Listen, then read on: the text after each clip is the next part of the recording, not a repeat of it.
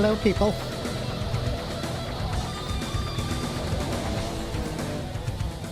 Down, down, down. Down, down, down.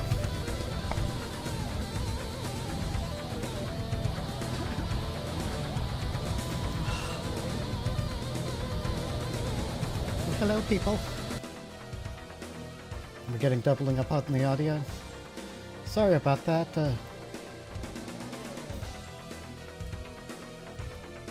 I don't know, maybe I should restart stream. How you all doing? Yeah, I feel like this music's like pretty appropriate for everything going on here. Ah! The cat just captures how I feel so much. God.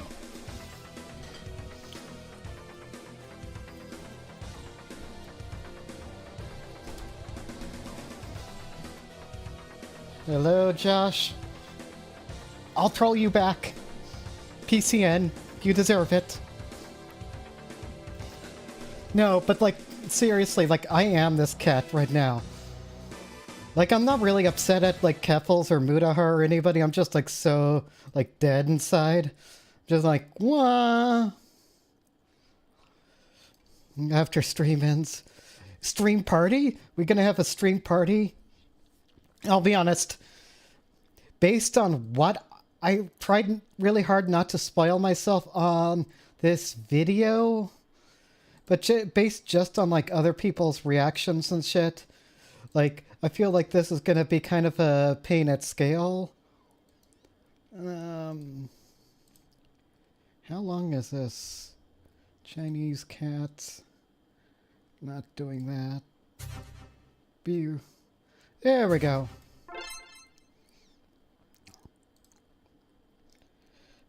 Let's see. Bring up OBS here. This should be it. Go back to the beginning. Jump into that. This is Some Ordinary Gamers. Why Keffals is complete fraud. I'm actually gonna... We got... I was gonna say, because 20k doesn't seem right. Drop Kiwi Farms. I want to just see what we got as far as like comments. Because people... YouTube! Alright. And people still defend Keffals Ultimate. That's not so bad. Die-hard Keffals defenders are scary. Well, I'll try not to be John McClane, okay? I'll try not to be the die-hard defender. I'm probably still going to end up defending her some guys, so you're like expecting my opinion to just like totally like 180s. Predators are defending Keffals, saying that he's transphobic. I mean, by predators, you just mean trans people, right? Be honest, Brimstone Society. Without mentioning the cough, tipster cough, yeah. And it's just going to keep going. Keffals and Twitter users fighting to find out who can make normal trans people look bad more. Fair enough.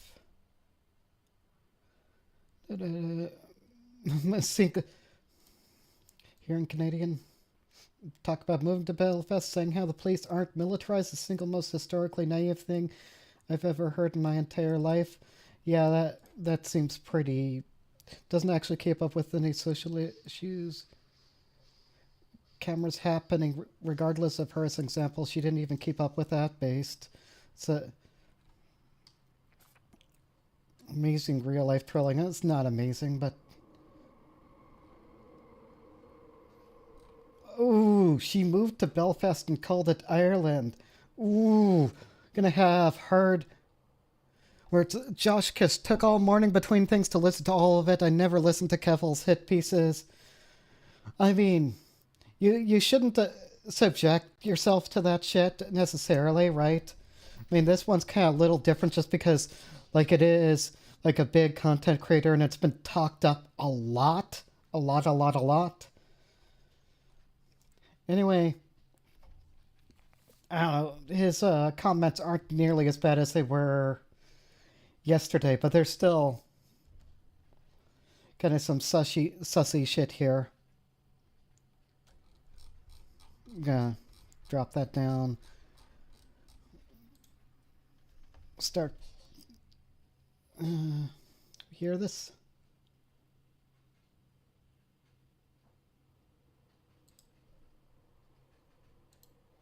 If anyone ever finds out about how I spent the GoFundMe, I am definitely getting canceled. Hello guys and gals, me Mutahar, and today's video is one that required quite a fair bit of research, and it's one that I should have released a few weeks ago. It's a video that might be one of my most controversial videos. Or a week later, which we'll get into.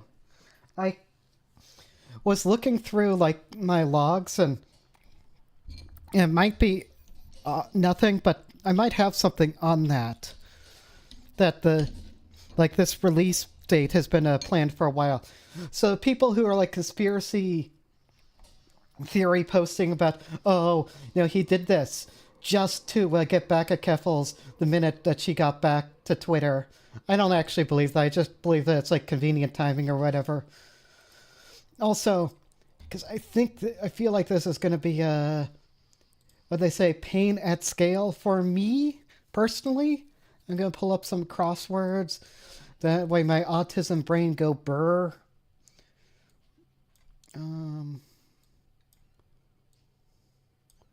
Yep. Just arrange my windows how I like them so I can see everything going on here on all the screens. Alright, so I'll try and dive into this. I'll just play it at 1x speed. But one that required looking back years upon years of internet history to come to an actual conclusion of... Okay, just minor little gripe. Mutahar, the acoustics in your room are awful. Like, maybe it's like all this glass or whatever, but it's like super echoey.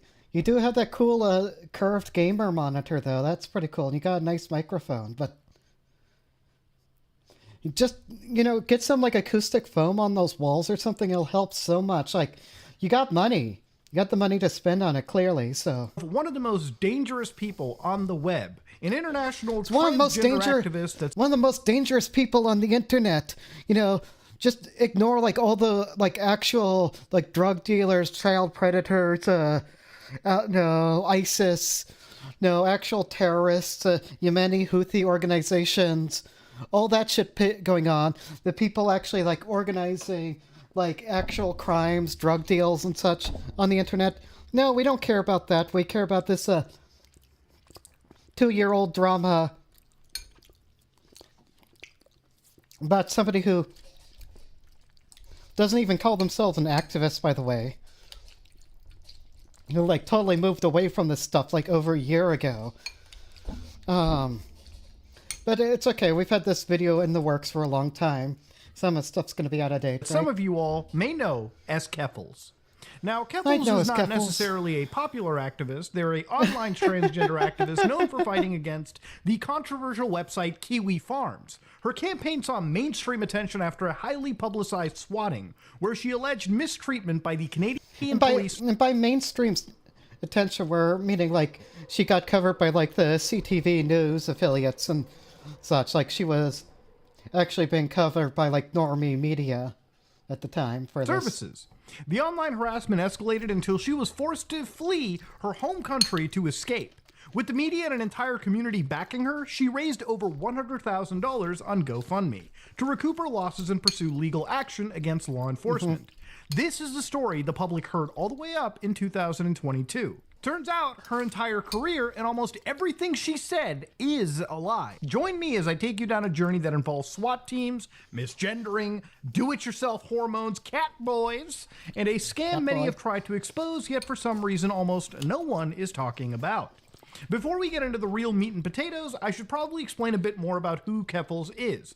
Her name is Clara Sorrenti, first rose to prominence in a community of another left-wing political streamer named Bosch, garnering a following by posting memes on Twitter. With this notoriety, she began streaming video games on Twitch in... See, I never really followed that.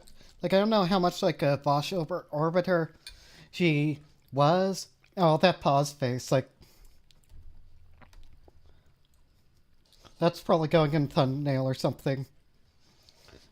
Like, look at his, like, sleepy eyes there.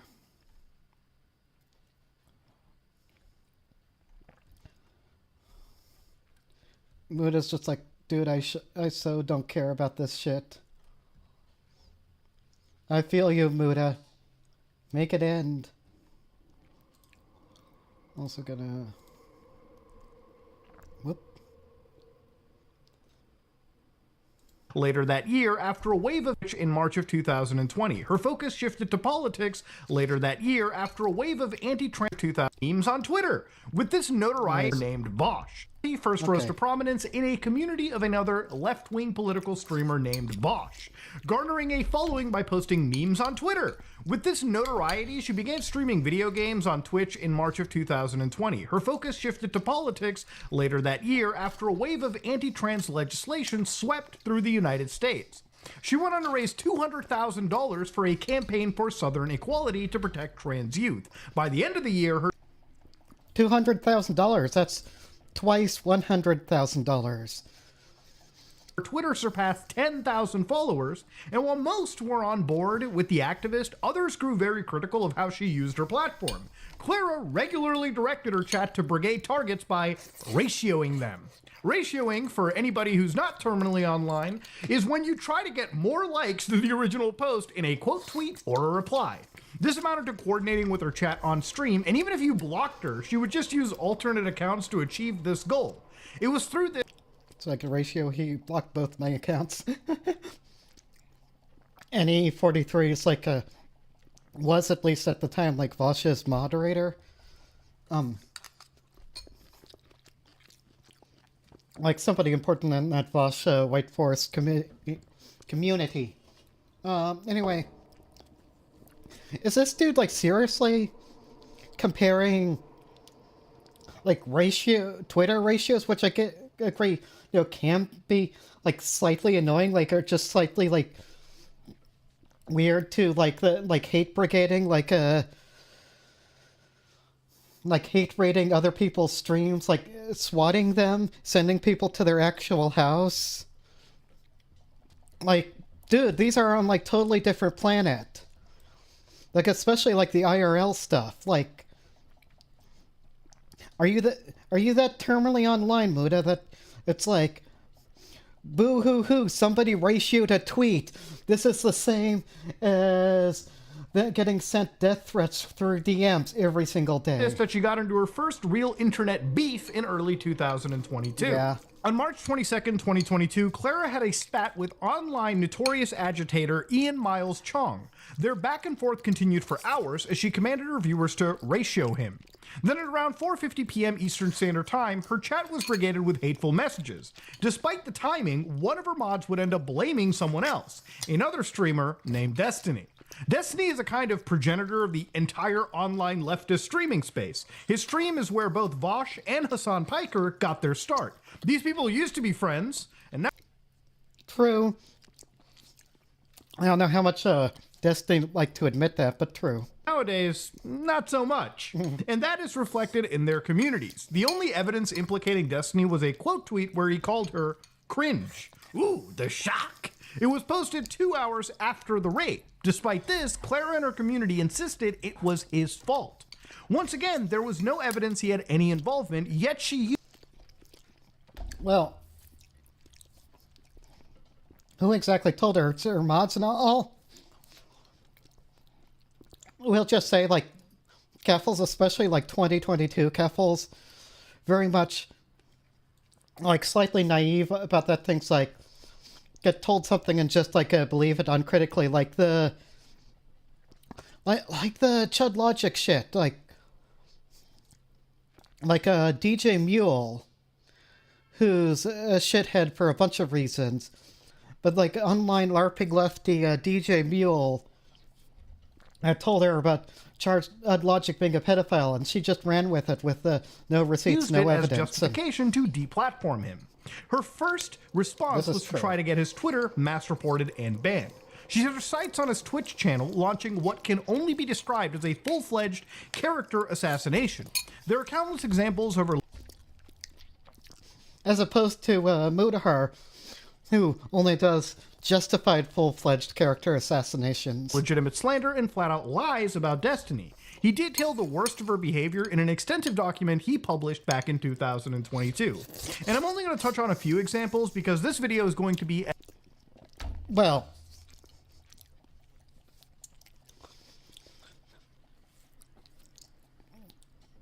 he's skipping a bunch of things, like the Destiny Keffals manifesto has a lot to do with like her going after Kiwi Farms, the DIY HRT thing, which the DIY HRT thing was really what got her like in the spotlight of Kiwi Farms. Like let's be honest, a lot of the people there don't like her just for being trans, but as long as it is.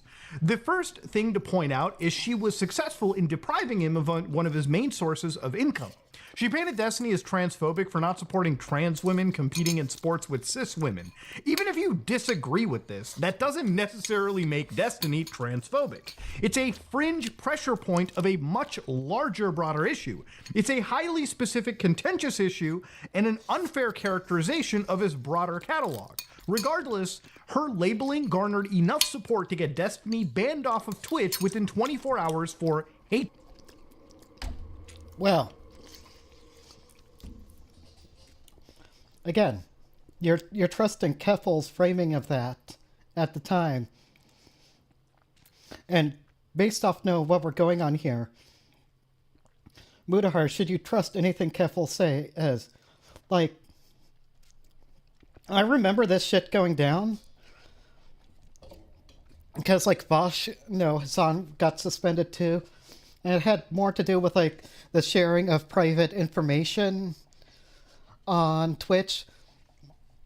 No, mostly because there were trolls going around tweeting, like, private information, and they might have been from her community. They might have been doing it on her behalf.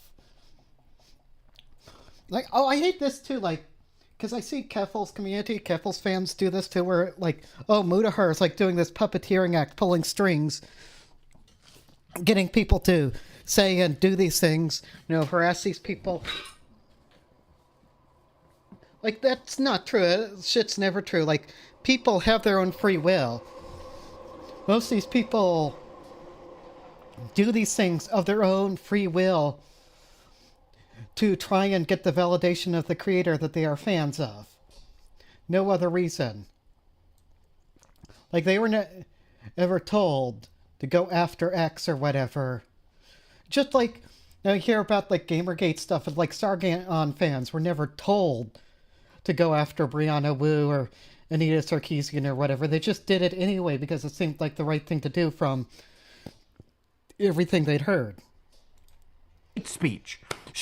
So Destiny's Twitch channel, a lot of different things went into banning it for a while. Keffals definitely took credit for it. I don't know that Keffals ever had that much control over the internet, Immediately took credit, gloating about taking away his primary source of income. This was hey, definitely Steve, shitty. I just took away your primary source of income. Please leave me alone and stop bullying trans people for content. He picked a fight with me. He got banned. I won. This behavior was not only encouraged, but rewarded with 30,000 new followers that week.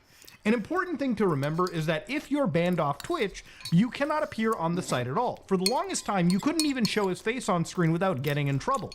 Now that he couldn't defend himself, she spread even more blatant falsehoods. The same day, she baselessly accused Destiny of stealthing, which is secretly removing a condom during sex without the partner's consent.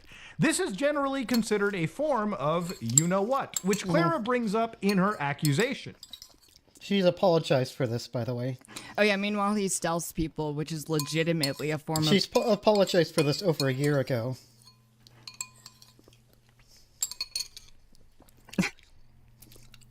Insane Great shit. To this day, there has never been Pauses any and evidence Keffals or even an content. allegation made towards Destiny about this. She walked it back shortly after, which shows just how callous she is towards claims of such a serious nature. But because Yeah, if nobody else on the internet has ever done that, certainly couldn't be any sort of ordinary gamer. Like, dude, you've fallen for full-blown conspiracy theories. Like, I saw you go like hook, line, and sinker on the Mexican alien thing. And I'll be honest, I believe aliens exist, but this guy like believes like the Area 51 conspiracies and all of that. Like he can call out Keffals all he wants, but when he starts digging into like these kind of petty things, it's like no, Mutahar would never do that. He's one of the good guys, right? He was deplatformed. She was able to further a false narrative to her chat, as well as tens of thousands of people on Twitter. They all See, I feel like he's teasing us here. Like we got like a little bit of like a good receipt, like good content here, which is from a leaked chat log, right, as a teaser in the beginning. And now that we're stuck in the hot seat, right, we're just gonna have all this like insane ramp up, and yeah, it looks like it's a half hour till we get the Chud Logic stuff even. Muda. Like I'm live streaming. Destiny was attacking a rape victim on Twitter over her being stealthed at the time. Yeah, that doesn't mean he does it too. And I'm gonna go out on a limb, say, I think based on like his attitudes towards women and such, I think he is a bit like casually like misogynist. I don't think he intends to be though. I don't think he's like willfully trying to be like bad or anything. I think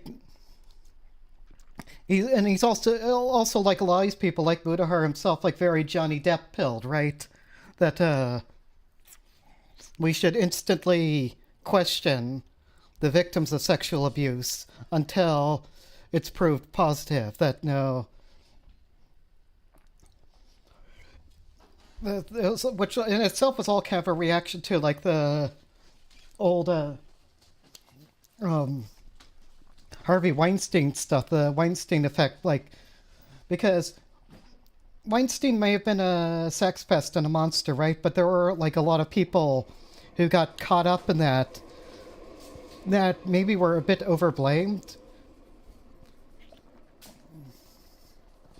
Anyway, Destiny has said things about trans people. He said things about black people and Palestinians, which are not so good. I also noticed that he tends to say like really insane shit on Twitter and then kind of walk it back like in person. Like I think he absolutely does it for a reaction out of people. And let's be honest, so does Keffals she was with being most of her honest, tweets. or didn't care she was slandering him because they had already disliked Destiny. You all In slander retrospect, each other. Her behavior paints a clear picture of how she would conduct herself in the future. It wasn't long into this drama that Keffals got noticed by the site Kiwi Farms, who started a thread about her on March 26, 2022. Clara quickly tried to guilt Destiny by association, claiming he used the forum and was even friends with the owner. And what was the reasoning? Well, because apparently he has an account is because he was a target on the site since 2017. Well, no, I don't. I love the reaction score. Negative 877. No, they really hate him there. I don't know that they hate him more than like Keffals, but they don't like him there. But he had like kind of a private or sort of private spat with Null, the owner of the site, going back and forth. Like they definitely weren't friends, but he's also portraying this rather vaguely. It was more in depth than that. With his own board. All his posts are arguing with trolls in his own thread. He was also... By the way, like if people are making thread on you on Kiwi Farms about shit they dislike you for, don't go posting on there trying to argue with them. That never has gone well. Never ever. Friends with Null, who is the owner of Kiwi Farms. He has also gone on record to wish him death several times. Null, by the way, wishing death on Destiny. And this is while he's out, I guess. It's just like he's super gross, and sometimes he says things which are fun. Oh, he's so tiny. I mean, no trans woman is tall, clearly, but is this Null's stream? Let me hear. Funny or agreeable, and it's like, I wish I could like you, bro, but you're creepy and gross and weird, and your brain's all up, and your shit's all, and you talk like a So we can't be friends, and I kind of think the world would be better off with you. Clara knew Yeah, but if Nell wants to like you, that's not a great judgment of your character, I feel. I mean, I think Nell and Mutahar are probably good friends. Like, I know wants to, like, let's be honest, most of the internet wants Josh Moon's dick. Like, he is E-celeb, everybody loves him. Almost everybody loves him. Like, he's the protector of the innocent kitties, getting the predators off the platform. And by predators, we mean people with left-wing politics, trans people, gay people, black people.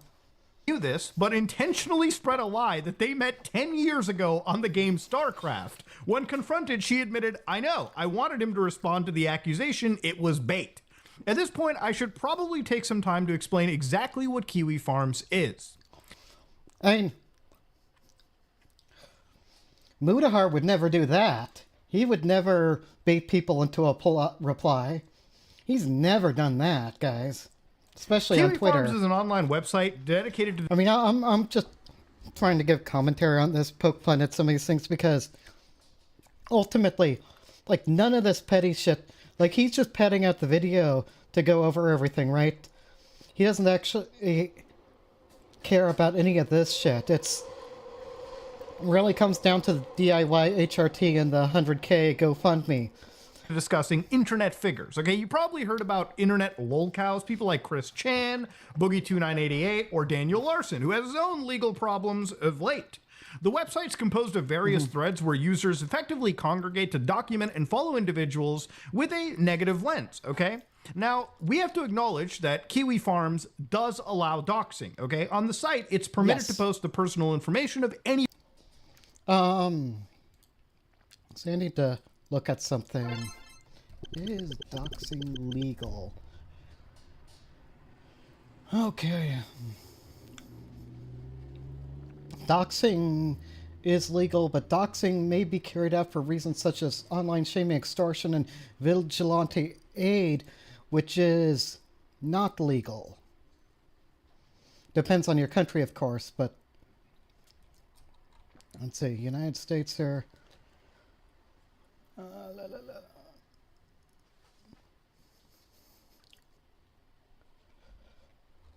Okay. And and good for Mutahar to admit that it does happen there. anybody being discussed, including full names, phone numbers, home addresses, hell, even blood type if you can find it, and most other forms of personally identifiable information. It's also a site where... So, here, the problem is, like, if somebody wants to kill me, or they say they want to kill me, but, no, honestly, I can't tell whether they do really or not. And they have my phone number and my home address, and they come. They not only send phone calls, but come to my house. Threaten my parents who aren't online, have no knowledge of this shit. I'm just going to say that that's a pretty shitty behavior. And if you say, well, I only posted the information, why are you shooting the messenger? It's like, yeah, but you gave them the accessories to do this. where anything goes, okay? It's like the Wild West of the internet. You ever try to look up me on some of these threads? You'll probably find Indian and poo in the loo and crazy stuff all day, every day. Kiwi Farms was made back in 2013 by Joshua Connor Moon. Also Yeah, they don't like you, Mutahar, so stop trying to kiss their ass. Like, online known as Null. The original purpose of the site was to document internet figure Chris Chan. After they covered Chris Chan initially... well, so, right, so it branched out from something called the Quickie, the Chris Weston Chandler Wikipedia, Wikia, that kind of got shortened and made into its own thing called Kiwi Farms. It started to change itself and rebrand into a general purpose they started covering gossip other wiki, people, so to speak, where they started to cover various individuals like Darkside Phil, Boogie, Wing. Also, I think it's a little... Gossip Wiki is not wrong, but it's underplaying, like... If I'm specifically going after somebody to like attack their character, like actual character assassination, like not what like Mutahar is doing here, like covering things, listing, pulling out like all of his stops and why he thinks no, Keffals is a complete fraud. Like, this guy's a good content creator. He's doing a decent job. I might poke him now and then here on my commentary. But, I mean, so far this is fine. It's just being kind of a drag. It's kind of... So, people are telling me that... I've heard, like, two things. Like, either, oh, this is mind-blowing, or it's nothing burger. And, like... I haven't heard, like, anybody from, like, pro Keffals camp from my camp. And yes, they do exist. You'll see them on Twitter arguing this shit for some reason. I can pull it up. Not the GoFundMe.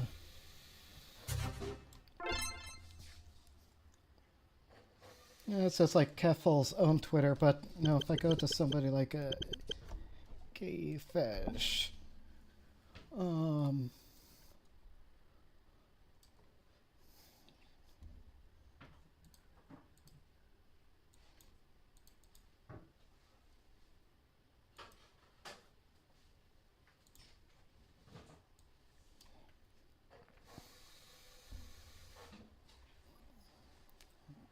Actually, ooh, cherry bread's on here.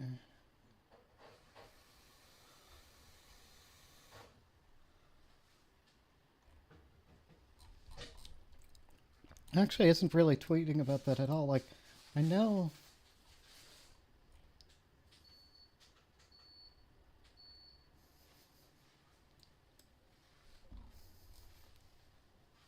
Can't believe I got dogpiled for confusing transphobic caricature of Keffals for a different transphobic caricature of Keffals. Don't you know you're supposed to follow and correctly give credit to those artists who did transphobia, or else you're not a prop ally or something? Honestly, I'm in the habit of not giving credit to Nazis and transphobes. Yeah, so the thing, like all the defenders kind of going on, which I'm not personally. We can just turn off the crossword for now. So her tweet about this, which starts pretty fair. Like, I understand people have criticisms of me. I don't think I am above being critiqued.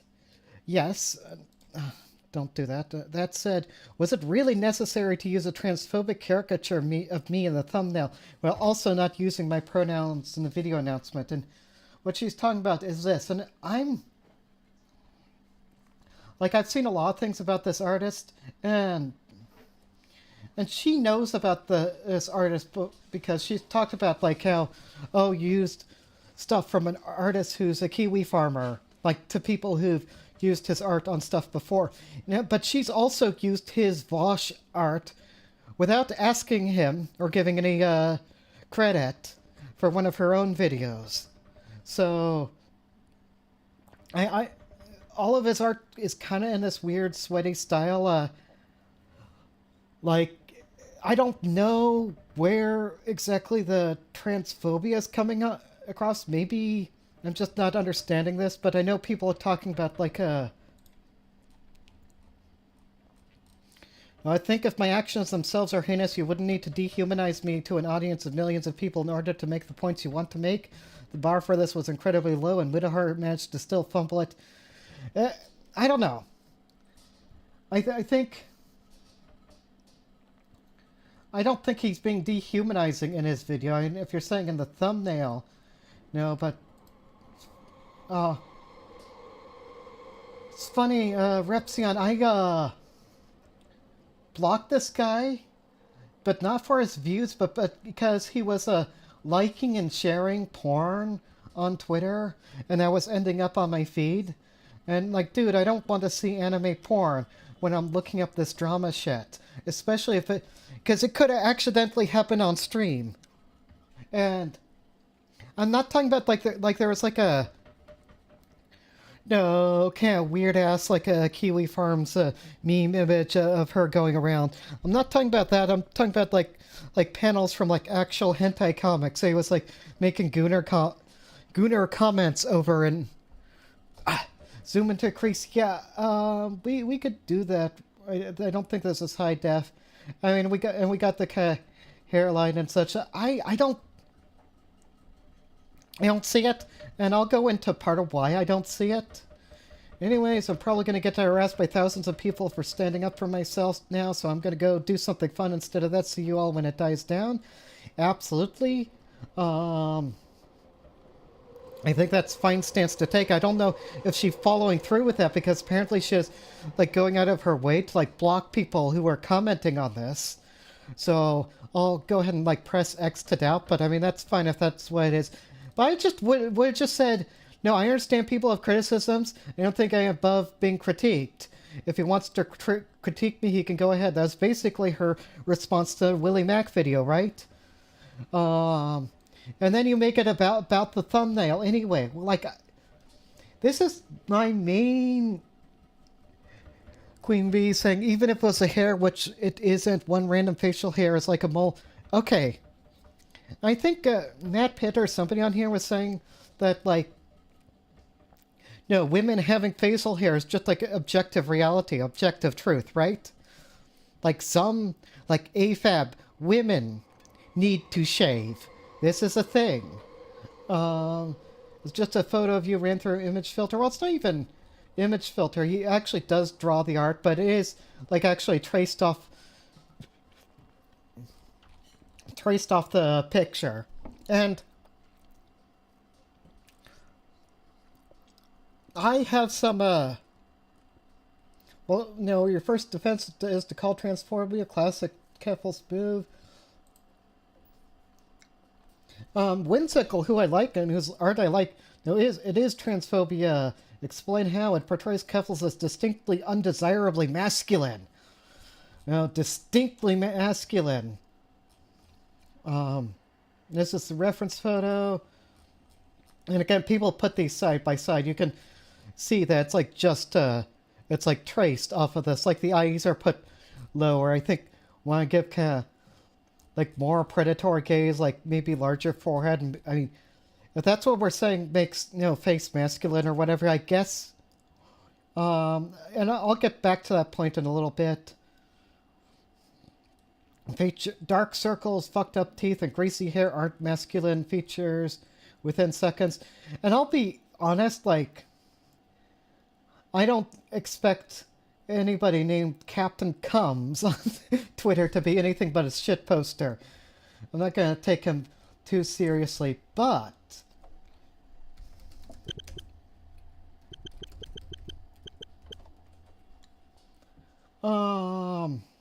I think I can show this on a stream. Don't think this is TOS. It's from a video game. Anyway, people were going into this, design for the goddess Aphrodite from the game Hades 2. Which has been the big game right now. People who say Aphrodite's in Hades 2 looks masculine or unattractive when they see their image. Bro, she just has a pointy nose. Like, this is kind of my problem with that whole defense. And here's the Grums. Who this guy was like a producer of Diablo 2 or whatever, but he's like a shitty transphobe now. He's gone the J.K. Rowling path, embraced the dark side. He shitposts a lot about this stuff. Fixes Hadri's Aphrodite. Removing the man face makes a huge difference. But wokies don't get excited unless a character looks trans. So, I'm trying to see the differences even. So, like, we added, like, lipstick. Like, got rid of the cheekbones, which, I mean, high cheekbones are hot. I don't know what to tell you people. Like, is it unconventional face? Sure. But, like, I'm willing to laugh at Grums for saying, oh, they drew Aphrodite with a man face. But I feel like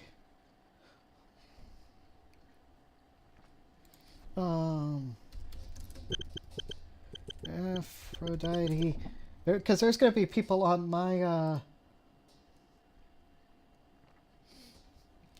timeline, unironically, who are going to be arguing that no, like the Aphrodite art is good and not man-faced and just that she's an attractive woman that just need to get over themselves, and yet are going on the Keffals picture, which is, let's be honest, no, is designed to be ugly, okay? Like, and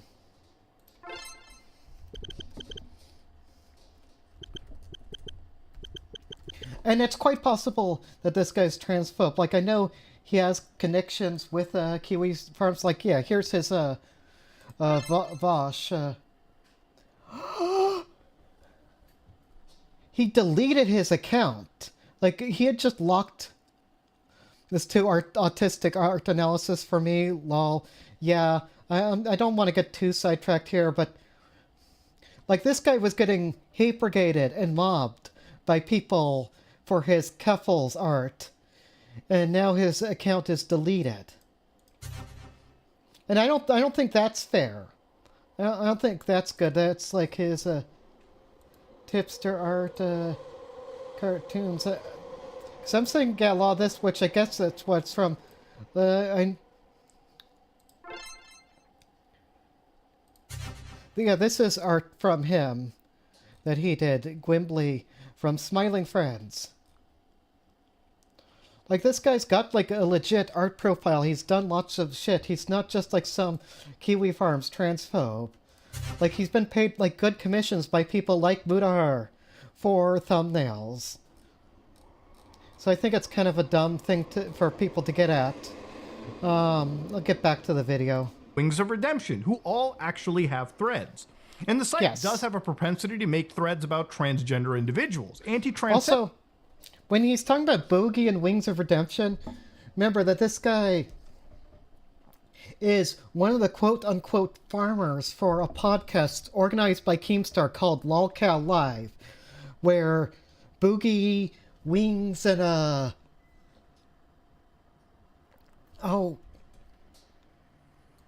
Tommy C, I think it's Tommy C,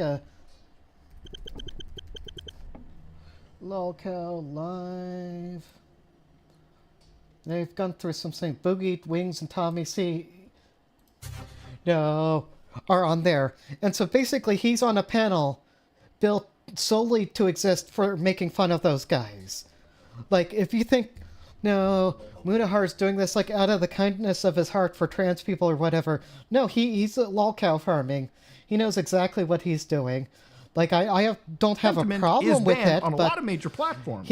And as a result, the site has become a place for those opinions to effectively congregate. Now, again, he's like I want to start off by backtracking. saying, He's like trying to soften or support that behavior. In fact, you don't endorse or support that behavior, dude. You are on LolCal Life. You are a LolCal farmer. Just admit it. It's fine, Muda. Because he's trying to appeal to normies, right? Outright condemn it, all right? There's no reason to have any form of hate on the internet. That being said, all right, whatever goes on the site does fall under free speech and is entirely legal, okay? It's somewhat of a misnomer online that apparently doxing somebody is against the law. It is against the law to hack someone's accounts and breach their privacy to obtain their personal information, but that behavior is not encouraged by the site, and of course that behavior is punishable by law. But technically, it is not against the law to post someone's address against their will. As shitty as that sounds, most controversial... Even if that address was obtained through not public means, which... Unless you can actually, like, prove that in the court of law, actually not illegal. There's a lot of shitty things that are not illegal.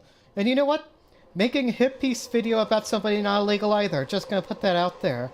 But I know Keffals gets really on this site. Like, Keffals Law for Defenders get, like, really, like, up in arms about this shit. They not only document their personal information, but they collect any piece of any, like, criticism. This is like harming trans people, right?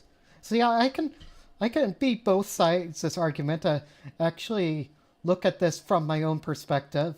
Content, tweets, and documents that they post online. So early on, Clara blamed the thread's creation on Destiny, saying he was the reason they found out about her. Later, she admitted it was her constant instigating that actually caught their attention. How did the Kiwi Farm stuff even start? They noticed me because I started doing Twitter ratios. And they went from getting mad about Twitter ratios to digging up every single thing in the last 28 years of my life, looking for more reasons to be mad at me. That pause face. It's like nightmare face. Mutahar, have you been naughty or nice this Christmas?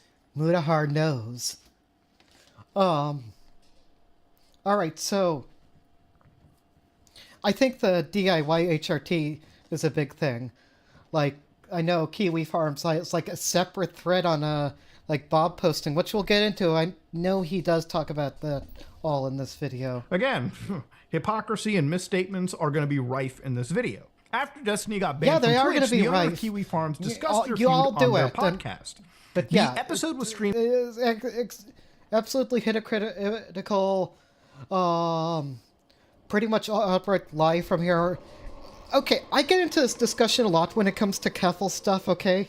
I have a wild take here, which people are gonna think I'm on some insane shit, but it's possible to be, like, snaky, right? To be a dishonest person without outright lying. Like, you haven't read the Starvox... I actually have Starvoxia blocked, and not because of this shit. It was because of the Justice for Eden shit. Like, Eden Knight is not a good person, okay? And, like, her death and circumstances around that, like, that was completely around, like, her own fault, basically. Just the situation that she was in. It's tragic. I don't think it's right, but no, trans community has taken it upon themselves to make this person into a martyr who was, very confused, was a self-hating trans person who was transphobic IRL, and so are her friends. So anybody with sun emoji, just instant block. I don't want to have anything to do with them. No, stick that shit elsewhere. I'll probably look at that later if you think it's, like, that big of a deal, but, like, I don't trust anything Starvoxia has to say. Like, Starvoxia has deliberately spread misinformation to start drama shit before. Like, I swear, like, all online trans people do this. It's not just Keffals, right? Like, somebody like Starvoxia is just a mini Keffals. And that's why I'm trying to get people to see, like, just because they're on your side right now, when it comes to exposing Keffals, who's a lot larger than they are, has a lot more shit on, doesn't mean that they aren't exactly the same sort of person personality-wise. And this goes back to, like, the cherry bread stuff, like, streamed live on March 25th, Clara reacted on Twitter calling him the final boss of transphobes and proclaiming she wouldn't back down. I have done nothing wrong, nor will I be going anywhere. I mean, honestly, that's such a terminally... Obviously, no one wants to criticize a dead person. See, I will criticize dead people. They are dead. They can't fight back, okay? Like, fuck Adolf Hitler. I'll criticize Adolf Hitler. The best thing Adolf Hitler did was killing Hitler, okay?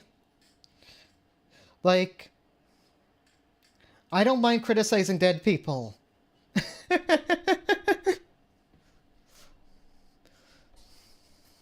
Especially if I think those dead people are just kind of shitty people in general. Like, here's my hot take, right? As far as, like, trans community online, just be normal. Like, even Jean jumping around, and she said nothing about Vosh. And she's gone after people about the dough stuff, which I can't claim to understand. It was very weird, right?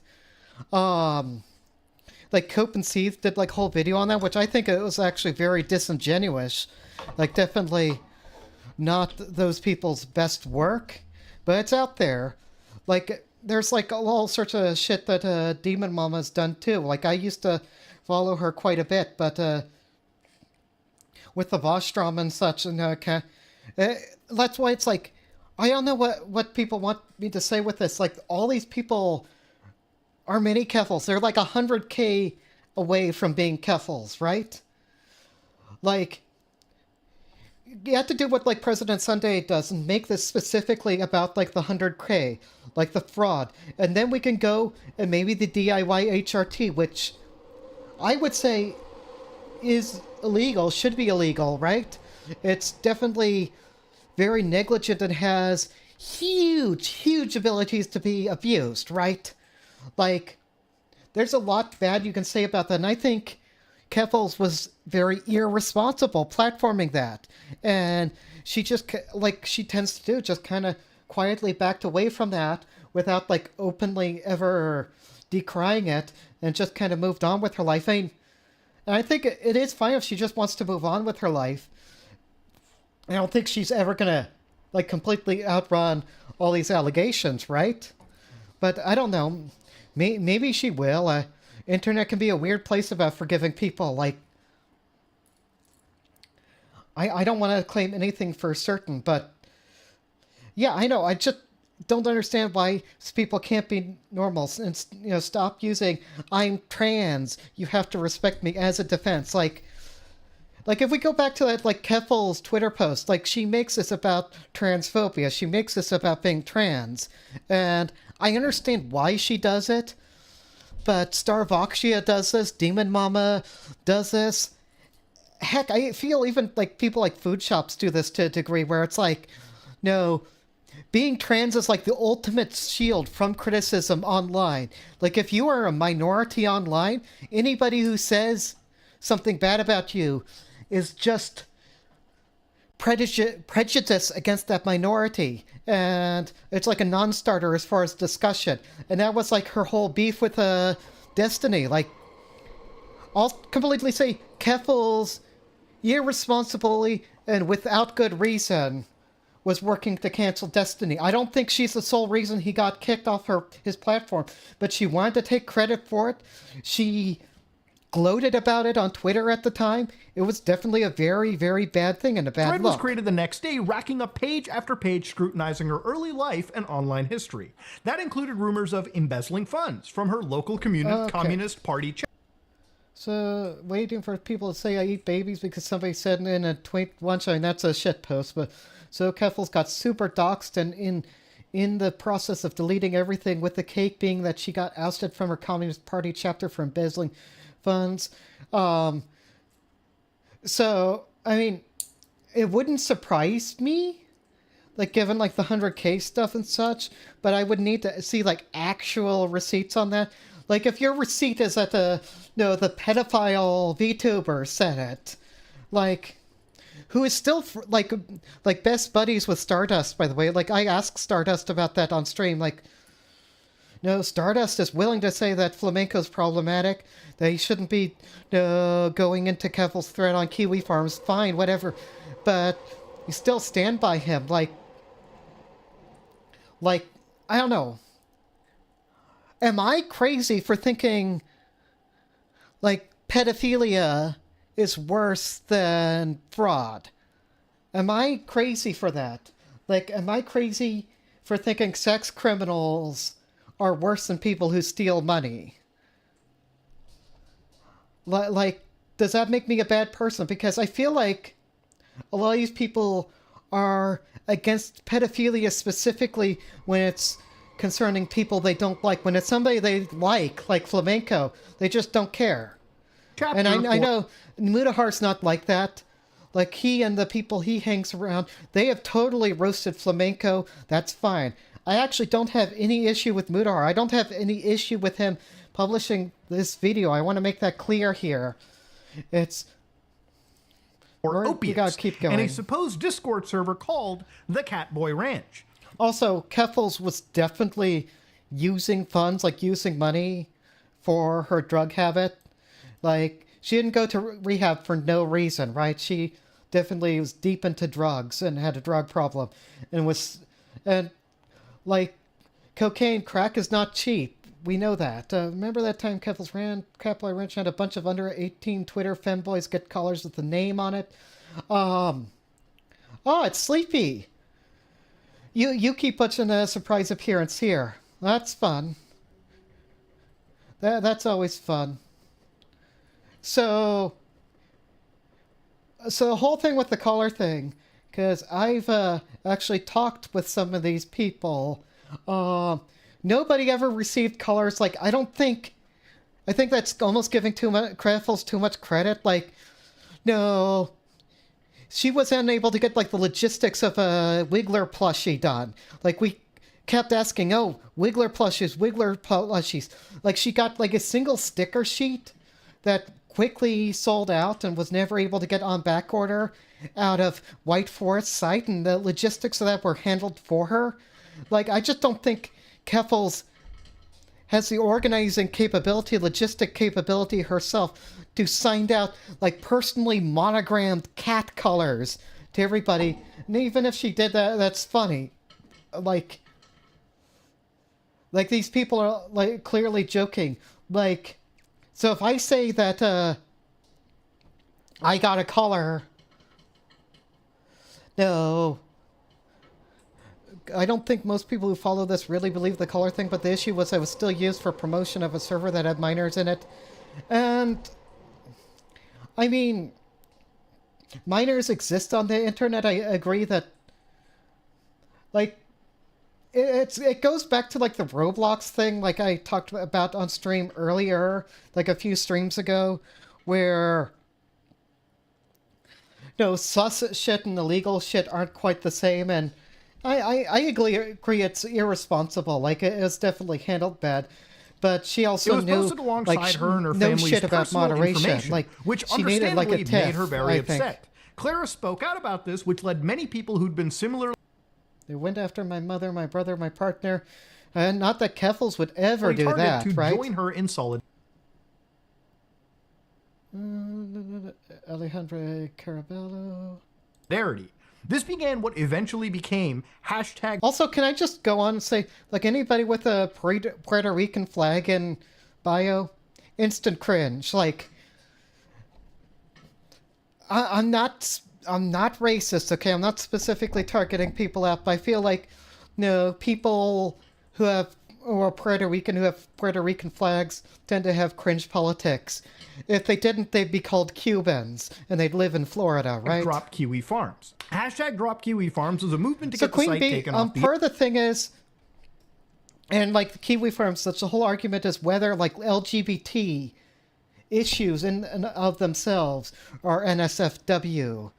Esquire ran offline just like Keffals. Well, good. I never quite followed the whole thing with her, but didn't she, like, actually have, like, some serious allegations against her, I thought? I mean, not that these aren't... Anyway, yeah, no, I never supported any of this shit. It just I feel like it's kind of drawn in. I mean, because people... Like, these people are, like, so big into free speech until it's, like, free speech that they don't like. Like, oh, your speech is sexual. We don't want that freedom of speech anymore. They pick and choose what free speech, and a lot of these people, I feel like Kiwi farmers and such, I'm not saying Mutahar specifically, because I don't think he would stand by this. I think he's a pretty moralistic guy from what I understand. But, like, if it was some, like, 40-year-old British nonce, a lot of these people wouldn't care, because that'd just be describing them, right? Like, that's just how it is. Like, look at how these people Dick rode Milo Yiannopoulos until his comments about children. Like, this happens so much. And I think there's a debate that can be had, like, as far as, like, introducing LGBT issues to children. But I think also the problem is people like Keffals, people like the online LGBT community, making it sexualized, making it a purely sexual thing. And I'm not going to say that wasn't an issue with Catboy Ranch, because that was definitely an issue. And people need to not do that. I'm not okay with that. Like, no, not everything has to be about sex. That's the internet. like, They specifically under went after 18 service people providers do like exist, and they do need an outlet to connect with, especially to people they feel a connection to. Cloudflare, What about who Cloudflare? provided The one that DDoS hiding- protection yeah. and mitigation Yeah, services. Esquire did shitty They stuff. argued I Kiwi Farms was a heard stalking and harassment site that bullied people into taking their own lives. However, this largely picked up after her story received widespread mainstream coverage. And going into, like, the specifics of those people, because it's, like, 5 people in the allegations over, like, there's been tons and tons of people documented on there. And most of those people, like, part of the reason they're talked about at all is because they had separate issues going on. I think it's actually very difficult to link any of those deaths specifically to Kiwi Farms. And I know, like, people in Keffals community or whatever gonna be upset at me for saying that. I'm just gonna call it like it is. I think, like, legally or whatever, it's very hard to make a connection. You can make the connection if you want. I'm not gonna mind control people. I'm not gonna tell people what to think. But they can't, at the same time, they can't tell me what to think. Like, if they expect me to have to think and believe all the same things Clara does because I'm friendly with her, then that is cult-like behavior. That is nuts. Coverage. And For let's a not do while, her that. focus stayed on trying to bludgeon Destiny with their reputation. On July 18th, Keffals announced a tell-all about Destiny's association with the site. This backfired because her thumbnail used a picture of Destiny's face, violating Twitch's policy on banned streamers. Her channel yes. got banned before she could even do start, remember forcing this. her to stream on YouTube instead. The attention only incentivized Kiwi Farms to keep prodding, and a week later, she fell victim to an attempted swatting. The incident has made public on the 9th of August in a video titled, My Life is... Wait, it was that late into the year? Because, like, I would already been, like, in school at the time. So I was already well into, like, I didn't go out of my way to bully Keffals or anything, but I was already well within my, like, Keffals hate arc by this time, because, like, I was at the time, like, involved in, like, actual Jake community and such, and, like we had a lot of Keffals people in there at the time. Like, Keffals would raid into those streams, okay? And I already didn't like her because of Stop Kiwi Farms. And you know what it comes down to is a lot of my favorite YouTube content, a lot of the content creators I've really followed, that's been one of their main go-tos, one of their main sources for information for their videos. Now, I'm not talking about, like, a run-of-the-mill, like, a drama coverage as it happens. I'm talking about, like, full-blown, like, multi-hour long, like, H-Bomber Guy style video essays. Like, that's how that shit is done. It's not the only resource these people use, but it is a resource that they use. And I'm probably more than 75%. Sure, I'm pretty certain that H-Bomber Guy does as well, or at least people in his audience who end up giving that information to him do. And so that was already striking me as wrong, as striking me as a strike against free speech. I think if we want to campaign against online doxing, we can do that. Like, people have been footing, like, bills in, like, various different states to make that illegal, to make that actionable by police. I am okay with that. I am not anti-cop. I am not anti-policing. So that's okay with me. And I'm not a free speech absolutist. Like, if my speech is literally leading to the murder of people, I am capable in that. I am culpable. Like, The Hague has determined this when it's come to things like the Rwandan genocide, the genocide in Bosnia.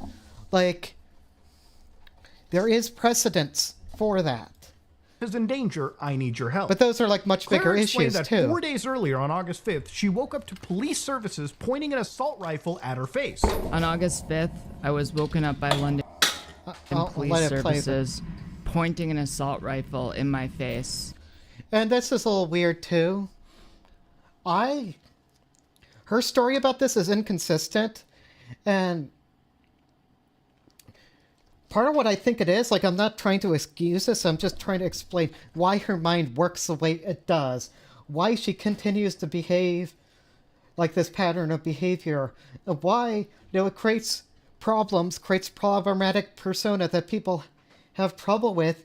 And even if we take, like, the DIY and the 100K stuff out of the equation completely, right? Is that Keffals, from my understanding, from my convos with her and such, suffers from very severe PTSD, and I am almost completely certain that goes back to before the swatting. Now, the swatting absolutely didn't help. Like, you scare somebody who reaction is to jump at every shadow, of course that's going to give them the fright of their lives. That's also why I think, people like, oh, Keffals should just, stiff upper lipped it or whatever, because, like, XQC, Ludwig, those guys got swatted and were fine with it. Like, not everybody's going to handle it the same way. And maybe not everybody's cut out for the internet. Not everybody can handle what being a content creator can do to you. And that's something that can be discussed as well. But, like, Keffals thinks, like, every criticism is an attack, right? And every attack against her is an attack against trans people. Like, I don't think these things are really controversial at this point. I don't think it's wrong for her to think that. I think it's paranoid for her to think that. When Keffals admits she intentionally made herself targeted, it's hard to have, see, for the PTSD response.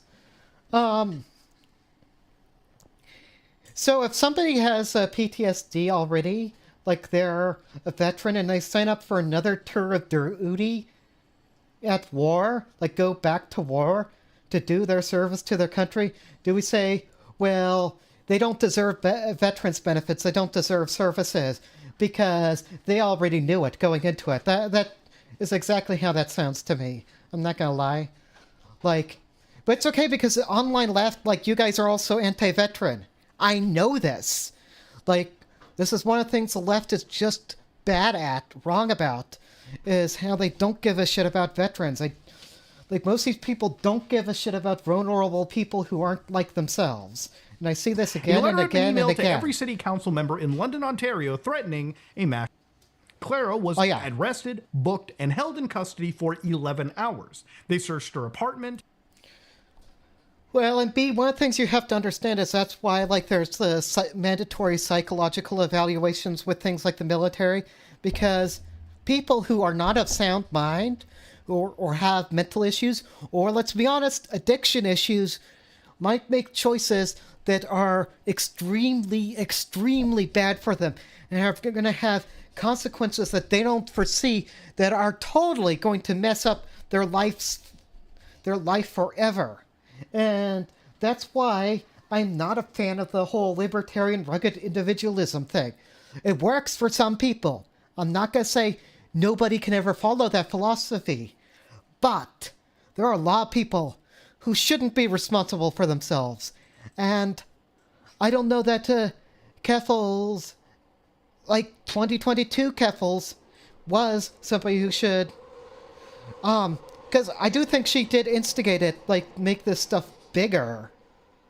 Like, I think you can criticize and confiscated several devices. They allegedly They was putting 11 hours is a lot, like, to be in jail cell, and especially, like, if they confiscate computer and such, like, what I understand, because I read, like, the police reports and such, because it doesn't seem like they were super forceful in their entry, but it's hard to tell without body cam footage, which is one of the things I know she was saying, that she wanted the body cam thing, and then it happened, like, over, like, completely separate thing, because she was not up on, like, the local London, Ontario laws and police force politics that was going on. like for somebody who's no was like trying to get into politics and be politically motivated, she didn't seem to have a good grasp of like local political structures and such. It's fine. It's whatever. Most political streamers do not. I'm just gonna say that right now. Like even like your Vosh Destiny or whatever seem to be very dumb when it comes to a lot of these sort of things. So this looks like he's trying to imagine like a foot-long sub sandwich. And, Mutahar's just very hungry here. All right but I'd say who's all right about veterans? I'm not saying they aren't. I think Destiny is, right. Like Destiny's pretty pro-military and like pro-military intervention. I know personally a lot of people who just like are anti-soldier in general. They hate like all armed forces. Unless it's being used towards their cause. Like if like they want like grassroots like the tankies want like grassroots like overthrow of the government and such. And Keffals years ago, like back in the day, was like active member of like Communist Party of Canada, was on that shit. Gendered her and, like, even totally booked her under her dead name. If you're unaware, dead naming refers to using a prior name for a trans person. Now I can hear the laughter in there. Like he does not take this seriously, like which I do think is kind of transphobic, Mutahar. But he's also a normie. I understand like why he wouldn't get it, and I don't care. I don't mind because like people, especially if they've known somebody for a long time, are gonna slip up. It happens. Like I feel like a lot of trans people want to just like label things as transphobic by convenience. Like somebody makes an honest to goodness mistake, gets their pronouns not the preferred pronouns. That isn't an excuse to woke scold them. That makes you look really shitty. It's why people like Mutahar end up saying that people like Keffals are transphobic because of that kind of action. I don't agree with the reverse transphobia thing myself. I feel like that's a bit like the rape by deception. It's like, no, you're doing the thing that you're against. Like, really? Is that how we're gonna draw it? Like, two things can be equally shitty, yet not be the same thing. Generally associated with the gender they were assigned at birth. This worsened an already traumatic experience she considered a hate crime. The video is posted alongside a Yeah, I feel like that's a little weird, but again, if we're talking about free speech, anybody can say anything they want. Like, if we're saying the people calling in the swatting doing it as a hate crime, sure. But trying to prove who that is, where they are, like get them like legal culpability is very difficult to impossible. Like the police force were just with the stated intent of police forces take what they're given very seriously, like information they were given, and helping Clara where's the recoup her losses, GoFundMe? moving He's gonna skip over this immediately and build a legal fund to protect her rights. It received widespread media attention, bringing in over $100,000 in donations. Even with their support, however, it seemed like there was no escape. Trolls kept figuring out her location as she was forced into hiding, and her battle against Kiwi Farms continued. Now, you gotta talk about how, because that's the interesting, like, funny bit. Like, she posted, like, a picture of her cat on the motel bed sheets, and then people were like, oh, she intentionally doxed herself with the bed sheets, because apparently, this was news to me, all like hotel chains have like unique bed sheets to their things. Like people are saying like this should be common knowledge. Like, I don't know, I wasn't taught this in high school. I didn't know that. Maybe I'm just too autistic to pick up on that. Like, and people are like, well, she had to know what she was doing because everybody knows motels all have unique bed sheets. And if you post a picture of the bed sheets of a hotel, people can trace and know exactly where you are and exactly what room number you are in based on the bed sheets. I'm losing it. I'm losing my viewers too. Yeah, people aren't happy that I'm not going all hard in her. Even after fleeing the continent, eventually she was successful in getting the site dropped by Cloudflare, who cited an imminent threat to human life. Without their protection, Kiwi Farms became vulnerable to illegal denial of service attacks and was forced to shut down. Now this Yeah, now... is the story that the public was led to believe. Well, no, well, okay. The DDoS thing, people have talked about that, oh, changing the entire history of the internet. I don't know that we've changed the entire history of the internet, but it is a difficult precedent you're setting where, like, any website, websites can be taken down from DDoS, which isn't good. It's not good. Like, I'm anti-piracy generally. I'm anti-hacker. Like, I don't like Kiwi Farms for those reasons. I don't like that being used against Kiwi Farms for the same reasons. Like, so that is problematic. But yeah, he's just going to glaze right over the GoFundMe thing. That's why I made sure to bring it up.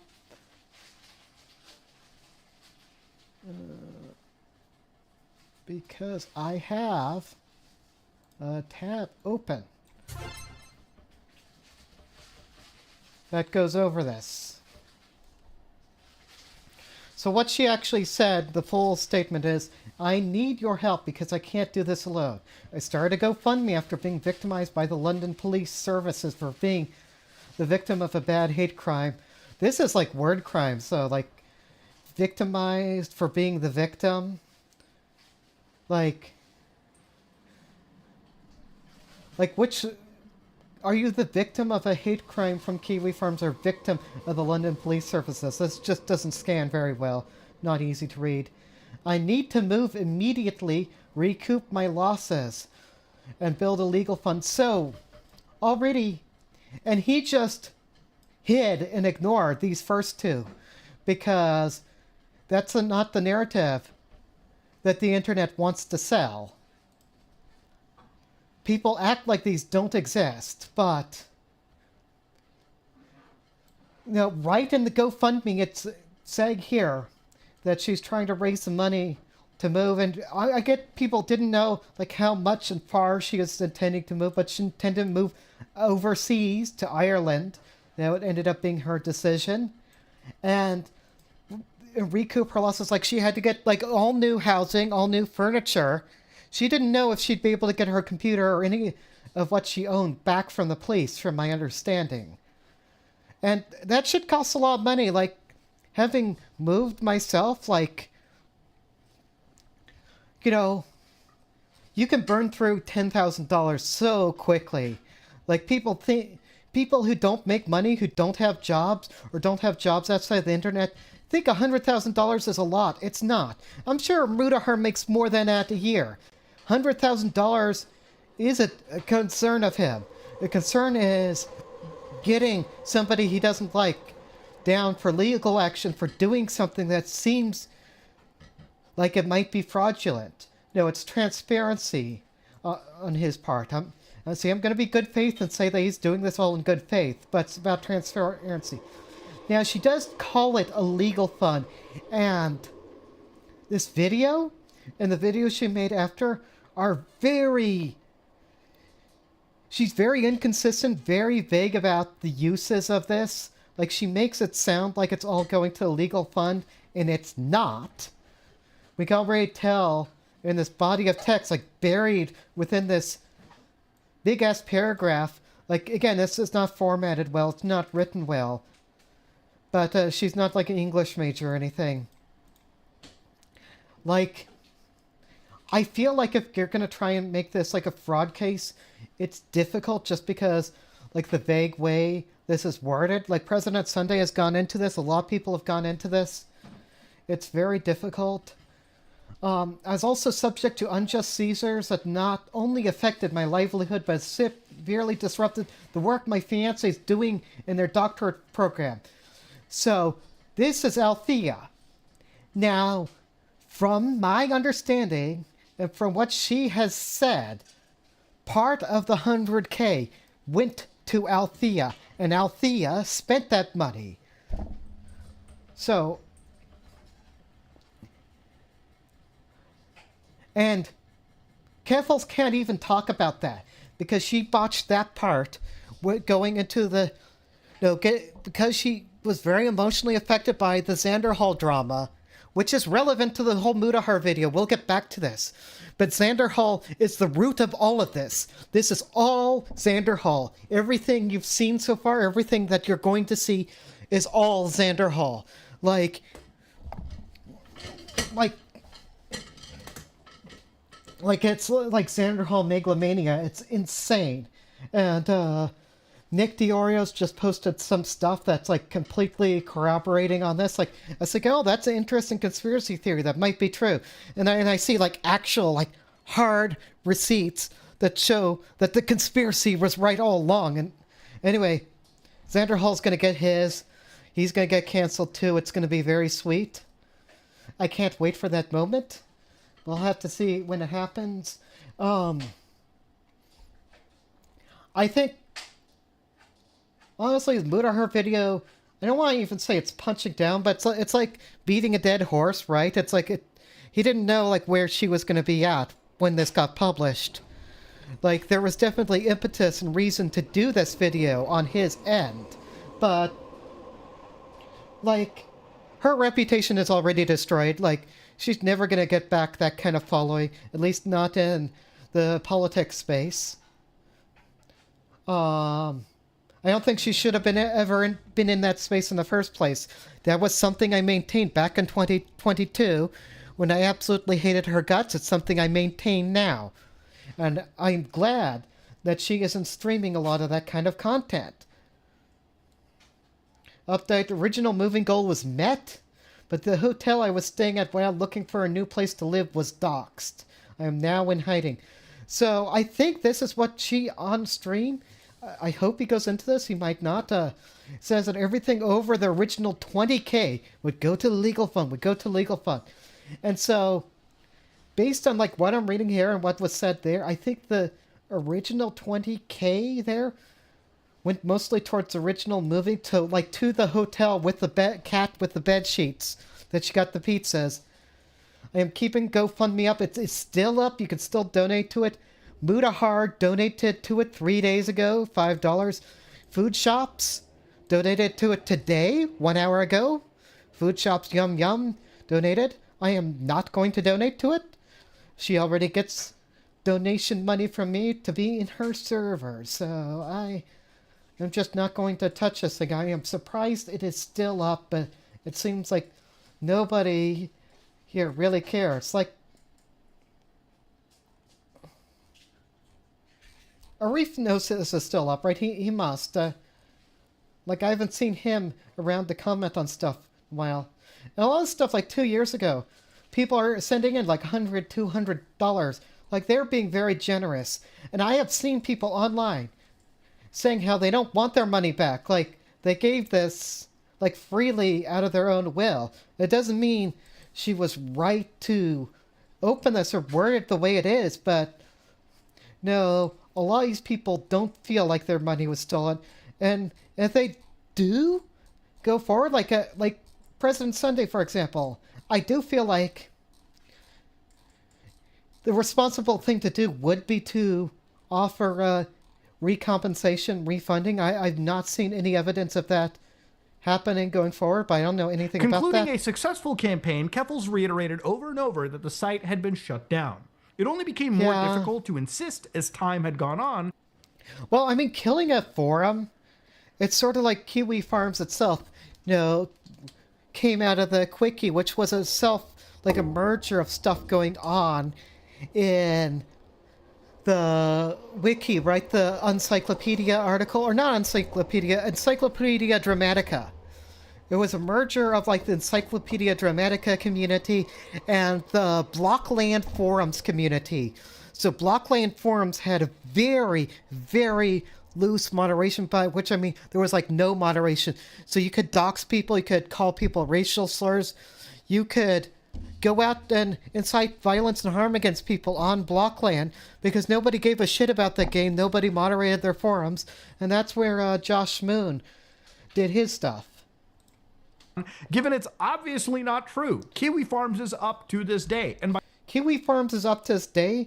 Like 2023, their website was private a lot of time. They had, like, I want to say like 75% uptime. Still goes down a lot.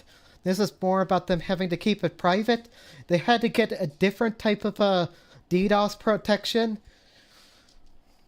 That whole story is rather interesting. But the thing is, and I think she just didn't know, was just totally wrong about this, but you can't really kill a forum, right? You can kill the man, but not the idea. And that's absolutely like what went on with the Kiwi Farm shit. Man, I want to get through this, but it is being a kind of a drag here. Okay, keep going. Metrics, it has way more stability than ever before. And what many of her supporters don't realize is that this is truly the beginning of the web of lies that make up this entire ordeal. Almost everything you've heard about this whole situation is a lie. And that's why I'm going to explore in depth in these next two sections. These are two very important aspects to the story to address. Her portrayal. Here's the problem, though, is that if you don't believe anything Keffals is saying, and you're saying like she's a habitual liar, then doesn't that already recuse? Because I know for a fact, just based on what I've seen like people talk about, like his receipts for a lot of this shit is like DMs from her specifically. Like if we already know she's a liar, we can't trust anything she has to say. So when you use her as your expert witness against herself, but she's already recused herself by lying once in the evidence that you provided, then we've got a problem. Like, and how again, if we're trying this in court, it's going to be very difficult. When it comes to something as serious as swatting, it's important not to downplay its severity. This is a crime that's taken innocent people's lives. But curiously, her story began to change as time went on. The narrative set forth in her initial video is one of terror. Clara says on the 5th of August, she is awoken by police services PTSD. pointing an assault rifle at her stuff. face. This specific detail is referenced in her video several times. On August 5th, I was woken up by London police services this is pointing kind of an assault rifle in my face at my home. When I was woken... I'll just say, you absolutely need to talk to a lawyer. Like, you can... A lot of them will do a free consultation even, right? They will tell you what you're looking at. Like at first, and like that, if you're going to make any sort of statement against this that might have like future legal ramifications, you need to talk to a lawyer first. If you take nothing away from this video, nothing away from my commentary, know that, like, if you get swatted, want to take legal action against somebody for it, contact a lawyer, get there saying, because one of the things any lawyer will tell you, right, is that you need to get your story straight, because people are going to question you on it constantly. If you don't have your story straight, it's not permissible evidence in court. This is what no recusal on the stand is. Somebody who's an eyewitness to crimes being committed needs to get their story straight, or risk the same thing. Now, she didn't have her story straight, and so it's going to keep moving around a little bit. Up by police officers and saw the assault rifle pointed at me. I thought I was going to die. Off? I feel traumatized. Her story then changed to an encounter in the hallway. The exact phrasing is that she went into the hallway and then saw the weapon. The email, Sorrenti says, had given out her real address and resulted in police with guns at her doorstep and her being arrested. When I went into the hallway and then saw that assault rifle, I screamed and... Okay. But did she already encounter them in her place or in the hallway? Like, I'll be honest, like if somebody... If I get woken up, I was going to say fire alarm, but that's not the right example. Like if somebody's like screaming outside my place, right? And I get woken up by that. And I go outside to see what is going on. And they're yelling slurs at me specifically me for being who I am. And they've arrived there to do that. I would tell people later, I was woken up by that person yelling at me. Okay? That I got out of bed and they were yelling at me. Now, it doesn't matter that I didn't come face to face with them outside. So I get the thing, but this is absolutely a thing of getting your story straight, and because then we get this sort of confusion. Like, what he's doing here is what, like, the police department, like, any lawyer... Like, if she actually tried to go through with that legal case, right? The cops, like, Crown prosecutors are really good at this shit, generally. They would, totally press her on that. And the fact that there's, like, multiple video evidence that have this inconsistency in them, like, he's saying that this is a lie, like I say, it's inconsistent. I feel it's quite possible to be dishonest without specifically lying. Like, lying's a specific thing which is the intentional spread of falsehood. I think she believes both of these things to be true at the time, but it's really impossible to know exactly how this went down. So, or like, the hallway story seems to match up more from what I've heard of like Althea's story and such on this, but I thought I was going to die. A month later, she admitted that they didn't enter her apartment until after she was in custody. They did not go into my apartment until after I was in custody, and they had a search warrant signed. These next few clips are of Alex, her fiance at the time. Alex confirms she didn't wake up. No. Maybe he just doesn't know. But you don't get to dead name as misgender her fiance at the time just because her Keffals ex. Like, if you're... Again, Mutahar, remember, this is who he's supposed to be doing this on behalf of. This is the injured party here, which we'll see going forward later on in this same video. This is a... Remember, so people saying, oh, no, what about Starvoxia and such? No, we can see right here, Starvoxia, just like most trans people online, absolutely doesn't give a shit about dead naming, about wrong pronouns or whatever, when it's not them. And Althea is specifically a person that these people are all rallying behind, because Althea is the new Keffals for the Keffals community, the old Keffals community. I want you to remember that and write it down because it's important. And just know that most of these people, including most of the people, honestly, put money into that GoFundMe. Absolutely not trustworthy. No, the lot of them. This isn't just like a Keffals isn't trustworthy. This is like the whole community has a lot of rot in it. We're going to see that going forward. Gun in her face and reveals Clara wasn't even the one to answer the door. No, Althea They spoke was. to Alex first, who was already Althea. awake, and gave Clara enough time to put on pajamas. Did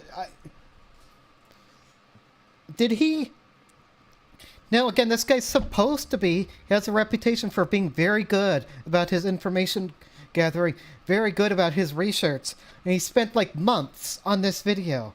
Did he never reach out to Althea for a response on this? Because I know, spoilers for later, but when he gets into the Catboy Ranch grooming allegations, the minors in question that were in those convos he never reached out to, and in fact state later after this video went out that they didn't want this being brought public. They didn't want this being made into content. So he must have just not talked to Althea, or Althea is a detransitioner. I guess that's what we're going with. Althea's a detransitioned. Althea is back to Alex again. Just spoilers for later. Again, speaking of alarms, somebody's car alarm going off. Swear, it's like every day in the city. People steal shit from cars around here too. Like, that's... like a regular thing around here. There, it's gone. Okay, we're gonna power through this. I'm gonna go through this it wasn't even if I quite lose my that they mind. knocked on the door and I answered. Rather, I was getting ready for the shower and there was a tremendous pounding. And so, yeah, someone did not wake her with a rifle pointed 3 inches from her face, but essentially as soon as she woke up... Was I in a state of undress? I was naked, and I had to put on a pair of pajamas that was, like, on the floor before I could even go out to see the police officers. See, the story... This is confusing to me, too, because that background, that's, the place in Ireland. That's, like Ellen from Now On's, place. So, she's going after that. Like, after her and Althea had, like, unofficially broken up and she'd already relocated to Ireland? What is our time scale on this? Significantly from Clara waking up to guns in her face, to seeing guns in the hallway, to police never entering the apartment at all. The lack of... Well, no. I think what it is, the police never entered the hallway at all. They had the guns in the hallway. She woke up, put her pajamas up, moved to the hallway with the guns in her face. Yeah, absolutely. She was traumatized and nuts and did not have her story straight and said, oh, they're pointing the guns at me after I wake up, and not considering that that's totally misconstrued. But yeah, it's bad. I agree with you, Mutahar. It's bad. Consistency is concerning, given she was supposed to be taking legal action against them. Yes. And I mean, Keffals went so... Exactly my point. Exactly my point. It's exactly the point I was trying to make, is that if you are going to take legal action against somebody, you don't think just because I am a law student or I know somebody's a law student, I've watched lots of legal drama, I know how to do it. Get a lawyer, get that consultation. They will tell you the basics. And one of the bare basics is that you absolutely have to have your story straight, because you are going to be brought in by the cops, right? Interrogated on this. That's going on permanent record. Being brought into court. You'll be questioned on the witness stand and then later cross-examined on the witness stand. So you go through this twice. Both will go on the public record. Now, we've already got 3 records besides your own record that you're making to file the report against the police department in the first place. So 4 records. If any of those 4 records disagree with each other, even in vague wording like that, the Crown can and will use that to throw the entire thing out. And this is something we need to know if you're going to challenge the police, because they are really, really good at this game. If you look up, like, times where people have tried to go at the police for, like, actual abuse, things like the George Floyd killings, the stuff in, like, Missouri, that shooting, like, that sort of shit, those cops got off. Not because what they did wasn't wrong or wasn't provable to have happened, but because the way the trial was done was botched, which makes it impossible to have accountability. That's how the court system is. That's how, the police run and control the system. So if you want to beat them at their own game, you have to know the rules before you go in. So far as to compare herself to a victim of police brutality. Every time I see another story involving an innocent black man being killed by the police, I think back to last month when I had an assault rifle. Yeah, whenever that's you think pretty about silly. the interaction, it is by no means comparable to what happened to Elijah McClain. And the fact that she can't keep her story straight just makes this so much more worse. Clara also claimed police were transphobic and booked her under a dead name. If you're unaware, dead naming again refers to using a prior name for a trans person generally associated with the gender they were assigned at birth. I get it.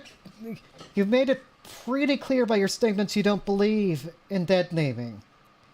Like, you don't believe that it's offensive or anything. That's fine. We can disagree with that, Mutahar. I actually don't care if people dead name me. thing is, I usually don't give that name out to like new people I meet, right? They actually would have to dig it up. Like, but yeah, no, people who know me by my dead name or whatever, that's fine. Like, when it comes to legal stuff, like, no, I get that. That During the arrest, Like, that's the name that they have police on officer referred file. to me by my dead name. I was booked in the station under my this dead is name. gonna kill the me. police, when talking to my mother, Pain referred at to me scale. as her son. The fact Deep that a hurting. fake email led to London Police Services booking me under my dead name reveals the prejudice that many police have towards transgender people. This is despite the fact that the email contained my real name before ever even mentioning my dead name. This is one of the property bags returned to me after I was released from custody. All of the property bags returned to me have Roberts written on them. Okay, now this is a little interesting to me because that's like her, like, father's name, and she goes by her mother's name, I understand. Like, Roberts was my last name until Last I name, legally yeah. changed my name, first to Kaylee Sorrenti on January 25th. oh, that's not the cops, that's a fire truck, by the way, but yeah. It's starting fires, my brain is burning up from all this. It's starting a fire. I think I might actually increase the playback speed a bit because this is just brain rot. Yeah, this is about what I'd heard. That it's like very milquetoast, just kind of relitigating all the old drama. Like, I know all this shit already. Like, I knew all this shit back when I was upset at her for it. Like, before I followed her, before I was a fan, so... 2012. On August 11th, London Police Chief Steve Williams put out a statement regarding some of her accusations. He states that all activity in the holding cells is monitored by audio and video equipment. They reviewed the footage and found no evidence of Miss Sorrenti being addressed by her dead name and gender. Williams concluded her dead name was used on... See, I'm still waiting for him, actually, to give me something that isn't from Kiwi Farms, specifically, because this is all stuff out of her Kiwi Farms thread. Like, the video clips, these screenshots, these documents, everything. property bags due to the existence of a prior police report explaining that it was literally for tracking purposes. He apologized and ensured a solution would be implemented to prevent any of this in the future. Claire responded to the statement by reiterating her dead name was used during the arrest. She even speculated the timing may have been intentional so they wouldn't get caught.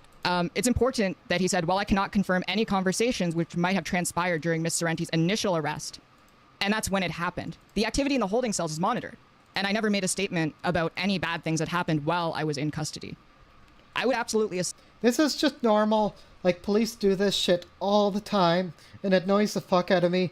But yes. No, it's one of the tricky things that the police will do. Is they'll be like, well, our monitored activity of that doesn't show any of this.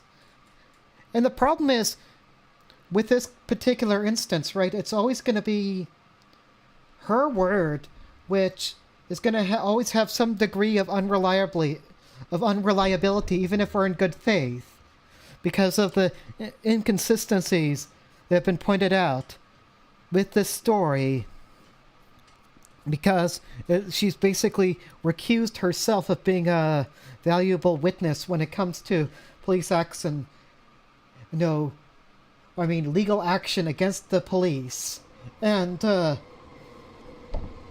police's word, which we shouldn't trust either. If they were in fact targeting her for a hate crime, we're being transphobic, then their version of it isn't really reliable either. We have nothing to go on here.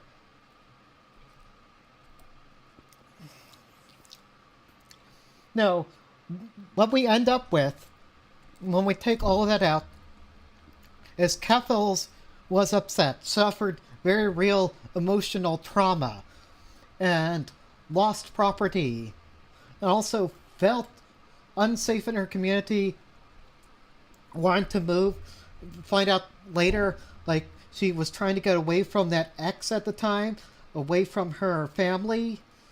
He ended up moving to Ireland. So she raised money for that. And the wording on the document, on the GoFundMe, made it very vague, seeming like a lot of this would go towards a legal fund. And it's quite possible, likely even, that a lot of that donation money was pulled in over the promise of a legal fund, of legal action happening. But there's no case here. Doesn't seem like there... She probably thought she had a case, but there, based on what I've seen, there's like no real case. It's shitty. The police were probably really shitty here, let's be honest. But yeah, all we're left with is that Keffals reached out to her fans to willfully donate money out of their free will, right, to her to recoup when she was really in an emotionally difficult time, which I think is pretty base. That's so, like, once you factor out all the things that like cancel each other out, we've got like nothing here so far. We're like 20 minutes into the video. We have nothing. Assume that when the police know that these things are being recorded and can be part of public record, they would be more careful with how they go about their business. I don't expect them to acknowledge how bad the situation actually was. And there's no way of verifying it besides first-person testimony because there's no body cams in the London Police Service. Her own partner then contradicts the claim that she was dead named during the address, though alludes to unspecified misgendering that occurred. Once again... Okay, maybe I'm a weirdo, but is using like your old last name dead naming also? Like, that's unclear to me. Like, that's like only time I've like ever encountered that, but it's fine. Like, if she doesn't want to be associated with that name, that's fine. She's making it sound like in that video like she had already legally changed her name, which does make me wonder why the police didn't have the new name on file. But I know a lot of these institutions are really bad about sharing information, okay?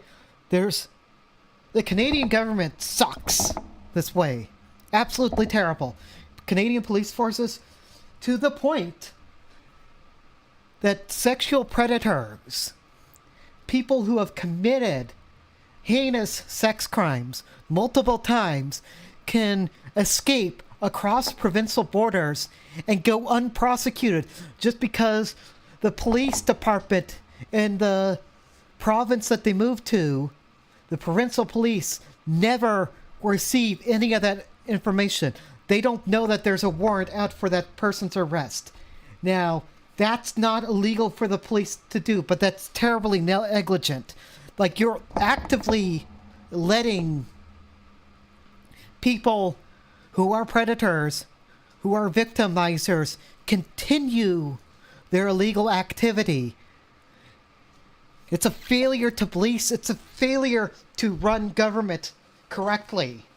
And they need to get on their shit and fix this because it's still not fixed.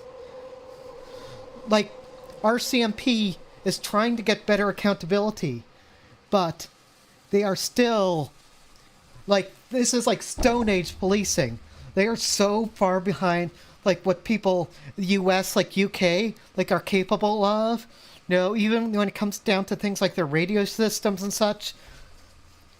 I don't know if it's because of underfunding or government bureaucracy or what, but they are terrible. And I could absolutely imagine that London police services were really crappy at the time. Probably still are. Any instance after the arrest should have been captured on recording.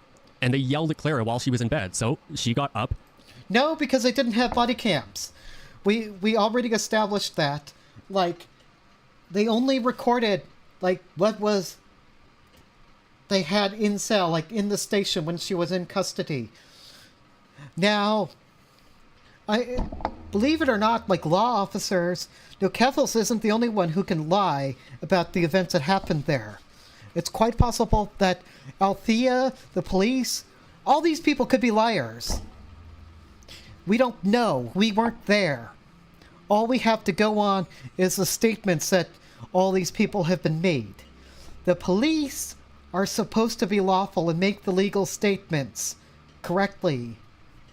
But it's also based on how they interpret the situation. Now, it's also entirely possible that she misinterpreted the situation as it's happened. Like, this has happened to me, where then people call me out, tell me a liar, when I have vague, very clear memories of how it went down for me. But because they saw it from a different perspective, they didn't see things, or I just forgot. Like, I absentmindedly set something down, left it there, and then they ask, well, who set this down? And I'm like, it wasn't me, it must have been somebody else. And then they're like, I have photographic evidence of you setting that thing down. Why did you lie purposely to blame other people? I didn't know I was lying. I didn't know anything happened like that. And if somebody is deep in addiction, deep into PTSD, has this many mental issues, it's quite likely that anything they have as far as memories regarding a traumatic event are going to be unreliable or sketchy at best.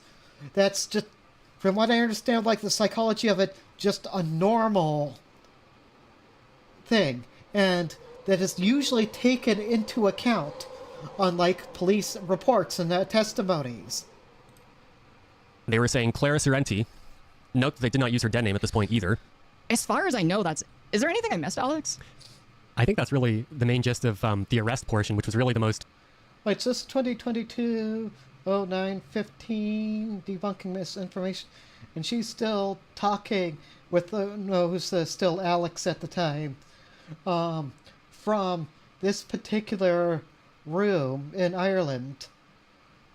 So, I know Alex was, or Althea was trying to move to Ireland as well at the time.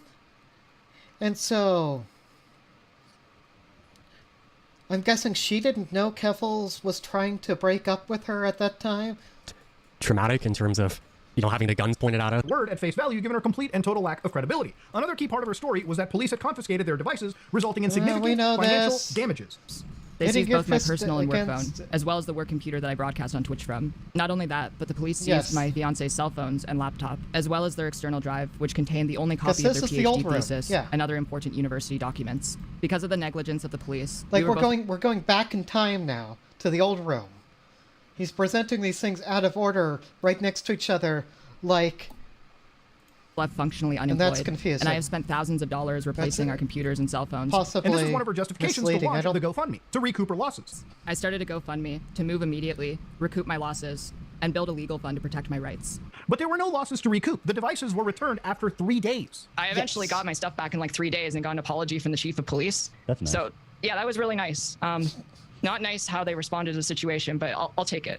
Now, if we're to believe that she meant 3 days after the swatting, that would place it on August 8th, a day before the GoFundMe started. There's also footage of Clara picking up her belongings from the police station, where you can see this property bag. It heavily resembles the property bag seen in her initial video. A close-up of one of the labels shows us a date of August 8th, 2022. This again implies that she got her stuff back before the video and GoFundMe ever even went live, and knowingly lied about needing to buy a new cell phone and computer. Even if you don't want to make that assertion, at best, she got her stuff back the next...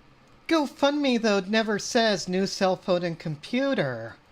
It says recoup my losses, which could mean anything. Again, I feel like if the court or the police tried, like, if Mutahar is, like, serious about trying to bring this up as allegations, like if Keffals is pressured by the police, right? So he's going to say, what I meant was, no, the emotional damage. And that is recognized by the courts, by the way. Like, when class action lawsuits happen, like, so, no, the victims each get awarded $1 million. You don't... It didn't, cost these people who've never had $1 million in their lives, right? $1 million personally for eating that Wendy's chili or having a relative of theirs die on a plane crash caused by a fault caused by the manufacturer of said airplane? No. That $1 million is specifically to cover the emotional damage of them causing that trauma that can never be undone. And you can't really put a price tag on. The court is trying to put an arbitrarily large price tag on it to punish the big corporations for doing this shit. If it's somebody smaller who probably doesn't even have 100K. Like, no, that 100K we know is gone. She probably doesn't have 100K in the bank right now, right? They are, like, anybody who thinks that their London Police Department is going to get money out of this, that Mutahar is going to get money out of this shit or whatever, is deluded, absolutely delusional. There is, like, nothing left to do to this person. Like, if you don't like Keffals, fine. You can go watch the video. It's Some Ordinary Gamers. He's pretty well known. This has got a lot of views. You can go watch it. Watch it, give it a thumbs up or whatever. Show your support for him. I don't care. But what I'm saying is, the idea that, like, Keffals owes it to the people who donated to the GoFundMe, or owes it to police, or owes it to Mutahar somehow, or any myriad of other things. It's insane. That's it was 2 years ago Next now. day. Like, Because this upload is dated August fuck. 10th. There is no way to reconcile these statements. And either way, it was dishonest to never update that campaign to reflect this. Because of the negligence of the police, we were both left that's fair. I agree with that statement. I feel like, again, we're framing it weird. When you're saying, like, oh, the computer and hard drive, she doesn't mention specific items in that GoFundMe. And like I say, recoup my losses could be anything she felt she lost. Say it was a loss of innocence. Like, there's no way to recoup that, but you could get financial compensation for that.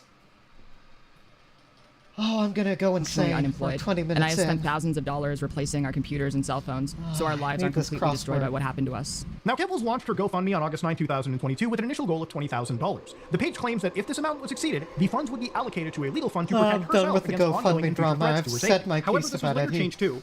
I am keeping the GoFundMe up, but all donations are going directly to my legal fund, which I will be using to seek justice. Now, this is a very, very important distinction, because it means all the donations past the first 20 grand were explicitly for legal action. See, Clara gradually kept raising the goal until it reached over $100,000 on the 20th. If you want to be technical, it actually never ended, because she's still taking donations to this day. In fact, there wasn't even a fixed amount, which is odd, as it makes it seem like her goal was to basically raise as much money as possible rather than afford an intentional expense. Naturally, with her effort raising over $100,000, there were questions over how the money was spent. Claire's tried to poison the well numerous times by calling anyone who asks this question bad faith. I'll never do a GoFundMe breakdown for bad faith actors who neither support me nor contributed to the fund in the first place. Well, what if I gave money? Am I now allowed to ask? Ooh, that's a question we should bring up. You have to remember, this was a story that got mainstream coverage. There were over 150 articles published about the situation, including The Guardian, NBC, CNN, Bloomberg, the Associated Press, and Canadian state-funded news outlet CBC. Popular politicians like Jagmeet Singh of the NDP party took a stand by her publicly. Normies were led to believe a series of events that Wait, isn't Mutahar Canadian? Does he not know how to say that? That's fine. I get it wrong too, so...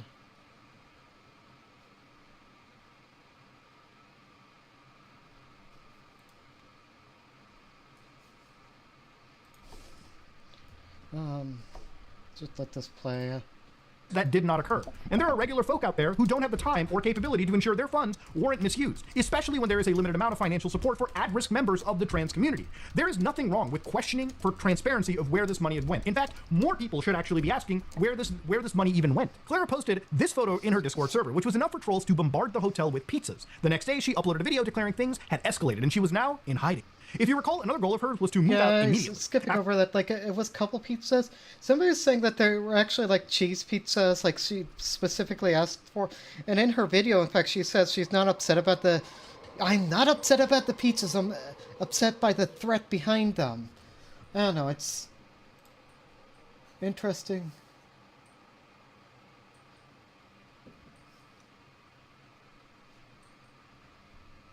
After someone hacked her Uber Eats account and sent $500 worth of food. So what happened, I woke up and I got an email that the email for my Uber Eats account was changed. And then I looked outside the door and there was like at least $500 worth of food ordered with my hacked Uber account. So I got doxxed again. Except this time I also got hacked. She expedited an already planned trip to Europe. Her rationale was that London police didn't have the resources to stop online trolls. And then she went live to provide further details. Are you moving to Europe? I'm gonna be living there for a while, but I'm not moving there. My fiance is staying back in Canada, and I'm gonna be in the UK on my own for a while. I think that the current plan is that in 2-3 weeks of my stay, my fiance is going to be coming over, and we'll stay together for a while. On Monday, I find out if I got approved or not for the new place that I want to live at, which will give us a really good time frame of what we're going to do. Her fans begged her to stop giving out information. Stop giving out details. Stop telling me what to do. Later that day, Clara tweeted, "Do I have any followers in Europe? Let me know if you want to meet up." Her first stream back revealed she was in Northern Ireland. So I'm Right, okay. okay, and this is I am the currently in Ireland. new I am room, staying with a friend. right? I'm safe. Things are good. Don't tell people what country. It is completely fine. Do you know how dense Ireland is? Oh, Very dense country. I don't. this was I a do not friend think who it's was gonna be a problem. already She was staying doxxed with a for friend named political Ellen. Her ex-fiancé reasons. never moved over for reasons we're actually going to discuss later. Ellen had already been Yes. doxxed months prior, and their apartment was found within 24 hours. And a troll took this photo outside their building. They were able to find her location just by... No, you blurred out the rock. So the brick. So this is a brick that was thrown through her window by online troll who is a member of the Ulster Defense League for political reasons related to the precarious political situation in Northern Ireland, from how I understand it. So,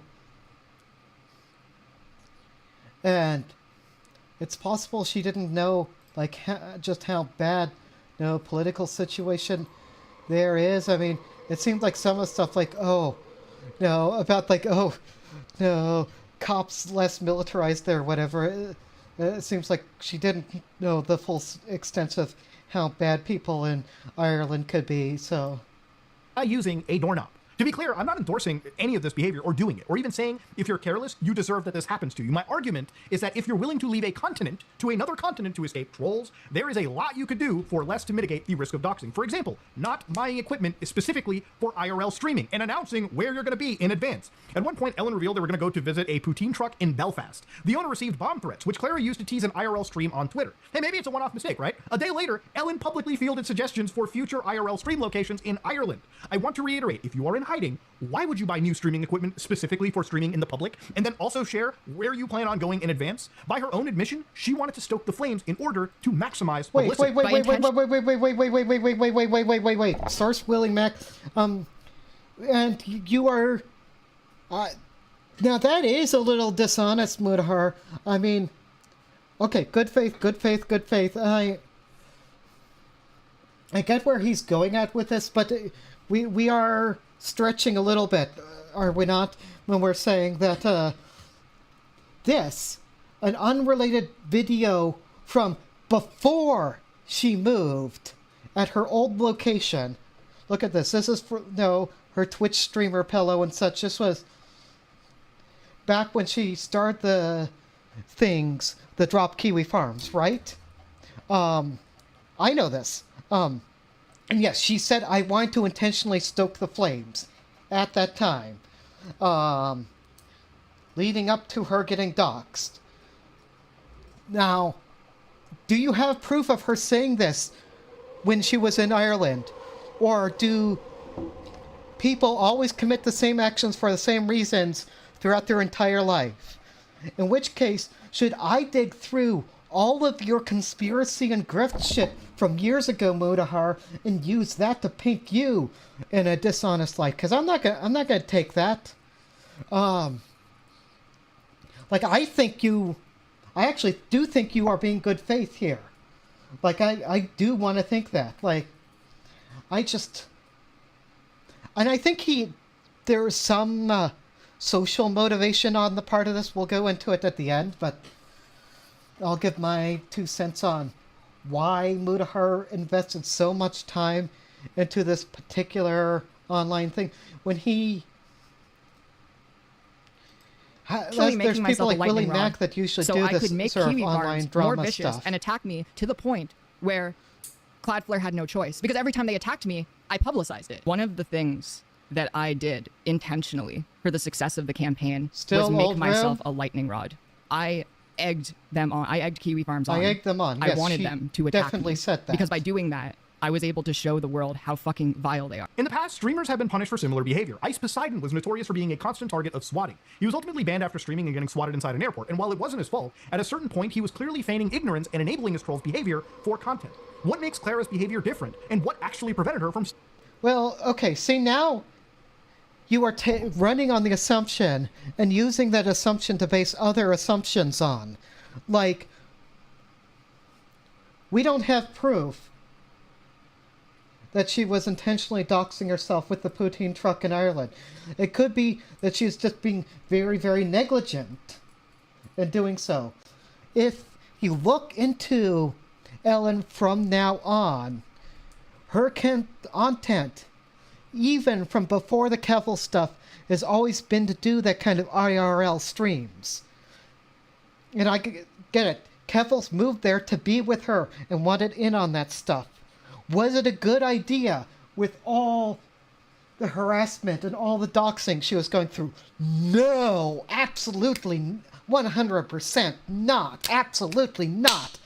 But if we're going to act like this was like some sort of like a galaxy brain, see, it's like Umberto Eco's 14 points, and I hate to even bring that up into this, but like people like want to criticize her. It always comes down to this. They want her to be a dumbass who do these blatant lies and such, the stupid things that undermine her own audience, make everybody hate her, which is incontrovertible, absolutely true on that stuff. And it's like some sort of million IQ galaxy brain person who has maliciously planned all this stuff out as this like grand master scheme for years running to be a professional victim to make this happen. Because real victims since Johnny Depp don't exist anymore, right? You can't be a victim since Johnny Depp. That's how it is. Well, if you think it's fucked up for me to question it, don't worry, because Keffals has since admitted that this entire cover story was all a lie. Nowadays, her explanation for leaving the continent was not to escape online harassment, but to escape her ex-fiancé, Alex, who she now accuses of being abusive. To not get too deep into it, this is after her ex-fiancé called her out for leaving to cheat on her with Ellen. This is where I need to admit something. Last year, I was in the papers. This was on CBC, Canada's biggest media outlet. Twitch streamer and trans activist says she's leaving Canada for a while due to harassment. Earlier this month, Clara Sorrenti was the target of a swatting incident and has been doxxed and hacked. And there was a criticism that I frequently got throughout that time. How does moving to a different country help you with online harassment? And as we found out, it didn't. Because once I landed in Belfast, I had people showing up, making threats outside of where I was staying. And I knew that no matter where I went in the world, I would not escape online harassment as long as I was an online figure. And the truth is, I left the country because of my ex, and because I was scared of my ex. Because my ex was abusive and abused me emotionally and yelled at me and consistently coerced me into sex. That's why I left. But I couldn't tell anyone. I didn't want it to be a big thing. I didn't want it to be in the papers while all the journalists were circling around and writing their stories. I didn't want... Well, I mean, yeah, she was already stuck on that... Oh, thank you. Story. Doesn't mean it was a good narrative to run with. I do think that's negligent. Like, irresponsible. And sometimes the truth hurts. I get that truth really hurts. Because why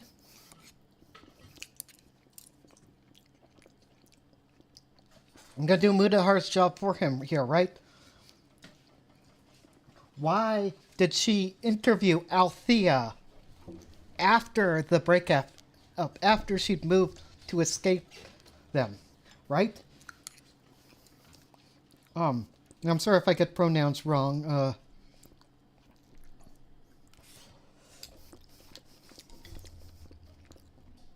Pretty sure Althea's pronouns are she, her, but... Like, what was going on in Keffals' head when she was doing that interview? Was she, like, inwardly cringing, like, I don't want to talk to this person, I don't want to talk to this person, but I need to, get the relevant information about the swatting out there. And I haven't told them that I don't like them, that I'm trying to escape them. Or is this cope? I don't know. I can't read minds. And all this stuff's inconsistent. Again, this is a problem when you try and frame somebody as a liar and then use their own words to do that. Because you are assuming, based on this evidence, that the most recent statements, this one, is the one that's true, and that the others are all false. But how do we know that the first one wasn't the truth and the new one is the lie? Like, because she has a smaller audience at this point?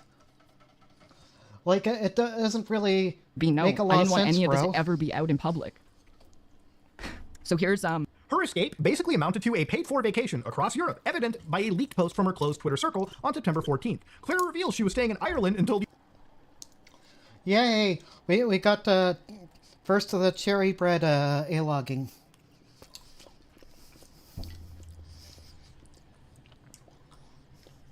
Cannot wait to get to my new apartment. This is where Xander Hall starts working his way into here.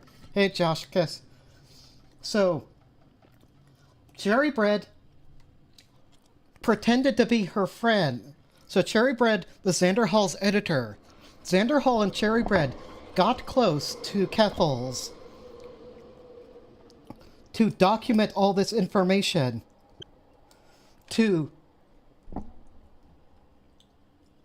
then Cherry Bread decided that the they fab, which I have never heard that term used ever. Maybe I'm just not terminally online enough. I don't care if anybody calls anybody that, okay? Just gonna say that. Was a dumb debate about a dumb topic. I didn't really care that much, and I thought Karl Marx and his fans were being a little stupid, like getting up in arms about that. But for Cherry Bread, apparently, this was reason to go to war. For Naomi Chance, who was a mod in her chat, this was reason to go to war.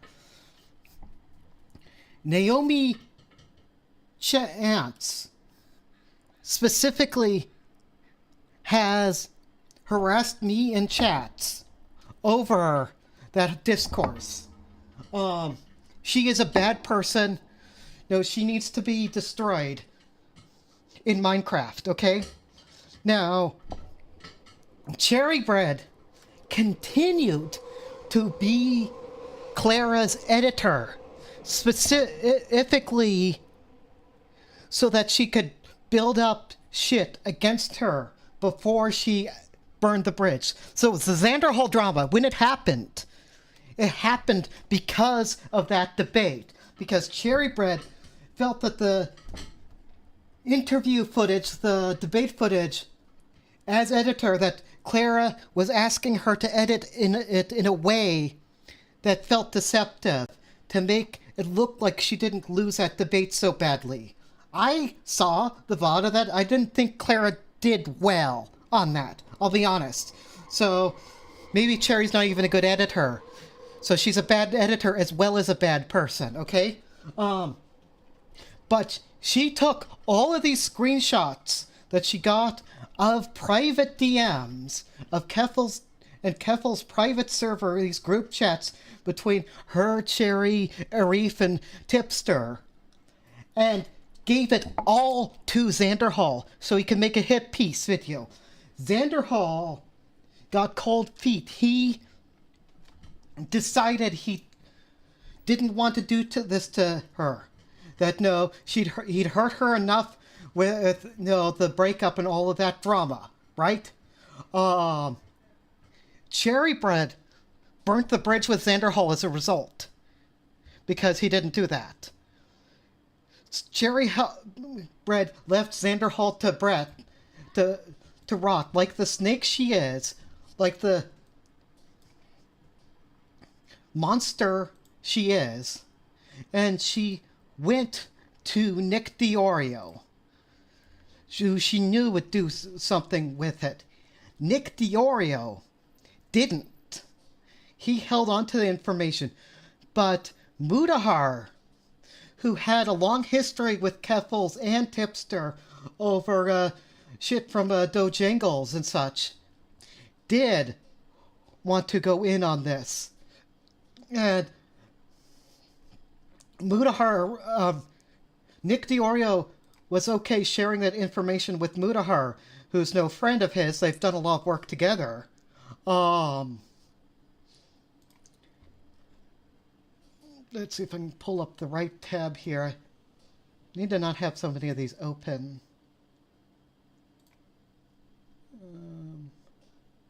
So Zan still had half a heart left when... I don't know. I can't read people's minds, okay? I don't know why Xander Hall did any of the things he's done. Like, he's done so much stupid shit at this point. I don't know why he does anything he does. Here. I have gifts. So Nicholas Diorio says, any of these screenshots that predate 12/22, so that's 12/22 of last year, were initially going to be included in Xander Hall's Keffals video. At some point between contacting me and notifying Xander Hall, Cherry got cold feet, understandable. White Nerversa, Zan's website host that threatened to drop him, response here showcases the newest piece of evidence that this entire community products degenerate behavior. They imply heavily they saw the messages above and downplayed them 6 months before the rest of us would see. So, Xander Hall knew about this. White Nervosa did not allow Xander Hall to leak it, that the nuke he has on Keffals is overwhelmingly private statements and not public behavior, ignoring the stuff not involving Keffals at all in it. He did not get consent to release those. He said that is blackmail, so they threatened for him to lose his site, lose hosting if he went through with this. Person on Kiwi Farms asking for more leaks now. This is most of the Keffel stuff. Tipster stuff. They still have some stuff on him saying... I thought we have, there's more. So, guys, right, here's the leaks. Yeah, here's the thing about spending the money on replacement furniture and moving. If anybody ever finds out how I spent the GoFundMe, I'm definitely getting canceled. Brianna Wu. So, Keffals couldn't come out publicly against Brianna Wu, even though she was upset by, like, the stuff said in the group chat against Benny and whatnot. And she did consider that transphobic. But because she was trying to build bridges with these people and trying to help with the progressive victory stuff for her political beliefs, she couldn't come out openly against her organizer. So privately, she told Cherry Bread, her editor, in private, that Zan and I should turn on Brianna, because remember, Cherry Bread is still Xander Hall's editor at this part. We literally ignored her shitting on our friends, now ignoring her refusing to call Israel an apartheid state. It's still focusing on a mess. She isn't progressive, she's basically conservative that likes gay rights. I don't disagree, but... because I took down the VOD, I have control of the narrative, so I'm editing the intro to immediately poison the whale, including putting the Xanderthal thing at the start.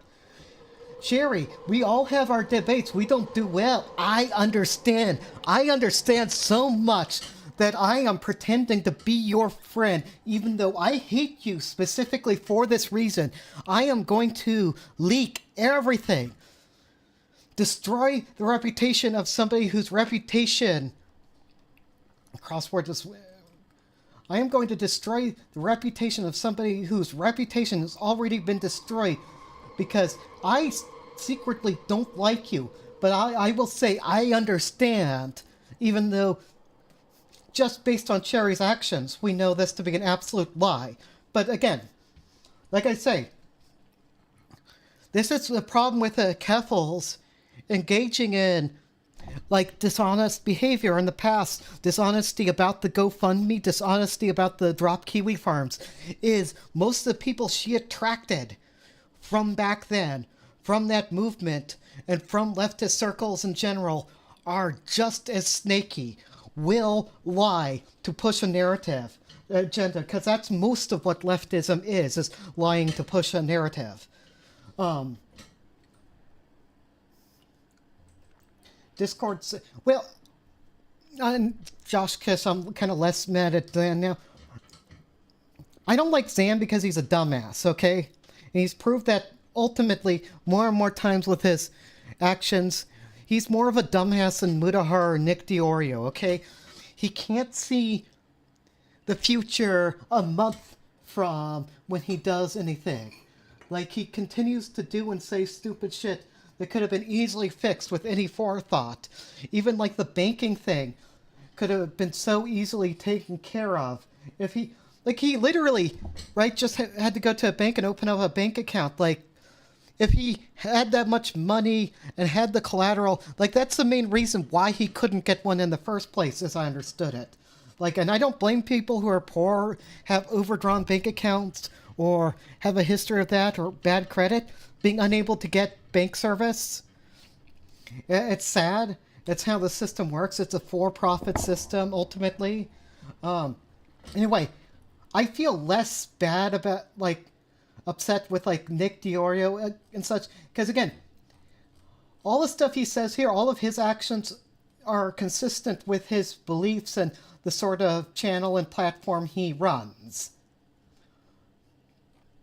And he says in this thread, because based on this, he was given this information back in November of last year, and he chose not to do anything of it. You know, he chose to just, like, make fun, like, he's actually seems to only really be interested in this drama anyway because it involves Tipster. He, no, wants to get back at Tipster for burning the bridge between them. But this was just, like, all incidental stuff that he had.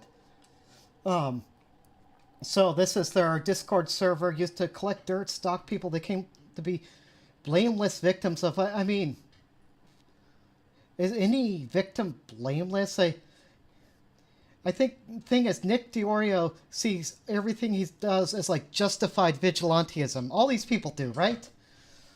No, if somebody thought their actions were bad or made them a bad person, they wouldn't do them. Keffals wouldn't do what she did if she thought it was bad. Xanderhall wouldn't do what he did if he thought it was bad. Neither would Cherry. But yeah, I see Maeve, Velvet, Keffals in this, and I don't. No, like, we see one thing in Turkey Tom article that's not even related to Turkey Tom, which is like the Sector King guy.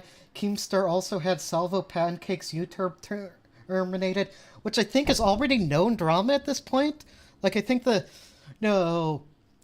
what I understand in commentary, the bridge burning between, like, Keemstar and Salvo is already known. And the flamenco stuff is already known. I knew that Tipster was one of the people who had the information on flamenco that got commentary to burn the bridge with him. Xanderhall, who I can't see, but no, offline 1, 2, 3, 4, 5, and 5. So no, he's not in this group chat, at least not when this screenshot was taken. Xanderhall was one of the people with receipts to burn flamenco, to destroy flamenco. I pressed Stardust on that last night when she was covering this, because she still covers for flamenco's ass. She's still friends with flamenco, and even Stardust was willing to admit what he did to what flamenco did to Xanderhall was absolutely abhorrent, and that he was stalking Xanderhall unnecessarily. Keffals distributes the docs of Bad Empanada and Second Thought. That's the other thing. These guys love tankies. These guys love tankies when they're against people that they are also against. Okay? So, remember who you're siding with, because imperialist demographic. Oh, you up? I have something more. Yikes, Cherry, what do you have? As an blank myself, I know we all get a sign blank, and with that, here's docs. No way, how did you find that out? Like, Cherry seems like excited here, but at least by how I'm reading this. So, anyway, I know Second Thought blank. Like, I can see address, postal code, province, like, this is docs here, but same way I know Second Thought blank what? Stardust is friends with flamenco? Absolutely, 100%. Stardust loves her some flamenco. She cannot burn that bridge for whatever reason. I don't know, it's sort of like how Smith is, like, friends with Mr. Girl. Like, there's people who are Mr. Girl Orbiters who just will not fess up to the wrongdoing of his. And I'm not going to police who can be friends with whom, but it is kind of annoying. Tipster unable to disavow. I wish you would ditch Keffals is how I feel about you. So we don't know what day this is because it just says yesterday. So yeah, these are 11, 12. That's not going to happen, Cherry. I hope you understand that. Even if she, like, raped somebody. Proof. Cherry, who did she rape? You? Did she rape you emotionally? I assume there are some scenarios where you would ditch or cheated on her wife with e-girls, but, like, actually did. So now she's calling Ellen from now on an e-girl. Because... So Tipster, that's one of those things that I would tackle if that happened. I don't like to think of my friends in hypotheticals like that. The same applies to you and my other friends, by the way, just not her. They're saying that this is wrong stance. I can see why he thinks that because, like, if we cover, like, blot out this middle part, and assuming that Cherry's saying that Keffals raped somebody, which is definitely the implication when you say something like that, like when you start with a big thing like that, then, yeah, it's weird to say, I don't like to think in hypotheticals, I want to give them the benefit of a doubt, that, yeah, that's a, isn't always Ouija, unless you're cherry bread, in which breaking off friends is absolutely a matter of, convenience when it means kissing up to content creators that have more fans and followers, like Nick DiOrio and Mango. Oh, like, these people are going to have their reckoning coming. I'll probably will cover the Mango stuff because now recording, like, commentary community has gone through Mango's, like, backlog of all the shit she's done. And spoilers, it is not good. Like, her reputation is as destroyed as Keffals is, as destroyed as Food Shops is. Like, their podcast is probably not going to take off. Don't know. Keffals regrets rebuilding Destiny Bridge 11/8/23. Destiny is defending genocide. Cherry, do you regret fixing that bridge?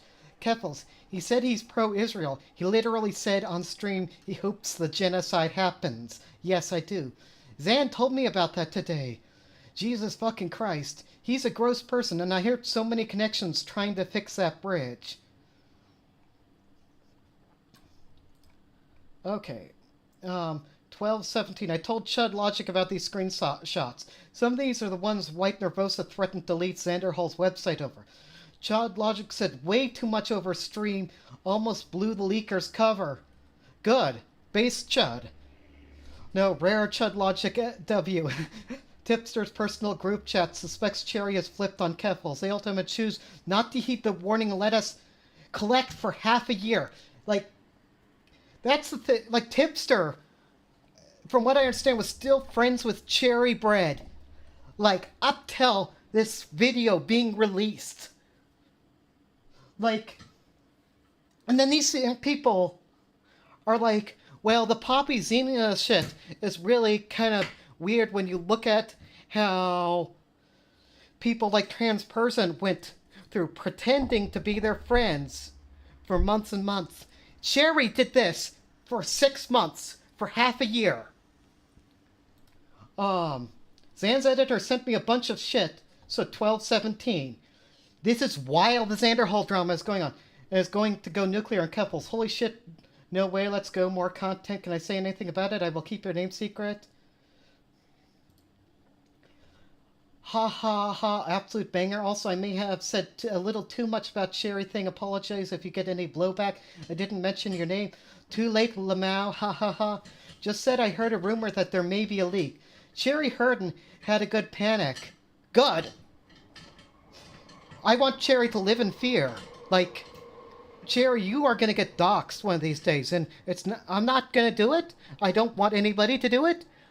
I want you to be happy and live whatever your life, but it's not going to be as an online content creator. I just say it. Josh, because I don't think Keffals rebuilt the Destiny Bridge. It's just moving on from it, ruminating on it anymore, just living life. Trash Pandaris, 3 idiots watching other idiots say idiotic things. This is what I wondered. Yeah, I love you. Hey, yeah, if you're from Nick's community here, yeah, thanks for watching. Thanks for your input. It's pretty funny. I was desperate for the drama. Like cool? Oh yeah, this is Tori's son called thing. Hey. Oh yeah, so Cherry Bread is also the one who leaked the Euphoria Tori stuff to Starvoxia. I linked a video. Basically, Chud Logic says the people that told him Cherry wants to release her DMs with Keffals, warts and all, and that she says she has some kind of nuke to drop. Chud isn't liked here, but I've never known him to lie or repeat things he didn't hear from someone close to the source. Yes, he actually said he wasn't sure if Cherry had already said it on Twitter, and he just hadn't seen it because she has him blocked. Okay, cool. Yeah, it says Judge should pay more attention to what he says on Tree. True. Yeah. And I think Nick is ultimately being a pretty principled person here. He's being pretty principled coming forward with all this stuff. He didn't have to say any of this. But he did, and I respect that quite a bit, so... Keffals Twitter, we don't want to look at that. 27th, then heading to Spain until the 11th, before moving into her apartment on the 12th. Now the dates imply that she had already just bought tickets, but she ended up in London instead to watch a play. Claire then briefly returned to Ireland before flying to the United States to attend TwitchCon. In London instead to watch a play. Not just Claire any play, like a noted transmedicalist Abigail Thorne's play in London. Virtually terrible. Well, I mean... Josh, personally, my own opinion, I don't expect good taste or kindness from Nick. That's never the kind of platform he's had. Like, this is the guy who does the rape reviews, right? Like, has a tier list of no sex crimes and whatnot, like, for humor purposes, to laugh at. Like, that's the sort of person we're talking about when we're talking about Nick Diorio. Afterwards, Worm approached me nervously, said, Good job with Kiwi Farms, mate. That was fucking ace. I can't do a London accent right now. I've never been approached in public like that before. I don't know what this means, but generally, her spending habits then briefly have not returned been to Ireland great, before so... flying to the United States to attend TwitchCon. Not only did she stream the event IRL, but she even antagonized Destiny's ex-wife for being married to him. Keffals went to go. Wait. And she went up to Melina. And So, October 22nd... Josh Kiss, don't expect much or anything good from Nick, just reliably awful. I wouldn't even go that far, but everybody's entitled to their opinion.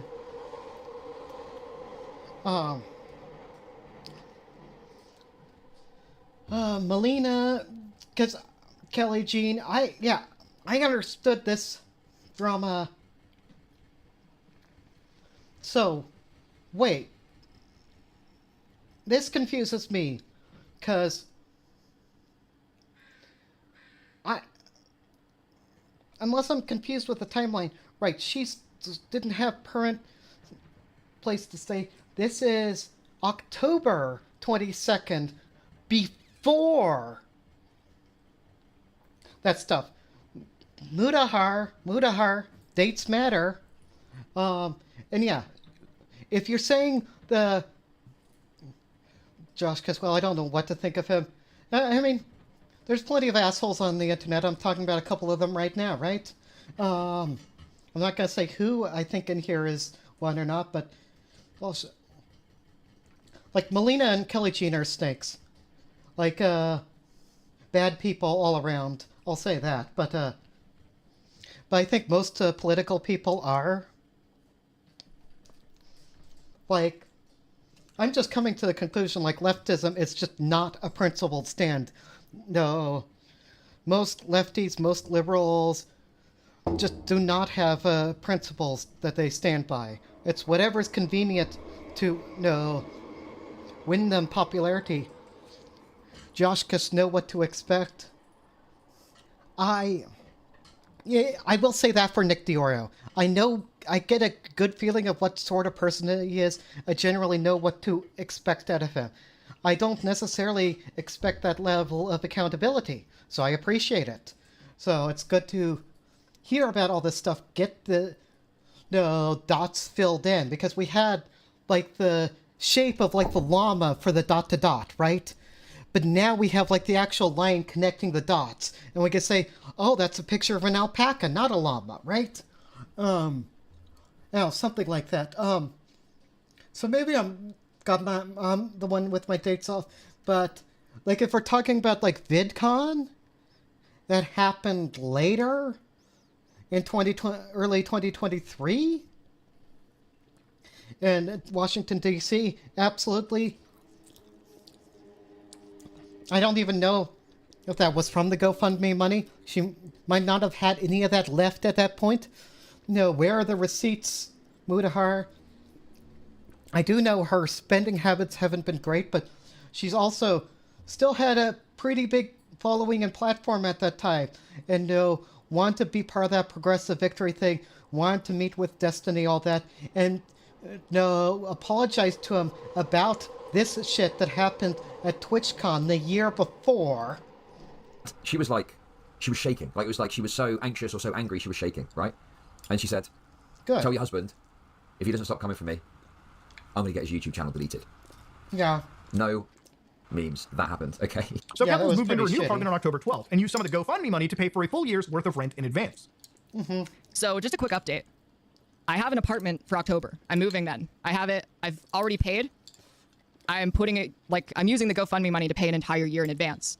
Now, which is not something she ever said she was going to do, and a huge departure from just moving. Clara moves into a luxury apartment, and with a low approximation amounting to $28,000. So far, Clara has admitted to spending the money on new devices.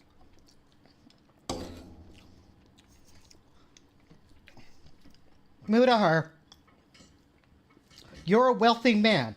I can tell it just by the room that you're streaming from, okay? Do math. Just do basic math, okay? So, talking at $28,000 for a year's worth of rent, right? So, so we're talking under, this is, what, so it's 2,004, like $2,400. Like that doesn't get you a luxury apartment anywhere. I'm sorry, bro. Like where I live, that just won't get you an apartment at all normally.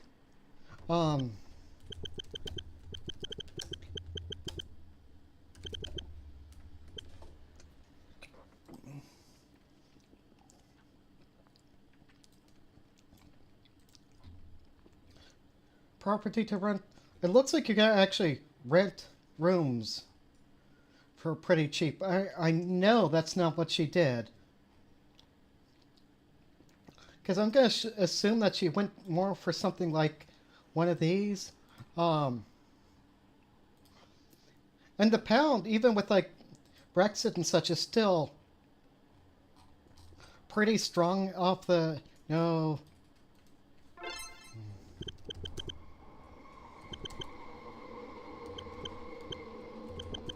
Pound to Canadian dollar. Right, so if we say put in that much, so we're talking about like £1,400 for rent or so, which it looks like she could have gone much cheaper there.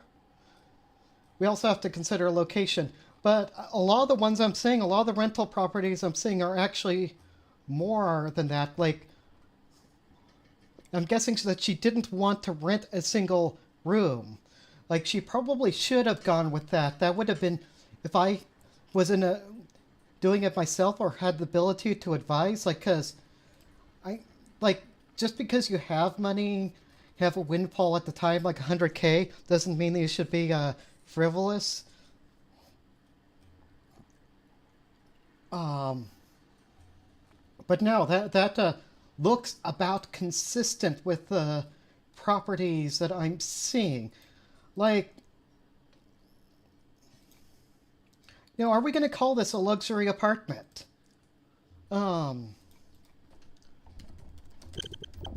Luxury apartment.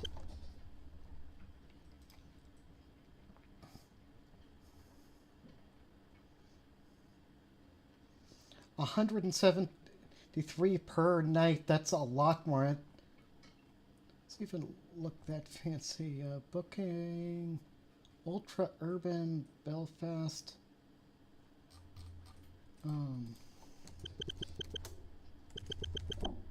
It's amazing what a quick Wikipedia search will do for you. I don't want day-to-day prices.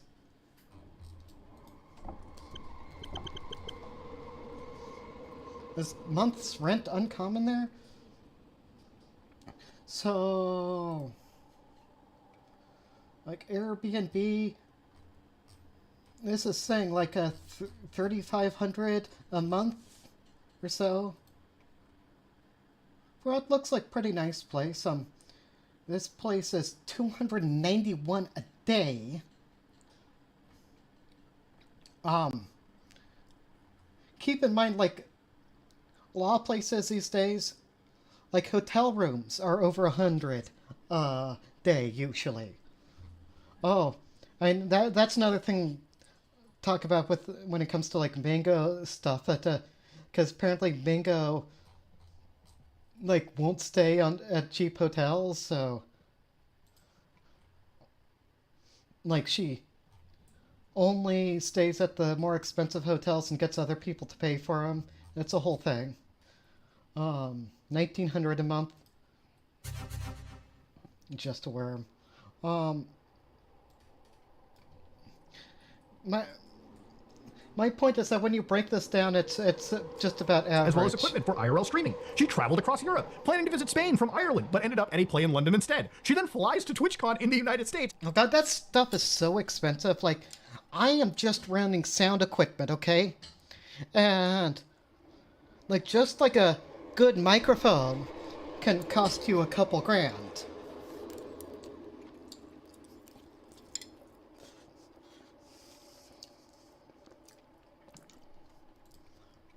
Before getting an apartment in Canada and then paying an entire year's worth of rent. There she bought even more equipment to build a professional set with studio lights. While it's difficult to make an exact calculation for this, the gaming chair alone, her gaming chair, would have cost over $2,000.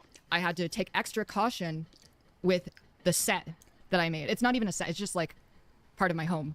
But it is basically a set. I have like studio lights, I have like whole camera thing, it's very professional.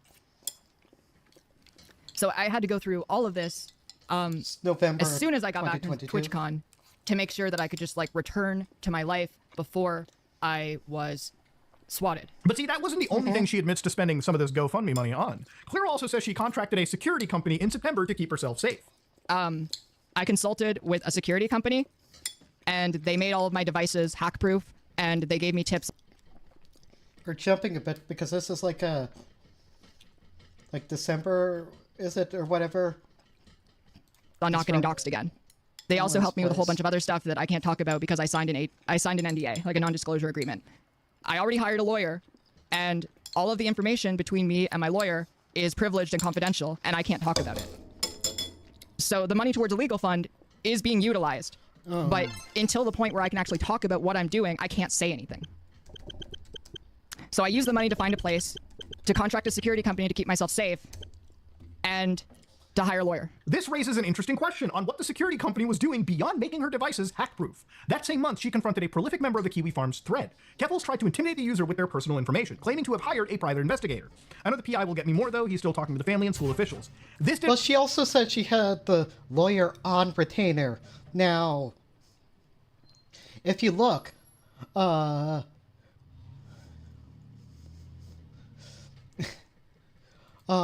month's retainer for a lawyer, like in Canada, is about $5,000 a month or so. It's going to depend on the lawyer, of course, but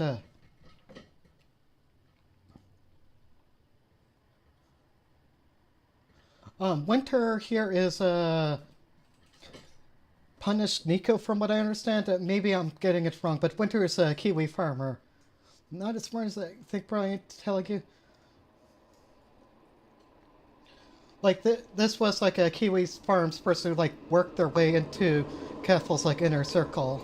It didn't work because they doxed the wrong person. The user mocked her and asked if she paid for the PI Keffals just tried intimidating me and got some random kid and his mom. using her GoFundMe. Oh, yeah. Clara responded, "No, the GoFundMe is currently in savings until I need to use it." In case you doubt the authenticity of these wasn't good. messages, Clara has confirmed that they are real several times. And I don't know about you, but hiring a private investigator so you can confront trolls with bad info doesn't sound like the action of someone in fear of their life. Her messages also contradict a tweet where she Wait, said it 50,000. doesn't? I guess people in fear of their life go like all Punisher mode. They don't hire private investigators to try and look out for them. Why would somebody who's in fear of their life and doesn't trust the police ever do that? Like, why, if you're in fear, why have somebody investigate that fear to try and give you some feeling of security? Why would people who are in fear want to be secure? That just doesn't make sense, does it? $1,000 was already put into the legal fund. The final thing Clara mentions in that stream clip is using the money to hire a lawyer. What's interesting is that by her own I believe that part because just based on the scant research I've just done watching this video, right? $50,000 like won't even call for the legal fees of a lawyer for a year. And it's been more time than that, so. words, she already had a lawyer and was consulting two more. The day after the GoFundMe had launched, it was one of her earliest responses to criticisms over reportedly raising her goal. Yes, I'm using these funds to move. But more importantly, once I'm safe, the rest of those funds are going to be used for legal expenses. Because I'm not just moving. I'm also taking legal action. I already have one lawyer, and I'm consulting with two more. The rest of those funds, yes. I'm going to get justice for what happened to me. And for every other marginalized person in this country who has been victimized. Okay, that clip isn't as bad as I remember. I remember her saying everything raised over 20,000 would go to legal fund, but that could be somewhere else too. Legal fees are incredibly expensive. And I feel very fortunate that I was able to raise this much money because I would not be able to take legal action if it wasn't for that. This is strange in retrospect, as only 12 days later, she made it very clear she was holding off pursuing legal action against the London police. After it first happened, I was very mad at the police. And I wanted to hold their feet to the fire as much as possible. I wanted to even potentially pursue legal action against them. But they've taken the threat against my life very seriously. And I want to see justice. There's a lot of Cost and legal fees to sue the police. Our legal advice from 11 years ago, long before this happened, okay? Long before COVID and inflation happened as well, people. Remember that. And this is also just some, like, random Redditors. This could just be a bunch of bullshit, but...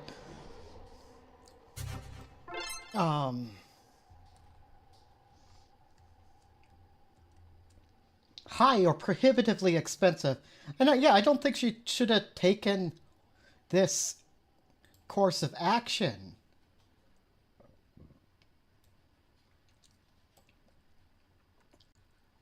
But thousands of dollars at minimum, almost assuredly north of 10K. Attorney fees may be recoverable if you win, but definitely not a guarantee.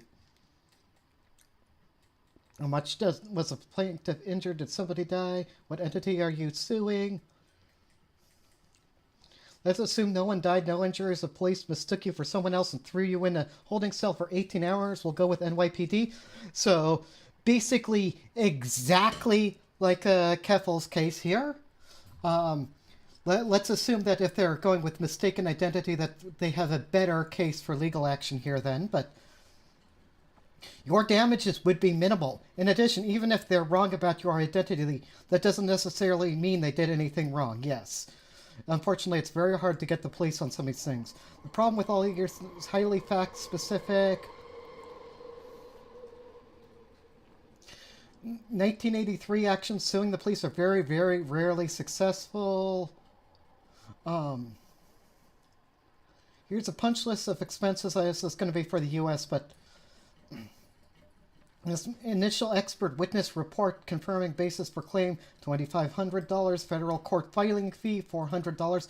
She ended up filing, like, International Human Rights Tribunal claim, which does not have a paperwork fee, but we'll get to that. Service of process for each and every individual who might have something to do with your claim, $1,500. Yes, there's a fee for the processing of these people. Deposition of each and every person who may have had something to offer on your case, $5,000. Expert witness fees for the other side's expert witness, $2,500 if you're lucky. So it could be way more than that. Mediator's bill, if you get that far, $1,500. So that's already $13,000. As far as just for filing the claim, and again, we're going to assume that we don't have the filing fee, so it's just $1,300, not $13,400. So just go with $13,000. As far as attorney fees go, you're talking north of $10,000 easily. If you get to trial, it would be more like $20,000 to $30,000. Or if you do something weird, like keep a lawyer on retainer for a year. So yeah, we're already looking at like $40,000 here. Just in like a year's worth of legal fees. Now, if she had a case against the London police force, right, and could bring it to trial and win that case, all that money would be covered in damages won from the lawsuit. But that, I mean, it's pretty clear at this point, like, that's not going to happen with this. No, even if it were to, it'd be like 5 years down the line. Because the other thing people don't know, but there's been a whole expose done on this. Let's see.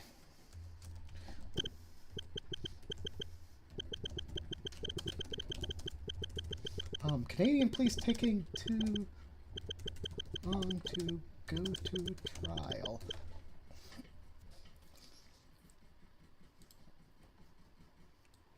So, Section 11B of the Canadian Charter of Rights and Freedom. So, any person charged with an offense has the right B to be tried within a reasonable time. Now, the Canadian justice system, the police forces in Canada, this has been absolutely true. There's exposés on this. Don't just take my word for it. You can go look it up and fact check me on this. But this article has been used by the police departments, the Crown, to delay trials for over a year so that they will just time out. Because if the person is not charged within what is called a reasonable time for the offense, then it no longer has the right to go to trial. And it's basically, the police never have to deal with it. So, is it similar to like the, killing something in committee?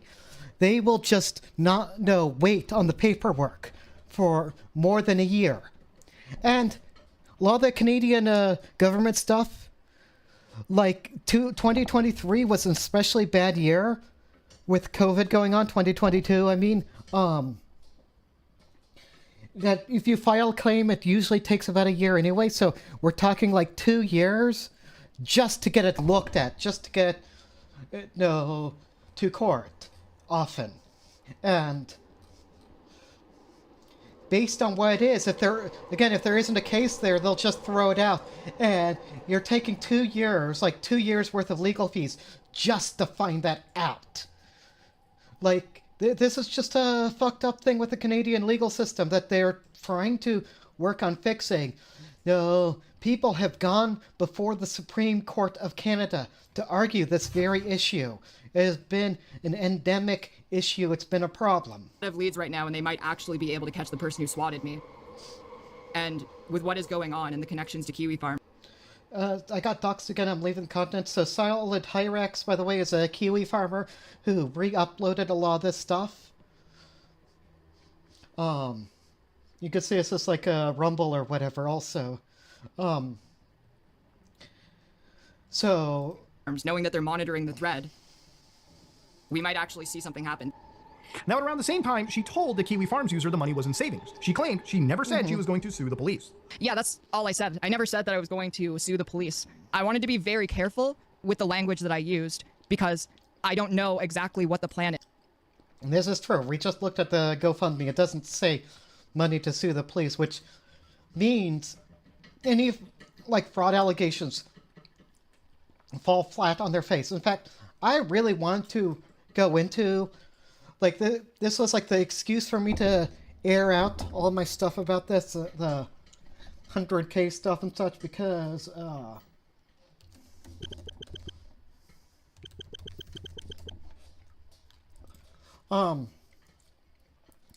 like, if we're talking, like, gaming, this shit happens all the goddamn time, okay?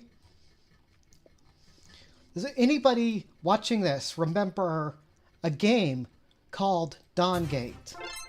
It's okay if you don't. You probably don't. It never got out of open beta because EA was a publisher, and EA gave the excuse that they hadn't made their money back from the development costs.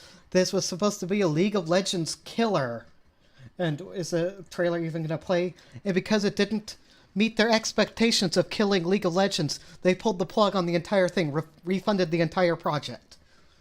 And this, here we go. So, after the initial game was dead, Studio Wayfinder opened up this Dawngate Revival project. So this was a long time ago now, 2015.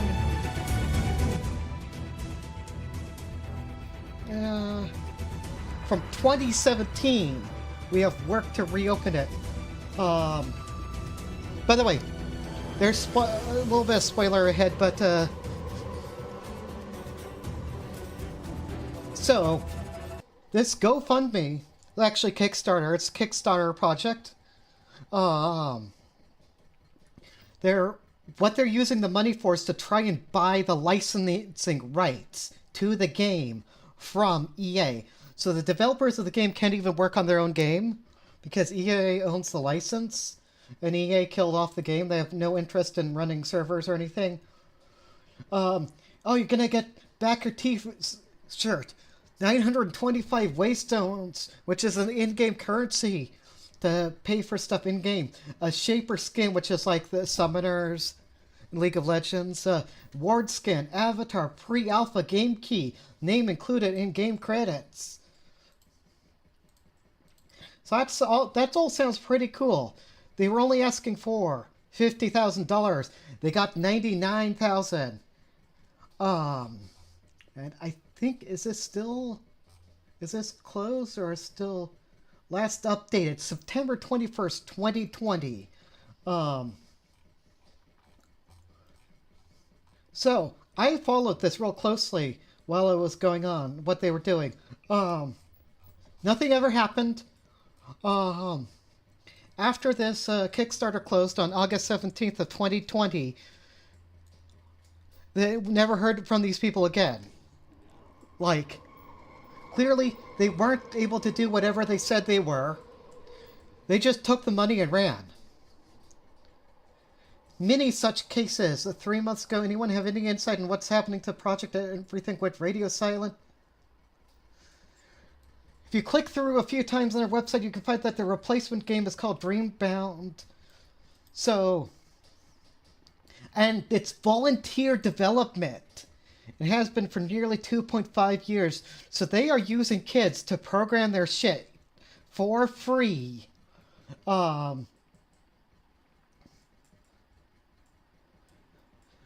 And they didn't even get to use the money to buy the IP.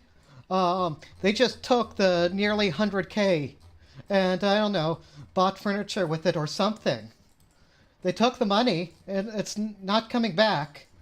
Many such cases on Kickstarter, okay? Many such cases on GoFundMe. If we just go to even gaming,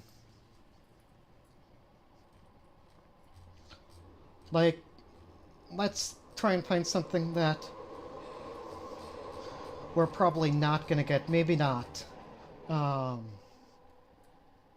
Mechborg Steel Psalm. Like, how much were they asking for this? 275,000 with 2,000 backers.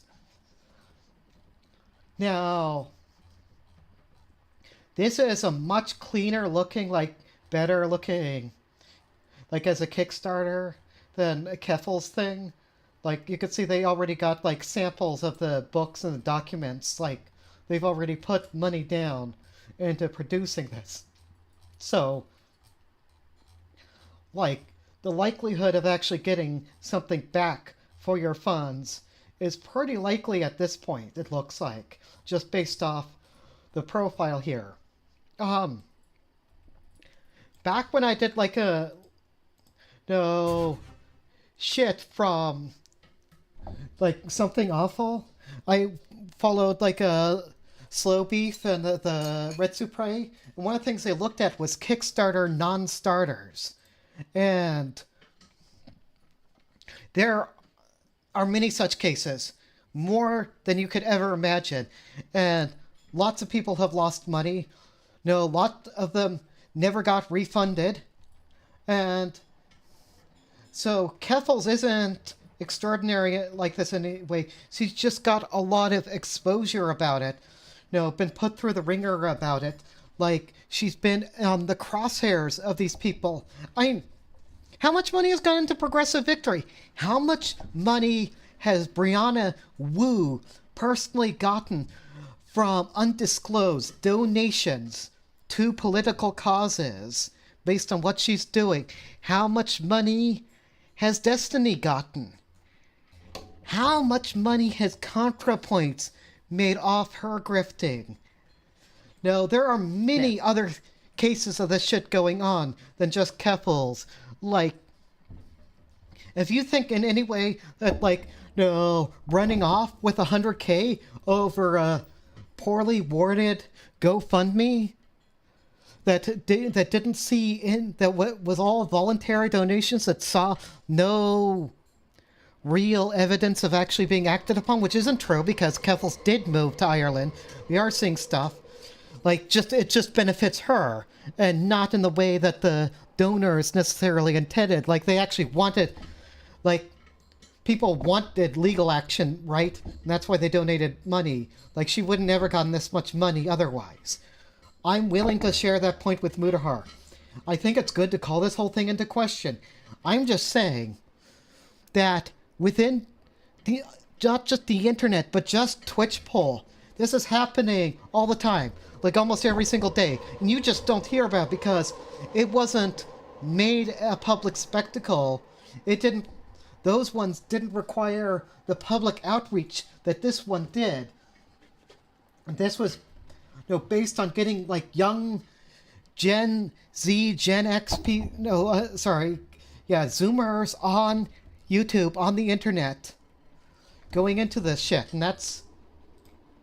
Yes. I know that I'm eventually going to take legal action in some way or another, but I don't know yet, and I can't talk about the different things that have been discussed between my lawyer and I. Now, going back to Destiny's manifesto, this was scrutinized on a much wider scale, which led many to start asking for a breakdown of expenses. Clara refused because I'm not providing a product to investors. I won't be sharing expense breakdowns. I've been advised by lawyers to keep everything close to vest for legal and safety reasons. Clara rebuked that there was a legal fund. She got an apartment and was now processing the entire event. Now, you're probably wondering, if she wasn't planning on suing the police, why did she hire lawyers and what was the point of the legal fund? Well, if you read between the lines, some of you might be able to infer what actually happened. On October 2nd, 2022, Clara posted a client engagement agreement to prove legal action was underway. If you look at the bottom, you can see the document reads, "We have concluded a review of our records, and we confirm that we have not identified a conflicting interest in representing you in this matter. We searched the following names that you provided to us as being relevant. The terms they searched for were Clara Sorrenti, Kiwi Farms, and KiwiFarms.net. Now, this proves she was paying money to consult lawyers about a lawsuit against Kiwi Farms, but not the Kiwi London Farms, police. yes. It's dated August 10th, the same exact day as her stream, stating that she'd consulted. Yes, because Clara is insinuating that Kiwi Farms caused the doxing, which we'll go into. He talks about it. There I isn't know. actually even a good explanation of why she did this. Kiwi Farms was never mentioned as the intended target of her legal fund. The only entity named in the GoFundMe was the London police. So this took place Yes. around the same time she claimed she never intended to sue But the police. not- and if you're not wondering to. why It's it didn't go hard to anywhere, prove for as a much as negative. people hate Kiwi Farms, the website is entirely legal. There are countless examples of attempted litigation that demonstrate this and why it never actually came to fruition.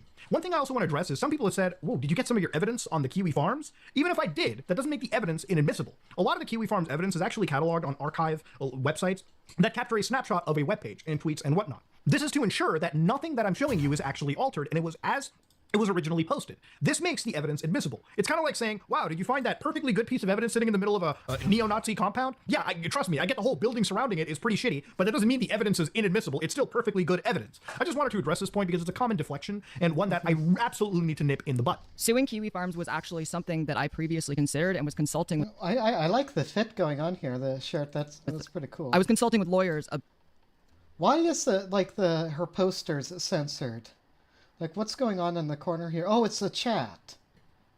Why is chat censored? About doing that. And I basically came to the conclusion after looking into it that it's not worth it. There's Guys, I need my crossword. There's no way I'm just getting through this on my own. Like, I don't know. I'm hoping for like something I can really sink my teeth in. That I'm just not gonna like complain on both sides. Like give me something like scream at Mutahar about, or Mutahar give me something to scream at Keffals about. Like I'm little doing I my can do as a Sunday Canadian crosswords to benefit from doing a lawsuit against Kiwi Farms. The only possible lawsuit being a defamation lawsuit, which there is little to no benefit for me to do. 3 days after posting that letter, Claire admitted on a private stream that she hadn't even started yet. Her unnecessary traveling is blamed for keeping her busy, which to me is an admission that she wasn't all that interested in consulting her lawyers. But now I'm going to be focusing more on the legal things because I'm settled down, I'm back in Canada, and I have time to work on this now. I consulted quite a bit with my lawyers. So, she just says, right, back in Canada, because this is her, remember our timeline here, this is her new apartment in Canada. Also, I'm looking at those, like, $200 cat ear headphones in the background there.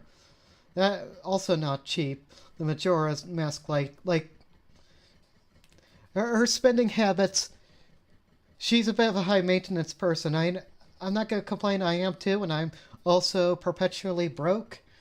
I have not raised money on GoFundMe or taken donations. I don't even have a Streamlabs or coffee at the moment. Oh, I am so sad. It's not like any of you 3 people are going to donate to me at the moment anyway. Maybe in the future. Maybe you really like my stuff. You just really love this but crossword content. At the time, were It's all scrunched especially down during in the corner campaign, that you can't see. basically unsure of how to go forward, especially because my availability was kind of all over the place. And that's because this will be a very important issue later. She was still in the process of collecting evidence. But the problem is right now is that I'm still in the process of I have to collect all the evidence. One of the first steps that you need to do is collect evidence. And if you announce prematurely who you are taking legal action against, it gives that party an opportunity to try and destroy as much evidence as possible. I'm not even going to publicly comment on the party either. Now, for this to make sense, you kind of have to assume she wasn't talking about the police. In that case, we already know what proof does or Kiwi does not Farms, exist. yes. Her recount can't be proven, and even if we're to believe her, it's hard to argue the police acted out of prejudice. This is brought Although, up by Nick. I am curious by her statements there whether she doesn't also mean Althea. Now, spoilers because he might get into it, but Althea issued a cease and desist letter through a paralegal in London, Ontario, to Keffals because Keffals was relitigating that shit, which Xander Hall did on the behest of Cherry Bread. because of leaked DMs, right? No, so I swear this, it's gonna just keep coming back to Xander Hall, like every single time. Everything talked about. Like, I'm not saying Xander Hall's responsible for all the shit Keffals has done, but Xander Hall's the reason we're talking about it now, instead of back when it happened. That's why Mutahar's talking about it anyway. Like, this is all old shit.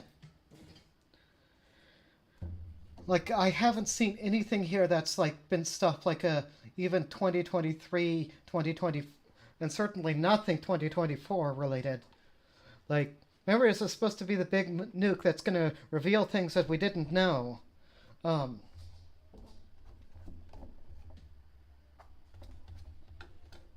No, the one thing we didn't know, wasn't clear at the time, is that her mod team, the people with her, her community, are as bad as her. Like, if you think she's a bad person, they're just as bad. If you think she's a good person, they're no better than she is. Okay?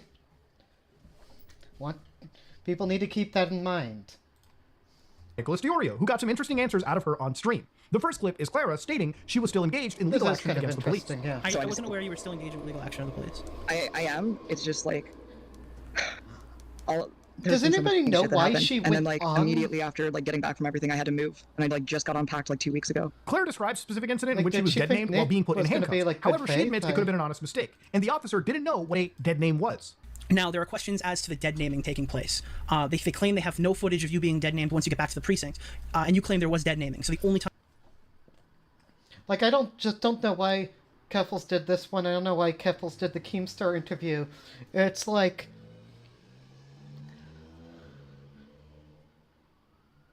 putting your head in a lion's mouth. It's also like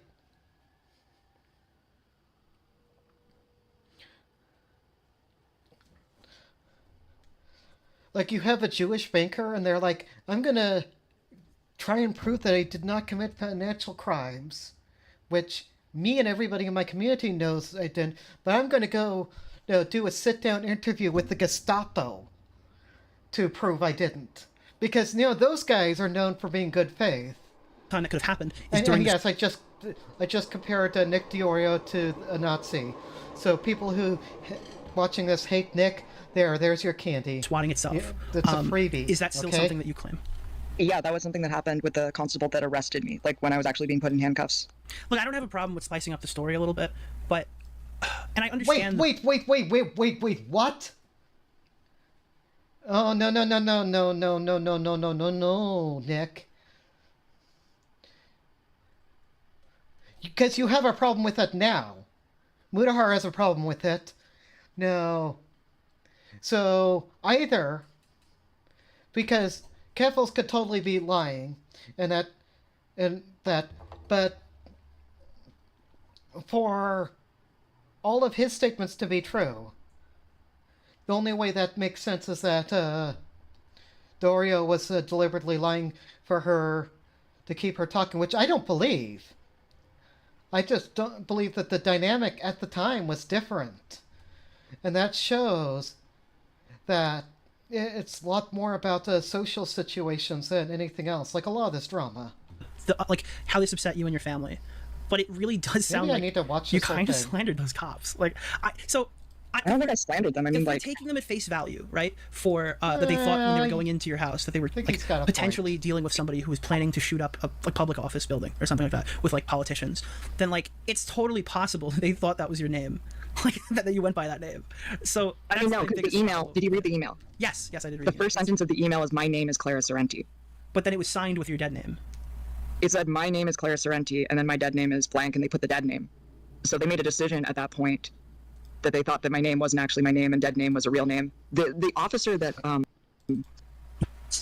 actually like arrested me said she did not actually know what a dead name was. Now this And just based on what he said here, I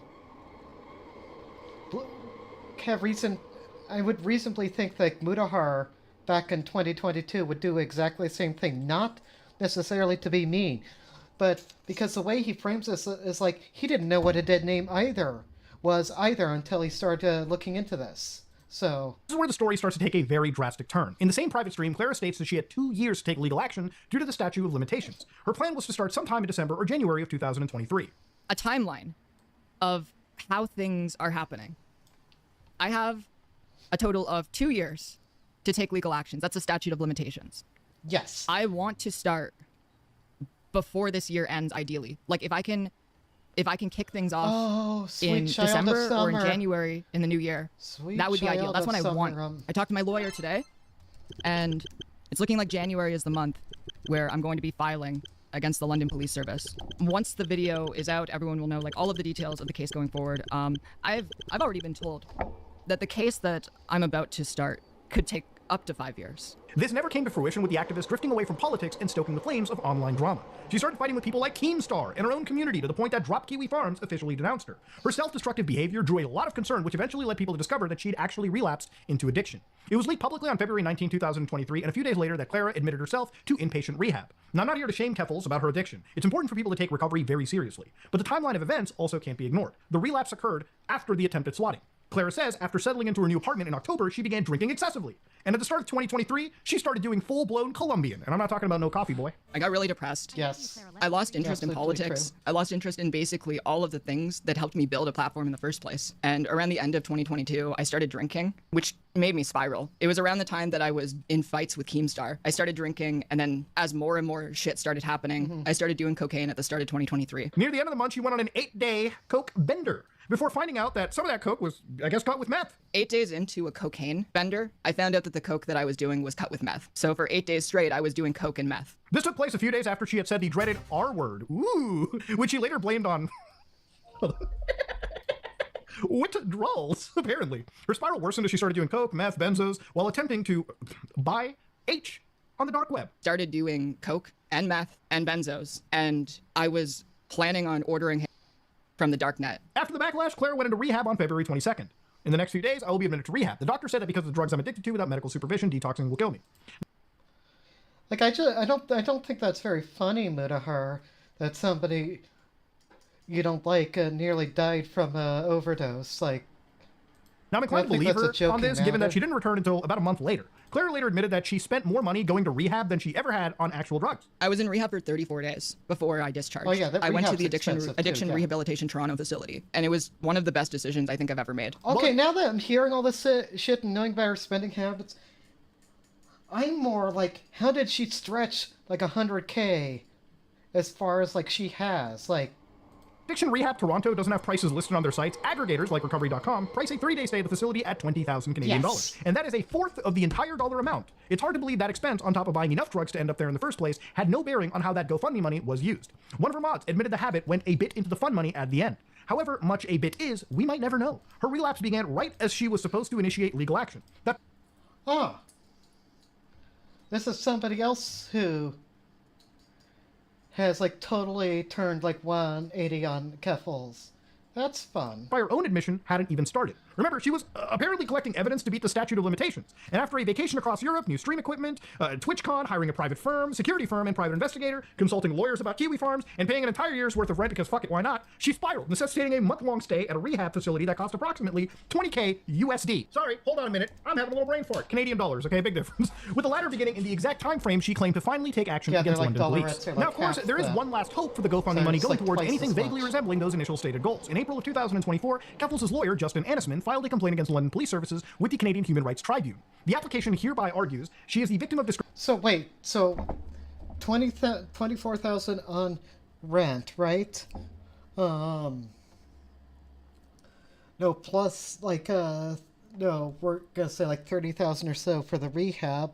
So that's already half of it.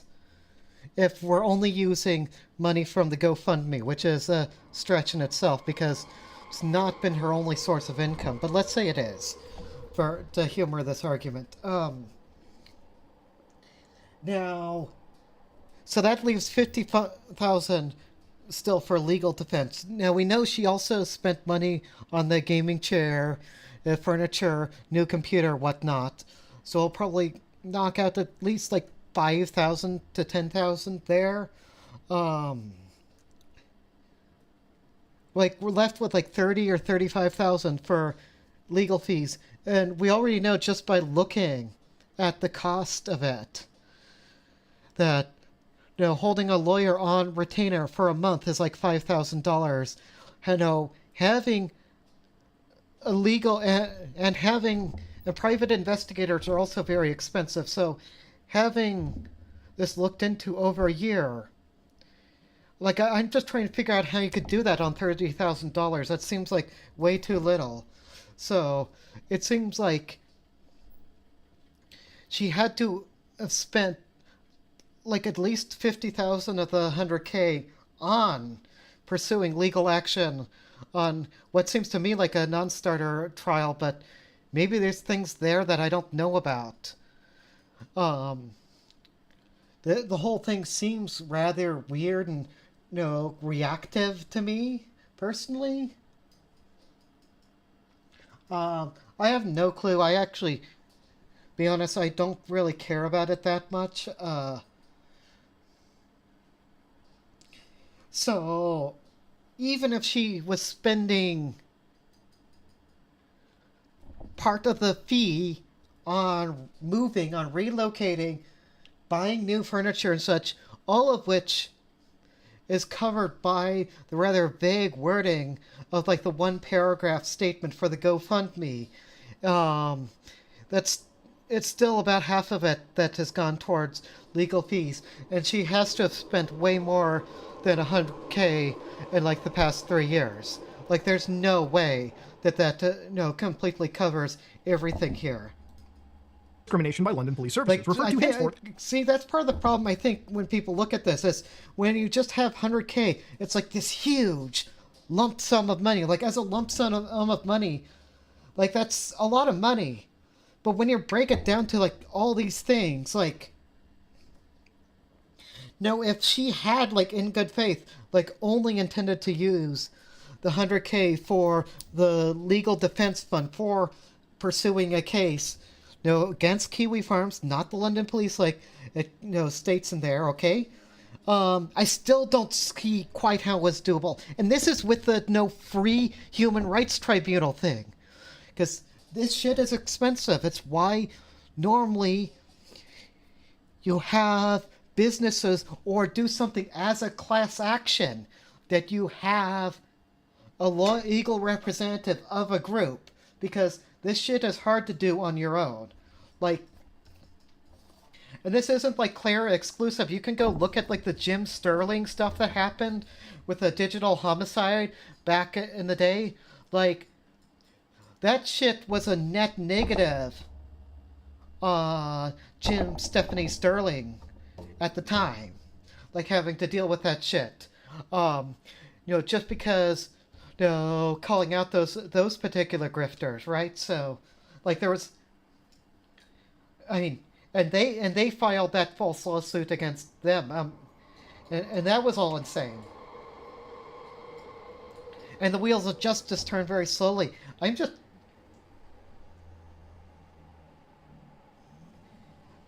And that's the other thing with the 100K that is never quite worked for me too. It's like, I have background, like, working with small business, handling small business, and, like, 100K in resources for a small business over a year, you're talking, like, a really small business then, like, because that's when we're talking about business expenses, in which Keffals herself, as a Twitch streamer, YouTube streamer, whatever, Keffals.gg, she is technically a small business, especially with all this legal defense shit and whatnot.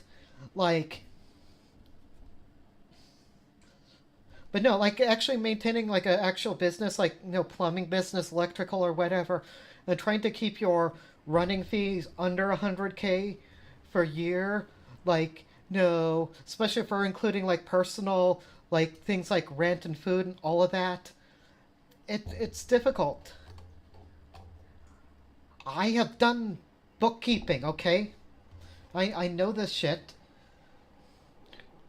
When I did just audit.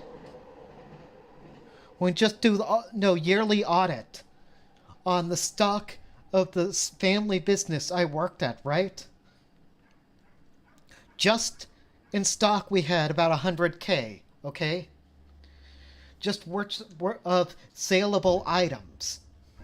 This isn't covering rent, which business rent can be a lot more than a housing rent, because you're trying to get like a street front space that people are walking by. And yeah, I'm not saying that Keffals obviously isn't using this money to, like start a shoe store or something. Like, no, I mean, that might have been a better use of the money, honestly. Examples given, 3 of them discuss her dead name being used in their records. This is true, and acknowledged by London police in their first statement. The complaint further alleges LPS officers... all the zeros, and then their brain kind of tends to turn out, and they don't crunch all the numbers that... Use her dead name and gender. During the arrest, this cannot be proven as no body cam footage exists. In a private conversation, she explained... At the time of the arrest, one officer pressed her hand against Miss Sorrenti's breast and said, "Yep, it's a she." Yeah, that's pretty weird. Proving that to be hard. Dead name and general LPS record system failed to record that Miss Sorrenti was transgender and was at greater risk of swatting as a result. She's like being warned by Miss Sorrenti in March 2022. If they have, like, the warning on file, which if she actually did warn them and didn't just say that, that should be on record. LP's record management system referred to her using dead name and gender. That's true. Pushing body cams was one of her main goals. If I could get one thing from all of this, it would be body cams, since the police didn't even have them in my hometown. There is no evidence where she is well aware of, hence why her last point is actually kind of bizarre. The complaint introduces an entirely new accusation and has somehow gone unmentioned so far. Clara alleges that an officer groped her breast and said, "Yeah, it's a she." The fact that we haven't heard about this before is insane. It completely changes the narrative. This realistically should have been her leading story, since it's also at gunpoint, apparently. If true, the interaction recontextualizes every claim of dead naming. It also makes her behavior afterward much stranger, given that she seemed to forgive LPS in favor of pursuing action against Kiwi Farms. Lawyers. Yeah, that's all I said. I never said that I was going to sue the police. I've basically had to make peace with it. Like, after it first happened, I was very mad at the police. And I wanted to hold their feet to the fire as much as possible. I wanted to even potentially pursue legal action against them. But they've taken the threat against my life very seriously, and I want to see justice. Now, this is in stark contrast to the reduced feelings and security described by Clara as a result of her inability to trust LPS. This impacted her ability to earn a living. In the 6 months since the events at issue in this application, Ms. Sorrenti has seen a reduction in income of more than 25%. That document further alleges that their treatment of Clara left her unable to leave her home. By the way of example, she feels incapable of leaving her home or socializing productively with friends and family out in the community because of a fear that LPS will continue to discriminate against her. And I'm sorry that if this is turning into a Hassan stream and I'm just letting this play, it's just, I don't know, it's... Like, we're more than halfway through the video now, and it's just kind of being a drag. I knew this going into it, but, like, again, all he has here is a few leaked DMs from Cherry to try and attack Clara's character that were said in confidence to a friend that she thought she could trust, mind you, who was trying to play both sides with the Clara and Xander Hall against each other that culminated in the Xander Hall drama of November last year with Keffals.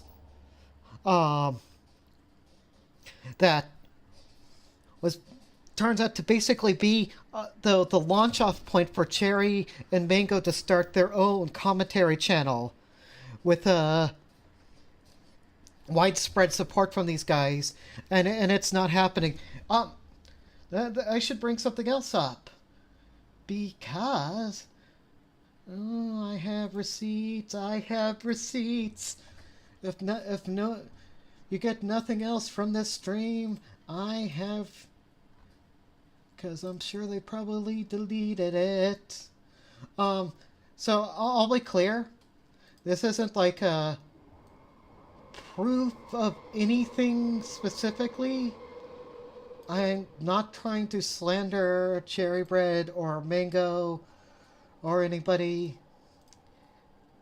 And so it's quite possible, even likely, that this is not is being talked about. And we'll find out another week, right? What if this means anything? But so back in January 30th, Cherry Bread TV, because it was pointed out to me that Cherry Bread was doing some weird things, like going into the Keffals hate. Posted something that was a little sus to me. That's still a little weird. Which is PSA, if you don't like what I have to say, then you're cordially invited to go choke on a dick. It's just my opinion. What lovely people. I mean, of course, Keffals would say this too, but, what lovely people we have in our circle. Mango, Neon Caffeine, good thing all of your enemies are evil, and the clock is ticking for all of them. Boy, oh boy, I can't wait to see what happens when it hits 0. Remember, based on Nick Diorio's tweets, well, we know Mango knew this as of January 30th, 2024, when these tweets were made, that Cherrylog had screen capped, had logged the shit out of Keffals and all their private convos, and leaked the stuff to Xander Hall and Diorio, and probably Mutahar as well. How I wake up knowing all my enemies will never see the light of heaven. So I guess Cherry's quite Christian. So maybe it's her. So it could be like Skitcha theory that it's Christian guilt. It's probably a joke. I don't know. It's hard to tell with these people. Mango, me when I know what's going to happen on May 18th, 2024. Now, I don't know what this is a reference to. This is still another week away. I don't want to Skitcha post and do the thing where I assume that they are talking about the Mutahar video, but it's entirely within the realm of possibility. I can allege that, right? It's entirely within the possibility, and we know that they both knew that, and I know, based on what's been provided here, that when Cherry Bread is referring to enemies, all my enemies, that all my enemies are evil, the clock is ticking for them. Can't wait to see what happens when it hits 0. No, I wake up knowing all my enemies will never see the light of heaven. Keffals is one of those people she's talking about. Xander Hall's probably one of them also. So Cherry Bread, again to reiterate, went in, probably with good faith, good intentions, to as Xander Hall's editor, to also be Keffals' editor while this stuff was going down. So Cherry Bread knew about the GoFundMe, knew about all this stuff, and still chose to be Keffals' editor. Okay? So if you're thinking base Cherry, uncovering all this fraud or whatever, Cherry's only the good guy in this if she was looking for wrongdoing ahead of time and came in there with those intentions, and that still makes her a weird Lio convoy type vigilante who's trying to do the police's work for them, right? Again, we're going on the hypothetical that Keffals actually commits actionable fraud here. Then, even then, Cherry Bread is being irresponsible. But that I don't think Cherry Bread initially was trying to destroy Keffals. So then the other take we have to assume, if that isn't true, is that Cherry Bread knew about Drop Kiwi Farms, knew about the 100K stuff, and thought, that's cool, that's based. I want to support that person. I want to be paid as their editor. And if Keffals was using the 100K to pay for everything, then Cherry Bread was somebody getting part of that 100K money, which I don't think is true either. I think no, Stream is funded completely by Stream donos or whatever. I'm fine with thinking that. Man, I feel like I do need to drop the PNG tube or just have my face here because I'm getting so many facial expressions. Like, I just have to remove my glasses, wave my hands because, oh, this shit is annoying. So, around the time of that Karl Marx debate then, Cherry Bread was so annoyed that Keffals would not see anything wrong with calling people online, calling non-binary people they fab, and would want to re-edit that, not even changing the course of that debate, but adding the Xander Hall stuff at the beginning, because that's what the leaked DMs say specifically, that she says, in her own words, poisoning the well. So Keffals is saying this, not Cherry. Keffals is saying that she thinks what she's doing is a bit shitty. Mango is trying to affirm her, saying, no, it's okay. So Mango, by her story, is deliberately lying to Keffals to make Keffals continue to trust her. And she continues to do that for 6 months just to gather shit. This is all facts based on what we're given, right? Just like it's a fact that Keffals' initial story about the LPD, literally pulling her out of bed, waking her up at gunpoint, is a lie, or is not the whole story, rather. This is also facts. All of these things are true. And so I'd allege that, gotta really watch out to Cherry Bread. Like, nobody should want to trust Cherry Bread after this.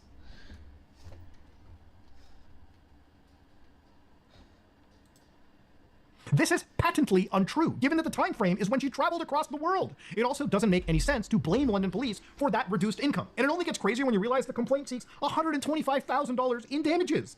Accordingly, the applicant seeks the following remedies: a declaration that the LPS discriminated against the applicant contrary to Section 1 of the Code, in order for damages of the injury to applicant's dignity, feelings, and self-respect in the total amount of $75,000. So this is, like, legal document, like, I highly doubt, we're not seeing the signatures, but I highly doubt Keffals could craft this on her own. Like, this is, like, completely legal format done by her lawyer, right?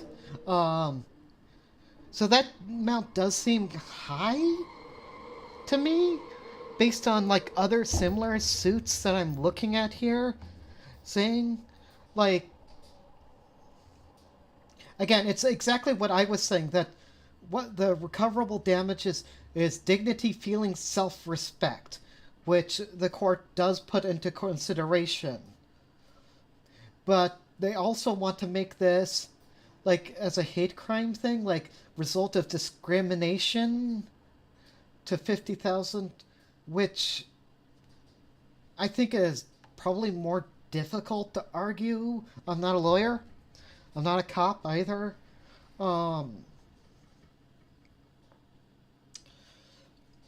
And Human Rights Tribunal of Ontario says this is the Human Rights Tribunal form. And again, this probably was about $500 for the lawyer to file and draft up. Because even though submitting the Human Rights Tribunal documentation is free, actually having a lawyer draft up a legally permissible document to that is not. Just getting, like, H&R Block to do your taxes is going to be a couple $100, right? Then this is just no compensation for work hours put in. So we're looking at a couple $100 of that supposed legal fund just going into this document that we're looking at right now. and an order that LPS compensate the applicant for the loss of income suffered and other special damages incurred as a result of the discriminatory plus interest therein in the amount of $50,000.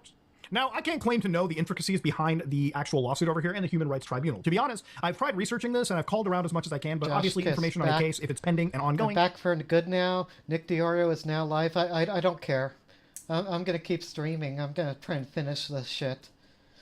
Then maybe do something else, something fun instead. Isn't going to be shared, nor is a status really something to be handed out about. But at the end of the day, I'm not a lawyer, so me digging into this isn't necessarily going to do much more than you would expect. But that being said, okay, with all of this brought up, this is, I guess, the only last Hail Mary that we have. And if you ask Keffals, the reason they decided to go with the Human Rights Tribunal rather than a lawsuit is because the Human Rights Tribunal has unique powers that a civil suit does not. In Canada, if they were simply to do a lawsuit, all they would get is money. They are apparently pushing for police body cams, which is the complete goal right there.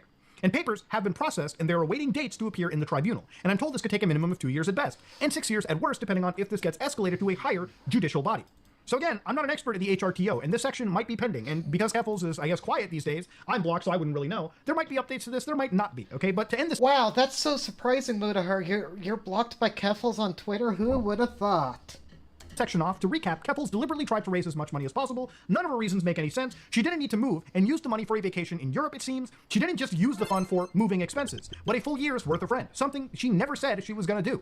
And as far as we can tell, she had no tangible losses. All of her possessions were returned within days, and the legal fund was for a nebulous lawsuit that has changed targets twice. The closest we saw to any actual legal action was that HRTO complaint, which doesn't even require a lawyer and is completely free. It's unlikely to go anywhere since she apparently has no evidence, no credibility, and seemingly no actual legal standing. Okay, so now that we've covered the swatting and her GoFundMe, let's talk about her campaign to drop Kiwi Farms. An important thing to recognize is that this is a public discussion forum. You can see what people are saying, and it also means it's difficult to prove something was their fault if they didn't brag about it on the site. To be clear, they're not innocent whatsoever. They're not entirely innocent. They collect and organize personal information, and I would never argue that they don't harass people. We can prove Kiwi Farms users doxed her old house and one of the hotel rooms. However, they weren't the main culprit. There is a completely different site that actually took credit for the harassment that veered into actual criminality. For the sake of not promoting it, we're going to be referring to this website as Website Zero, like others have before who've covered this topic. If you've read the thread closely, you'll discover Kiwi Farms users don't find out about the swatting until after her go. Guys, since I've been doing this stream, Keffals' post about the Mutahar thumbnail has received a community note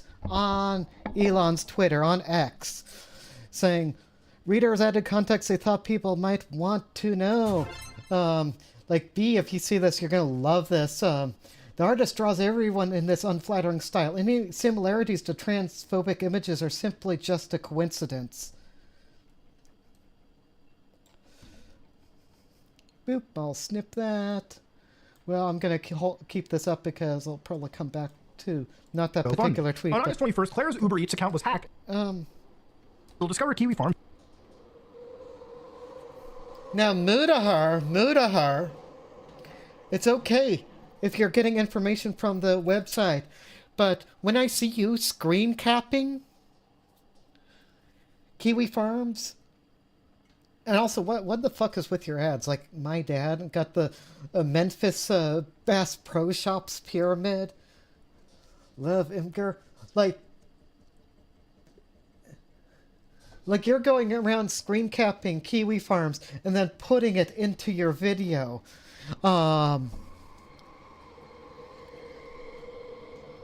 Like, you can't pretend that you're not part of that community now.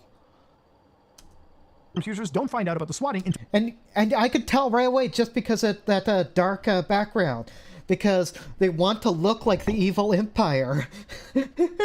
Like, no, he's just like a bunch of internet edgelords. On August 21st, Claire's Uber Eats account was hacked and she blamed Kiwi Farms. Jesus. The next day, a post was made on Website Zero taking credit. She showed a receipt for the order as part of the docs. This post also included phone numbers, accounts, addresses, emails, and passwords belonging to Sorrenti, as well as many of her family members. The docs stayed pinned from the date it was created until September the 4th. It was being worked on publicly since March 28th, and with users actively calling for others to track her down. Despite this, Clara continued to blame Kiwi Farms instead for hacking her account. I know, I'm stimming, guys. Even directly calling for Cloudflare to halt services in response to the hack. From here, she makes a decision to move to Northern Ireland to flee online harassment. And it's important to know that Kiwi Farms was down from August 26th to August 29th. Website Zero identified her location on August 26th thanks to that doorknob. Keffals blamed the Kiwi Farms, calling them out by name on the 29th. The same day, she claimed a Kiwi Farms user had identified her location and threatened to show up. I'm noticing he's gone... Mutahar has discovered time travel, okay? He has built himself a time machine. He is the Doc Brown of our generation. time travel has been invented, and its inventor is an Indo-Canadian man, okay? Because we are back to August of 2022 now, when we were into November and December with the other stuff, with the VidCon stuff, right? So She claimed to have going identified back the to the user and stuff forwarded with their her information first to the apartment police. there. And this is true. If this is true, there's no reason for her to believe this individual had any association with Kiwi Farms. The user had been very active across 4chan and the rest of the internet on a variety of easily identifiable accounts. And they've also explicitly stated that they had no connection with Kiwi Farms. You're trusting noted transphobe Jesse Singal's and he's probably right about this. I am an Ulster loyalist. I have no connection. I am a foodist. What?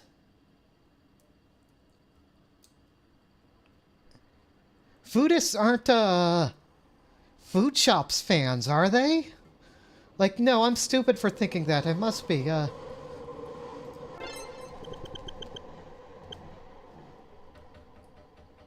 Foodists are a collection of like-minded food worshippers? What the fuck? What in the actual foodistan? Like, this is like a shitpost. I swear! Me, the Kiwi farmer, I'm not Kiwi farmer. I'm this shitpost made-up thing that we join on the internet for. That's like saying you're an oxygenarian. And they could just, there's a bunch of different like doxing places and such, including Twitter. Twitter is now a doxing website. You know how I know this? Because I have seen outright multiple people get doxed. Prominent creators get doxed in replies, which I have then reported said doxing to Twitter as being against terms of service.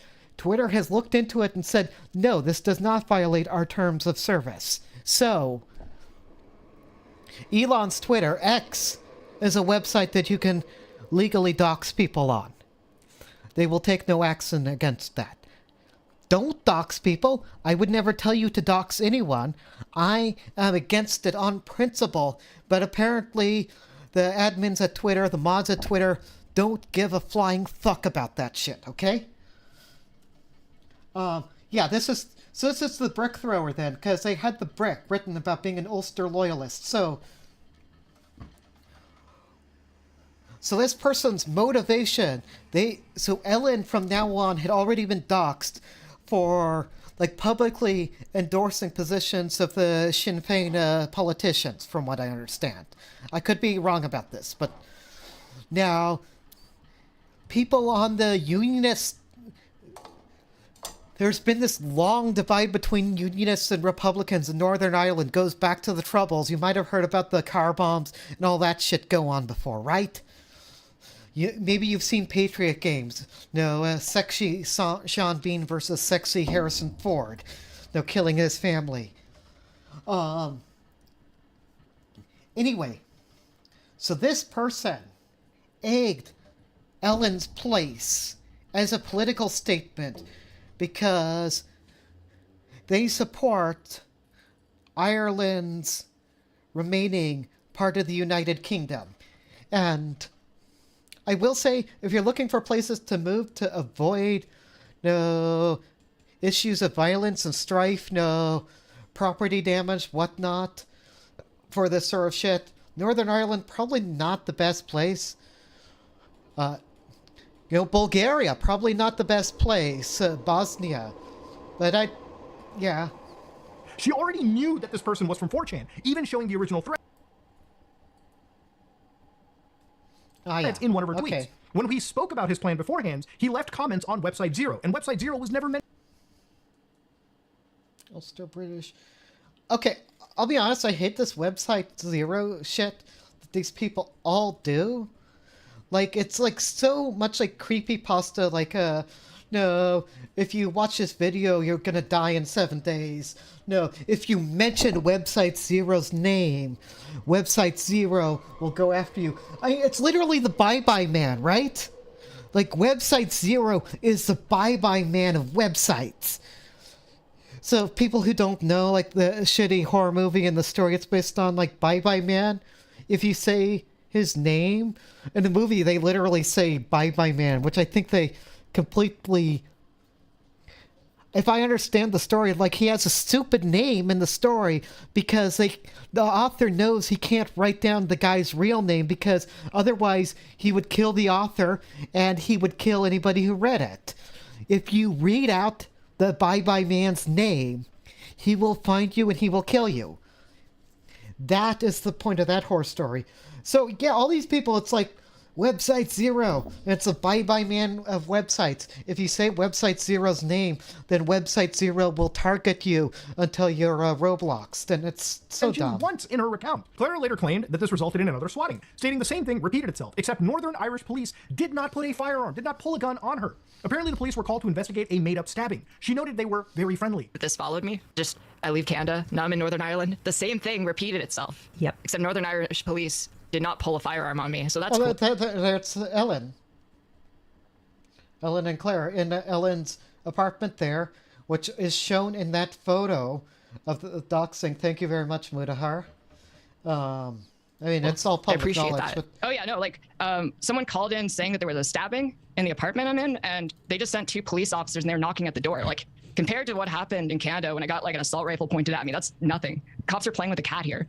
That's interesting that the Canadians are also so militarized, the police there. I didn't realize. Police were calm during this incident because Keffals was not swatted. It was a wellness check from someone afraid she was in danger. The person who contacted police reached out to Destiny to explain they were worried about a stalker. They specifically refute the idea they called in a stabbing. On the H3 podcast, Keffals stated that the swatting had mentioned a stabbing, but that there were no guns when they visited. This link shows the armed response unit, which is deployed for when someone reports a stabbing in active situation. There's a picture there that shows a dynamic entry. Someone with Ellen's background wouldn't realize that Northern Ireland does actually have a history of armed violence, and the PSNI response to what that violence is equivalent to the United States of America. The evidence strongly supports that the story Keffals gave on the H3 podcast about being swatted here is utter horseshit. And if you recall, law enforcement began actively investigating the people harassing her. As it turns out, they actually caught them. The harassment was largely perpetrated by a now defunct group on Website Zero known as Vile. Vile doxed several people related to #DropKiwiFarms, including Keffals and the owner of the DIY HRT directory. This is easily proven as their signature is present in the pastes themselves. Some of their known techniques include using fake emergency data requests to impersonate government officials. They also use cybercrime gang charged. So we're taking the information gathered by like actual charged cyber criminals at this point. So these people were found to have broken the law. Mutahar, think about this a little bit, from law okay? enforcement officers to subpoena companies into sharing private information. That info was then used for extortion. This criminal activity is only known because 2 members were arrested and charged in March of 2023. Now, while the group is defunct, as demonstrably law enforcement did their job, the important distinction here, though, is what Vile did was criminal. There is legal recourse for extortion. Amongst the many crimes they committed, Kiwi Farms, on the other hand, is still entirely legal, which is why she has to poison the well against them. Her motivations are especially curious, given this DM from August 4th. No.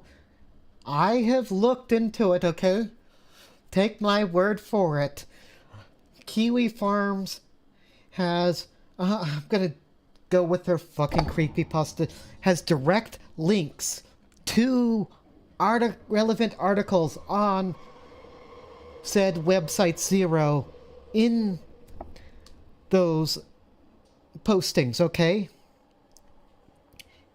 In the forums there. Now, some people there go as far as actually posting the docs information on the threads. And it does not get deleted, it does not get moderated.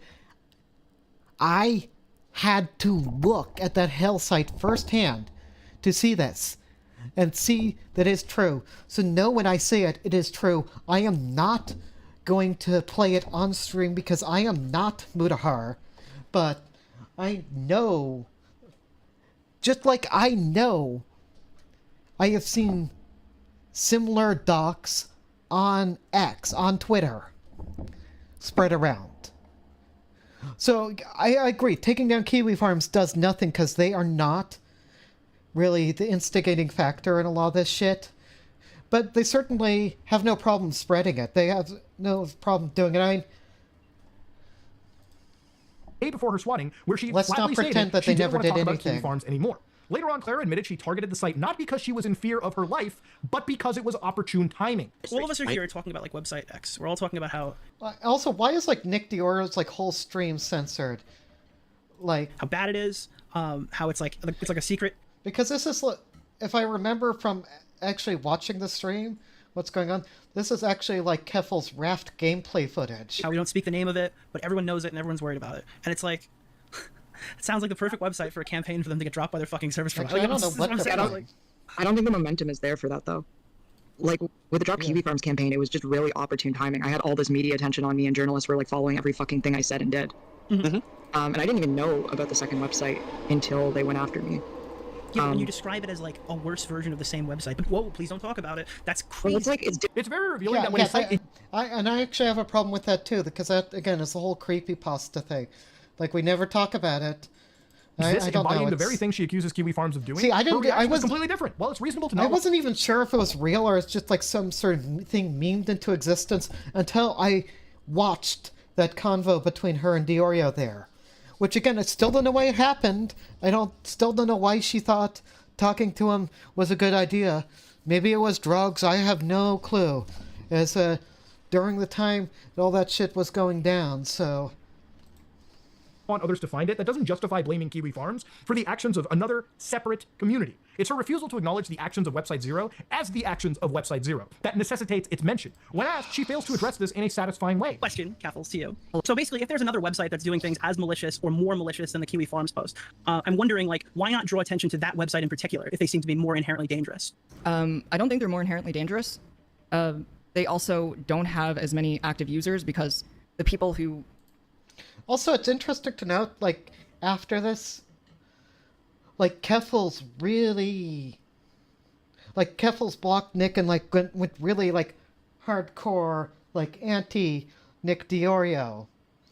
And this was about time, like, Tipster started following her community. And maybe because of stuff he said with Tipster, I'm still not completely clear on it. You know, maybe it was fallout because of this convo. She's, I think, gone on record as saying regretting doing this group chat. Anyway. So, yeah, it's weird to me because... No, when she called into Augie RFC stream later in the year, like, in the summer of 2023, no, Augie kept... She brought Tipster into the call, and Augie kept trying to bring Nick into the call, and she kept... But because it was Keffals' group call, Keffals kept kicking him. And then Augie would just re-invite him. Like, whatever. I mean, I think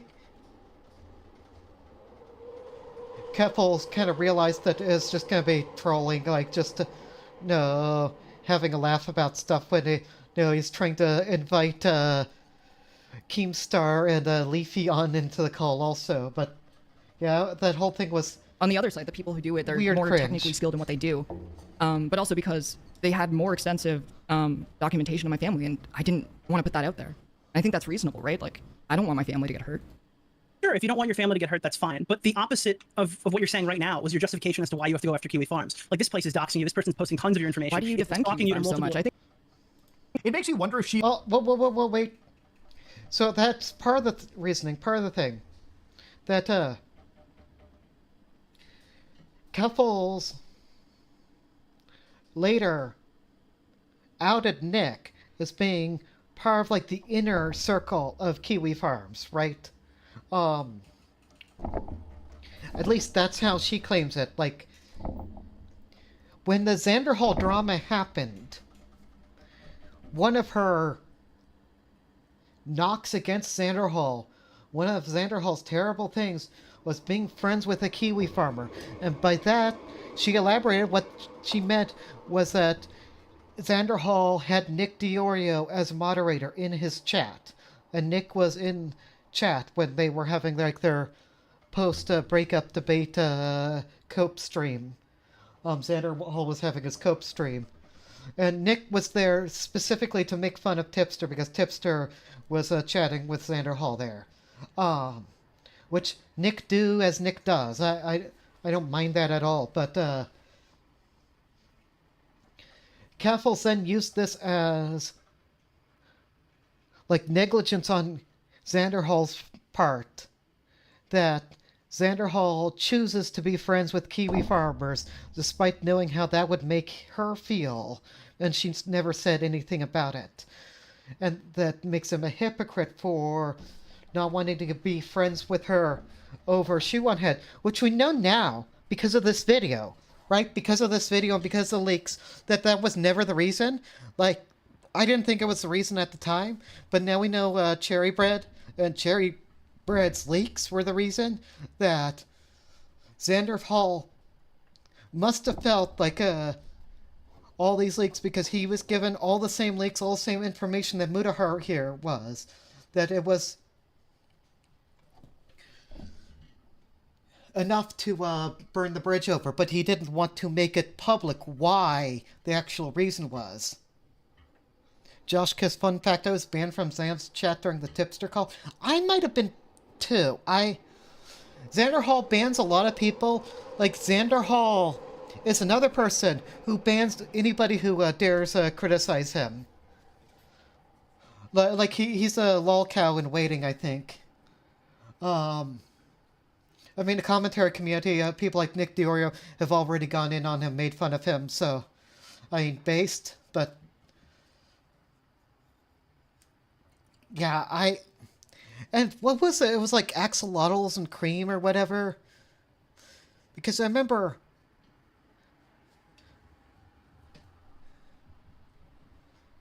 like, I mean, that whole drama was so stupid, but it's like there was a mutual chatter in both their streams who was like really active, who like mentioned the shoe and head stuff to Xander Hall, and Xander Hall finally had something public that he could act on, and not just these private DMs.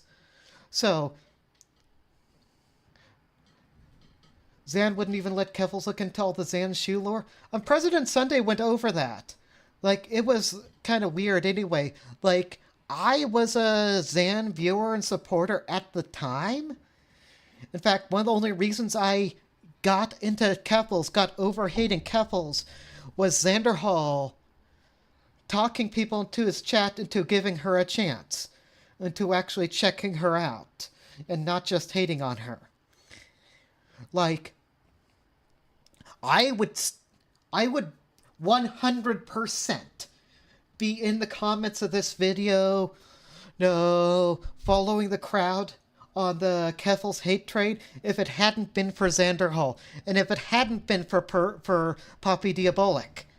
Both of those people helped me get over shitting on Keffals and hating Keffals. And both of them have turned out to be miserable, disingenuous people that can't be trusted at all. So, like, they're, at best, they are no better than Keffals, okay?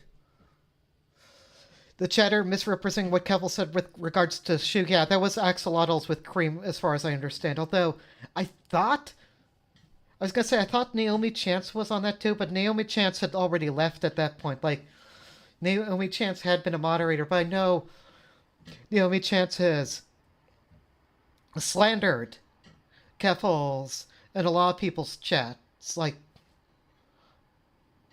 not and then now against, I mean, much like Mutahar here has no sympathy for Keffals, which I think is totally understandable given his situation. Like, gotta realize, like, I didn't know whether he'd go super hard or not. Like, this video doesn't really make me hate Mutahar. I already kind of think he's a little damaged in the head based on, like, when he fell for that Mexican alien scam. Like, I unsubbed from him at that time. Had nothing to do with drama, had nothing to do with Keffals. And that was before LolCow Live, and it's like he's just, like, kind of sliding down the slope to me. But I think he's an okay dude. I don't have anything against him. I think, yeah, I have no sympathy for whatever happens to Xander Hall at this point. He can kiss the dirt. He can kiss the dirt in his his beloved Minecraft, his beloved 2B2T.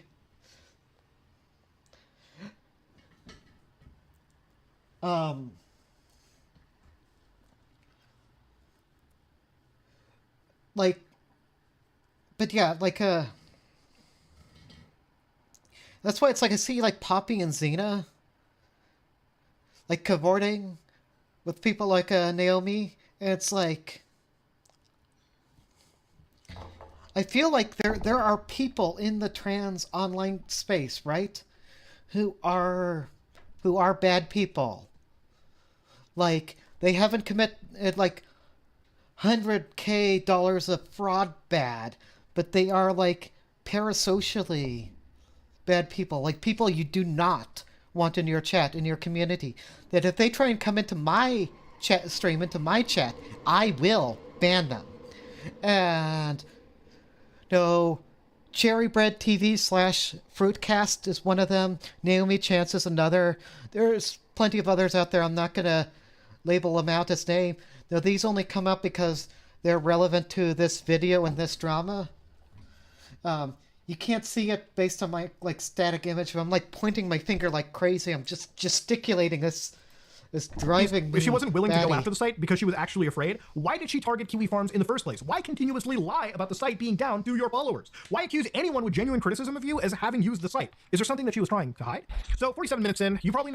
So Kiwi Farms, this is the narrative that they've kind of gone with, is that Keffals wants to get Kiwi Farms taken down because she wants to hide the evidence. Now, keep in mind, I see he's going to use this to go into DIY HRT. Now, the evidence is everything that he's provided so far, than the DIY stuff, which he'll get into, and it's going to give me something else to talk about. What bothered me was Zan wouldn't let Keffals make up her own mind about Shu and wouldn't let her even learn the whole story. Because we know now Shu on Head was cope. Shu on Head was cope for Xander Hall. Just like Balenciaga was cope for him burning the bridge with Shu on Head. Shu on Head was cope for him burning the bridge with Keffals. He already wanted to burn the bridge, but couldn't say anything because it was for private reasons that he didn't want to leak and make public at the time. Okay? And it was only after she went in on him and he was upset about it from the fallout that he decided he'd make a video on her. And then, like, White Nervosa threatened him about that. No, Nick says that Cherry got cold feet and told him against it. And so the whole thing kind of folded. And it became this Some Ordinary Gamer, this Mutahar video that we are watching now. So this is the Xander Hall Keffals Manifesto, made flesh, made for. So Mutahar is speaking Xander Hall's words through his mouth. You knew that then? Yeah, I kind of understood that then, but all I had to go on was speculation. I didn't have any proof of then. I didn't have any proof today when Nick Diorio tweeted that all out. So, again, I'm just saying it again, give a little clap for Nick Diorio. I think that's super cool of him to come forward, explain what the actual shit is going on. know that I have to address the big, massive elephant in the room, okay? Horton here's a who, boyos. The reason for this is because I don't even think we can begin to have this conversation without showing now definitively that Keffals, as a narrator, cannot be trusted. The conversation surrounding the subject has been intentionally warped and obfuscated, and even questioning it will get you labeled a transphobe, okay? And I'm not a transphobe, I'm bringing this up, okay? This is very, press X to that, this is a minefield I'm walking in, okay? When we talk Mutahar, you can just own it, okay? You don't have to pretend. I literally don't care. No, if I was still sub to you, I wouldn't unsub to you if you called yourself a raging transphobe and used the wrong pronouns throughout this video. That is how much I don't give a shit about that. Like, from what I understand, you're, like, actively, like, religious. Like, no. Belief in trans ideology is against your God. I don't care. I think you're entitled to have that position. I don't agree with it myself, but I don't think that makes you a bad person for believing that. Just be honest about it, okay? I want to know what this box is here. Is this like a Yu-Gi-Oh card box or something? Like, what is in it? It just bothers me that he's got, like, weird stuff on his windowsill. Like, see, I'm paying more attention to this in this video because it's being, like, more of a nothing burger than I thought it would be. It's true. There is truth to the idea they'll call just about anyone a groomer just because that they're trans. However, this has allowed Keffals to absolve herself of responsibility of her own actions. And yes! And don't you see the correlation there? That because the transphobes in the audience have poisoned this narrative so much, there's no way there can ever be any sort of accountability with the DIY stuff. There's no way we can have, like, an honest conversation about it. No, we can't set it Keffals down, like, in a group call and just, like, casually chat about this because they went after her. They dropped the bombs on her. And she rightfully is, like, angry about that and is going, and with her PTSD and such, she's going to see all that stuff as transphobic. Absolutely. So you can have that conversation with me, anything, but I know, like, no shit about the DIY, and I don't even agree with Keffals on it. So there you go. That's where we stand. Nothing she has personally done for people to distrust her character. Not only that, but she'll discredit any criticism by associating it with Kiwi Farms, the big bad farms. At the end of the day, if documentation exists, then regardless of that source, it speaks for itself. Keffals will hide behind her identity as a shield, accusing anyone who brings up her genuinely questionable behavior as pedo-jacketing. In reality, this is little more than an excuse to avoid accountability. And it's finally time to talk about do-it-yourself hormones. No, sir. You don't take candle. No, look, Mutahar.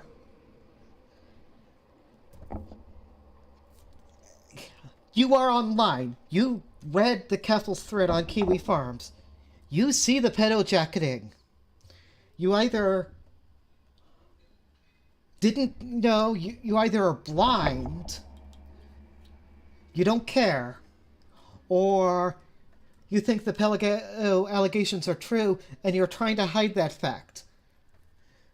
Like, in the year of our Lord, 2024, can you honestly say that there are people on Kiwi Farms saying they're trying to trans our kids? In fact, it's so much the narrative of the DIY stuff. Like, that's in fact why I think it's a little contentious. Why I think it's quite debatable. Like, I think puberty blockers, okay, cool.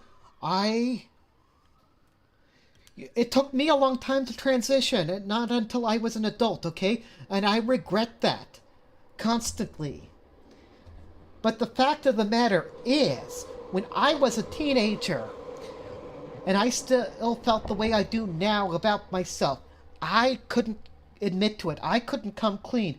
I was closeted, and I was super against trans people. I was a transphobe. I was a homophobe. And you know what it is people told me I'd grow out of it. And I was so certain I would grow out of those feelings, that I would get better, right? I would cure myself of it. And 20 years later, it never fucking happened, okay?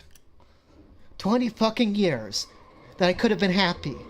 20 fucking years of depression, of Minecraft, of rope. 20 shitty years. So, I get the thing. But, here's the but. The problem with unregulated drugs by third-party sources, shipped illegally from these various countries, okay? Don't have the same sort of medical standards like Pharma does. And I know Big Pharma sucks. It's not the point. And we also are giving it to somebody who has a legal guardian. That, remember, minors, because this came up with the Roblox stuff, it came up with the Lio Convoy stuff. It seems like every stream I do these days, this has to be a topic. But minors do not have their own bodily autonomy, right? That is definitionally what it means to be a minor. Not any of this other legal stuff. It's that your parents have, or legal guardian, have legal guardianship over them. So, if they got into legal trouble over something, like say they got sick from DIY hormones, okay? Say the cat hair thing was true and it turned them into the half-cat Hermione from Chamber of Secrets. We go with the...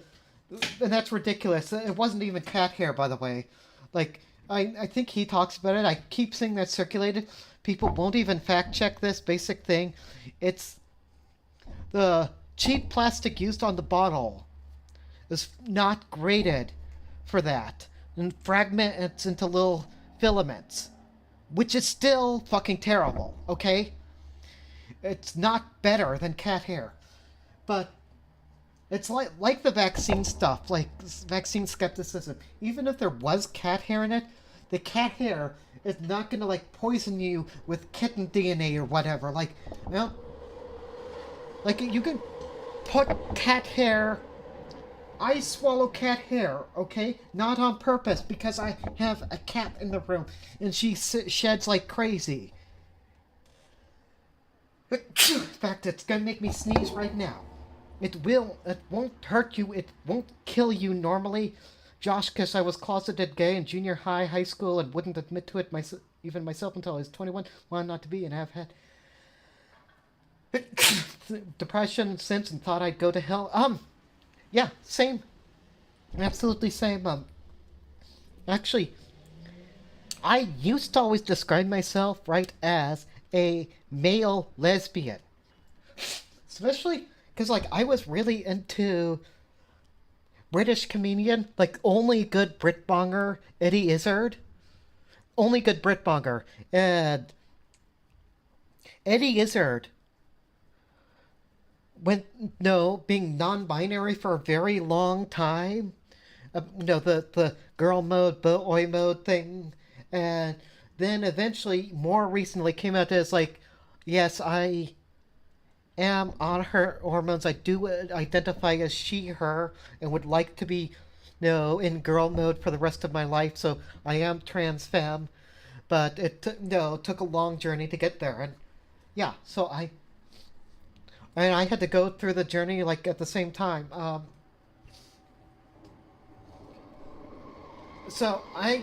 That's going to be my definitive stance at the moment, is I don't think children, minors, like, teenagers, let's get this clear, like, people who are still minors but have already hit the age of puberty, okay? 14-year-olds, 15-year-olds, that sort of thing. 17-year-olds should be able to get puberty blockers, should be able to get hormones. I would love if my voice sounded half as good as Keffals, okay? Half as good as a lot of these people who came out, went on to HRT in their teenage years and didn't have to deal with all the effects that, like, full dose of puberty provides. It sucks. I hate it. But I can't really undo it, okay? And I'm not going to hate myself for it. I've chosen not to do that.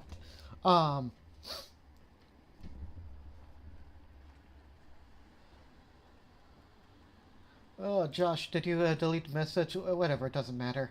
I'm not going to reread it anyway. So, I think minors should have the ability to get that access, but they need to have permission of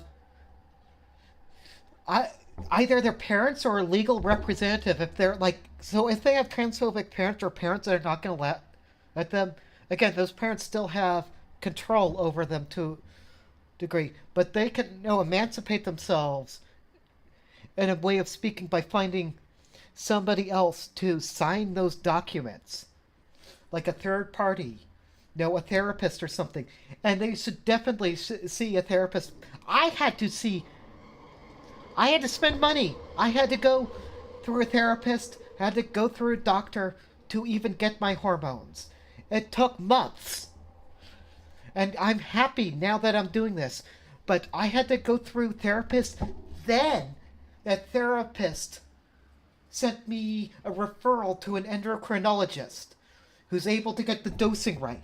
And then that has taken over a year, okay, for the endocrinologist doing regular monthly tests, blood tests on me, on my body. No, invasively taking my blood to get the dosing right. You can't tell me that kids doing DIY without their parents' approval are going to be figuring this out on their own. Like, I get why it's an option, why it exists, like, for, states and countries where there is no other choice. I get why Keffals would push for this. I just don't think it's a good idea. I'm not for it. Let's see what he has to say. And Cowboy Ranch. In June of 2022, Claire began sponsoring the DIY HRT directory. For a myriad of reasons, hormone replacement therapy is often inaccessible to many trans people. The directory intends to teach people how to, quote-unquote, safely obtain HRT without a prescription. While some are legitimate pharmaceutical-grade medications, simply imported from other countries, the site also offers a number of homebrew sources. They are colloquially referred to as bathtub estrogen, in reference to the actual practice of brewing your own HRT. This guide in particular... No.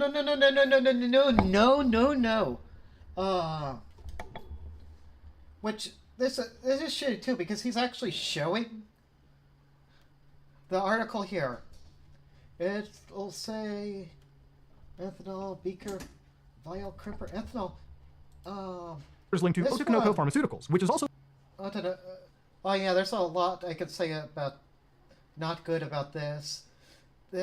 Except the raw powder you could find on Alibaba. Like, this is really kind of like sus third party. Like, you really want to play around with putting this in your body? Like, I see it if you're desperate. Also, Josh, I don't know if you can see this. How do you like my Pop-Tart cat YouTube?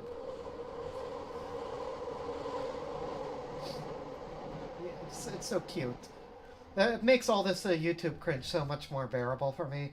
Like, every time I just see the gay-ass rainbow slider with the Pop-Tart cat going along the screen. In fact, you know what?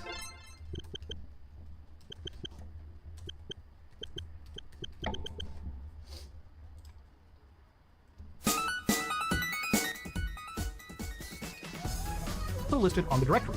Otokonoko Pharmaceuticals is extremely controversial, for reasons that will become very self-apparent. The packaging is covered in sexualized depictions of young boys cross-dressing. Again, I have to blur this out because it is actually a violation of YouTube's TOS, with text on the box that reads, What? No. You posted this all over Twitter. No. Because now you're implying that it's porn on there. It's very sus. I'll say it, the image of.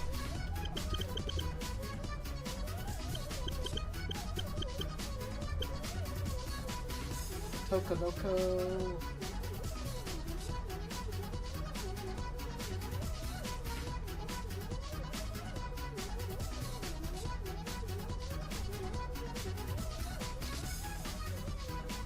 Let's see if this is something I can show.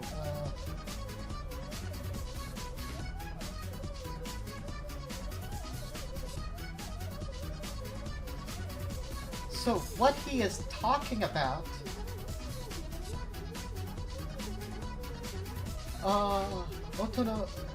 Otokonoko products, we stock our private class.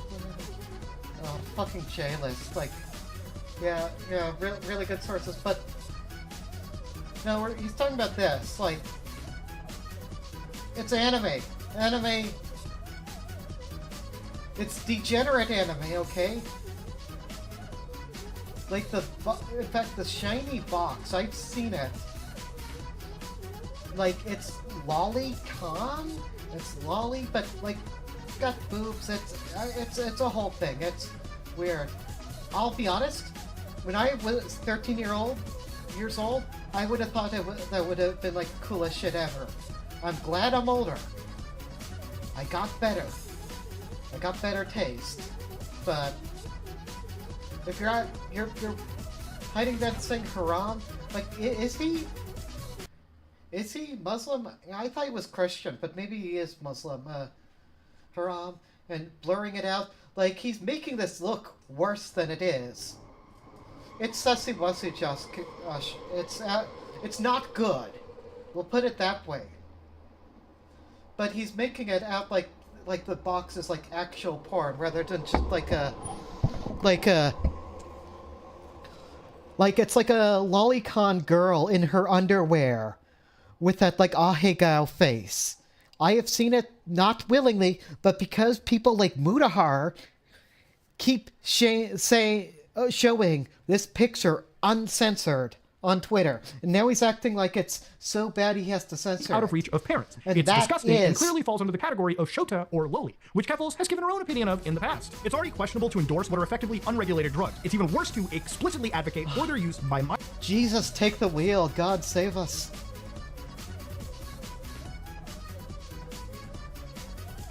minors.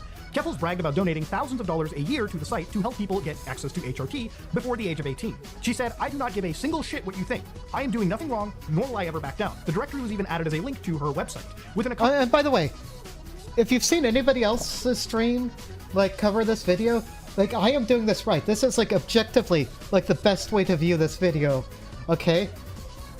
I am in a happy state. It's Sunday. I am doing my Sunday crossword that comes out every Sunday. After I complete this one, I'll go on to another one. I am listening to Nyan Cat with the 10-hour version while having the Mutahar video played on the background. That's like how much of a shit I am giving about this at this point, okay? Being chat command. By then, she was marketing her community as a safe space for teenagers. As a former trans kid who is now a trans adult, I want to say to all the young trans people who follow me, I love you, I care about you, and I will fight for you. We will win. There is hope for people like us in this world. They cannot and will not keep us down. I have no opposition to providing safe access to HRT for trans people who need them, right? That's just the thing. Doctors can come in, and there's a way to safely do it 100%. Get the proper people involved, not me. See, this is the thing that bothers me, because it'd be so easy to have, like, everybody who hates the people that we like just be, like, definitionally evil or whatever. But, like, this, if anything, I've avoided others covering this video. It's mainly Dior. No, you're 100% wrong about that, Josh. I mean, yes, Diorio's covering it. No, I know Bo Black's covered it and whatnot. But President Sunday covered it. No, a lot of DGG covered it. Like Twitch Poll was all up on this because she's burned the bridges with them. I mean, for all I know, Xander Hall might have already covered it. Like, because there isn't really a difference between commentary community and Twitch poll. I'll be straight up honest with you now. Like, if you think there is, you need to actually get to know these people. Like, go into the Discords, like, actually be friends with the fans, talk with them. It's all intertwined. Now, you might not like Diorio, might not follow his videos. Like, I honestly think Diorio's kind of performative asshole shithead a bit. Like, it's like a New York cab driver was given a popular streaming platform and just ran with it. Like, he's got about as based of a opinion as your average pizza guy would have. But that's my Diorio take anyway. But no, it's all the same. And online trans spaces are just objectively worse in my opinion. Because I know I've heard it through the pipeline, like Demon Mama is going to be going into this, Stardust went into this, Starboxia was promoting this, Poppy and Xena were promoting this. Like, realize that the trans Twitch is forming an alliance with Diorio, with Chris Sanark, with commentary. to take down Keffals at the moment. That is what's going on. What I want to say, though, is I have criticism of like the way he's edited his video. No, people are saying, and people who are supportive of him like were talking about that too. I saw Jessica Pizzle say he needs to learn how to take second takes. Like, I think that's a lot of my actual criticism of the actual video. I don't think Mutahar is a bad person for this. In fact, I'm watching this and I'm like, this makes me not hate Mutahar because, like, I feel like from his perspective, he's being relatively good faith. He's working with the shit that was handed to him. Like, he's just going over, like, a lot of the old Kiwi Farm stuff. Like, I knew all this shit because I was a Keffals hater. I went through all this, like, back when it happened. Not Keffals the activist, both of us are clearly not doctors, sure, but it is dangerous to condone questionable individuals with shady histories like Keffals and deceitful messaging to illicitly offer these treatments online, especially to minors. The directory was created by an individual known as I hate this part because I'm probably going to be spending most of this section agreeing with him. Fuck it. Also, Bob Posting's not a good person, so... Posting, or Chloe. Chloe and Clara have a long history of friendship together. Chloe thanked Keffals for her sponsorship and even got brought on stream to promote the site. She would reply to Clara on Twitter, 1,000 minors... Again, he's doing his time traveling. June 2022, we're going further back in time. HRT. Her association sparked backlash after people began to notice her bizarre fixation on secretly sending HRT to minors. Pilling minors is based... And the other thing I'll see is that people will attribute these quotes that Bob Posting has said to Keffals herself. Like a half a dozen minors acquire bathtub estrogen. No one tell them I've helped more than one minor order. I don't agree. Also, Femboy VR, what the fuck, like Femboys is Children, in here? I show dozens of kids every week how to buy bathtub estrogen with cryptocurrency and how to hide it from their parents. What are you talking about? The directory does, in fact, take cryptocurrency, and at one point even instructed minors on how to buy Bitcoin. If you're a minor, get a trusted broker to purchase extremely Bitcoin bad. for you, or I local don't BTC support ETF. that. Chloe has also referenced minors in relation to an act known as pink pilling, the act of convincing someone that they are trans on multiple occasions. Yes, don't do that. That's, in fact... Okay, this has stopped being funny now. Okay. Ugh, now I can think. I'll just let it run in the background. It's irresponsible. And this is very much like a Zoomer behavior and ideology where they don't give a fuck what older people think, what people with different opinions think, because this is like doing the opposite of helping, right? Now, I see people wanting to say that Keffals is transphobic for promoting these views because it's actively damaging the reputation of trans people. That doesn't make... that's not definitionally not what the term means, okay? Like, you're just assuming because when you see people like Keffals call out their critics as transphobic, it means that everything that reflects negatively on trans people is transphobic, and you're literally running with that when you do that. So, stop saying that. I don't care if somebody hates Keffals, just stop calling Keffals transphobic over this shit. Like, Destiny did that too. It's like, definitionally not understanding the term. Like, the terminology. What it is doing, like the pink pilling thing is doing, is making it appear like these people are the straw man. That they are exactly what conservatives fear they are. That they are trying to trans our kids, right? I don't want to trans everybody's kids. I only want kids who know themselves to be trans to have the opportunity to have access to hormones and puberty blockers. Like, I know I was in that situation when I was 13, okay?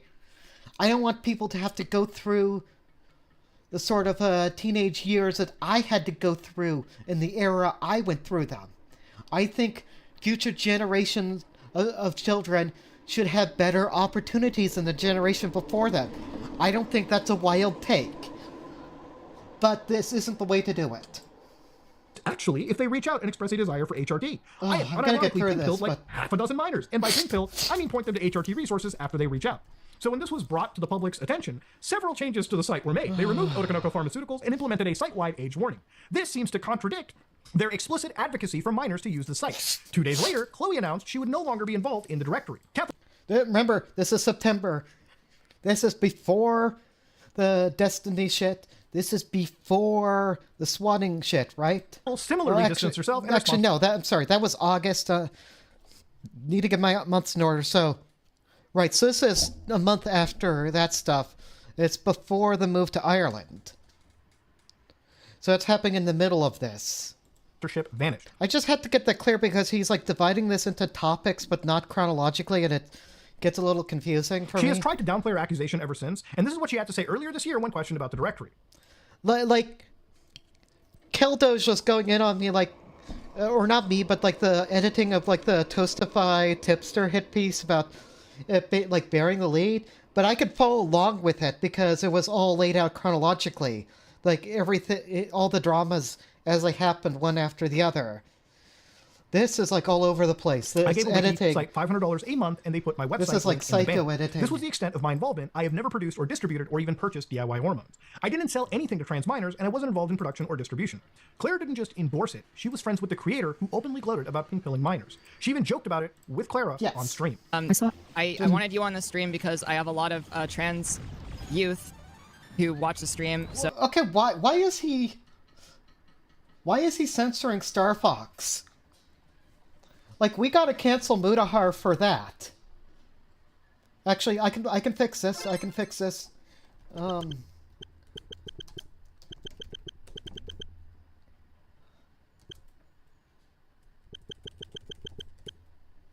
For Cornelia Boss.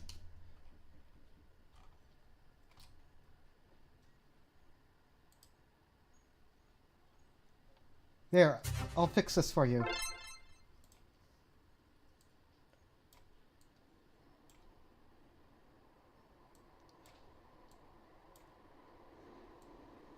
There we go. So you gotta like chill your pink pilling stuff. Wow, I have the perfect solutions for you. So I am pretty well known for those who don't know.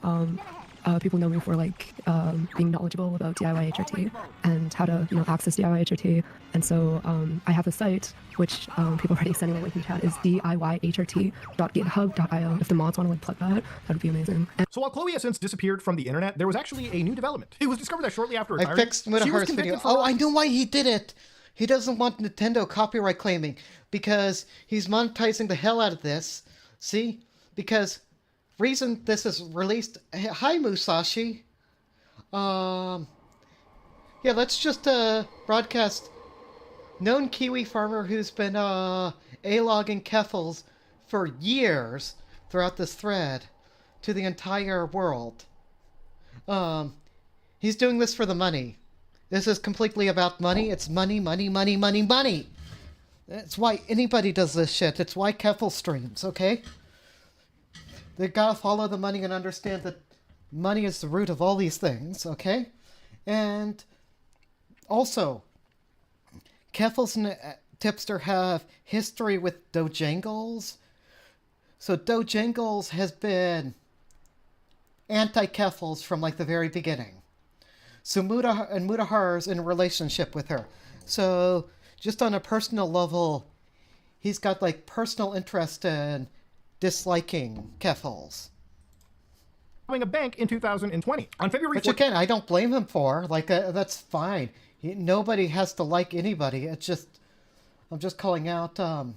In 2020, on about 7:18 a.m., an individual wearing a surgical mask walked up to the counter at the Scotiabank branch located at and handed a note to a teller. It read, "This is a robbery. You are not in danger. Call the police 30 seconds after I leave the door. Give me all your money. No bug money." The robber handed the teller a box. The teller placed cash in the box, and the robber then left the bank with the box of cash. The teller locked the door and told her manager what happened. The police were called. This individual was identified by police as Chloe. The teller placed a GPS tracker device hidden between four for $20 bills. And when she discovered this, she tried to hide it beneath some snow. It was quickly found, reported to police, and they retrieved $5,190 in cash. And Chloe was convicted in 2023. Though currently her sentence is unclear, the Criminal Notebook, a free resource on Canadian criminal law, says the average sentence in Alberta for this exact type of crime is 4 years and possibly a fine. And while it's unclear who owns a directory now, it's still around to this day. In fact, they recently added back Otokonoko Pharmaceuticals.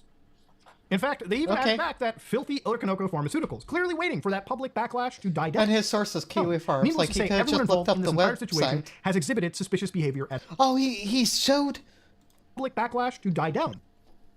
Needless to say, everyone involved in this entire situation, pharmaceuticals, clearly waiting for that public backlash to die down. Showed the Needless to image. say, He said everyone he involved in wouldn't. this entire situation. Also, what the fuck is he running like 56k or whatever, like bizarre 90s Boda that the page like took a couple seconds to load there? Did he slow down the footage or is it just like that?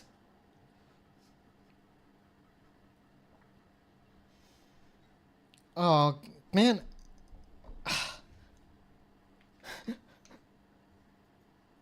Oh, this is goofy. This is... I wouldn't support these people, but... Like, isn't that just like a, no, exchange or whatever? Like, this is like there's a law of, like, a doujin manga, like, Japanese, like, kind of weirdo, like, ecchi manga about, like, gender swapping. Like, it's a whole genre. And has exhibited suspicious what we're behavior looking at at. best. So, one surprising development that actually kicked in while I'm sitting in my hotel room right now. By the way, no amount of hormones will turn you into an anime girl. I'll just say that right now. But accepts cryptocurrency only, Ivana. Is apparently one of the actual pharmaceutical groups that was listed on the DIY HRT directory, vanapharma.com, which, by the way, ships domestically only within the United Kingdom, accepts cryptocurrency only, blah, blah, blah, blah, blah, has actually been hit with a pretty bad letter in this regard. So for this is from the Medicines and Healthcare Products Regulatory Agency in the United Kingdom. And if we look closely over here, you can see that we investigate the criminal supply of illegal medicinal products. And during one of our investigations, the following domain name has come to our attention: vanapharma.org. Internationally, every jurisdiction has its own law, blah, blah, blah, blah, blah. So what they actually were hit with over here, the violations, is Regulation 46, where a person may not sell or supply or offer to sell or supply a medicinal product otherwise than in accordance with the terms, okay? And of course, Regulation 214, which is a person may not sell or supply a prescription-only medicine except in accordance with a prescription given by an appropriate practitioner. And of course, Regulation 279, which is a person may not publish an disagree advertisement with for a medicinal this. product unless one of the following is enforced. I have heard the UK, it can take a really long time to get access. Like, they make you wait 2 years or some shit like that. Like, I had to wait like a year and a half. Product. So yeah, they got hit with something, and again, before anybody in their camp says whatever they were doing with the DIY HRT directory was legal, this is a clear example of how what they were doing was actually not, and it required governmental intervention, and this is a clear example of government regulation kicking in and proving that what they were doing wasn't exactly above board. And it's understandable why many would be dubious of their... Also, great sound editing. Like, he clearly didn't have me edit his video because it like sounds like different microphones, different room guy. Like it just like any of the people I've worked for would have kicked my ass if my sound editing was that bad. I know. He's not a sound guy. He's a YouTuber. Sorry, but I can't unnotice that now. Now that like I'm a professional sound person. You're in an echoey room. Your sound in this video is shitty. Like, you've got 3.7 million subscribers. This has over 400k views, and it sounds like shit. I guess one of their problems is that you are supporting young people, young trans people who didn't have access to hormones. We're back to this You are H3 telling them how to make interview. homemade hormones. That's one interview. No, I don't know how to. Because this was the same interview where she said that she took down Kiwi Farms, Rip Green's Keffals versus Kiwi Farms. Make homemade hormones. I noticed the new thing is they're saying that I'm teaching people how to make hormones in their bathtub, which just sounds insane. Keffals calls anyone who questions her behavior, past or present, transphobic, accusing her critics of pedo-jacketing and groomer libel. When Ethan Klein called her out for defending Bosch's horse folder, she poisoned the well. You had me on your show and called me a hero for fighting against a far-right stalking forum that made multiple people themselves. Now you are using out-of-context clips sourced from the same website to attack people. You're also using a tweet that she specifically deleted and regretted posting. What's truly disgusting about this is something like pedo-jacketing actually can be a real problem. It would be dishonest to act like baseless I was accusations actually of there pedophilia for against that the LGBT one, community don't actually exist. But once again, Clara uses all of this to avoid accountability for her own actions. Clara, Keffals, your identity is not a shield from criticism. Okay. You're bearing something absolutely here, Mutahar, which is very misleading to anybody just coming into this who doesn't already know this drama, okay? Is which Keffals hasn't supported the DIY stuff, like vocally no, like on her stream or link to that resource website in years. Like since all that drama happened, since mid 2022, okay? She doesn't talk about it at all, if anything.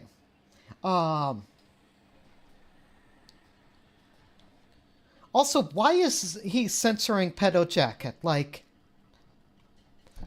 is he trying to make this look worse or sound worse? Like again, Mutahar, I want to believe that you don't think trans people are pedophiles and groomers, but then you do this shit, and it's like, I don't know, it kind of weirds me out a little bit. Like, you think YouTube's not gonna let you show that word? Like, I'm on YouTube, Pedo Jacket, Pedo Jacket, Pedo Jacket. Ethan Klein is on YouTube, okay? Ethan Klein showed this on his stream, on H3H3. What is going on? Okay, every time you do this, you actually throw the entire community you're supposed to be advocating for under the fucking bus. And that takes us to the tale of Catboy Ranch. For the longest time, Keffals used to block anyone who referenced Catboy Ranch. It was actually mentioned in the letter that caused her initial swatting. But journalists declined to include it. Clara later used this to justify why no one should look into it. When I was swatted, the legitimately incredibly fucked up. When I was swatted, the swatter mentioned Catboy Ranch and giving children Catboy colors in the email. And Mutahar, I have seen your fans on Twitter just today spreading this. I have seen the Sun Cult people, the transgender community on Twitter spreading the Catboy collar thing because of this video. I have talked to people from there in the time. Nobody got Catboy collars. I went over this. Like, I don't think she would have had the logistical capability to get those made at the time. Like, again, they want her to be like this, like, Bond villain level of, like, power and influence. And a person said they were going to shoot up City Hall as all Kiwi for. Now H3 fans are regurgitating. Now Mutahar fans are regurgitating it. Which, I mean, basically everybody is. This is why it's like, I have to talk about this because it's just not going away. Blobject Fish, that's basically, I stopped following during You're the girl who cried nuke face, but disturbs me intensely to see Ethan's. So, this person has like the Femway's position, right? Where they don't like Keffals. They don't support Keffals for like the GoFundMe shit and the swatting shit. But they don't like that people bully Keffals about all this stuff. Why are we even showing this? Catboy Ranch and giving children Catboy collars in an email where they impersonated me and said that they were going to shoot up City Hall. It was all Kiwi Farms misinformation. Now H3H3 fans are regurgitating it. The problem with this argument is that ultimately the documentation speaks for itself. Nothing on Kiwi Farms should actually be taken at face value, which is why they find it so important to archive everything. That ensures that the original source exists and allows you to verify the information. Okay, what is the original source for the Catboy color, Mutahar? All I have seen is some people making joking posts on Discord. And you know, reason that pisses me off is because, like, modern Catboy Ranch, which is not the same as the old Catboy Ranch, I have a feeling he is not going to address that. I just have a feeling in my stomach he's going to let people confuse them because it's strategically beneficial to do so, okay? Maybe I'm wrong. You know, he keeps being a better person than I want to think of this. But you know why? Because Kiwi Farms has taken statements I have made. They're out of context to try and portray a narrative. I made a joke, okay? My whole avatar persona is being this elf character, okay? I was talking to somebody who was 26. And I joked that 26 is only 13 in elf years. And fine, that's a shitty joke, maybe. A shitty joke given the context and everything. Like, considering that all this shit is being A-logged, all of it's being covered and posted to Kiwi Farms. And this was being used as evidence that there are minors in the server being groomed. I was making a joke. I know it's a joke. It's clear that's a joke if you see it in its full context. Maybe it's a shitty joke. It's not one of my best. I have better ones I've posted on there.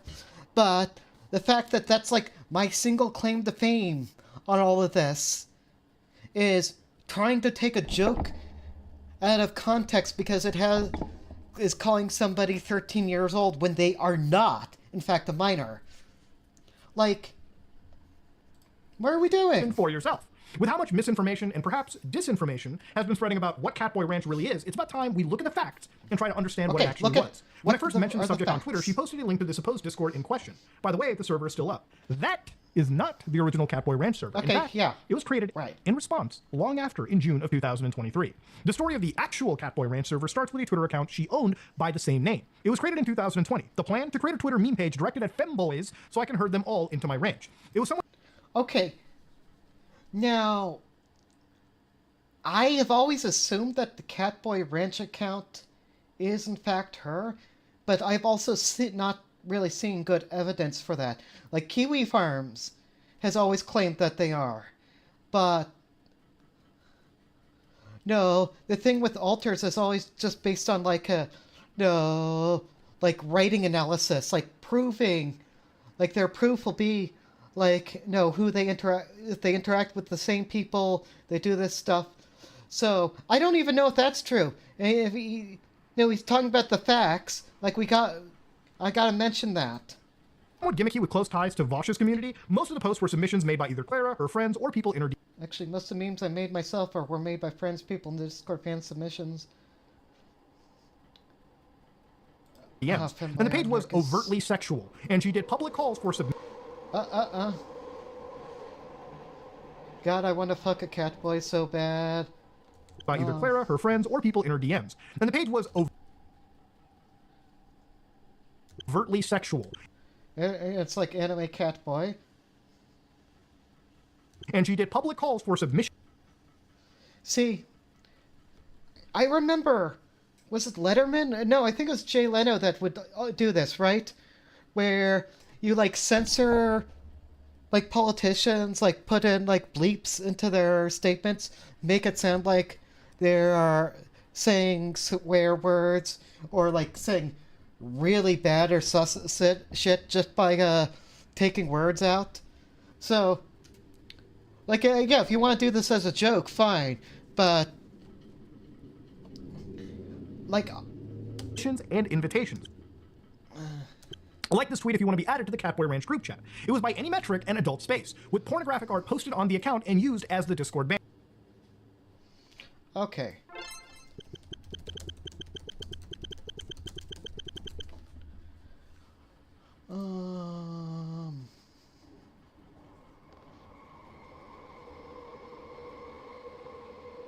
Let's see.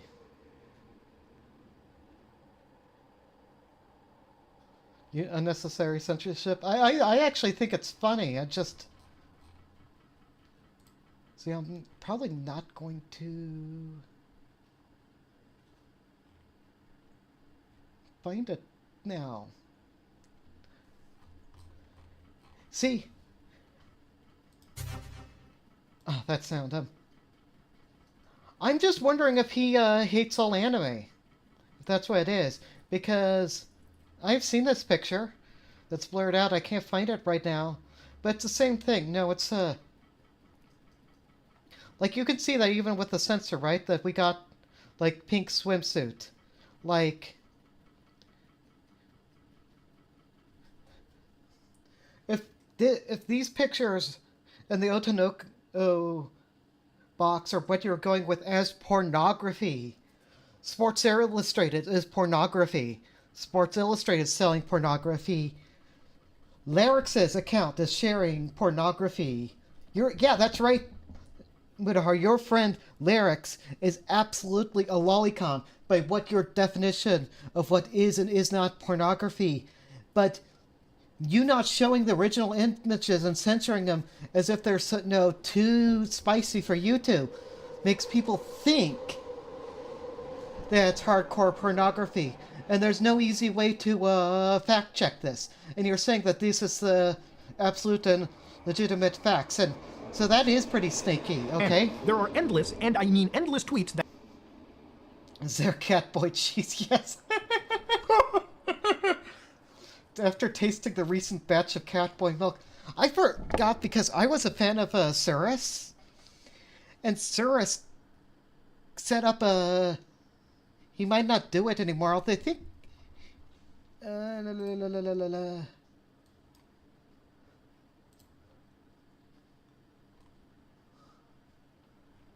let's see.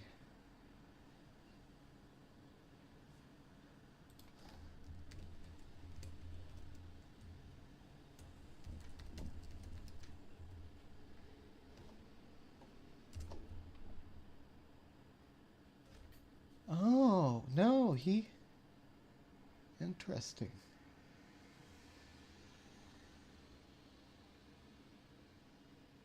So, he quietly bridge burned. Was it over this video, I wonder? Because he was in there like just last week.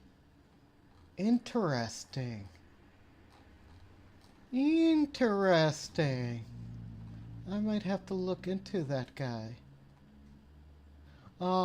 Anyway, he put up a...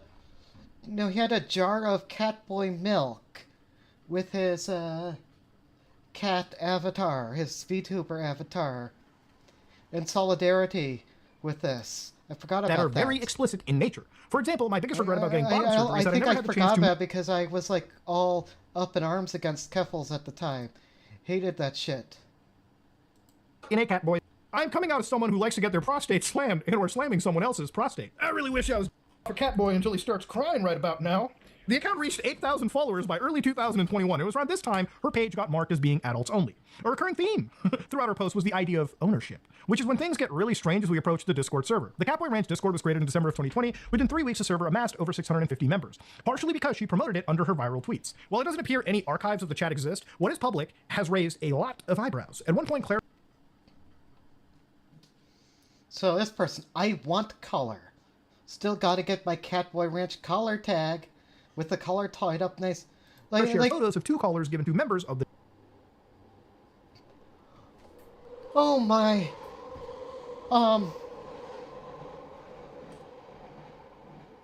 When we are still watching this, do you know how to identify... No, Photoshops?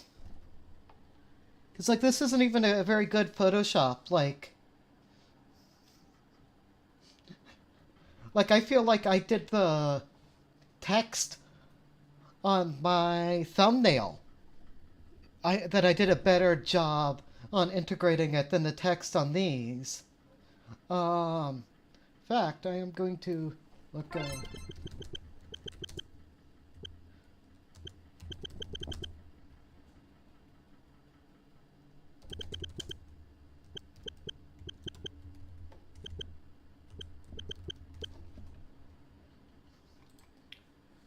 I'm probably not going to find this exact collar, though, am I? I mean, it's been a few years anyway.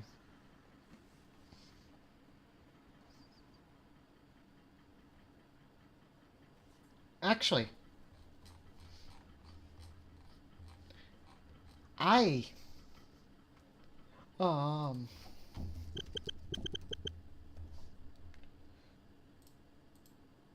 on.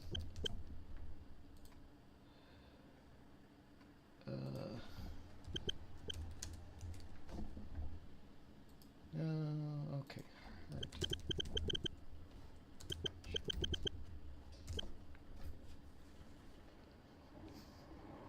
That one's cat-shaped, actually. They got some more advanced ones.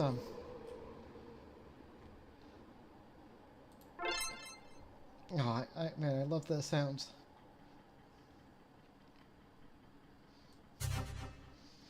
Now here's some degen shit, right? This is like a sort of shit like I actually own. So you want to know how much of a weird-ass degenerate I am. But,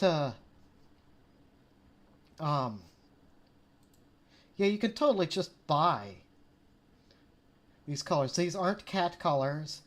Somebody has literally just taken this cheap China AliExpress color and put a cat tag on there, and this doesn't even look like it's actually engraved. This does look like it's this one's photoshopped. This one's definitely photoshopped. Also, if Keffals is going out and buying people cat colors and sending them to people, why do none of them match? Like, I feel like I'm going insane. I need the music back. The Discord, clearly engaging in some form of roleplay. These individuals are adults, and I'm not alleging otherwise. My point is that it's clearly a space for adults, and minors should have been kept away as far as...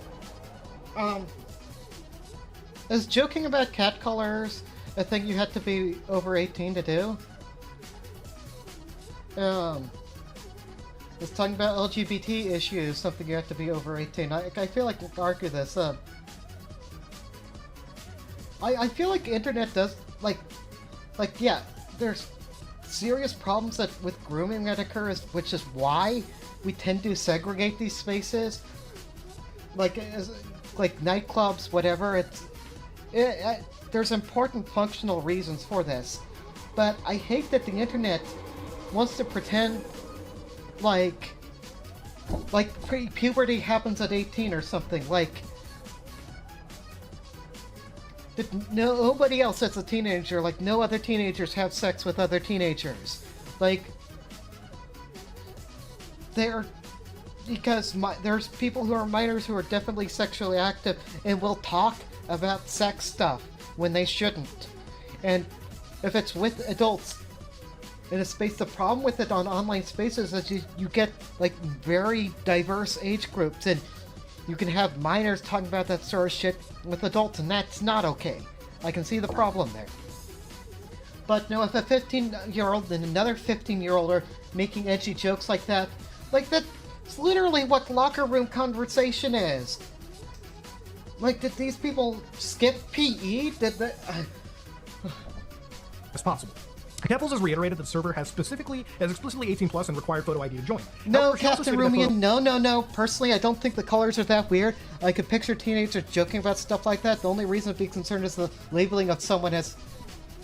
Yeah, I see that in the queer community. Like, that's like the pet play stuff. I don't get it. But it is a thing.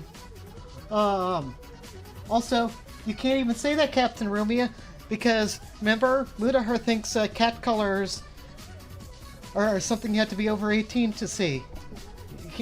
If you're under 18 and you own a choker, you're being groomed. Photo ID was only required for the... I'm joking, of course. Like, I know he doesn't think that's skooma beast. There's blank in your Discord server? So, right, this gets confused a lot. So, they had an NSFW section that you had to say that you were 18 plus to get into. Having minors in a server and having NSFW section in the server that those minors aren't supposed to have access to is a thing that happens in Discords. Absolutely. This Discord was not moderated well, it was not handled well. The problem was, there were people who were minors who were having access to that stuff because they wanted to, who shouldn't have. Not safe I'll for admit work that. section. From what I've seen These and understood, are that's... very contradicting statements. And ignoring the fact that... What? Okay, maybe I gotta turn off Neon Cat for this. Okay.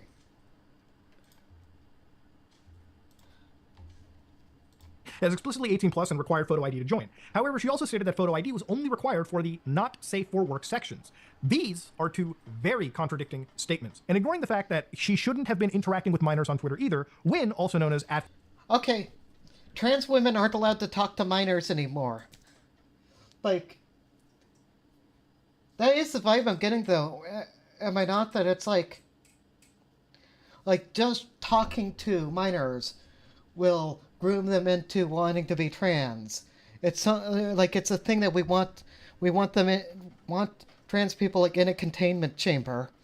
Like they're an SCP. We'll just put them on there like a trans person island. No, we'll call it San Francisco or whatever.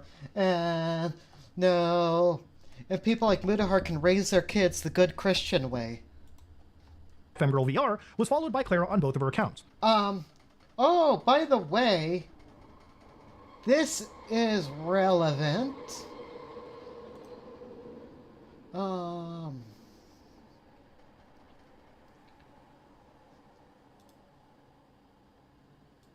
Sorry about the trash. Yeah. No,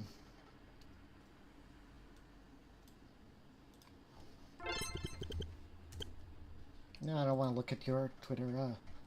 Femgirl VR.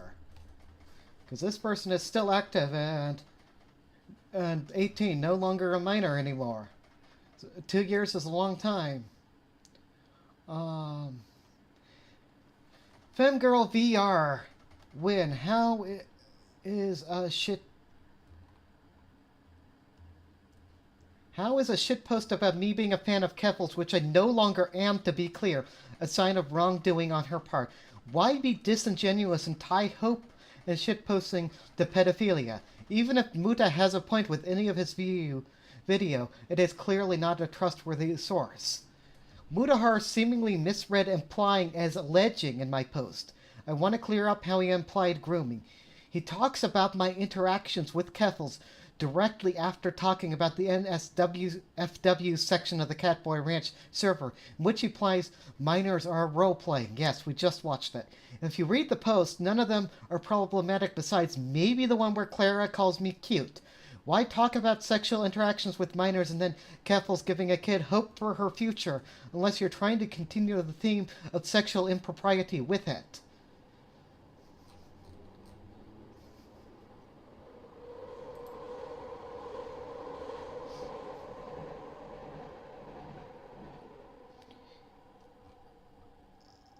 So that's the picture. He tries to continue to draw this picture of me saying dumb shit as a 15-year-old unprompted by Keffals, a shitpost that I believe is clearly such. Me having the cult of Keffals. Trying to tie these posts together and place them in the video when he did is clearly meant... I see people keep doing this, like, because when you go to, like, the modern Catboy Ranch stuff, I see this stuff too, where they'll take these posts that are days or weeks apart from each other in completely different contexts, and then smash cut them one after another like they're part of the same conversation, which is not On true. September 28, 2021, Clara... So here's this. You are very cute, and I've never seen you get into drama. What are you talking about? replied to Wynn calling her very cute. A month later, Wynn tweeted at Clara complaining she couldn't post nudes because she was 15. Then in November... Following trans women on Twitter feels like a time bomb in that I have no idea when, but eventually I will see their entire ass naked on my timeline. When luckily I'm 15, so I can't do that. Lol. Yeah, just edgy teenager. She shouldn't have said anything. Catboy Ranch replied to Wynn, acknowledging her age. You're 15, your skull hasn't... 15, your skull hasn't even fully developed. Wynn later proclaimed herself a proud member of the cult of Keffals. I just can't get over how much hope you give me. I should be able to start HRT before I'm 16 or once I'm 16. So just knowing that there's the potential I could pass like you does give me hope to keep going. Thank you. Maya, or Femboy Mats, is another minor Clara interacted with on Twitter. Maya claimed to have been a member of the Catboy Ranch Discord whilst underage. Maya said, "Hey, I'm the person involved. There was no grooming." Someone replied, "Who said there was? You were still a minor in Catboy Ranch, which had ID verification." Maya then confirms that only the NSFW section so did. just Maya was what 16 years Keffals said. old when she began interacting with Keffals. 5 days after she turned 17, Clara replied to her selfie with a meme. "Damn ya ass fat, what's your pronoun?" Every single goddamn time. I must have seen this particular screenshot like 100 times at this point. Like, All the Keffals grooming allegations always go back to this one damn screenshot of this stupid Total Drama Island meme. With somebody she didn't even... with the Catboy Ranch account, with somebody who wasn't even known to be a minor at the time. Claire later tweeted a meme at Maya about taking estrogen and getting erections. In one thread, Catboy Ranch interacts with both Maya and Princess Emily, who was 15 years old. Now these are highly... But see, you should be able to just smell their minorness through their Twitter accounts. Like, and if not, you need to check and find out their age before you ever talk to them. Gotta do a background check on every person, you know. Don't say anything sexual to them until you know their age. Because otherwise, you could be grooming interaction for someone to engage in on their adults-only account at the age of 27. And this is only what we're able to see publicly. It's also worth noting Maya has since argued in favor of underage... No, we can't see this publicly. All this shit is deleted. We can see it publicly on Kiwi Farms. People lying about their age to people online. Maya turned 18 in January of 2022 and made an NSFW account to post nudes 3 months later. Now this is where the story gets... When I was 15 on it, because I wanted to be the same way.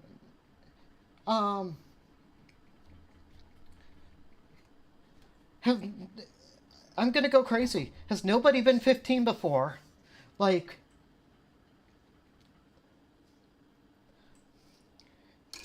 Like, if this was a cis, white, 15-year-old boy, would we give a single fuck? Because, like it or not, teens are sending nudes to each other all the goddamn time.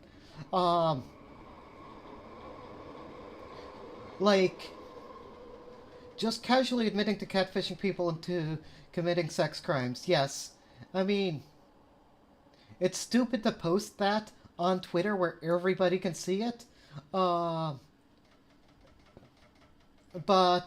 where's Keffals in this conversation? Even darker, because we have to look at Maya's interaction with another user named Danny. Username is Synth is here. Danny publicly bragged about getting Maya on DIY. Oh, funny.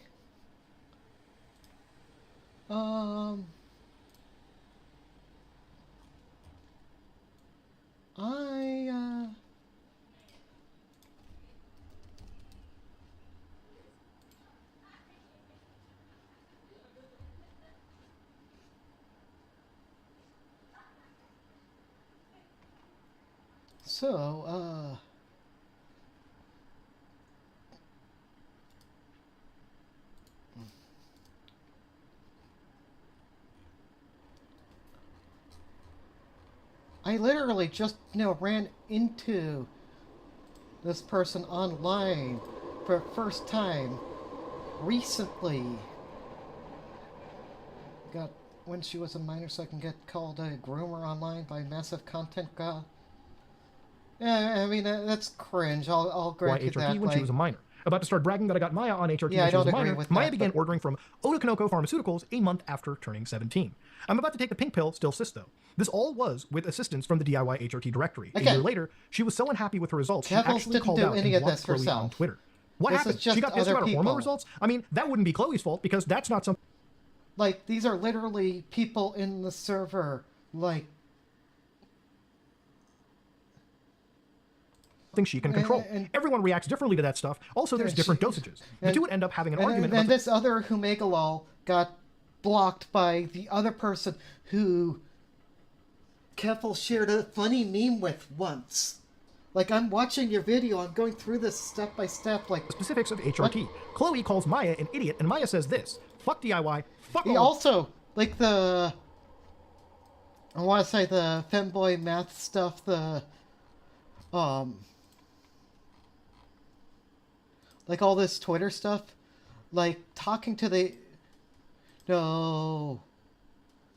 like Femboy VR and all that. He didn't reach out and contact these people for information at all doing this video. He just used the Kiwi Farm screenshots of their convos. Now again, Wayback Machine. none of this stuff is on like the clear net anymore. This. You I actually don't know how have this to happened. My go regimen didn't hunting change for since my it. last test. I am so done with listening to these quacks online who pretend that they're better than This actual was doctors. so long ago. As Maya herself stated, these people are not doctors. And someone like Chloe should not be allowed to posture herself as some kind of authority on the subject. No one without any proper credentials should. Not me, not Chloe, not Keffals, not anyone. Maybe it would be less of an issue if everyone involved in the situation was a legal adult. But as we've demonstrated in the last 5 minutes, they are not. Clara explicitly advocated for the DIY HRT's directory's use by minors, Yeah, and while I clearly think aware that of her was friend's activities, behaviors, irresponsible, and history. but it was consistent with her beliefs at the time. So Only compounded by her constant lies surrounding Pathway Ranch, when even what we can prove already paints an incredibly unsavory picture. There is simply no good justification again, for when you say don't, you needed a second draft on your script. Don't say what we paint. It makes you sound like a weasel. I want to be real good faith with you here. Like, but if you, because, and I feel I can say this, because if Keffals, right, said, oh, I'm trying to paint a picture here, that would be totally ammunition to say, oh, this is dishonest.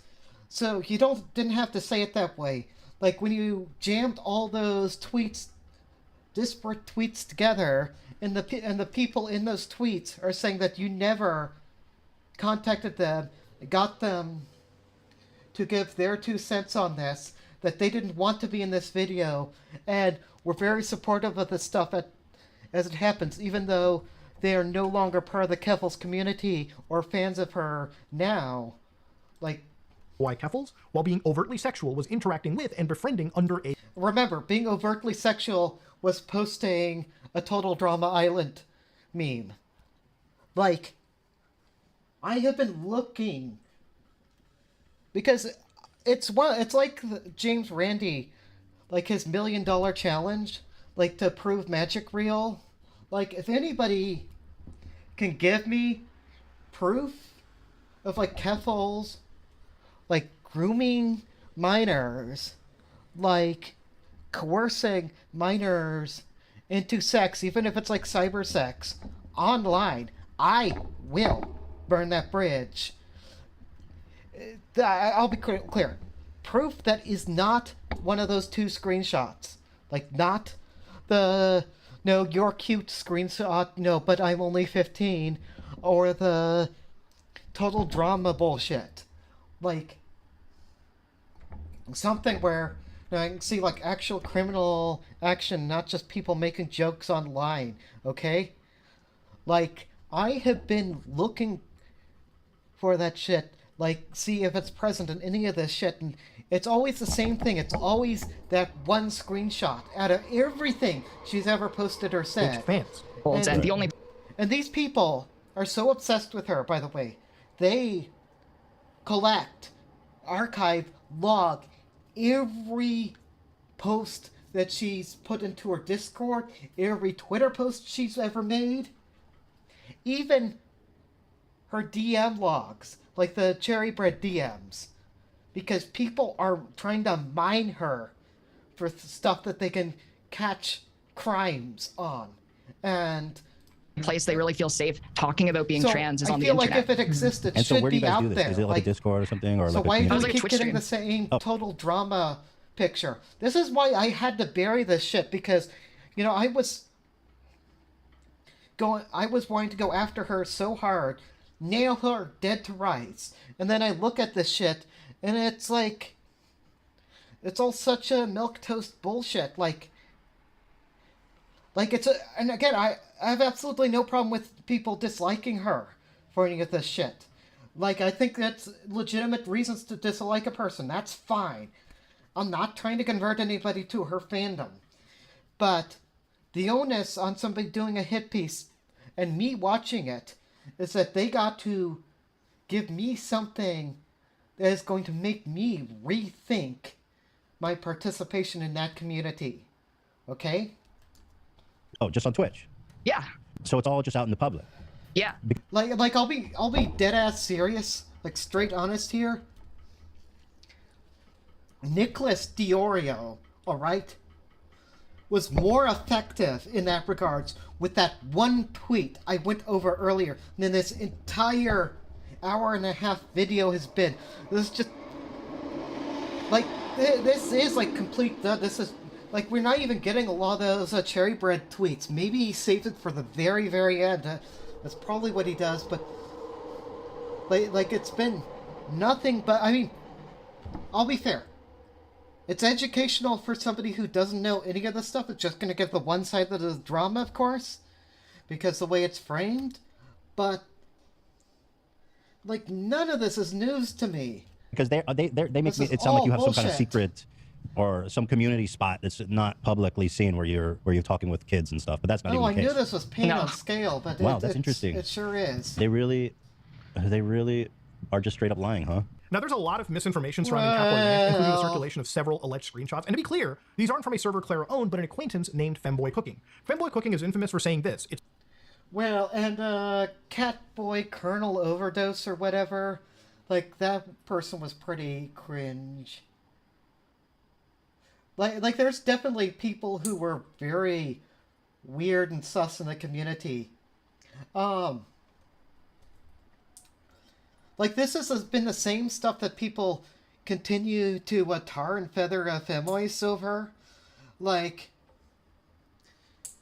people used this against Xanderhall, too, that, oh, no, you got sex pests in your Discord. Like, yeah, there's 1,000 people in the Discord. There are bad people. It's not a choice. We are not... There are people in, like, public Discords I've been part of that got outed as being, like, bad people, like, actual criminals, and had to get banned as a result. So, and I'll see other fandoms, not going to say whose or where then I'll see later that same person interacted with them, and I'm just like, oh no, they don't even know, but I do. But I have to keep my lips sealed because it's, like, all private information. We are telling you will turn your kid gay. On June 23, 2021, a Twitter thread was made exposing Femboy Cooking's Discord server. A user named Sorrel called it an outright den of grooming. The server had ways to identify both adults and minors. And in spite... So, his proof of it being, of their grooming going on, is this Sorrel person said it's an outright den of grooming. Remember, just the facts. Of this, he caught an adult openly flirting with a 13-year-old and calling them a cute little bottom cat. Here's Catboy Colonel Corruption. Yeah, I definitely think this person, that this is a little over the line.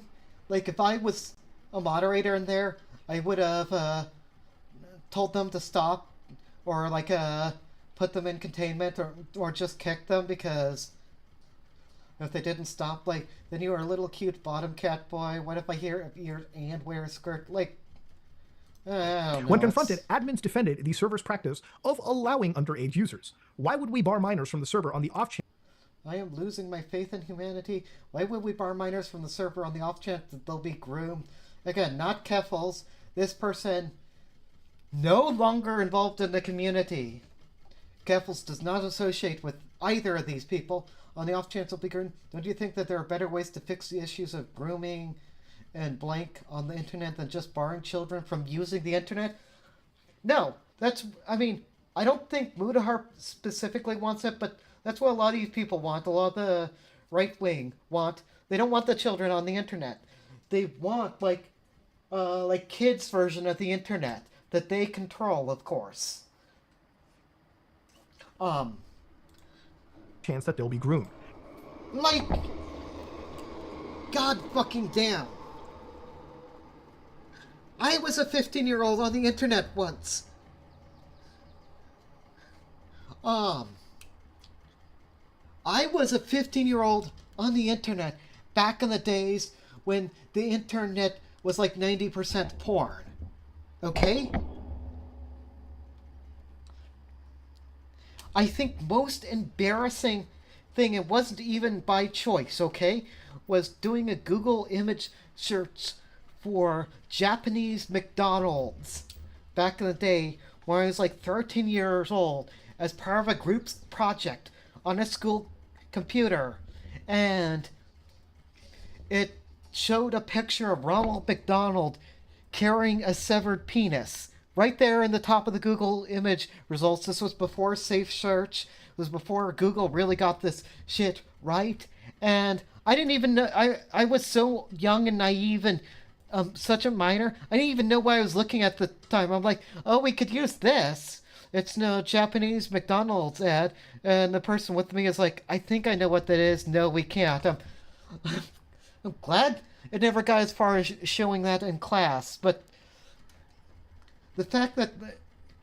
And it's fucked up, but I'm not going to say it's not fucked up, but I'm just saying. It wasn't the trans people doing that, okay? It was it's just... When you're on the internet, you have to be prepared for that shit. You could try and age-gate things, but ultimately know that to some degree, no, boys will be boys, right? I can still say that and not get canceled. I think. Like... And this is part of the problem running a server this way, by the way. So, no, Catboy Ranch is not getting off. I'll turn this around. Is minors, like, teenage boys are randy as hell. Like, healthy teenage boys are randy as hell. And probably the girls, too. And certainly the trans girls, right? Most of them, anyway. If you have an NSFW section to your website and bar it off as being, you must be 18 years of age or only to click yes or whatever, you know what the 15, 16-year-olds do? They, like, yeah, I'm totally 18. Same way that they buy alcohol and cigarettes. Do people think nobody under the age of 18, 19 has ever smoked or drunk either?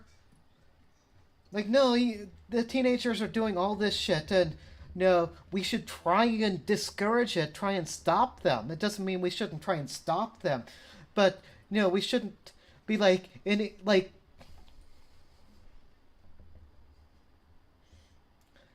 like if I am selling liquor online, right, and you have to be 18 years of older and then a kid says yes to that, a minor says yes, and then uses their parents' credit card to buy that booze and have it sent over to their house.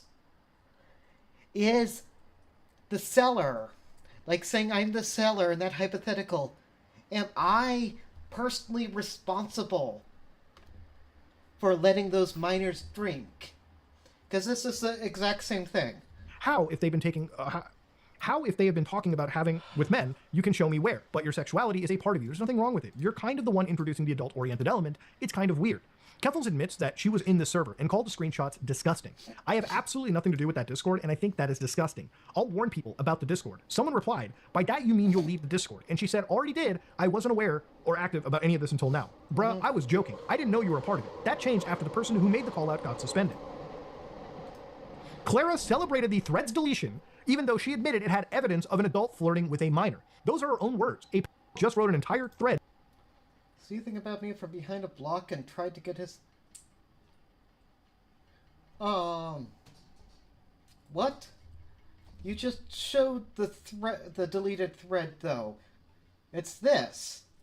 Ayako said by that you mean you'll leave the Discord. Already did. And so the evidence of Keffals using the Discord to groom minors is saying the words already did. That, no, this person asked, will you leave the Discord? That affirmation is proof of guilt in this situation.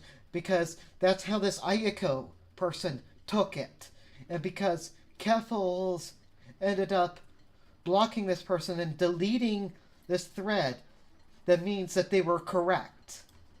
This is how the court of Mutahar got suspended. This is how Clara the court of celebrated the thread's Keffals deletion, works. even though she admitted it had evidence of an adult flirting with a minor. Those are her own words. A just wrote an entire thread seething about me from behind a block and tried to get his followers to dogpile my tweet, and then got suspended. People combed through Femboy's Cooking Discord and discovered an adult flirting with a minor, and decided that I am somehow guilty of this. Once again, suspended. Right. This is stunning admission that she helped cover up an adult flirting with a 13-year-old for her own convenience. And there's also no proof that the person who made that thread is a P-word. Early into Drop Kiwi Farms, Clara promoted an artist named ZR Kalo. Kalo is known for running the account Transphobes posting their L's. She faced backlash for knowingly associating with actual zoophiles, including a moderator on @Transphobic L's. She also is known for drawing what would some describe as also, we covered this with the Ruben Sim drama that's going on with the Roblox stuff. But remember that these internet morality police consider all furries zoophiles. Like Ruben Sim said it's 95% of furries, or 90% of furries, did he say? Like, that there's the 10% normal, and there's the 90% zoophiles. Like, he literally stated that in his video. We watched it on stream. He didn't outright say those words, but he had that iceberg picture. And you could say, because it's that culpability thing. He didn't say it directly. He showed it through a shitpost, and you'd be like, well, that's just comedy. But the comedy was implying to your audience that. And unless they did the work that I did on stream, fact-checking the study you cited, that you cited the statistics in a misleading way without consulting the entire study to see what it actually said, because it wouldn't push the narrative you had. And I feel like it's the same thing here. Maybe some of the people in that were actual zoophiles, and that's bad. There's people who go around exposing them. Zoophile art. Keffals defended her purely on the basis that she had a thread on Kiwi Farms. No. When you're saying zoophile art, I'm like 75% sure you're substituting furry for zoophile for furry. Like, both exist. But I think art of somebody fucking an animal, okay, is weird. It's disgusting. I wouldn't share it. I am friends with a VTuber called Comdust, okay? Kami. Who's a really cool person. Kami also not a pedophile, not a furry, not a zoophile, and drew an underage girl, a VTuber avatar, having sex with a dolphin as art for commission, because this person, as an artist whose only source of income as art, they didn't have any streaming profile at the time, drew this because the person was willing to pay a lot of money. I don't think you should do that, okay? You have the right to turn down commissions that you think are gross or sus. But I get why some artists have gone that route. And a lot of artists out there have old shame. That they've done things on commission that they think are absolutely abhorrent, disgusting, don't want on the internet, and will call out. Like, that's why I know about that particular art piece, is that particular artist is against that piece of art. Hates that piece of art.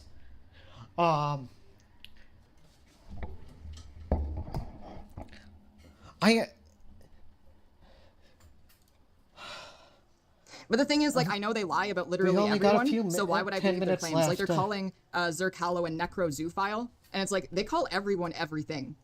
Nothing they say is truthful. I mean, is it true, though? I don't know, even. I don't know that person personally, so...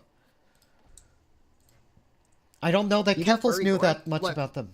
I personally think that that's kind of weird. However, I don't think you did anything wrong. I personally think... You do furry gore? Look. Furry gore. Okay. So that person does furry guru art. So it's a... Oh my god, I'm swinging my arms up and down like a windmill. You can't see it. I should have connected my webcam, because this is driving me nuts. Why does this get worse as it gets towards the end instead of better? So... He literally is doing the Ruben Sim thing. He did the Ruben Sim thing where he called is calling furries zoophiles because he doesn't know the difference. It's okay. He's normally pilled. It's fine that he doesn't know the difference. But this is so damaging. I'm not even a furry. I'm not even part of that community. I try and stay out of that shit. But, oh.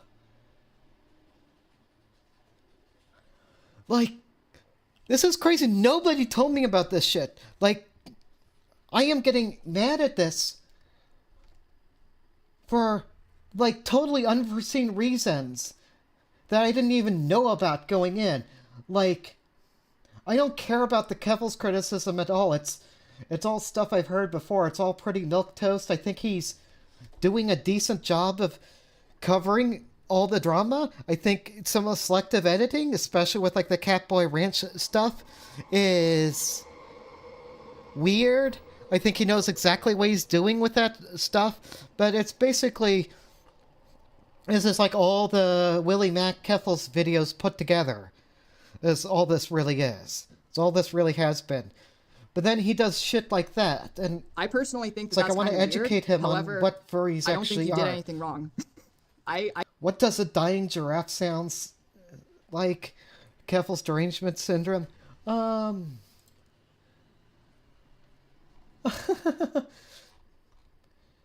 This person posting the just a worm tipster art legit. I think it's decent. I actually like that artist. I don't think they should have been bullied off the internet, but I guess I have some sus connections. I don't know. I'm not gonna keep harping on it. And honestly, if you want to hate Keffals, that's fine. I feel like there's much more substantive reasons to hate on Keffals that don't fall for posting. I absolutely 100% believe she posted cringe on Twitter when she's complaining about the art and not bothering to look at anything in the video, which turns out to be fine because there's nothing in here that she doesn't already know about, it turns out. I feel like I'm just wasting my time to fact check this, but I'm gonna pull up. Save this image to not downloads. We're gonna have a little fun, okay? I'm sorry if this is being a downer, and I'm sorry if people are coming in here like that guy earlier, who are expecting me to have an opinion that corroborates with them. So no, just blindly bashing Keffals, just parroting everything Mutahar is saying here. Again, don't think Mutahar's a bad person. I don't think this is a particularly bad video. I think the work's there. I'm sorry to disappoint that way, though. I have my own opinions. Okay, did we get this? Beningo.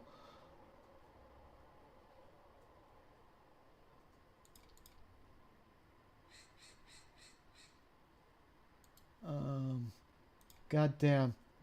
Sorry, make you guys wait. Here, I can make this wait a little less painful.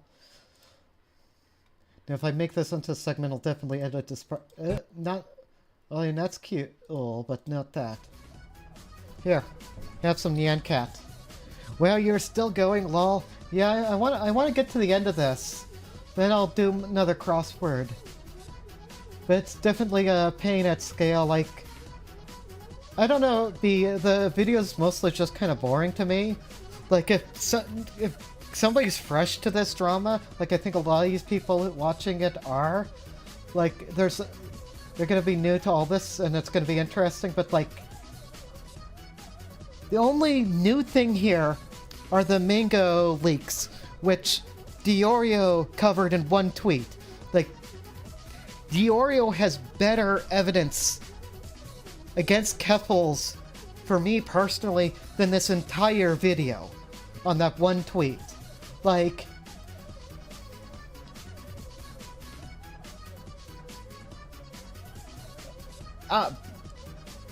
B, what do you think of Diorio? Because I think that's like, especially if you're somebody who doesn't like Keffals, it is kind of a Diorio W. There's some reasons that I have problem with that. Okay. Let's do this. Let's do it. Boys and girls and cat boys and girls. Cat boys, cat girls.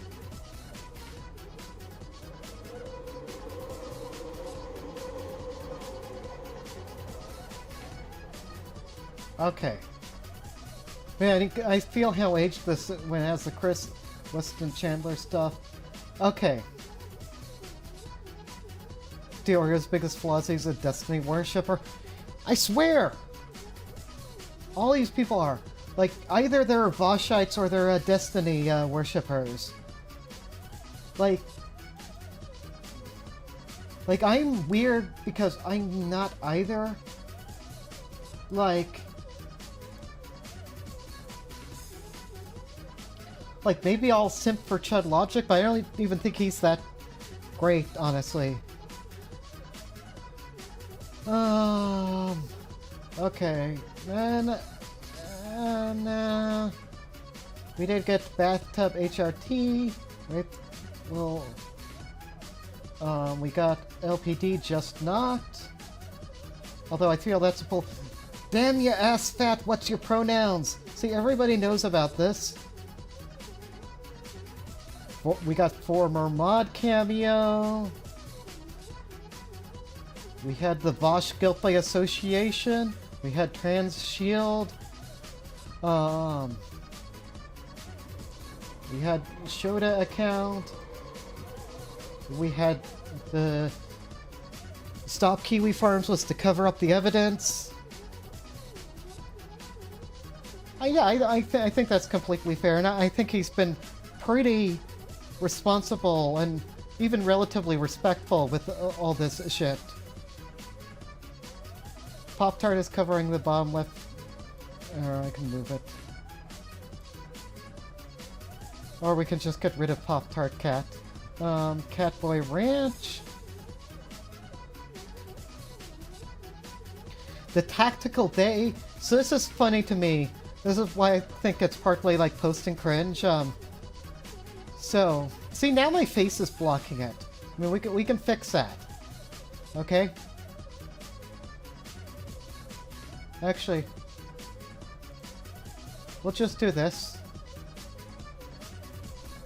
Okay? Vosh Guiltby Association. He didn't go into the pit crew thing. I don't think he's going to talk about this. So, reason that's on there, a lot of people have talked about that as an example of, like, Keffals harassing people online. I don't think he's even going to cover that because it's, like, not really covered by the Kiwi Farms article. Same with the Noodlegate thing. Like, a lot of people get upset about that, but, like, people outside, like, the leftist spaces don't even know about that shit, so... like, 100k on drugs, not really. He brought it up a little bit, but he was more thorough than that. Like, I think he was much better faith than that. The tracking cat colors, we did have that. The tactical they. So Keffals is insinuating because when he uses Keffals as a direct object in the sentence of his release, he used the word Noodlegate. Okay, only reason like Keffals coming out why talk about Noodlegate is because it's funny. Like, the noodle shit is funny. Like, I feel like it's like, no. Like, Chud Logic community be doing the same thing, right? Be making noodle jokes like just like that. Like, in fact, I feel like you and me, Queen Bee, we would like go even harder than like Keffals. We like actually be like going like full like making fun of Chinese people with the Noodlegate thing. Not saying that that's great, but the link to r/Destiny as evidence No, we had Kiwi Farms as evidence. Hard drive confiscated. Didn't have that one. So Keffals, because he used they in a context where they would be fine, but that because of the tactical they thing, anyone who thinks Noodlegate was actually racist is insane. Absolutely.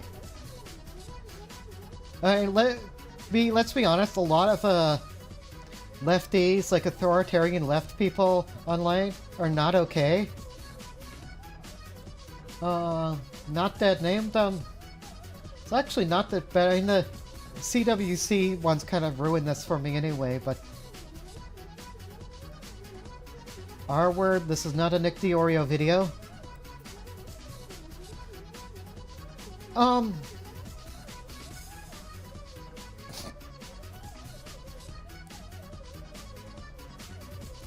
I mean,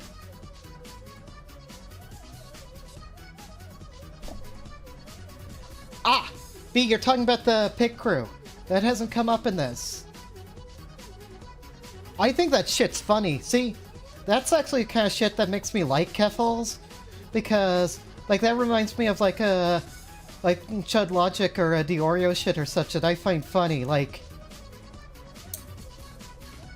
it's funny to rile up people who are too sensitive about shit like that. That's why I think Noodlegate is extremely funny. Like, could have gone even harder on Noodlegate. So we actually don't get a bingo here. I don't know, we'll see if the Althea stuff comes up. I mean, I guess, like, if I was Keffals, you know, Althea's talk about the LPD stuff, she would frame as lies, but that's not really, I'm not gonna even, humor that, so. I can just choose not to look at the part of the internet where people post things like that. As long as no one's getting hurt, I do not care. Then she calls out every person with the thread on the site to band together. It's probably a good time to bring up that Kiwi Farms has actually put criminals in jail. Put actual criminals there. Most recently, putting a prolific animal abuser behind bars. I'm not saying every user or thread is virtuous. Even if you hate the site, you gotta admit, some people deserve to have their actions exposed. Keffals' campaign eventually... Oh my god! I was mostly joking about Xander Hall words coming out of Mutahar's mouth.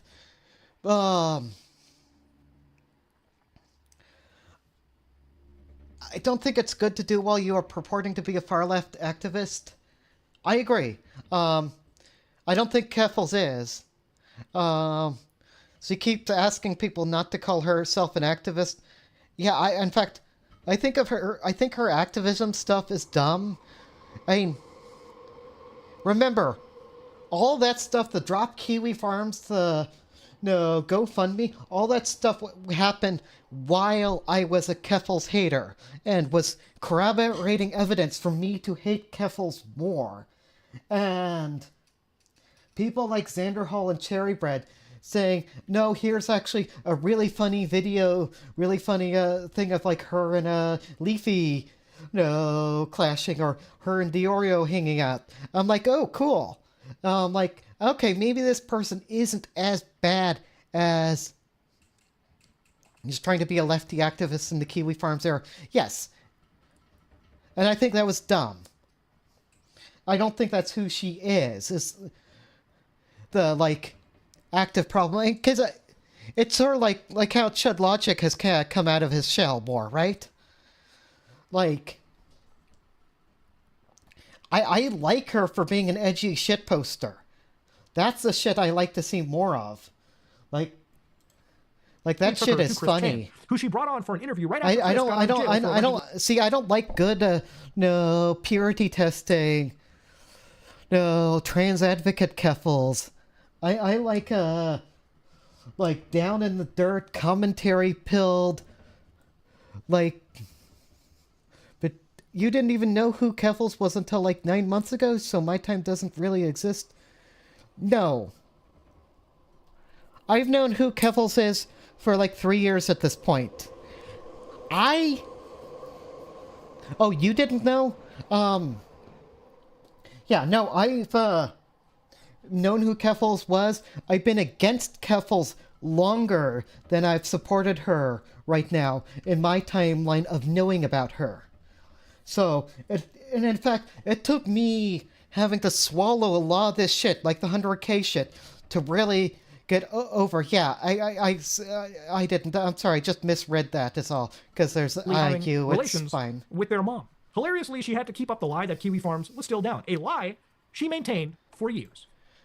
Yeah, that's At this dumb. point, I need to pose the question. What goddamn moral high ground does Keffals have over Kiwi Farms? It isn't doxing. She paid money to dox her critics, as well as innocent members of their family. I mean, I know I absolutely agree with this. There's no real moral high ground. That's what I was just saying, with that I don't like when Keffals tries to moralize shit. Like, she can think that she's a better person than a lot of these people. That's fine. I don't, but then I don't think of myself as necessarily better. Like, that's why it's like lefty communities I don't fit in. Like, I like, you, like the spicy chat or whatever, I get along way better with like Diorio and Boblax fans than like Vosh fans or even like Destiny fans, honestly. Like, that's just how it is. That's the kind of person I am. She got ousted from her own community for trying to gather dirt. Mommy big dick. See, seems like the prototypical lolcow. Pit crew. Where did I?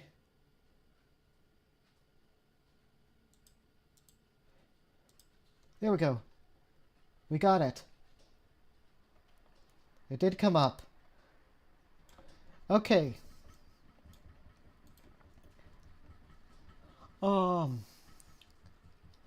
Now, is this the same person as Kami D Girl? I'd have to ask Keldoge about this, because I feel like this is somebody Keldoge might have ran into. On who she no. Oh, no, this person's bad. I actually think this is... I think there is a hypocrisy here. That she's trying to lolcow farm somebody doing the pit crew shit. I also think this stuff is hilarious. I wish that she'd just be more clean about it. Like, no, we're really trying, Like, that's how I got along with Keldoge, right? Because, like, we both kind of joined the community at the same time, and we were like Keldoge doesn't consider himself a Kiwi farmer. I do. Because I know Keldoge to be, like, on Kiwi farms. And so, like, that's how we became friends on the server, right? As I was asking for, like, insider information about the website because I wanted to do, like, an expose on it. And then Keldoge was like, I know a lot about Kiwi farms. No, I actually have an account there. I'm like, I'm friending you immediately. We're going to get on well. Like, I get on way better with Keldoge than I do Keffals or Keffals moderators. Like, I don't know, maybe some people watch this and be like, can't have El Zeppo in the Catboy Ranch, and they'll get upset at me. And I'm sorry if that's the case. I'm having all this shit paraded at me, and I still support you over all this shit. So think about that for a second, okay? If you're thinking that way. If you get this far, like this 5 hours of like pain at scale, this nonsense. Anyway, Mommy Big Dick is absolutely a lolcow. This is a sex worker, somebody with an OnlyFans who is a predator, did do stuff. Like, had minors involved in their community, like actual substantive allegations, and both Keffals and Xanderhall went into this last year, and she's trans. She tried to hit them with lawsuits over defamation over the shit, and Like exactly sort of people that, if we're trying to paint this thing as you gotta hand it to Kiwi Farms, which again, when he says that, I'm like, oh fuck, he is reading Xanderhall's script. Because I have heard these exact sentences in different contexts out of Xanderhall's mouth because I've watched lots of Xanderhall, okay? I don't think Mutahar's doing it intentionally. I think he probably got half a script from Xanderhall. I don't even know that to be true. But I recognize this because Keffals got, like, really flipped this shit because she really does, I think, still want to deny, like, any resemblance, right? B, you would agree with that? Like, there's a little bit of hypocrisy here that you can call this out, but let's not pretend like... I think Keldo should talk about that, where even, like, a lot of the people on the animal hate, like, sub forum and such, like, a lot of that shit, like, it has led to, like, bad people getting arrested and shit, but most of the people in there are not doing that for altruistic reasons. Like, I have had private discussion with, like, people who've been part of that community, who've done, like, the groundwork, so videos like this can exist. And you know the general reason why they do it? Because they have the tools necessarily, and they were bored, and they thought it would be helpful. A prototypical lolcow. It can't be some because they were able to do it. The whole point of getting Cloudflare to drop Kiwi Farms is making them same reason hackers hacked. Attacks. And when the site was hosted in Ukraine, she posted the address to the servers publicly, and then accused them of supporting Russia in some weird hopes that I would imagine would be retribution. Her entire MO is exploiting other people for her own benefit. Every time she claims people are criticizing her, it's because she's trans. She undermines the actual hate directed towards trans people on the basis of their identity. That does annoy me. And what about her cynical use of other people's death, from James Somerton to the victims of Kiwi Farms to bringing up Tony? It took Keffals less than a day to change the title of her. James Somerton. Trying to get more recent stuff. You know why she changed the title of that?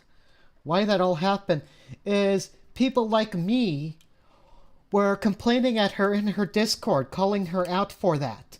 So she fixed it. So, come on, thank me. I am your Lord and Savior in this. Like, in her feud with Ethan Klein. She starts this motherfucker with "In memory of Tony Winchester, who was the RS Glory and Gold." Why bring him up? What the hell? He, first of all, I'm speechless with that one. Yeah. I do think that's a little bit cringe, but they clearly didn't watch the video, and the people talking about that didn't watch the video. Like, she tries to tie that all together in it. She also edited that so it appears at the end of the video instead. It's bad editing. It's just not a very good video. Actually, there's a lot of bad editing in that particular video. I know she's not very proud of it herself. Deaths do we have to watch her weaponize until we all get together and can agree invoking someone's name in this way is just really fucking disgusting. And finally, to top it all off... Exactly. Queen Bee, this is why I don't like Starvoxia, okay? This is why I will never accept Starvoxia as legit. Is because it's the same shit. The Justice for Eden shit is the same shit. You know, they're taking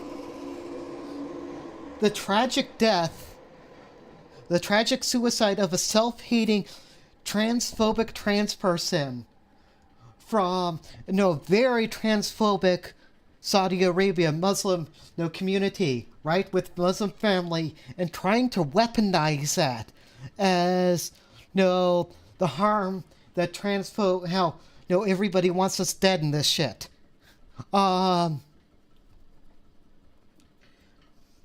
We're talking about a person who didn't consider other trans people valid. Like, the people who want to ride that train, like, that's a part of the problem, is you can pretend like a dead person is some sort of paragon of virtue, some sort of martyr for your sins, because they're not there to fight back. Just like, you or anybody saying that I shit on dead people. Yeah, I can shit on dead people because they can't defend themselves. And maybe I'm making them out to be really more shittier than they are. Like, did you know Beethoven was a Satanist? That he literally went to Vienna, the ground opened up beneath him, and the demon Chernobyl came out and pulled the soul of Mozart into the ground because he was upset.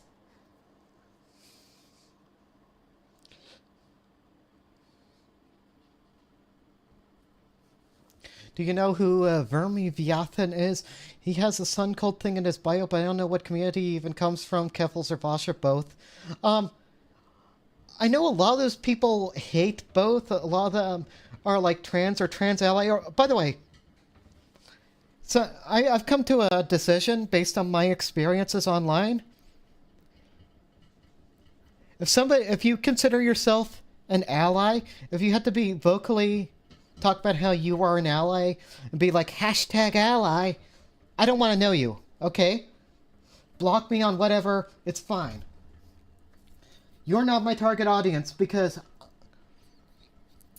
Is that why...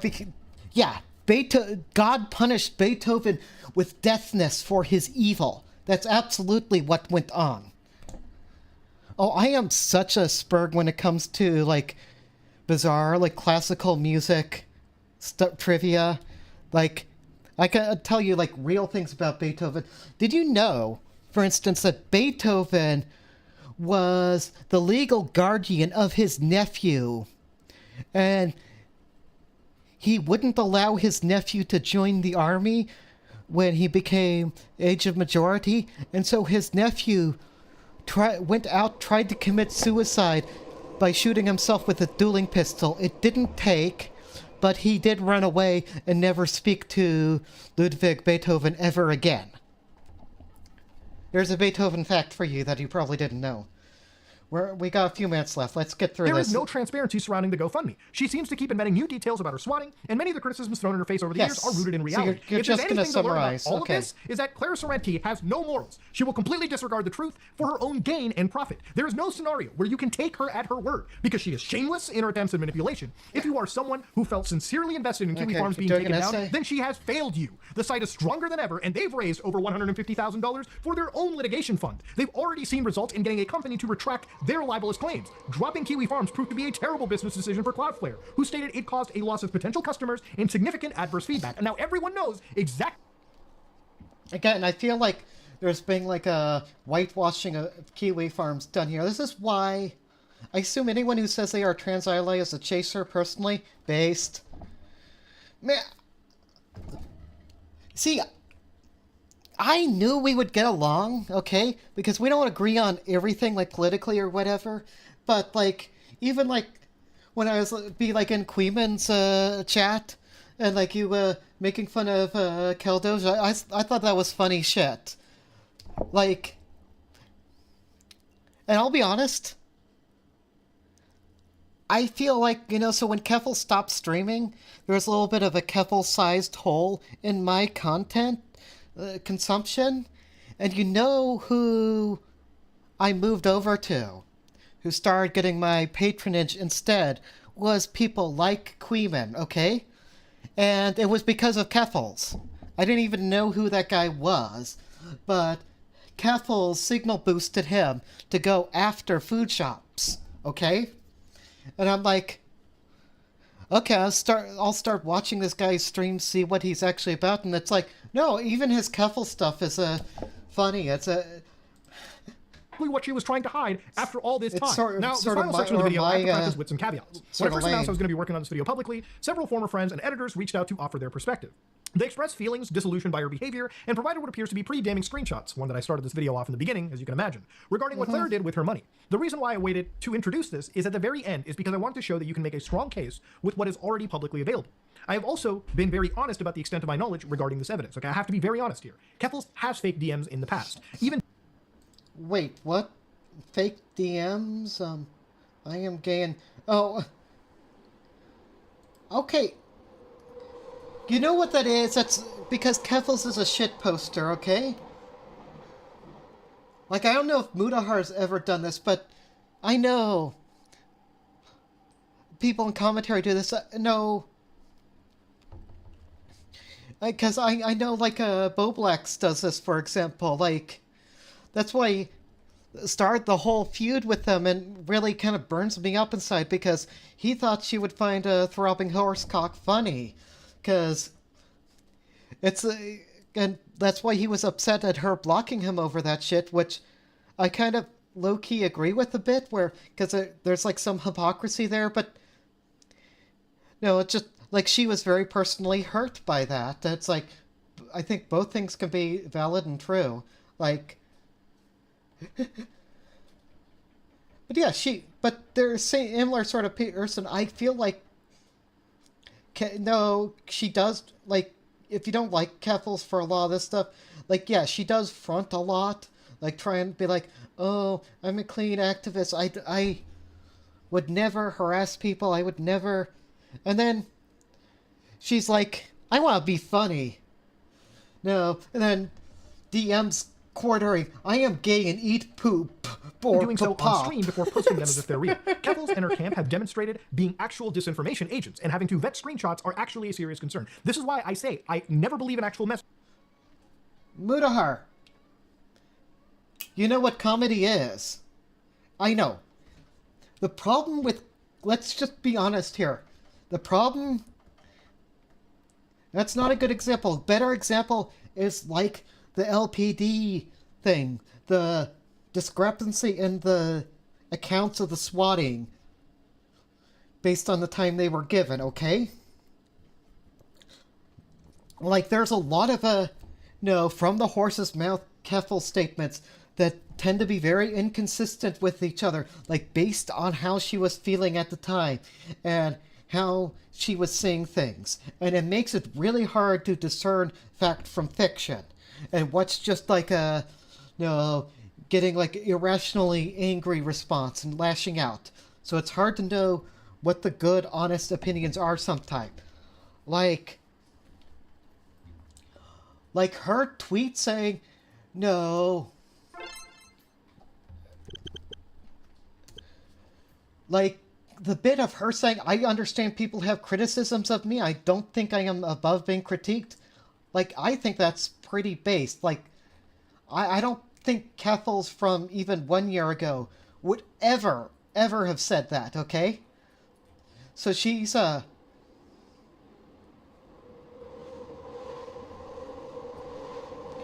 This citation has changed again. Readers added context that they think people might want to know. Keffals uses she, her, and they, them pronouns, as she has stated in the citation below.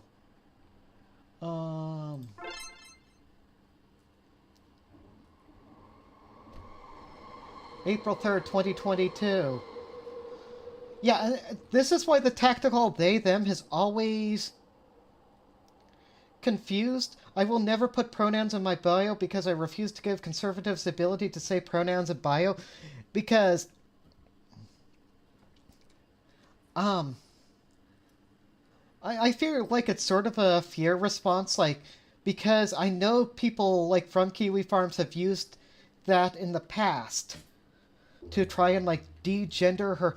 I'll be honest, like, if Mutahar had said, like, over an example of hour of deconstructing its lies and examining its terrible lies, like, that would be definitely transphobic to me, because Keffals is not a neo-pronouns person who, is okay being, objectified with its.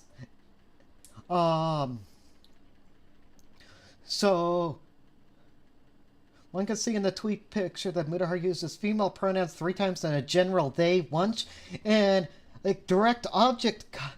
No, this is an English grammar thing, okay? So this is we have an antecedent, her terrible lies, okay? So trying to deconstruct this sentence,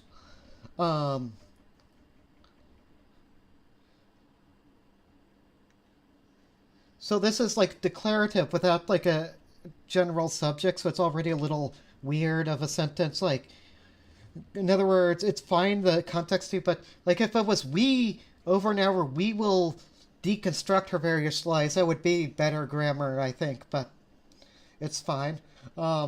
So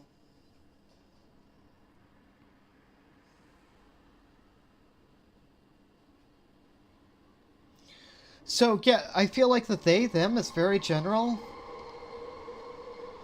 So she is danger. Why she is a danger to people they represent. The people, I read that as the people that the community, they as a collective pronoun represent. Those surrounding them, like surrounding the people in general. That was why I read of this. I think she read this wrong. I don't think it matters even if she did. Because no, the way this sentence is structured, the saying, no, she kicked a puppy. They were not a good person. Good sentence structure. She kicked a puppy. She was not a good person. It's okay, but the problem, it gets to be the repetition, right? We can go over some of these others, but yeah, that's better community note. I know people want to complain about the thumbnail. I'm very mixed about that. Like, I had to learn stuff about art that I didn't want until to. I open up the server myself.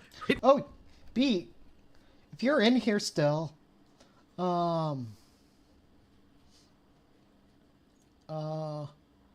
where is it? It's one of these fucking tabs.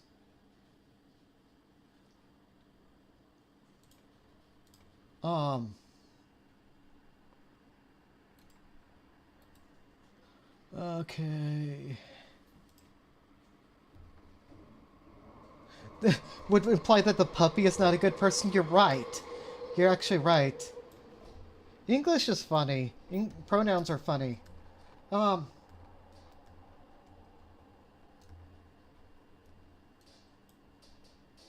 So, actually, I might post this to the Discord, but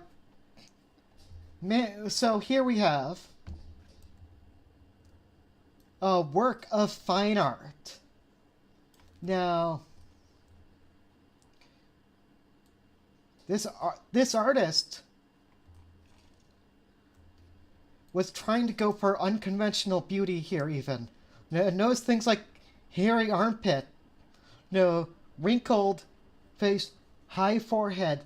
This person is a woman, and I believe probably a sex worker given the context and such. Not transgender. This is a 1920s art done, like a block cut, done by a German expressionist. So people say it's like deliberate transphobia or whatever. The ugly portrait thing or unconventional portrait is an art style. And that's why I will defend that shit, even if it is done with transphobic intent. Just under my understanding of art history, my understanding of artistic integrity, I will still stand for that.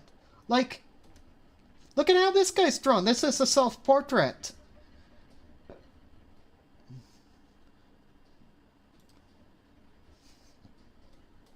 Like, I actually think this is uglier than that Keffals thumbnail that he had going.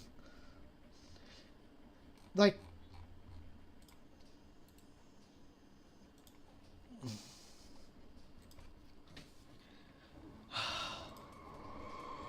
so I will defend the art on that principality and that the kind of freedom of expression of art. As a fan of Dadaism, as a fan of art history, it would be against my principles to not.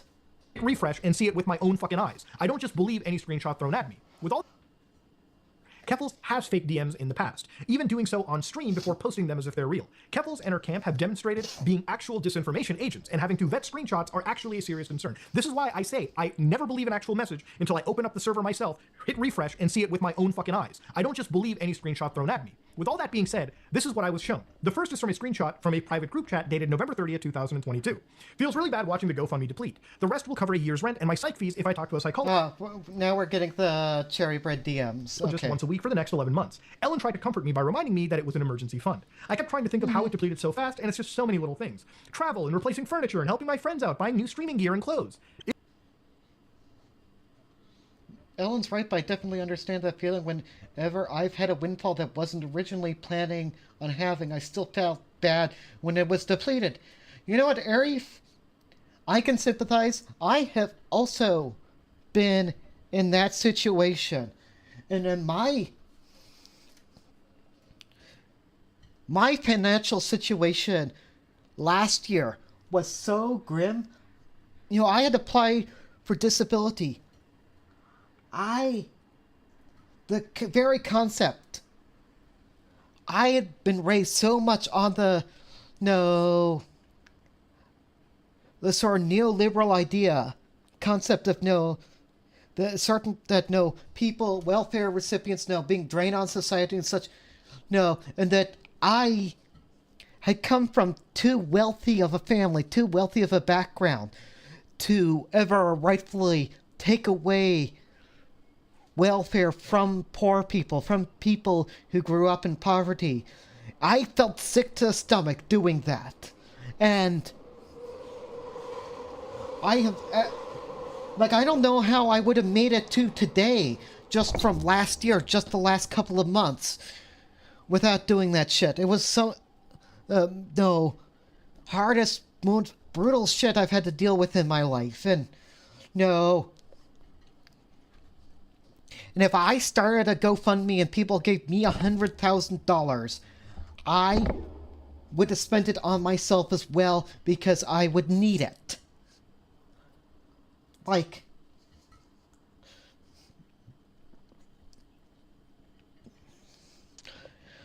when I had originally taken out student loan, I didn't plan to use it. It was like, I'll just dig into my bank account. I won't ever even touch this, and then I can pay it all back.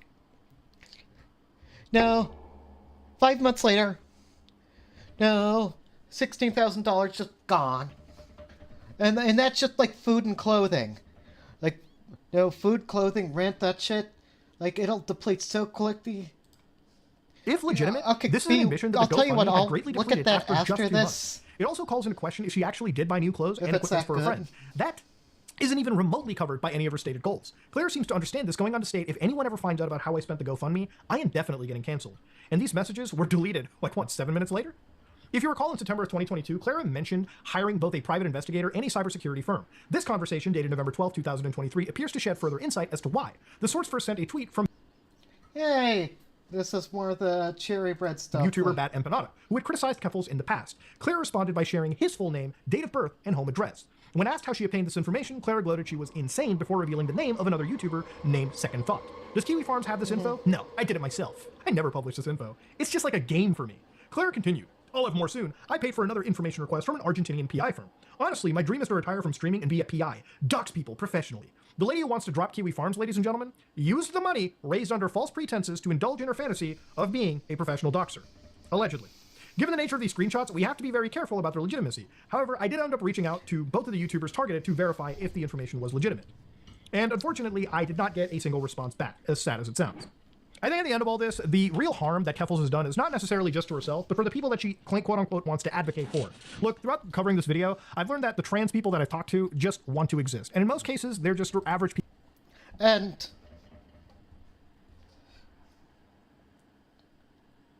funny story about that, too. So, Keffals had the docs on Bad Empanada and never said anything about it in public. Never shared that. Showed it privately to Jerry, who she thought was her friend, who she trusted. I have a couple people in my life that I trust to that degree, but not very many.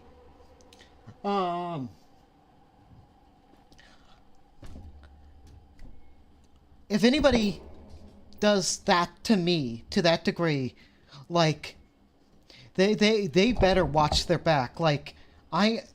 I'm willing to say that I'm not a nice person, that, no, I've never committed any crimes, okay? I don't want to have to. Like, no.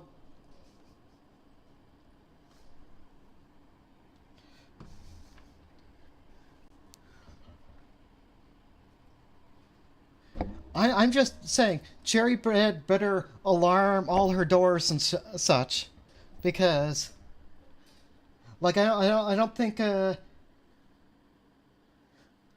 maybe Keffals is a nicer person than I am. She better hope that Keffals is not as bad as she seems to be with all this stuff, right? Because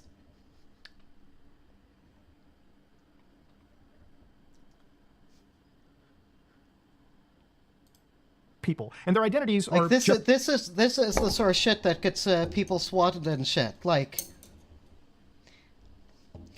see, that's part of my thing too. Is if I thought Keffals didn't have any principles, if I thought Keffals was exactly like the people she's gone after, like, I would know because Cherry Bread would have already been swatted. That's my opinion on this, by the way. Just their identities. That's it. They actually have lives outside of what their, again, trans identity usually is. And a lot of those people I talk to have all disliked Keffals. And they've all disliked him because, you know, as far as I can really tell you, this person's like the Jesse Jackson of trans people, okay? They will use this as a shield. They will constantly try to be an activist. And I feel that Keffals' behavior has made her the perfect controlled opposition for making trans people just look terribly bad. So the end of all this, ladies and gentlemen, Keffals is in fact a liar. They are evil, they are malicious, and they're a great harm to not just themselves, but the community they quote-unquote claim to represent. That said, if you like what you saw, please like, comment, and subscribe. Dislike if you dislike it. I am out. Yeah,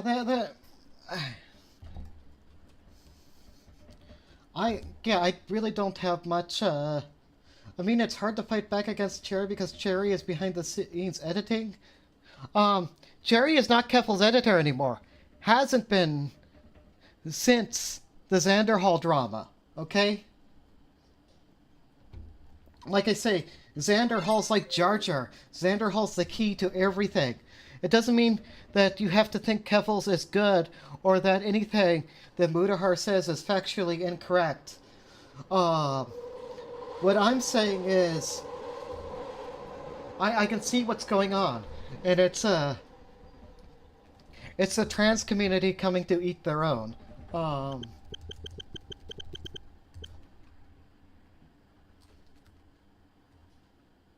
Okay.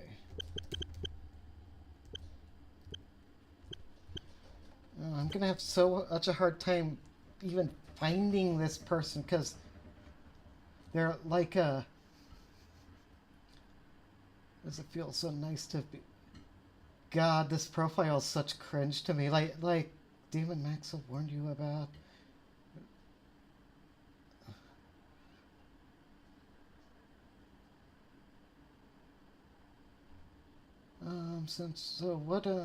It's time to talk about Keffals misled donors spent.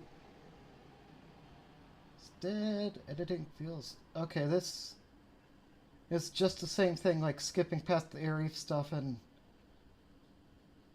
I've been investigating it for a long time. Okay, now this is a doozy. All right, 20K. Moving. Okay, this is just the GoFundMe.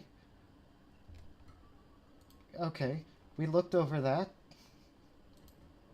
Keffals woke up. 3D civil trial in Canada is 60,000.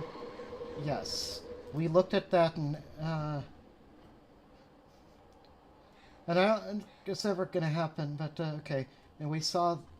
We can. That's nice. So yeah, we saw that. So we saw that. Okay, this is what you're talking about. Finances, Patreon, Twitch, AdSense revenue.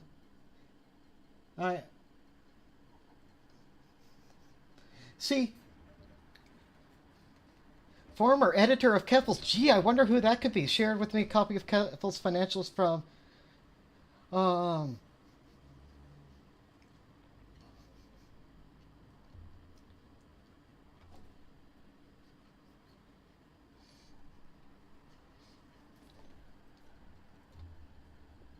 Yeah,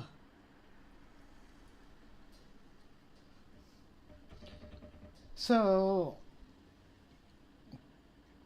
per day pace. What this isn't showing me, by the way, is where all of this money is going. Like, again,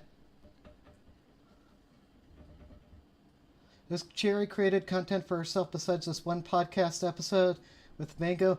No, but she sure likes running her mouth when she thinks people won't notice. I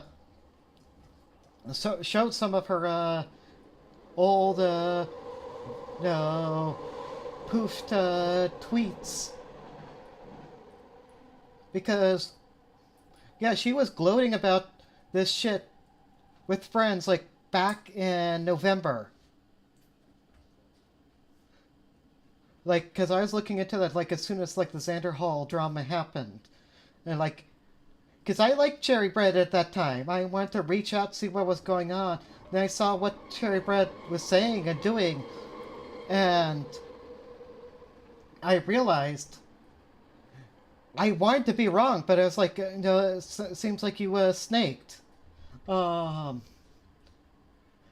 Again, depending on your views, maybe it's worthwhile. I'm just okay. Keffals.gg. I know Keffals.gg makes pretty good money, and the part thing is, you know, a lot of these other platforms it takes a share. So this only goes to July. I feel like if we do a bar graph, you know, change minus 3,000. Yeah, see this column's the more important part. Because well, okay, here's the real trick. Editors are all psychos. I've not met one that was a good person ever. Like ever in my life. No, and I've done like professional post work. I think you gotta have a bit of insanity to be able to do it, but no. Editors are all psychos. Never ever trust an editor. I am dead serious. This is not jokes. This is not memes. I'm just trying to. Hours streamed. 106. See, part of the problem is what I'm getting at, like with a small business, like. No, yeah, lol. Because part of this, like, Cherry Bread was her editor, right? So Cherry Bread's work and income is in these numbers also. This is why I was going through. In fact, I think. I mean, it is interesting showing that August, like when the swatting happened, the numbers were actually up.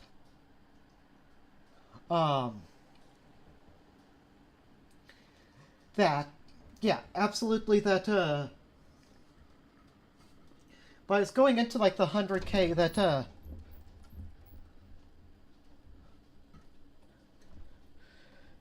Because I looked into it and about like 50 to 60,000. It's just poof, gone, just by having a lawyer on retainer and having them write up the forms.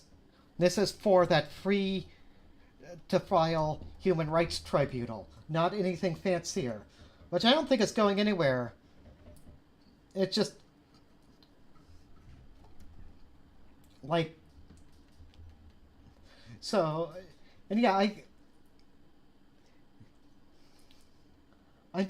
don't know the breakdown of, like, where all this money is going. Like, I know she has made, like, livable income off this shit, which I would love. I'm not gonna lie. Like, the numbers on these columns, even if it was, like, just the Patreon money, I would love to have that. Like, that's so much more money than I'm making right now. Like, yeah. It fucking sucks too, because the project I was supposed to be working on this week, like I was supposed to be busy working, and then I'm like talking to the producer. I'm like, okay, what's the deal with that? And he's like, okay, it wasn't able to be filed, no, and it's not going to happen. And this just happens in the film business, okay? Sometimes productions fall through, and then because you're on a contract-to-contract basis, you are just fucked. You're out of a job. So I'm like here, I'm like a day away, I'm like, God damn it, I could have gotten another contract for the same time if I had more time to prepare.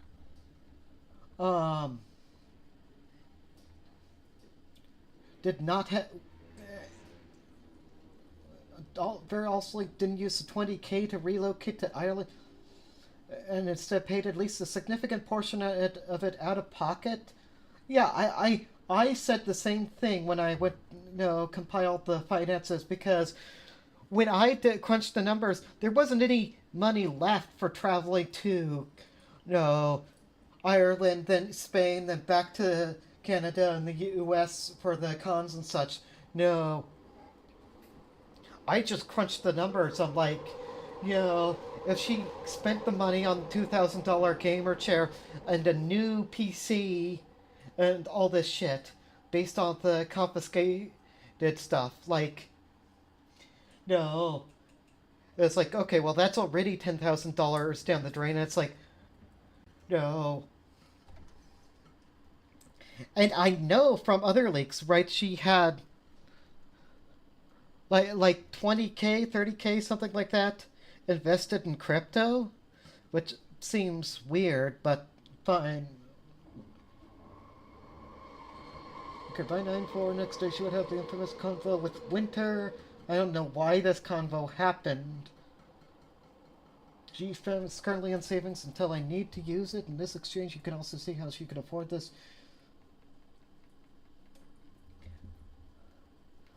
B, do you have any idea how much money Clara has spent on sex toys? I'm not going to say any more than that, but it's...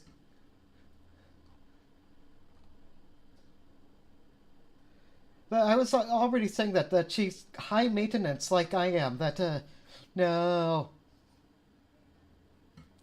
Like, if I was making $1,000 a month, I would burn through that just looking after my day-to-day needs. Like, I need more money than that just to live comfortably. I'm not even talking about going towards rent or anything either. Anyway, well, it seems like Keffals didn't need the GoFundMe to go to Ireland. She wouldn't settle down until October. Yeah, hear that? Okay, I've already seen this.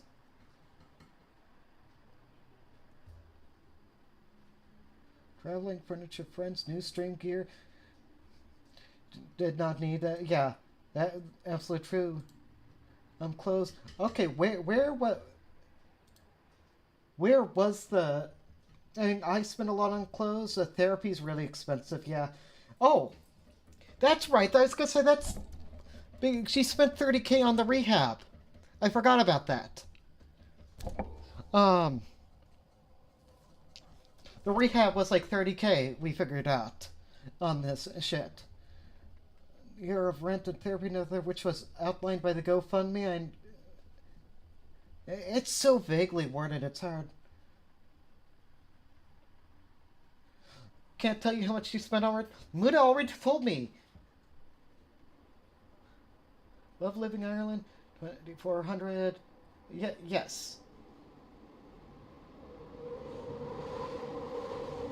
Yeah.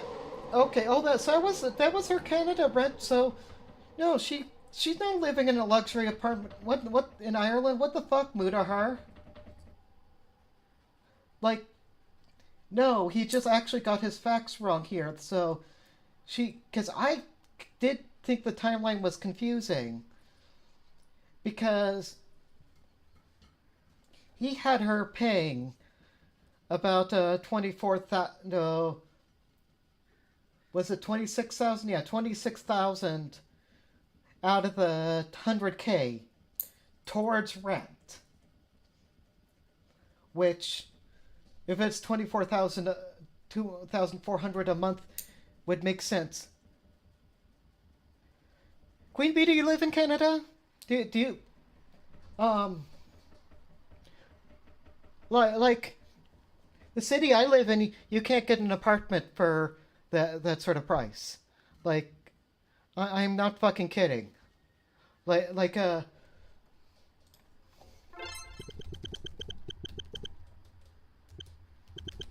I didn't think London, Ontario was that bad, so that's interesting to me. But then it was also the apartment she and Althea were saying, and no, it absolutely... What the fuck?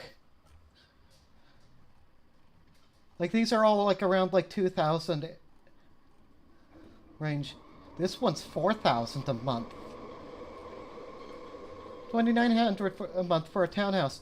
And she and Althea were sharing that, yeah, because I thought it was a cheap city too. Here.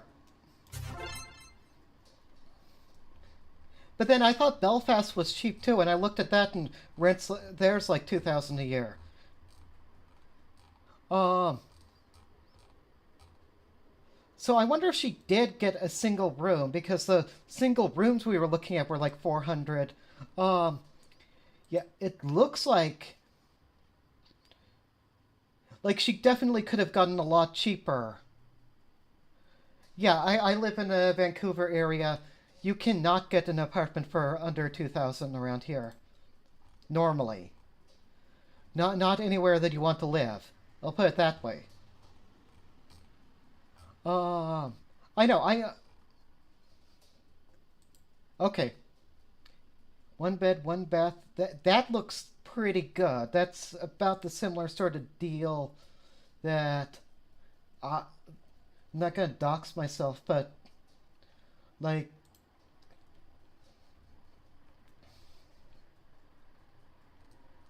it's like Woodfield neighborhood. I guess that's probably not bad. I know they were like downtown though, like the apartment that got swatted and such. Like, and it was split between the two of them. I'm not saying that it's right. I'm just saying that rent prices are fucked up. And yeah,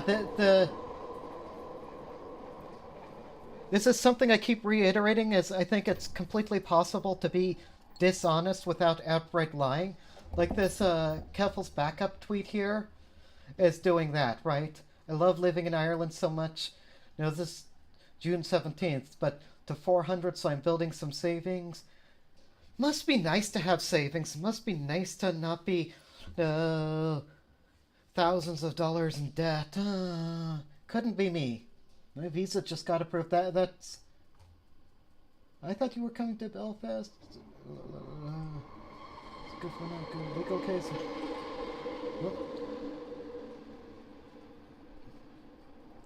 If it went to trial. It didn't go to trial, but we looked at the cost of her keeping a lawyer. She said she kept a lawyer on retainer. And then she did that again in January. So I looked and crunched the numbers, because that's like $5,000 a month. So assuming that even that... So if she did that for like the full year, like the full time, just bing, money's gone. Wasted on lawyer just sitting in their desk chair spinning around. I don't think that's the case, but that's still like $20,000 at least. Now, she also spent $30,000 on the rehab. Means that none of the 100 went to anything. What she said, I just went over that. Because this is, again, you linked it up here.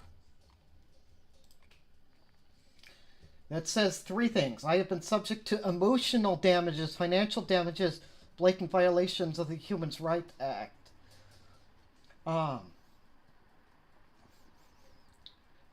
So I need to move immediately, recoup my losses, and build a legal fund. Now, Star Roxia...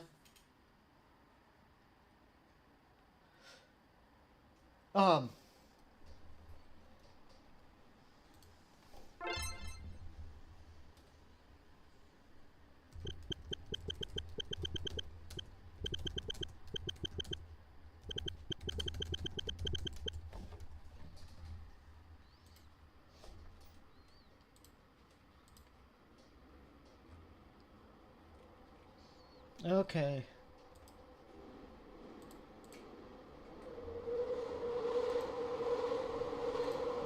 How much is retainer fee?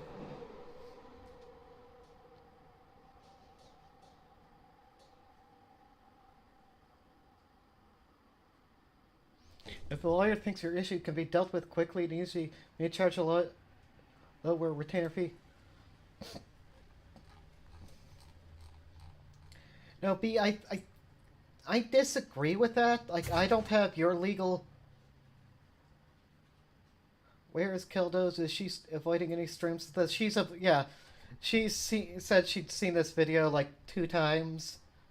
He'd seen it, like, 2 times, and didn't want to, go through it again. It's fine. I don't care. I don't blame him.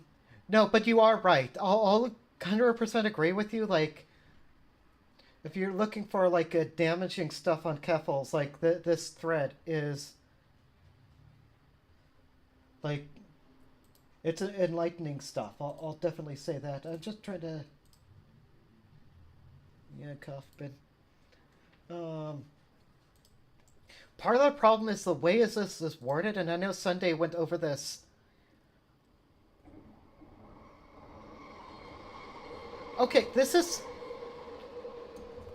I've asked Keffals about that, and this is part of the reason, like, she doesn't like me, and she, like, won't engage in discourse on her server anymore.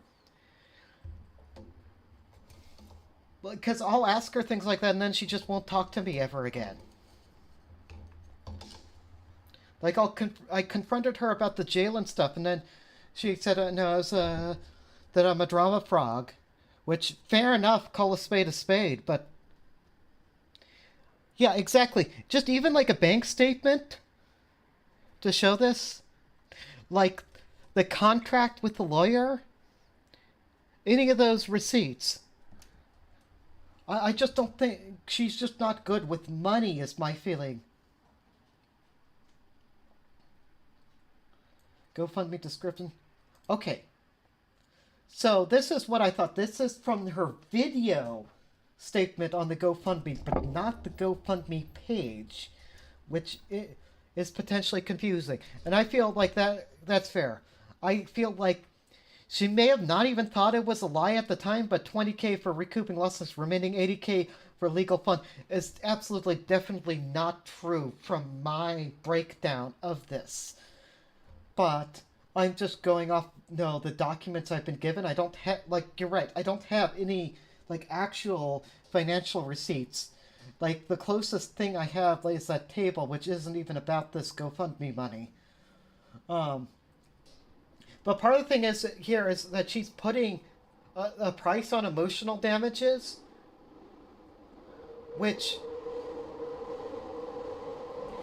is hard to put a number on. Like, I was with Keldos, we just watched a documentary that Boeing, the plane manufacturer, had to pay out $1 million to the relatives of each and every person that died on this plane crash as a result of a class action.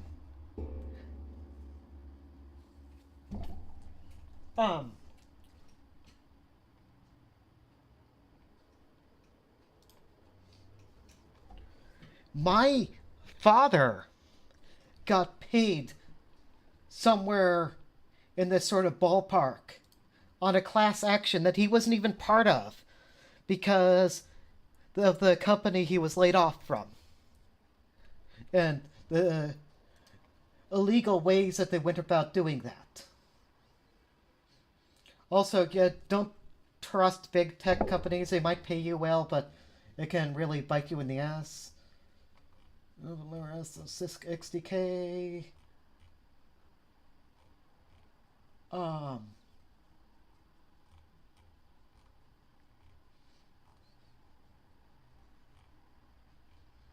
Let's see, is there anything?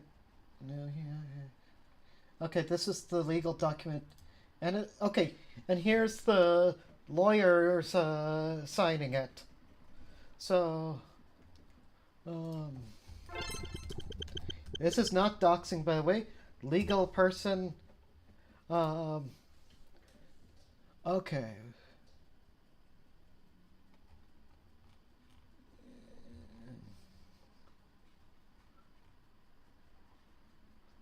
He looks expensive to me. The problem is these people don't generally just like give a quote. Was retainer, was disbursement, was contingency fee. As emotional distress damages are incredibly hard to win in court. Yeah, that's what they were going for with this, though. Which is kind of funny, because if she did spend the $100K on legal fees and it did go to court and successfully won back all those legal fees and damages, then she wouldn't need the $100K. Which is interesting.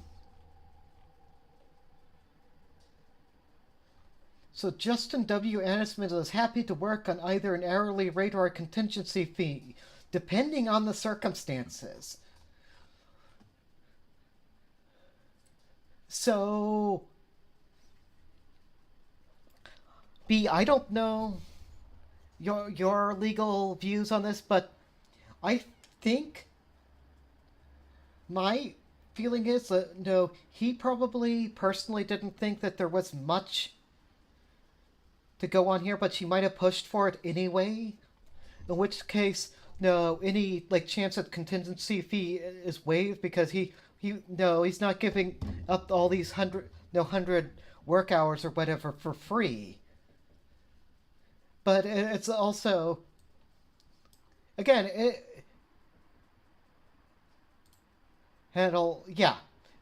that's exactly,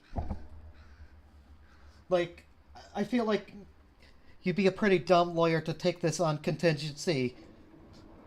Like, suing the police department and winning is very difficult, even in cases like the people who've gone murdered by police brutality. The police have still won in a lot of those. So, which case, having them using the fundraising to get the money makes more sense if you're not intending to win. Just get eyeballs on it, which is what she does. I don't think it ended up the way like she meant, but some publicly lie about this. Bring us third. We're deadline for a hearing was a month ago. Yes, that's the other thing I went into is that in Canada, the local police, the constabularies and such, like to do a thing that's been litigated in Ottawa in the Canadian Supreme Court and is still trying to work out to this day, is if you try and sue the government, sue the police, the toxic tort thing you said you knew, I have a cousin who's a lawyer cousin that does that. And you're right. That'd be a good example. Sort of like the no ads, no, do you or a loved one you know have mesothelioma? That sort of shit. She depleted the money going to rehab. Ran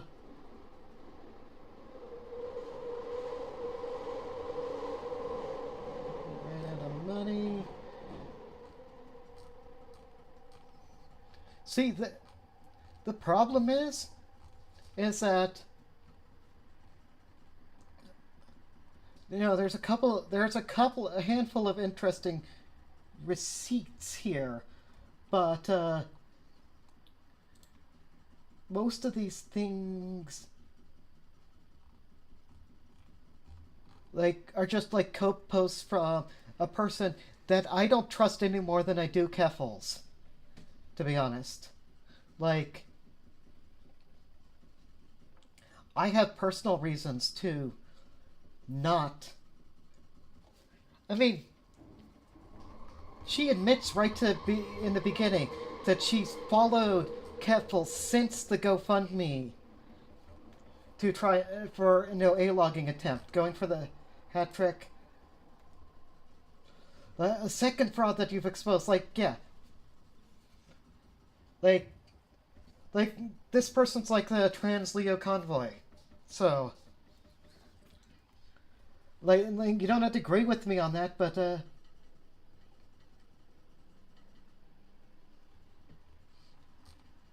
Keffals, what the fuck, dude? I see you of market socialism. Yay, another person to block.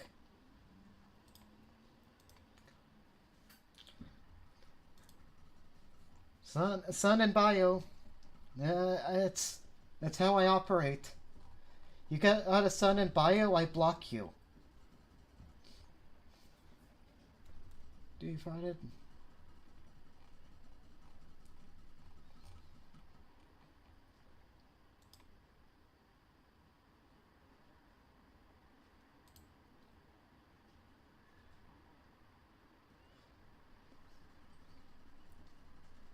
Wait, yeah, which screenshot is fake?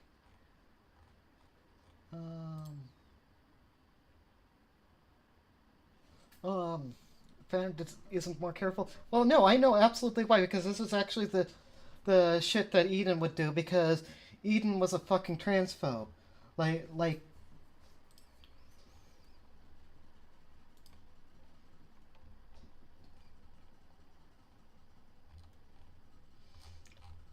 Eden was a hateful bigot who took her own life because of her own hateful bigotry.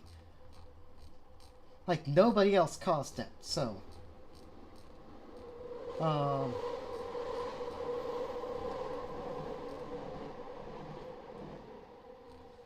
Yeah, no, thanks for pointing this out. That was actually worth looking at, though. Like, this doesn't, really, change my mind, but... Yeah, you're absolutely 100% right that this is much more valuable than what Mutahar had to go on. Just like that Diorio tweet, which I actually liked that tweet. His tweet had not transferring Stone Queen Crusade siphon 100,000 players in each party, effective for maximum of 4. Transcard deflecting attack. Need for speed. Use substance to max energy gauge. Lightning rod. Deal damage to an opponent. Website temporary. Reveal your location. Crapping on my wife. Jen is furthest thing from neo-Nazi. I'm just not gonna say, if I don't have anything nice to say, just not gonna say anything at all me to her. So, Doe is pretty sus. You have one too, because I think that's fair. Oh, Matt Pitt with the continued W's, tipster submissions. Oh yeah, just old.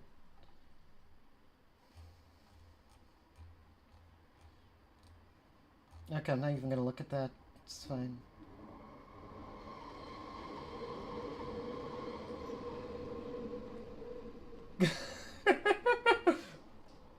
Okay, here's the real goth mommy.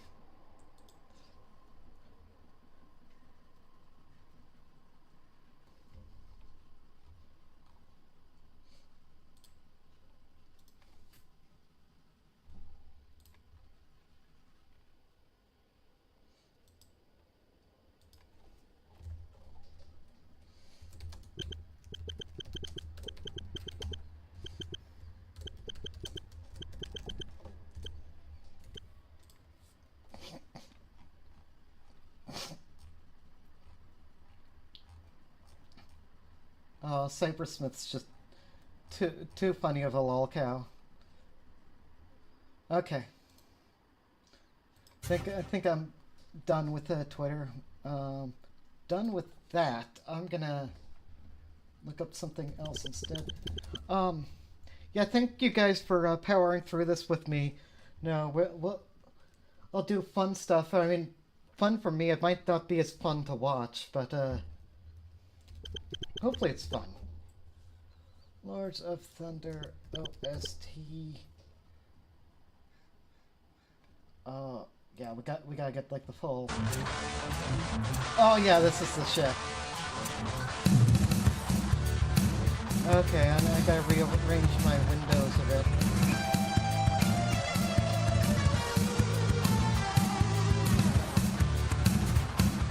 Can you watch me do crosswords, because it would be like that.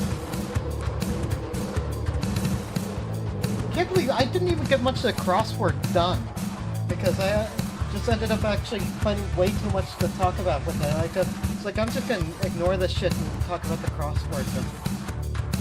And also, music's loud. I realize that. Yeah, I can just turn it down. Here. That's good.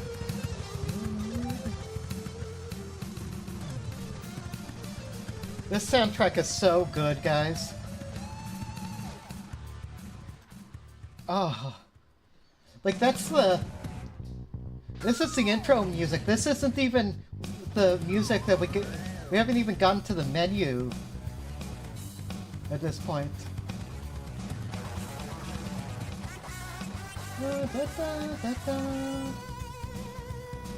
Where'd my crossword go? Okay.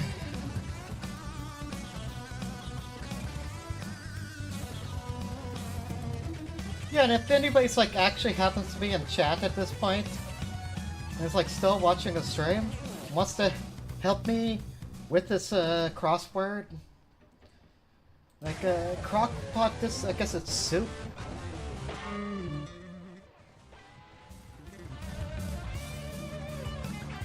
Oh. Here we go, here's menu music. God damn, the soundtrack. Like, this is real one, like... This is the character select screen.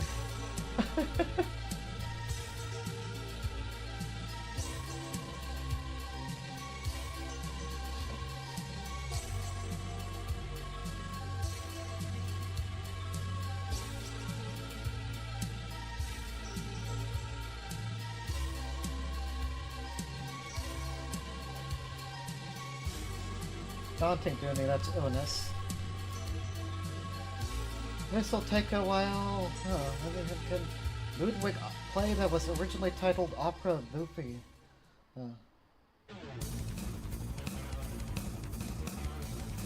I don't know. Oh! God damn, that's shredding. Oh, this is Lords of Thunder soundtrack. Anybody interested? This is the stage select screen. Like, this is just the map screen. It's so good.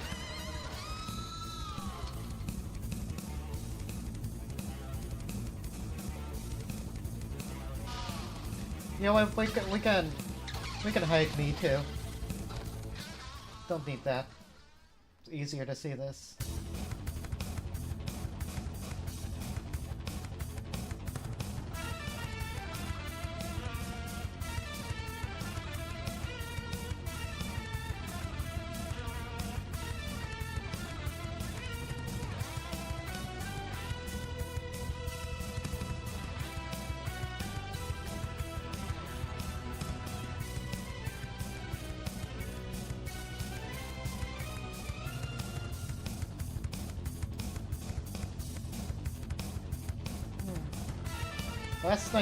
Last night's dinner is like spoiled or cold or something like that. I don't know.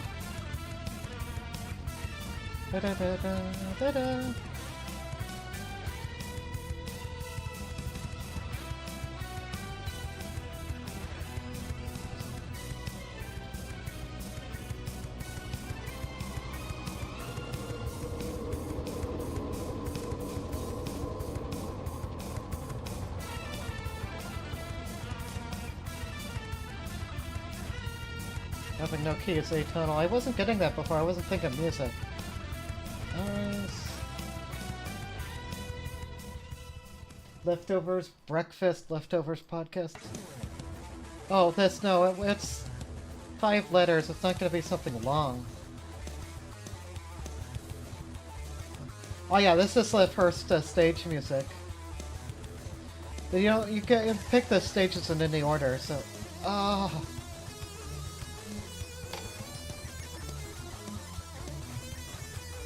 We need more metal video games, okay?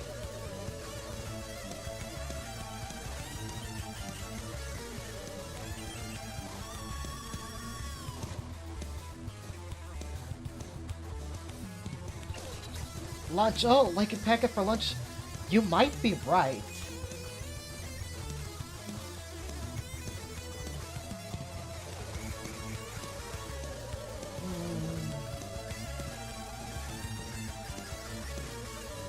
I'll wait on that.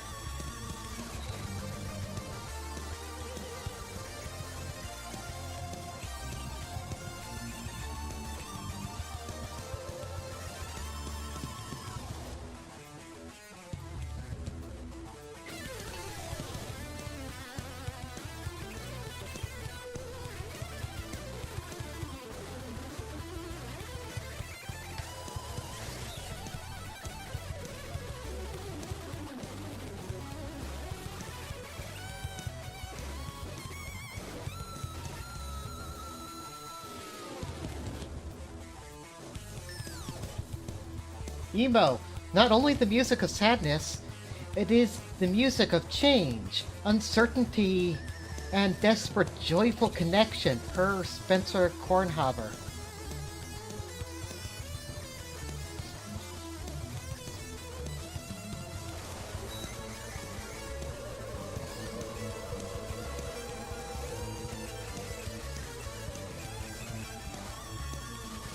Emerges, makes an appearance.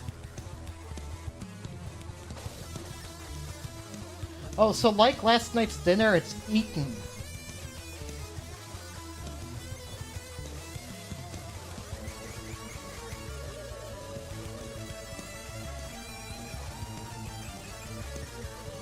Leading musician.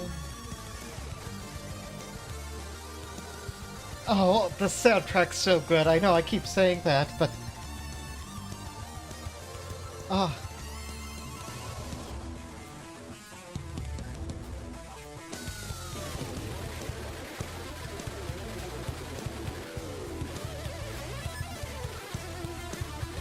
Lens places, I don't know why I wasn't... I guess I just didn't have my mind, like, fully on the crossword before, because I was still trying to listen to the video and, like, multitask, and so I wasn't, like, prepared for, like, the difficulty of a Sunday, so...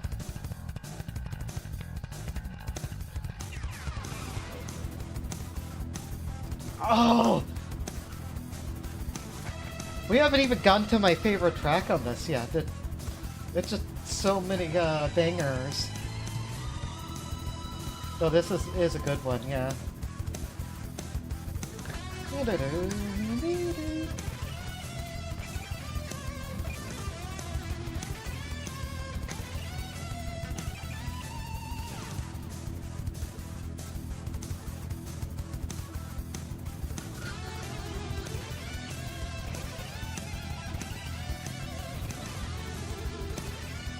It's Disco Stew, because this is BTU, which is the HVAC measure. So ones assigning scores would be Raiders.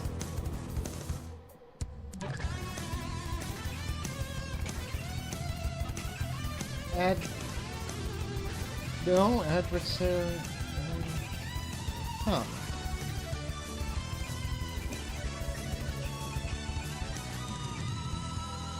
Obtain through effort. Oh, earn. You earn your keep. Cafe additive. It's not suka. It's not lead.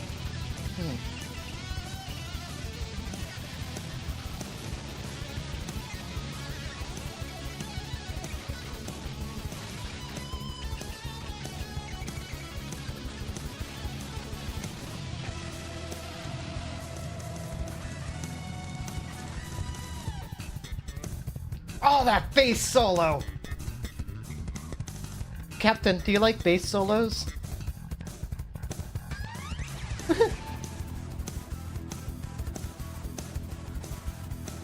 We'll hear some more of them in the soundtrack, by the way. Yeah.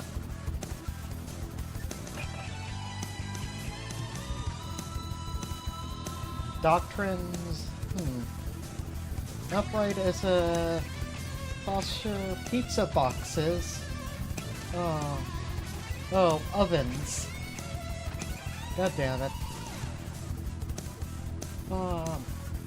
Lena Hayes the Queen. Oh gosh, what's her name? Not Targaryen, Lannister. Cersei Lannister, that's it.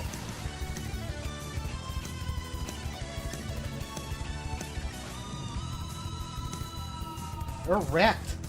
Like an erect penis. Scram. Ah! This is my favorite one. God damn that bass line. Oh, it's too good.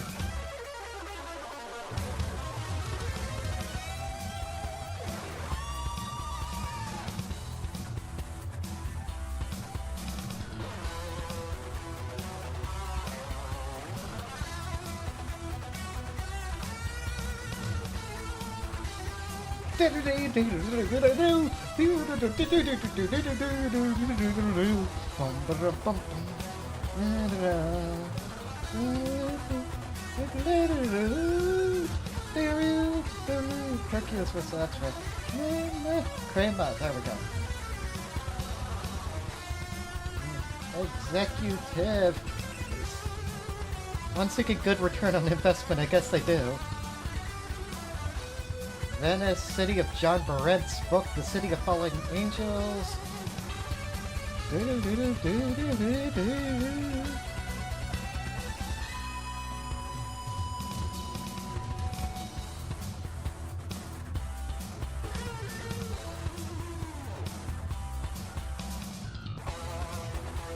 Oh yeah, I'll say this right now.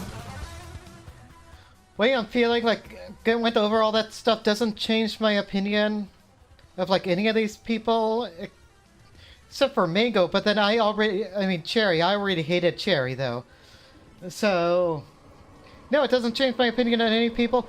I never want to talk about this Keffals shit again. Okay, like if it's gonna be like the fucking total drama island meme every single time.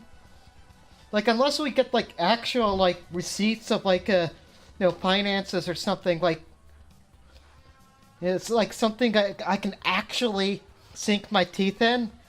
Like, because this shit is just so dumb.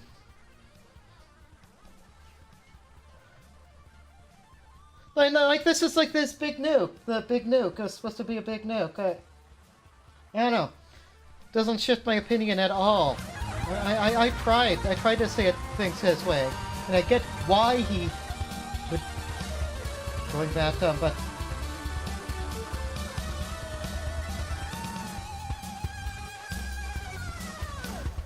oh, it's so good. I love this track. Sweet days.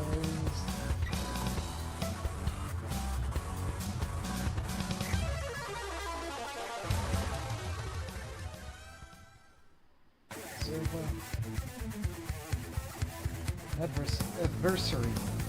Not adversary, okay.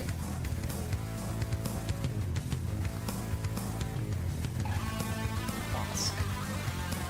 I think this might be like the forest stage. I don't remember. It's been way too long.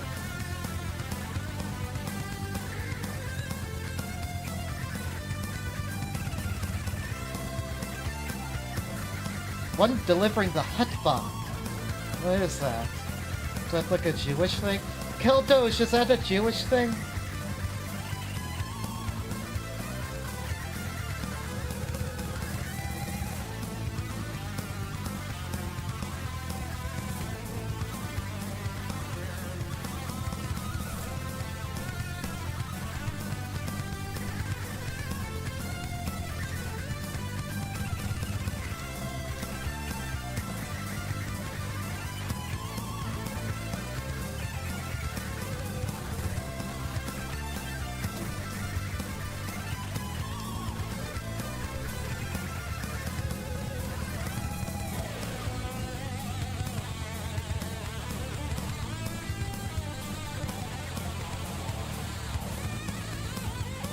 Okay.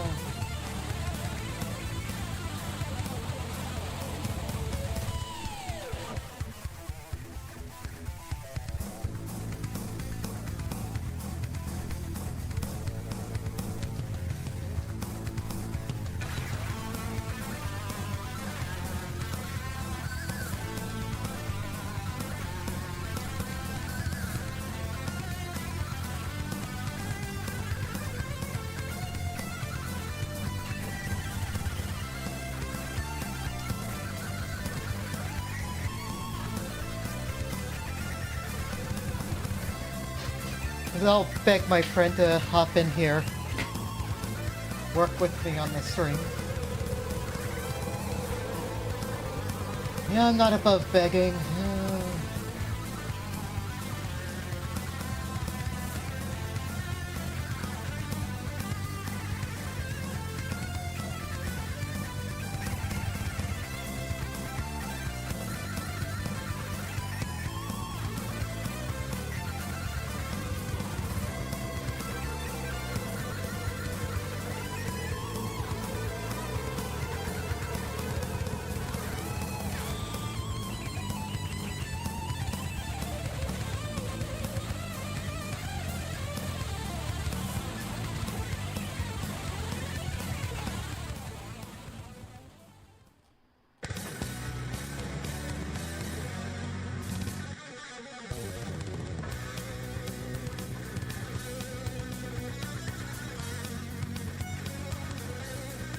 Sorry, I'm like multitasking again. I shouldn't do this on stream, it's just my way.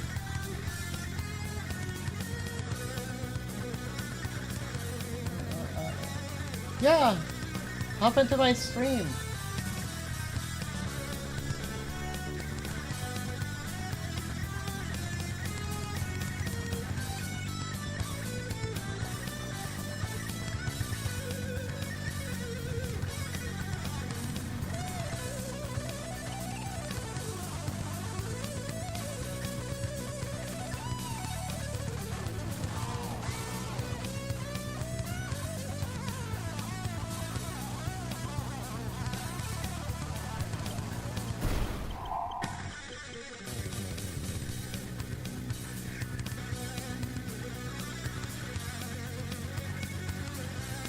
Wait.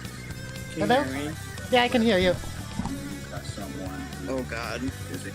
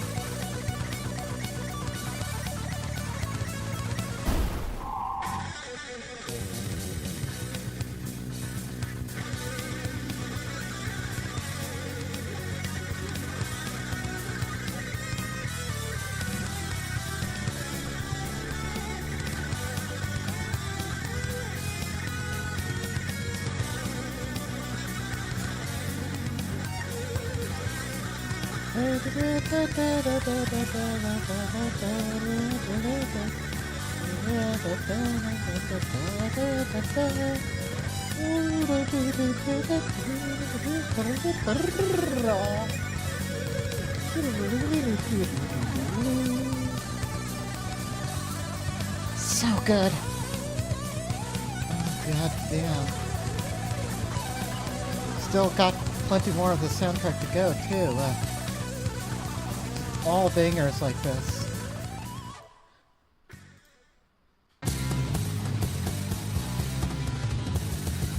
Yeah, that can go away.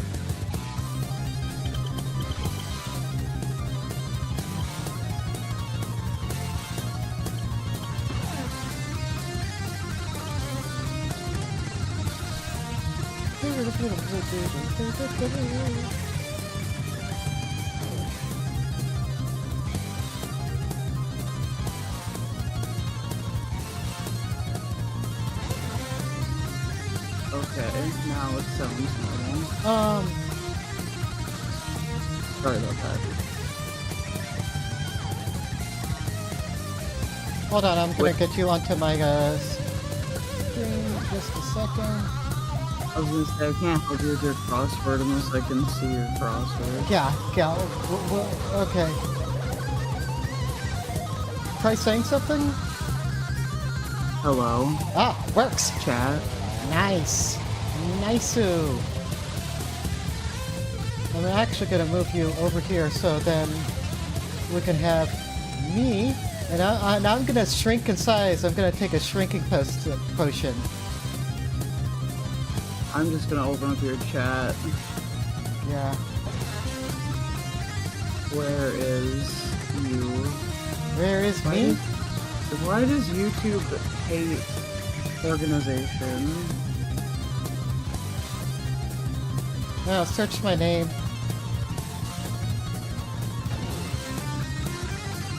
I'm actually going to put us over on the right side so we're not blocking the crossword itself. Why can't I see you? What the hell? I'm subscribed to you. What the fuck? Oh, definitely. Is it just like trying to algorithm vary? Oh, I see it. I see it.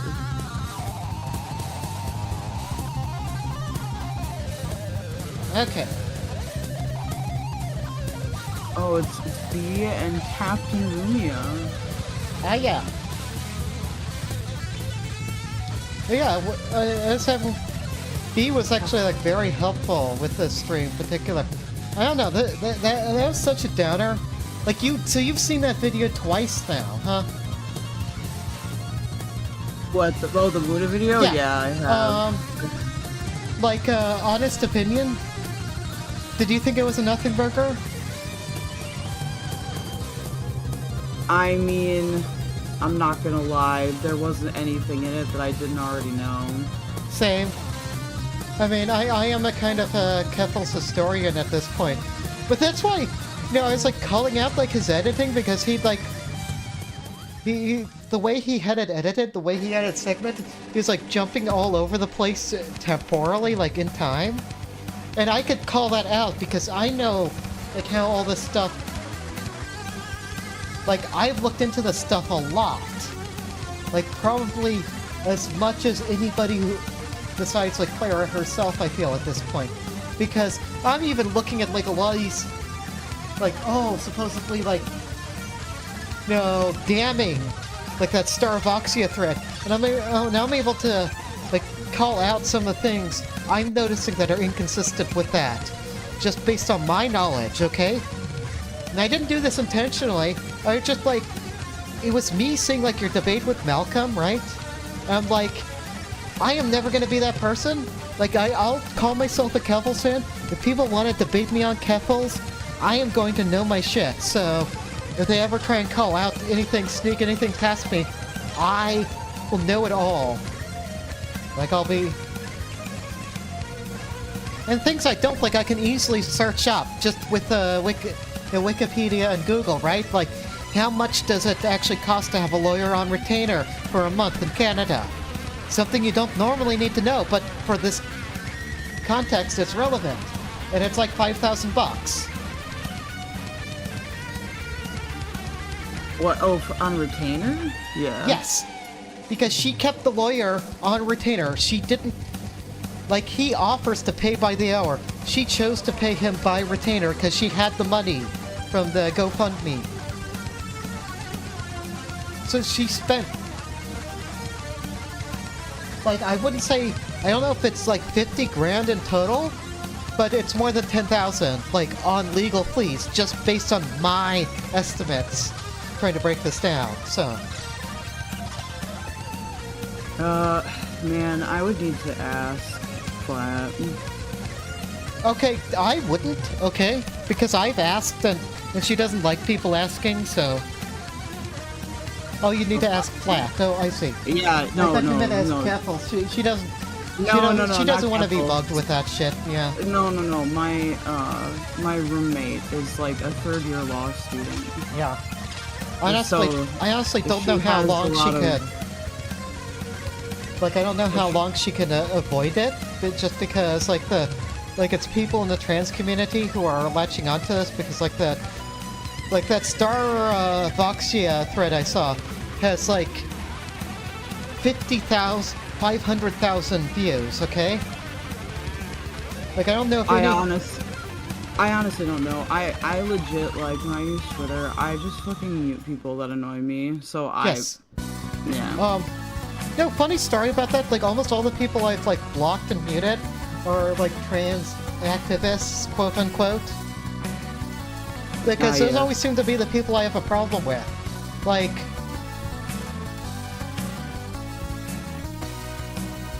Okay, I'm supposed to be doing crossword, though, like...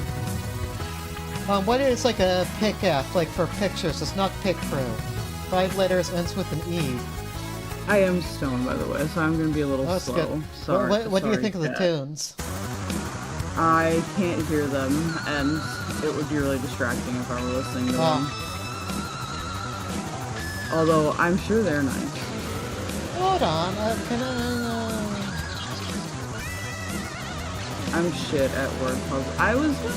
Sudoku I found fun, but it got really confusing after like a half an hour. Don't try to play Sudoku with Dyscalculia. It's a pretty, like, self-defeating game that way. There we go. I don't know if you'll be able to hear it, though. Like, I don't know. I find, like, when I share, like, the entire screen, sometimes it won't share the sound. Like, it's a Discord problem. Yeah, it's, like, off-kilter here. I'm just gonna...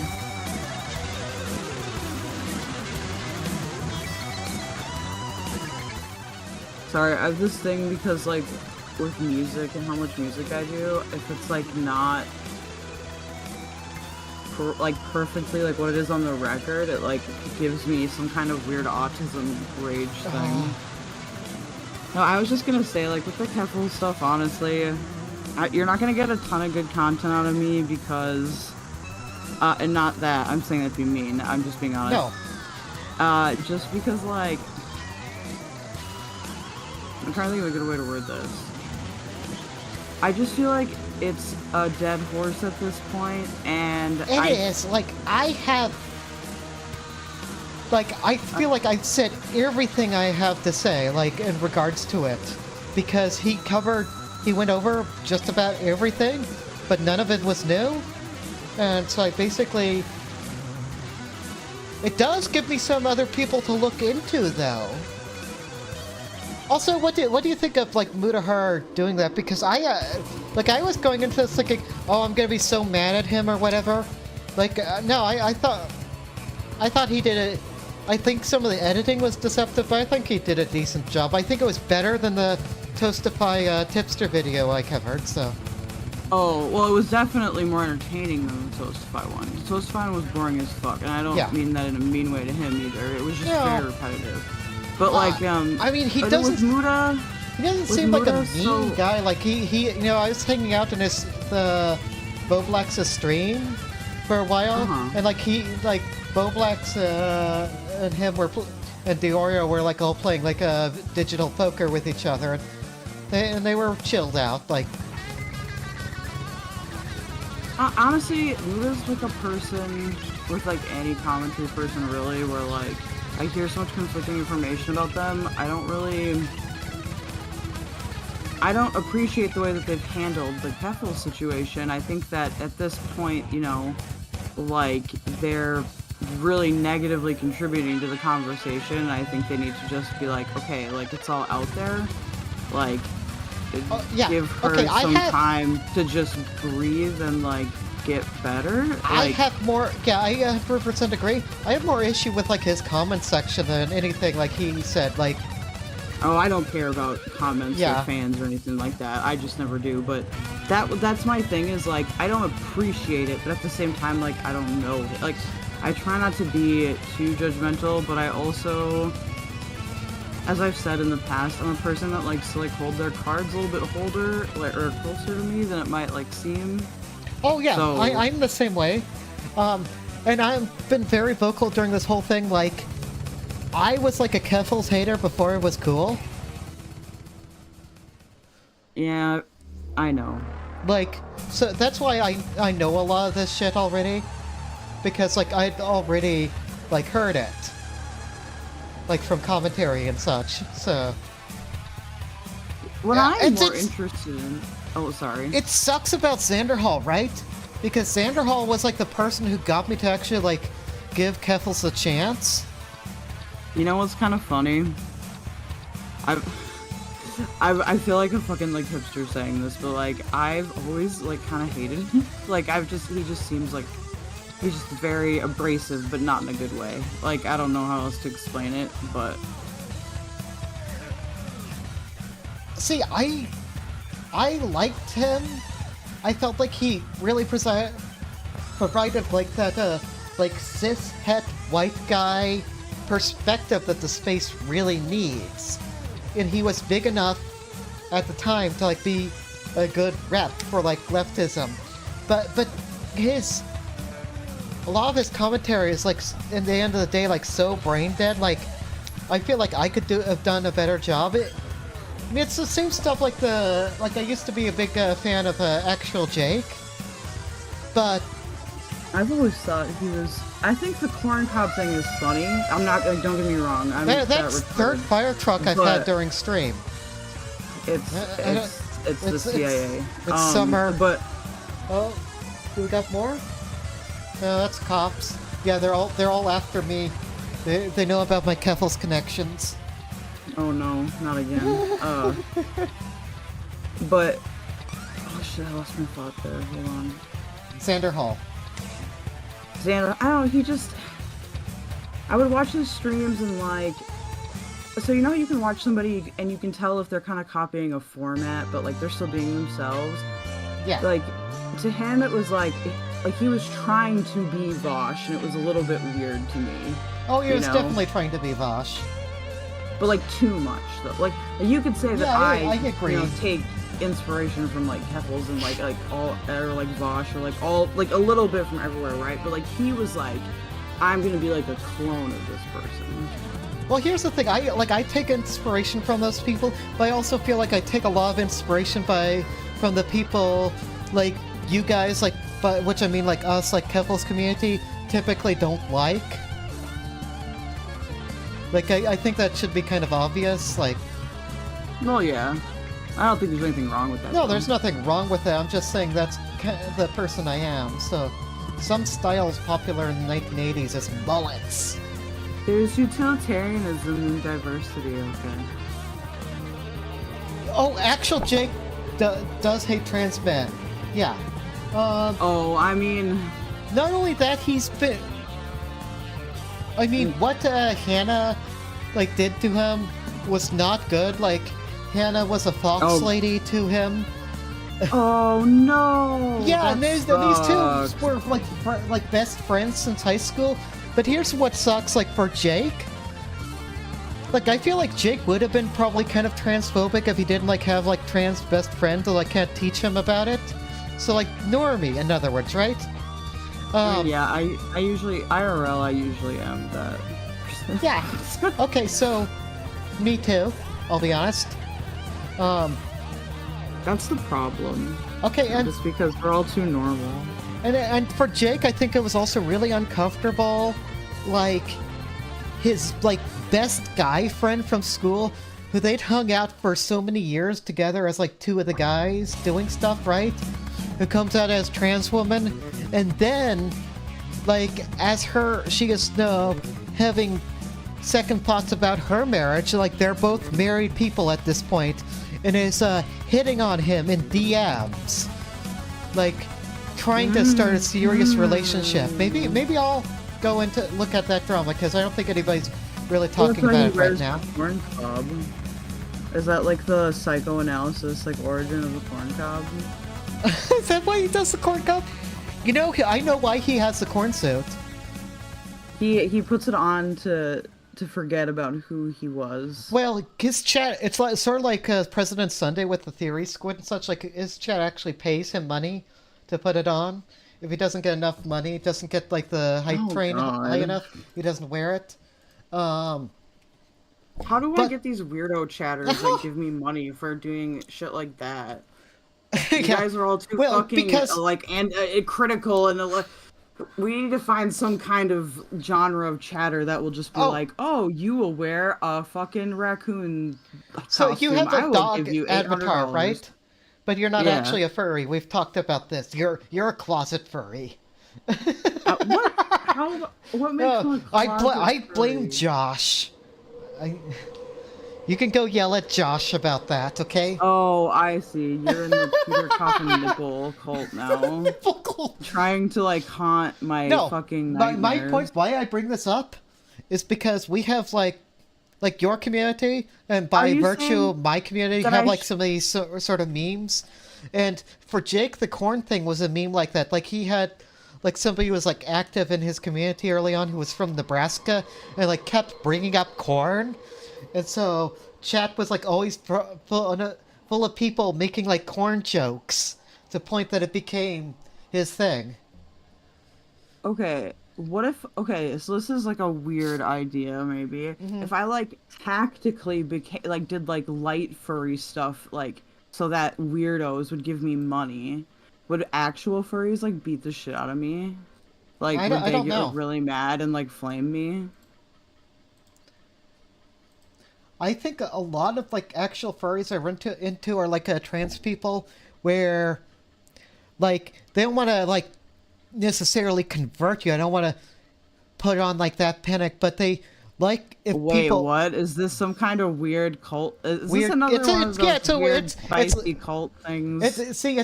No, right, exactly. It's like the Catboy Ranch cult. We want to turn everybody trans. No, they want to turn everybody Oh yeah. So by the way. They want me to become a furry? That's it. Well, they want me to become an elf, IRL. Man, you guys, I want whatever drugs y'all are doing over there in the mother chat. I know there's the otherkin stuff, the people who have the fair pronouns. I don't know. That's kind of weird to me. But I'm not gonna lie. If we talk about that, I'm gonna sound like an old man, and it might hurt your reputation because I don't get it. I'll never get it. I'm not gonna be mean to people automatically, but I'm never gonna get it. No, I'm just too simple-minded. No, if you're pulling in the transphobes, the center-right people and such, into my stream, thank you. Oh, you're welcome. I'm really good at that. Yeah. They love me. I don't know why. I feel like I'm the polar opposite of anything that those people like, and they're like, ah, yes, Keldoge. No, I mean, because that right queen bee. No, I'm just kidding. No, because I'll be honest. It's one of the problems I've always had in leftist places. Why I actually like Keffals community is because I am that kind of edgy person with pro-business shit lib views, who's politically conservative, on a lot of social issues actually. Oh, I wouldn't call yourself politically conservative. That might be a bit too much. I would say maybe more as far as my voting. Well, okay, look, I am bad at lore. I'll admit that, but I need to teach y'all political science. Okay, I think that's the give and take here, because you definitely aren't pretty much nobody in this space is really conservative, at least that I've seen that's convincingly conservative. I mean, even SFO is pretty liberal. Yeah. I guess maybe I don't know if you Chud Logic is a conservative, and I suppose Sargon probably, but those are really okay. It's funny because me and Chud Logic were actually chatting last night. I'm not saying you're transphobic, Queen Bee. I'm saying that we're both trans people that complain about actually okay. Actually having kind of meaningful kind of back and forth convo, which surprised me that. I love when Keffals would do that, and I just think that's based that that's the first time I'd seen him just jump into chat and be chatting with people, and I'm that's cool. Anyway, yeah, no, I think we actually have a number of similar values, but I wouldn't necessarily endorse him. I'm definitely my own person with my own values. I think he suffers from a chronic Brit bongerism. Okay? It's it's terminal. We can't fix him. Because I started watching him when he like first started streaming, and then I like went away for a while, and then it was like, whoa. So I just saw a change. I mean, to be fair, that doesn't reflect who he is as a person. It might just reflect my like taste in entertainment. Yeah. Well, I think it's also that kind of like a. But I'm always gonna, because of that Addy song, I'm always gonna do that. So that's not on him, okay? He can blame Addy. Oh yeah, absolutely. No, I feel like from what I've seen in his politics, like I feel like he's probably more he says he's Addy's here. Oh no, Chet is not remotely concerned. Well, Yeah. to be fair, he also is like European, and Europeans are pretty. Everything I've seen of him, like going into politics, he's actually been pretty left. Like I would consider, I don't want to say he's left of me, but like I said, we probably agree on a lot of stuff when it comes to that things. I think part of the thing is he's like Vosh. He's way more libertarian than me, I think. Like, oh well, then me and him would get along. Like a lot of the like free speech absolutism thing, like no, you should be able to, or at least say like whatever like slurs you want or whatever, right? Like the, like on the other hand, it's the spaces where I tend to fit in because I am a bit edgy, right? So, especially with my comedy, so. I think maybe I may have gotten that impression just from like select viewing and not really, I don't know. Well, and he definitely doesn't discourage that kind of audience, right? That's the thing I've noticed. To me, if things, and I don't say this to be insulting, like some people like this, that's totally cool. Like to me, if things get a little bit like too performative, and I don't mean in like a fake way, just in like, that's how the show runs, it kind of makes me be like, like this is a little bit too, not intense, but just like, I need more chill, man. You know, like it stresses me out a little bit. Oh, you're not gonna be a regular viewer of mine in the future, are you? Like if I blow up. No, that's not true. I'm joking. I don't think of myself as a particularly chill. By the way, you are pretty. I mean, not all the time, but I also tend to chill pill people a little bit. Yeah, I guess. I guess. No, I feel like even so, like I'm trying to get better at like not talking over you when we have these convos, right?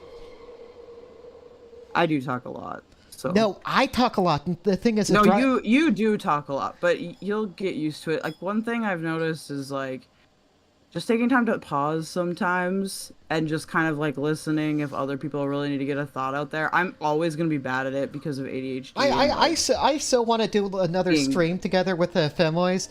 It was so funny, like when the both of us were in the room together with you, because it's like you had to deal with two of us just kind of motoring along. I muted myself and then lowered you guys a little bit and then like made jokes when I wanted to. Like I don't, if you guys want to sit and complain about that, because if I don't care like what you're complaining about, no offense, like I'm gonna make it funny.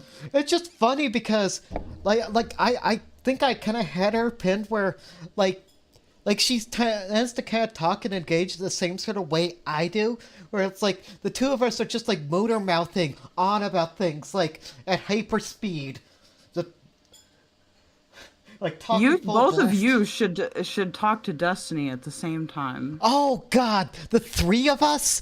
That would be like insane. I'm just gonna sit there like in a chair and just watch and laugh, but. That'd be a fast debate. The thing is, I always think like I talk slow like Keffals, and I watch like the VODs of my stuff. I'm like, whew. I don't feel like I have always. that problem where I'll talk slow, but I'll purposely like speed up. I do this thing before stream where I have like a little routine thing. I actually will like pretend to be Destiny, and I'll like debate myself on just like whatever, just so I can get myself like talking faster. By the way, probably kind of weird. You know how like playing golf is like your like weird like old man like boomer gaming thing. For me, it's Crosswords. Yeah, that's there was very actually grandma of you. And the reason I'm doing this, like, there's actually a streamer I like that I know in the VTuber community who would stream crosswords. But they have to be hard enough, so, for me, at least. Like, I need the big Sunday crosswords. So, every Sunday I'm gonna have to do a Sunday stream where I stream crosswords. And I don't care if people hate it. They have to deal with it. You should try to get on President Sunday on your Sunday crossword and make him do the crossword with you. That would be hilarious. Funny. That would be funny. I don't know if he'd be up for it, but he probably wouldn't. But like, it would just be funny. I mean, I could ask him. I wonder if he would if I friended him, he would accept it. Like we've talked a little bit, but okay. Do you like take photo like? Do like Instagram like shit with your phone or whatever? Like what's like another like picture taking app? Picture take? Oh man, it's short. Well, it's like a 5-letter word ending in an E. It's ending in an E? I'm pretty sure. I use Snapchat. That doesn't end in E. Oh. Is it? No, it's not Snapchat. Oh, I have no clue. I was just thinking, serious with episodes, my malpractical decision and my hypocritical oath. It has to be Scrubs. Oh, I miss Scrubs. I really liked the asshole doctor. Like oh the yes, teacher. Everybody like the source of so many memes. He was right? so fucking funny. I always thought the main character in that show was kind of a beta cuck. But did you ever watch House? House, I love House. Oh, yeah. I still love House to this day because House is like who I am inside. Okay, like actually, like that might be a little too revealing, but like it is very similar. I think my brain works like his brain, so. And sometimes I'll like if I catch myself being an asshole, I'm like, okay, I need to stop being Dr. House, for a minute. Like, I've tried to become a nicer person over time. We could do that. We could watch Scrubs. What was it I was saying that, because you hadn't seen him, like, oh, I need to get you culture. And I don't remember what it was. I don't remember. You know about, like, all those, like, old movies and shit? My sibling is really into that stuff. I'm not. So, I'll watch stuff, though. You just have to be okay with me talking over it a little bit. So, do you know Jimmy Stewart, like, olden times, like, actor, like, It's a Wonderful Life and such? Yeah. Oh, not that Jimmy Stewart. Yeah, like, tall guy who's, like, charming, like, family man, had the distinct voice. That feels like something I was forced to watch at some point, maybe. Christmas time. Probably even, like, your... stepmother or whatever is forced you to, like, if you've ever like got to visit relatives during Christmas. My stepmothers. My mom and dad were always really into those really old movies. The one they'd always watch that scared me was the one where like he like isn't there or whatever. I can't remember what it's called. He like dies or something. Oh gosh. Is that Ghost or you're talking about, or like where he's a ghost? Is that It's a Wonderful Life? Is that what I'm thinking of? Oh yeah, no, that is. I think that that is. I always liked because he old. He Minecrafts. He jumps off the bridge. Right, yeah. Okay, and then he like goes to like the bad 1984 version of his town. So yeah, so Back to the Future Part 2 actually ripped that movie off, but we don't care. Oh, you can't say that about Back to the Future. Back to the Future's good. No, Back to the Future's good. I like Back to the Future. Anyway, I've got a movie. Apparently, the whole thing's up on YouTube. I feel like we'd probably still get... that doesn't mean you can watch it on YouTube. No, that's not what I mean. I mean, I feel like we'd probably still get copyright struck if we tried to watch it on stream, but I'd still like to watch it together with you. It's like old 50s black and white movie with that guy. But it's a plane disaster. It's like exactly like the looking into, like trying to figure out why a plane disaster happens, like plane disaster forensics movie. I'm like... Oh, like, I know, like one of those old, like, I know what you're talking about. Yeah, I know. It's like this is... If I can be stoned, then I could do it. Oh, yeah. I don't know if I could do it sober. Oh, yeah, no, it'd be good stoned, I think. You know what is good stoned? food. Well, that too, but fucking Wizard of Oz. I love the Wizard of Oz. I got to be. Have you ever watched it stoned? Yeah. I mean, I've like been that's in how you have to do it. productions of it while stoned. No, so like in high school, I did like a lot of the like production type stuff, and I did like the sound. I don't know what you call it, not sound directing, but like I did assisting, and I would sing like all the background vocals. Oh. So I just got to like sit behind a curtain with like a fucking microphone. It was pretty nice. Okay, you know, like flappers, like 1920s women. Yes, they're cool I know. and very sex positive and such. Who's a flapper that's depicted on Halloween? Oh, I would not know the answer to that question. It's not Betty Boop. It's 3 letters. I would know like any like a geography or like some kind of anything that's like related to my weird autism shit, but names and people, faces, I don't know. They all start to melt together after a while. Okay, what's Oh, it's probably their sports team. Is it UTEX? U Tennessee? No, I don't know. What were you guys talking about before? Also, what was Sussy Wussy? Oh boy! Oh, the Otonoko pharmacy stuff. What's your Okay, what's your feeling on the DIY hormone stuff? I think I know. For whom? Not even related to Keffals, just like in general, like for minors. Absolutely not. Okay, I 100% agree. Oh, this is actually where I've actually maybe become. There are people that'll call me transphobic for this. I just think that I feel like 2022 Keffals would have, but I mean, I can understand where people come from, but like as a person that's like experienced drug abuse and stuff, like it can fuck up your brain, and like my brain as like a kid was also fucked up by a psychiatric medication. So I just think that like people should be really careful about that. Like I think that the much better and like easier to accomplish solution is like to just have accessible and like affordable or free healthcare, and for people to not be this like, oh, we don't need to treat gender dysphoria in youth because, but well, it's like, okay, like you still treat depression in youth, you still treat ADHD in youth, you still treat whatever. Yeah. Like that's retarded. Like why is it like all of a sudden when it's like, you know, someone who'd be going through puberty, it's like 13, 14 or whatever, like that totally makes sense. Like, sorry, you're stupid and don't understand how biology works, and ironic. Yeah, I went into this already.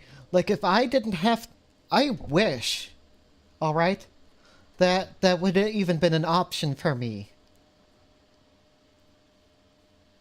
Like, I definitely would have been a lot less destructive and a lot less self-sabotaging if I had access to that shit at that time. I was such a terrible teenager. Like, oh god, I was like I was such a punk. Very like physical. Oh yeah, yeah. No, I never went to jail, but I had people like actually like threaten to police action on me, like because of you never got sent to juvie? Yeah, I know. I'm lame, but I mean, I never got sent to juvie. No, but I did definitely do, let's say, physical altercations where, no. It's funny too, and because like in like the like manly movies and such, like your Rocky 3 or whatever, like dudes, especially in the bar, they can just like punch each other up over a disagreement, right? Turns out you try doing that in real life, that gets you in trouble.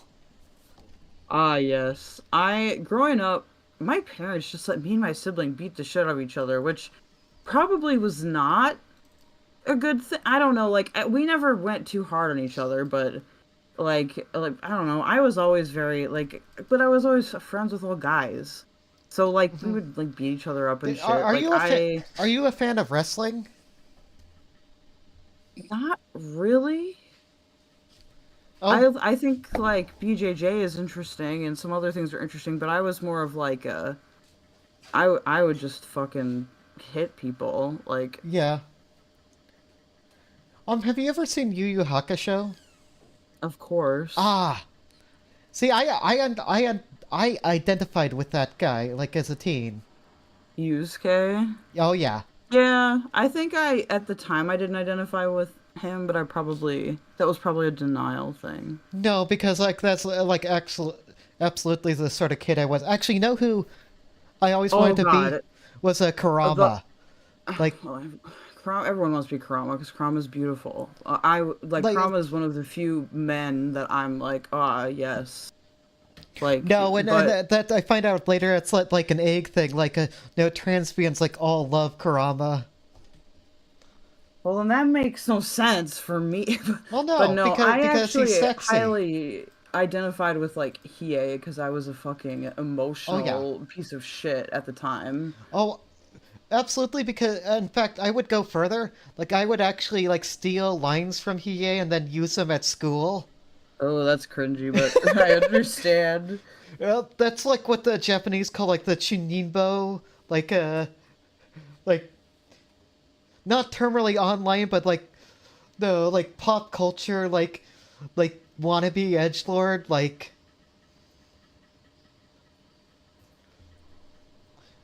But I was never. I was more of an emo kid than a goth, really. So. I was really I loved like punk and stuff, and then I don't know, when I was like 17, I got really into hip hop stuff, and then I got really into that weird like I want to be like a thug person to be like masculine or whatever. I don't know. It was a weird time in my life. See, I feel like you could like really get on with somebody like say Diorio just if it was like just discussing music. Yeah, for sure. I mean, like, I think one thing is like that people have to remember. Actually, probably Tipster. On here, for some reason, like I get really bad female voice. I don't know why. It's really only on like stream. Like when I'm talking to like maybe it's like a mimicry thing, but no, that's because like a lot of the guys that I like hung out with like were like Nick Diorio. Like these guys are people that I've been friends with. Like that's why I even though it doesn't really make much sense, I always like to poke fun at President Sunday because he reminds me of like the nerdy guy. Like I would always have like a nerdy like friend that I would hang out with too. Actually, I was gonna say Tipster. I have no idea what sort of music he's into, but I picture him being a hip hop guy himself. So I actually haven't asked him. Oh, We've been talking about a bunch of other stuff. Like well, you could just ask him about like the Kendrick Drake stuff. Like that's a good icebreaker at the moment. Maybe we have talked about. I don't remember. Whenever I talk about the Kendrick Drake thing, I always spurg about it for like 5 minutes, and I feel like it just overwhelms people. But did you ever see that like Kinkleborg, like a STV Philly Emery sort of debate on that? I saw parts of it. I don't know. I'm not gonna lie. Like, based on certain events, I did get a little bit annoyed with how they were arguing like against Emery. I don't know. Oh yeah. One thing that I don't like is like I think that like talking about like the rapping beefs is fun and their drama is fun, but I think it's weird when people get like way too into it. Like, because it's like it's not your beef. Like you're not Kendrick or Drake. Like. Why did you see that it's cringe. Like AK-47 guy who's like seems to like live and breathe this shit. Does he make music though? I'm going to assume that he's a rapper. That's actually a good question that I am going to try and really answer into right like now. the scene, they might get really into it, but like I don't see anybody on Kankomore, becoming an aspiring rapper anytime soon, and I think that they would agree with that. Rap Sand trending. Oh yeah, he popular YouTube blogger, public figure, Cleveland, Ohio. I'm not doxing. This is literally his profile. It's okay. Cleveland is a big city. Oh yeah. If I thought it was like actually like harmful stuff, like I wouldn't even share it. How dare you dox? I'm just kidding. Now I need to be careful about those jokes. Thanks. I did share his video. He's an interesting character for sure. Like I don't know what I think of him. Just DM me. If you want, just DM me the video. I can take a look at it. I want to see if I he's could good do or a not. Queeman and play him on stream, but I swear the guy, you know the sort. You gotta measure him by like N-words per minute. Why does it punish you for N-word said in songs? Because that doesn't make sense.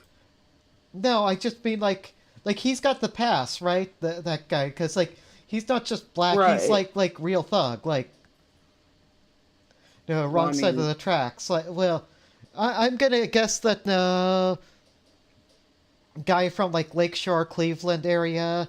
I don't know. Cleveland's a big city. I don't know where he is from in Cleveland, but send me the video. Oh, okay. I'm just really curious. That's not the video. That's Keffals' Twitter. Okay, here's... Oh, she better not be tweeting right now. She tweeted something like, unless it's unrelated. Last night as just J.K. Rowling, shut up, bitch. Oh, that's She fun. is funny. I like see, this is what I like. Like, I like that too. It is funny. I love when people like reply to it like super mad too, like you said, but you did this and therefore you cannot. Like, oh my god, dude, like, fucking block Keffals then if it's so upsetting for you. It's funny. Now I see some of people like who are like actually friends with her, like that I just wouldn't expect. Like, that always kind of gets me. Like, like, especially now that I have this like public account on Twitter where like I follow like all these drama people. It's like I start learning what the connections are, and it's interesting to see. Oh goody. It's interesting that you say that. I've been doing. I won't be specific, just to be silly, but I've been doing lots of research tonight. That's where I was, Queen Bee. I've been reading. I've been doing lots of reading and comparing and analyzing. It's been fun.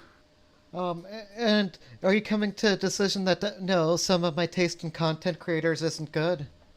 Is that what this is? Oh no, this is more. This is not. I know a lot of people say this. Like, are you gonna have to change your golf jokes? No, I will always make Matt because it's fun. Like, it's funny. Like, I'm sure he doesn't watch it or give a fuck, but No, like I think it's funny. I know he doesn't give a fuck. Like I but, don't like, think he's the sort to give a fuck about. I do want to make. I think it's Matt fair play. So cancer that he has to react to it. Like, it's so bad that if he gets sent so it, he funny. has to. Because I will act like it's totally serious. Okay, you know the Just other so thing. He will. The other way to do that is have that app keep making those jokes and have Tipster on and talk drama, like relevant drama with Tipster, and then he'll like have to look at that. Like, that'd be super funny. I don't know if I would know Tipster. no, yeah, well, we shouldn't use him for like that Well, way. no, Like, no, I feel yeah. bad because of all the. Well, everybody knows, yeah. right? Because of all the cherry stuff. So yeah. Oh, I'm naughty fruit people. No, I'm not even gonna say what I try and be fairly open about my opinions, but I don't want to kick Tipster too much. Let's put it that No, way. he didn't do anything. I don't understand why Tipster's even a thing here. He didn't do anything. What does he have to do with any of this? It's not like it's not like it was him and Keffals that like. No, I'm just gonna say that he had a bad taste in friends. Like, that's been like a recurring thing throughout like his entire streaming career. Don't we all? Okay, Yeah. like live and learn, right? Well, I'm saying like at any time, even though like you don't see, because I think people on here. I obviously have been surprised and bamboozled, but I'm not like. Oh yeah. I still don't trust people very easily. You know, like I talk openly about some things that maybe some other people might not, but I don't necessarily trust easily. So I think on here there's this weird like tendency for people to like think that they're like I don't know, like hiding their shenanigans, when to me it's a little bit like obvious, you know? Like it needs to be fairly obvious when you notice it at first, but y'all are just weird. Yeah, so this guy's a interesting fellow. Like, I think the thing why I like saw this being covered, I'm like, oh, this is actually like interesting. Is like he seemed to have like the 411 like on like shit like about the rap scene and the beefs going on that most of us don't. Like this guy seems to live, eat, and breathe this shit, so... Here, I'm just gonna mute my microphone while I listen to it so there's no playback. Get my stream cancelled. I know he streams on here, so I guess...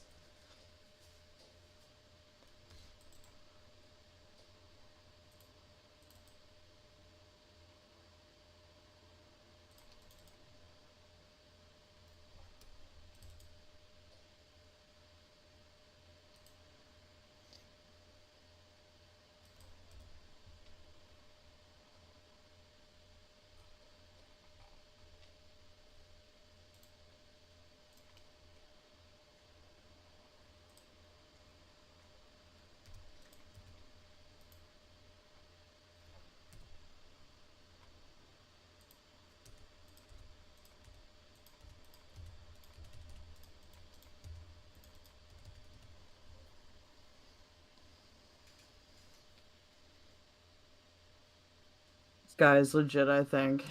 I don't know if I'm gonna agree with him on everything, but just based on a few indicators.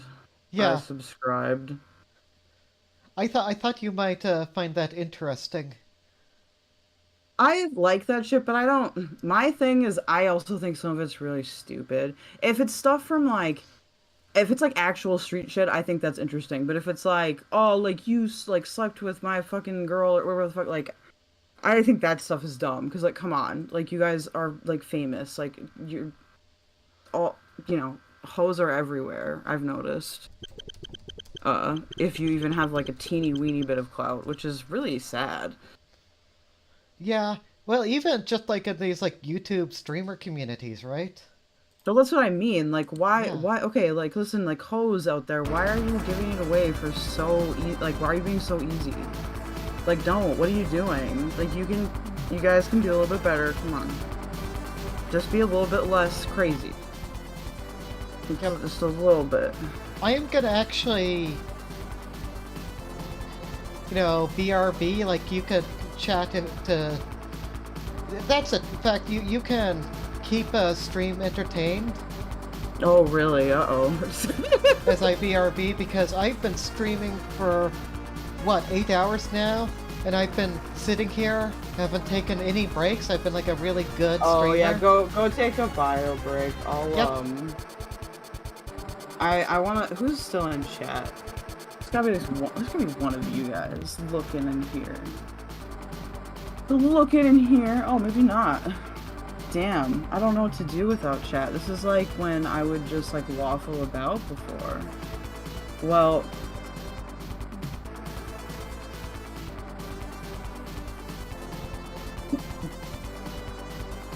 do you know that your mic is on, Zeppo? Uh-oh. I don't have any mod control, so let's just hope that no hot mic happens, okay? Cause I am very tired, chat. I've been reading all day, well, all afternoon, and I've been counseling all of the past day, which is fine, okay? I support everyone, okay? But I'm just very tired. I know Queen Bee mentioned before, am I avoiding this? No, I'm not. I legit am just tired as fuck. You just came back. Where did you come back from? Tell us about your day, Queen Bee. What have you been doing all day? You've been being a busy bee. Man, that one's bad.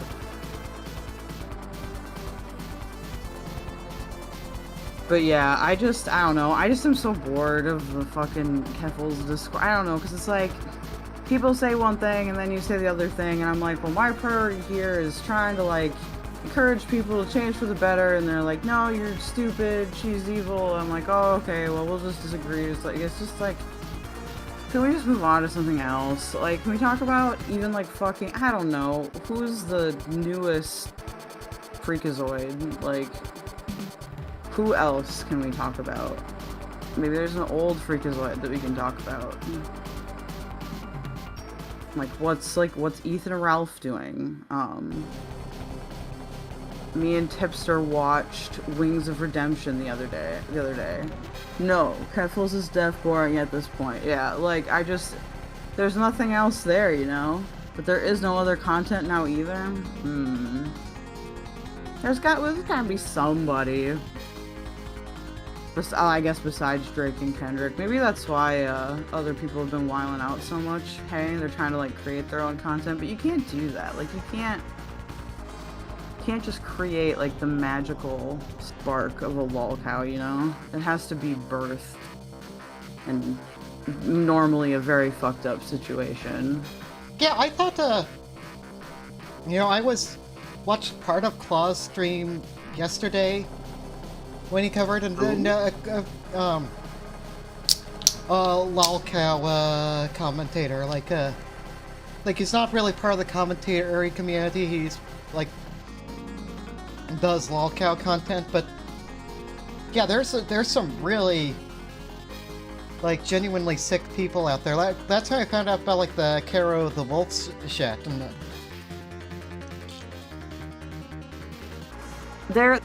because the Leo Convoy stuff was real juicy, and I just didn't want to get into that because I don't really like to cover like the CSA related stuff. It just makes me uncomfortable. But like other stuff, I totally would. You know who I need to go back into? You know, the Daddy of Five is still like out there and he's still making videos. That would be one I think that could be fun because he is very reactive as well. Not that I encourage trolling anybody. I just know that if you'd make a video on him, he would probably, like, respond. Because that shit was fucked up. I don't know if you guys remember that. That was quite a few years ago. That was back in, like, 2018 or 2017, I want to say. I just love that he is, like, seeing that, like, same Keffals video so many times, like, looking at, like, different YouTube like commentary streamers. It's like a choice between. If I have to watch that Willie Mac video one more time, I will actually jump in lava. Do you want? I could do that right now. No, I will actually. I like lava tabs. I will need to go to the hospital if you do that, because it's like, I get it, okay? Like, when I first came into it, I didn't know that much lore, but, like, also, I just am not the kind of person, like, I don't know, like, things have to be, like, juicy for me to get interested in it. Like, it has to almost be, like, from a true crime perspective. And, like, I don't think Keffals is... Look, I don't think Keffals is starring in any true crime shit, okay? I mean, Cleeman said similar stuff about the Mutahar video. Yeah, like, it's just... No, the other streamers I saw, like... What are we doing? Was exactly the same, like... That it was nothing new, boring, blah blah. Yeah, President Sunday did not have a good time watching it. What about even like Bob? I want to know why Bob Posting thought that they could rob a bank, dude. Yeah, we should get like an entire video just like. I know, because okay, listen, like in the modern day, okay, robbing a bank is like almost impossible. Like, and to get away with it, like you need to have some fucking firepower, like you need, it's pretty ridiculous. Even like doing like armored car robberies is like pretty difficult. Like these, like it's, you know, not that I have any specialty in that, I'm just weird and like true crime shit, but like I just want to know why. It's like whenever you try to hire a hitman, you're gonna end up hiring a cop. Like it's just, you know, you just don't do it. I don't know. That's my criminal advice of the week. Is it really hard to get more criminal record history in Canada? Yeah, there's more privacy laws here, so they can like seal cases, for example, if they feel the people that like are involved in them are vulnerable in any way. It's like if there's a child involved, if there's like some other kind of vulnerable person involved, like, so they'll actually literally just be like, you can't talk about it until there's like a, you know, until it's resolved or whatever. And then you usually have to be like a professional. Like, you can't just be, I don't think you can just be like a normal dude and access it. Even in the States, that would be more difficult. Like, the only thing I can think of that's really public is Florida. But I could be wrong, though. No, I was just gonna say to B that, no. Yeah, the mugshot, they're not gonna show like that, how no. dull things must be at the moment, like Sunday night, when it's like choice between, yeah, watching that video one more time or watching somebody do crosswords. Yeah, that's why I was torturing people earlier with autism, because I knew there wasn't much choice, so no, but I mean, I made you. Yeah, I feel like this is like the Kinklemore type content, you know? The fact that there's no mugshot makes it such worse content, to be honest, yeah. Like, I would even want to ask, Bob, but like, what made you think that you could do, like, have you not watched, like, well, I guess for most people probably haven't watched like all the FBI files, like at least 3 times, but I'm just saying, the coolest bank heist that ever happened was in the 70s, and they literally like snuck in through the fucking like grates and shit, and they like blew open the thing with dynamite. They stole everything in the safe, and they almost got away with it, except they didn't immediately like leave town and go really far away. They stayed in town, and so people knew that, like, the money and shit. They always make that mistake, you know? Maybe in a past life I was a bank robber. I find it just really interesting. But being an immigrant, I'm not allowed to do fun things anymore, so. Yeah, that's why it's like, as far as like lolcow shit, like even like the tipster shit, I kind of find a bit boring, to be honest. Honestly, I'm not gonna lie, okay, and this might be a hot take. I think the tipster shit is just mean. Like, I don't see what's funny about it. I don't see what's interesting. Like, okay, he's a nice guy, and you can maybe deceive him a little bit. Wow, like, good job for, like, fucking over somebody that was kind to you. You're so cool. Like, I don't get that at all. Rob a bank, she could have robbed someone's Bitcoin. She could have done that thing where they do the ransomware. That's pretty cool. I don't know how to do that, but that would be cool to learn about. Well, you know, like even like the Bow Blacks, it's not even that. It's like mostly just like making. She could have exit scammed as like a fake darknet market vendor or something. You know? Yeah. Like there's so many. Or, well, they ended up getting sued for this, didn't they, when they did that, like, so they did, like, GoFundMe or whatever for, like, if you, like, donate us money, it'll build, like, 1 brick of the wall for Trump or whatever. I'm pretty sure they got arrested for that, didn't they? Man, I need to come up with a scam for conservatives like that. Let's go. Just can't be it just has to be technically legal. That's why it's like, I like Bow Blacks, but I feel like, you know, he kind of needs to move on, because that shit's boring. It's a drag. Okay, I am like, I don't know if anybody ever go to this. I am this close to like paying my therapist to like come on a fucking like stream session and just work it out with some of those people. Like, because like because I'm really messed up in the head, okay? So I have like a pretty good like hardcore therapist, like older lady, like very experienced, like her, and like we can just hash it out, okay? They don't charge that much like per hour. Like, I think they're pretty reasonable. That would honestly be more entertaining than what we have right now, okay? Oh yeah. I would love to see 2 old bitches just fucking scold, okay, all these like guys and be like how to be social. It would be funny as fuck. They would never do that though, because it's unethical. Well, okay, she wouldn't, I feel like if there's like a streamer or something who like specializes in conflict mediation or whatever, like, that'd be interesting content, like, I'm not gonna lie. I mean, they do.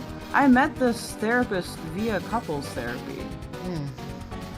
So they absolutely do that. I've asked, the thing is, I'm autistic enough to ask them, and they're like, well, if you're involved in it, that's like a conflict of interest, blah, blah.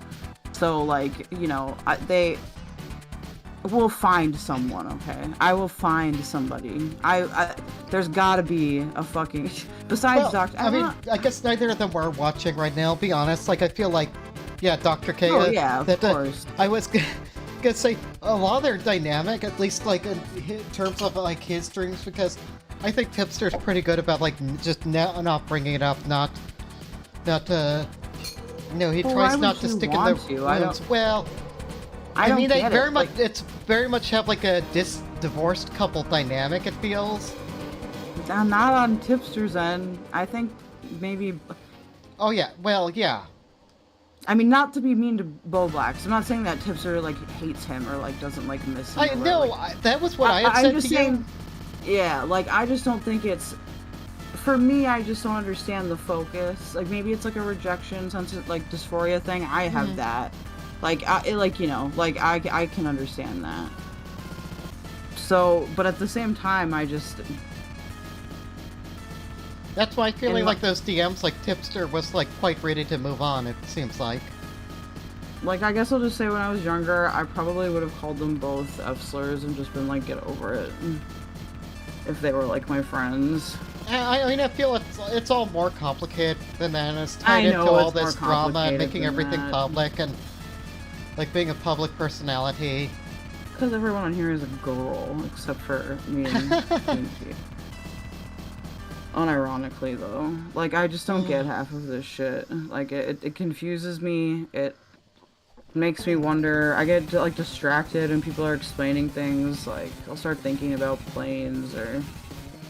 Like BP noises or like what else am I thinking about right now? I've been doing a lot of that's what I'm saying is like lately. The Tipster stuff bores me because like I follow the like occasional like lolcow stuff. I don't think it's the healthiest sort of content for people to get into or whatever, but like I don't really like to follow the typical like I like to find people organically more, like not through like forums or whatever the fuck. Yes. Like just because when you find them through like forums, it's like you've already formed a narrative, like you've already have all this like so it's not as fun, like it's not as investigatory. I don't know if that's a word, but I just made it up. I should introduce you to stuff like the dogs eating dogs 6 stuff and such. Dogs eating dogs what? So this guy he can do whatever content he wants, right? But his whole thing was like doing like these puppet shows with like Super Mario Brothers characters, which is like a whole like kind of section of YouTube that it's a trend. But he gets like super angry and was like did like a whole video, like hour-long video, yelling at like bullying like a group of kids like no, kids like less than 10 years old, right? Who had YouTube channels doing this kind of content, and like... What the fuck? It was really fucked up. I mean, he took that down and like apologized for it. But it was interesting covering that when it happened. Why are like, these Leo convoys everywhere? Like, why are they like... Who like enter... What... I don't even know what to say to that. That wouldn't break TOS, honestly. Sorry. I just find that rather. Ooh, that's why I actually like those like Dead Wing Dork streams because he does like the Wheel of Trash and he just like. Yeah, he'll just like go to like he'll just like search up like random channels. Like I think he. I gotta go back to something awful. Maybe that's what everything is. He's probably he was probably from there originally. I don't know. He has that kind of honestly, vibe. Something awful is the origin of many horrible things and many amazing things, but also many horrible things. And low tax is dead, which makes me sad, honestly. I don't feel anything, so sorry.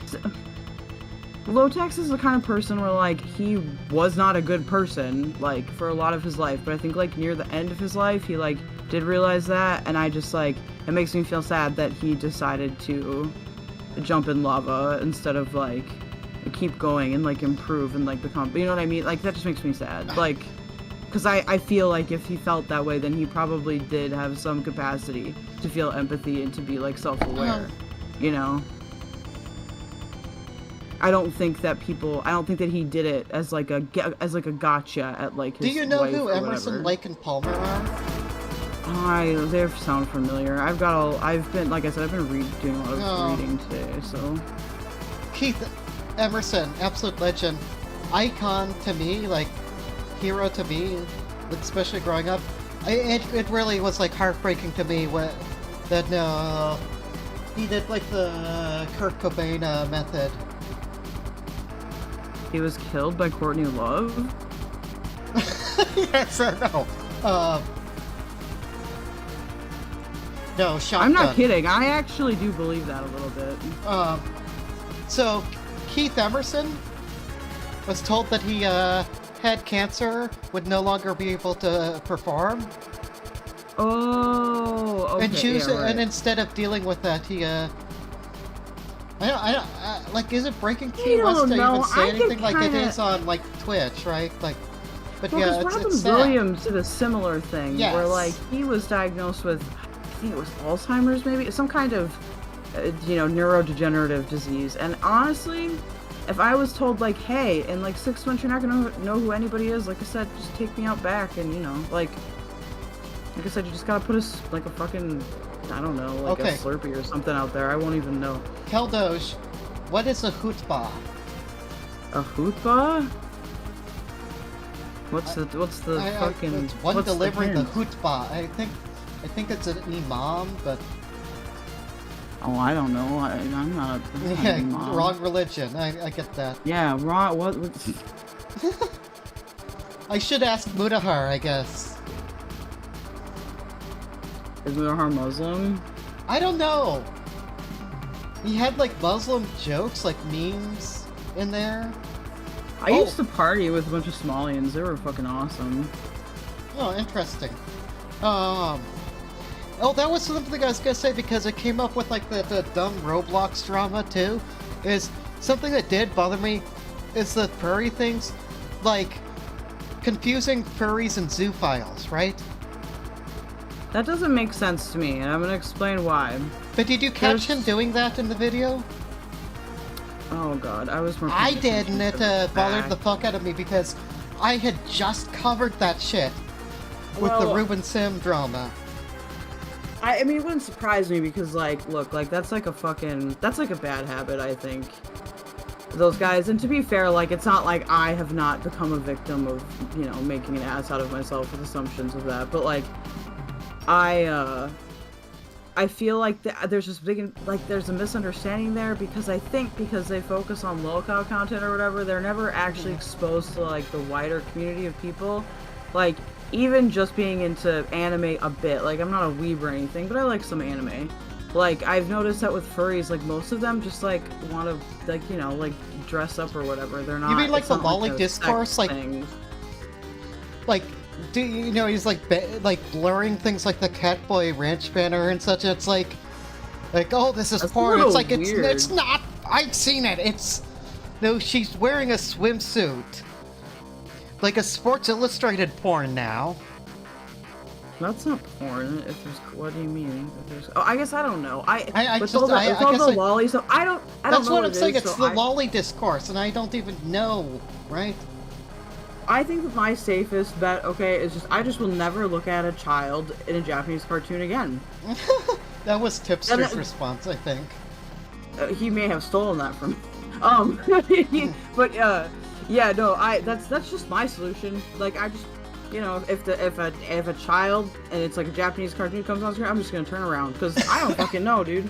Because it seems like some of them are like associated with certain like shows, but I don't fucking read that shit, so I don't know like which character is from what. Like, some things it's like obvious, right? But then with other things, it's like it's more ambiguous. I don't know. Like I said, just don't look at Japanese children, okay, in cartoons. Don't do it.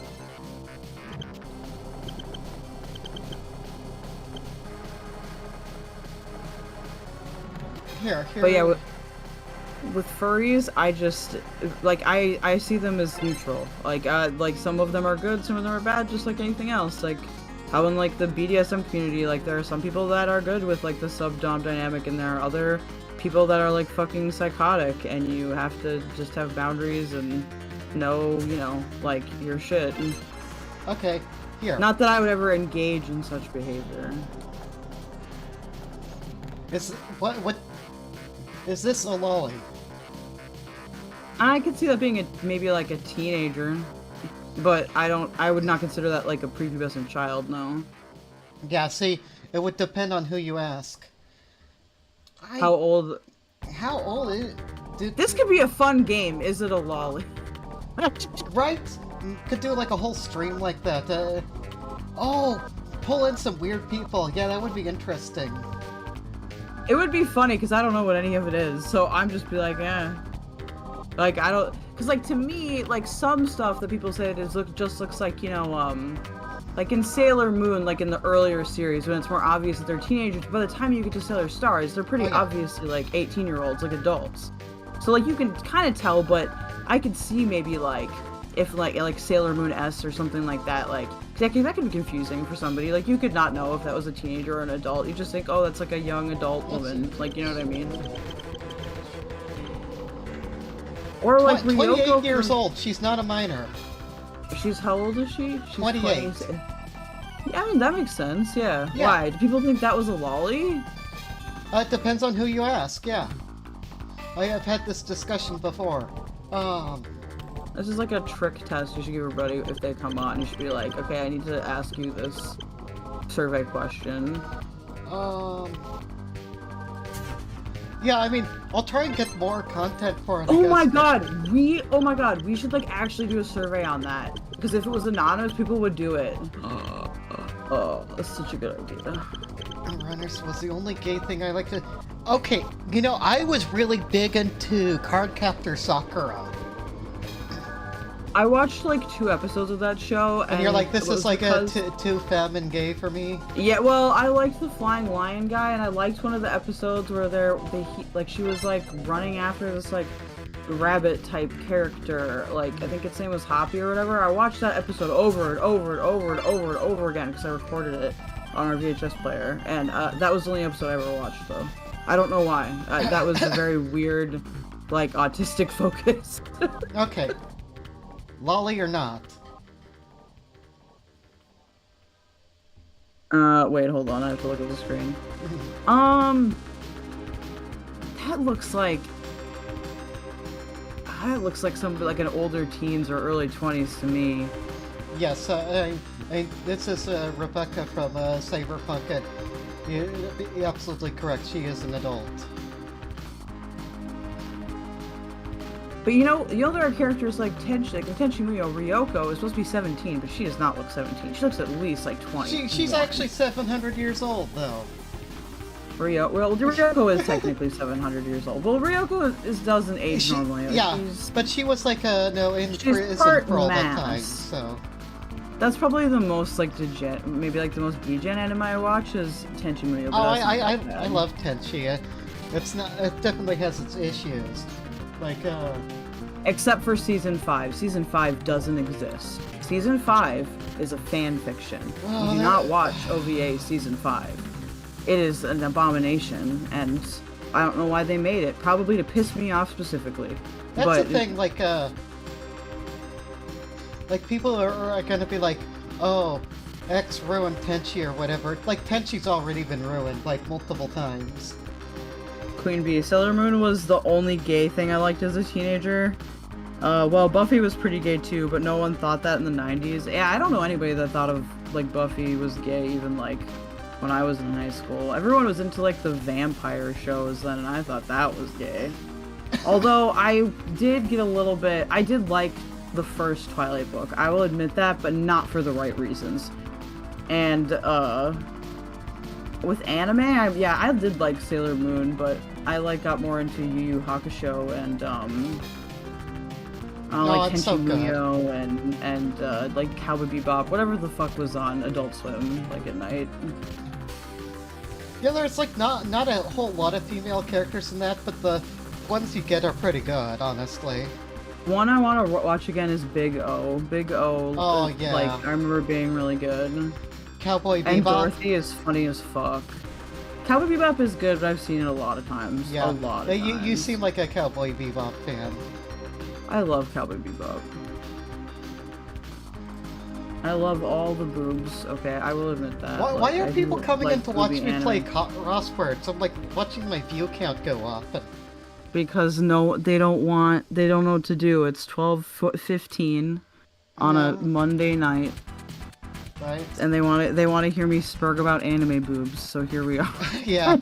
Well, I might actually take you up on that thing. It's sort of like I was realizing for stream titles and like content, I might have to start being like, no, Keffals Fan does X, like whatever. I don't want to be referred to as Keffals Fan though. Then I will not. I don't want to be I a have my Keffals own. Orbiter, but the thing is, it is pulling in the butts, like, because I was looking at like the analytics for like the tipster streams and such. People there did not give it, like people finding that, watching it, like especially the VOD, didn't give a shit about it being tipster content. They were looking at it because they wanted to see what somebody from the Keffals community had to say about that. I don't understand what the. They were looking for like I'll never Keffals stuff. understand them. I'll never understand them. And I'll never understand them because I'm too autistic. You know, like for me, I just don't know why anyone would care that much about another person's life, you know? Like, not unless they were, like, married to them or something. Like, I mean, I like Keffals, but not that It could much. be Like, fun, but I'm never gonna, like, obsess over, like, a single creator or anything. Like, I like, getting through that video, I'm like, this is enough. I am never talking about Keffals again on this stream. Like, at least not, like, in a negative light. Like, you fuck that. and Femiois are gonna have to complain about Vosh more, because then I can contribute. We really need to do a stream together. Like, you can't see my face, but I'm just, like, blushing. Like, got my... With Femiois? I think it's fun because I can be the, like, I can kind of be the asshole a little bit. Like, as a friend, I just think it's cute. Like, we got a lot of good dynamic going.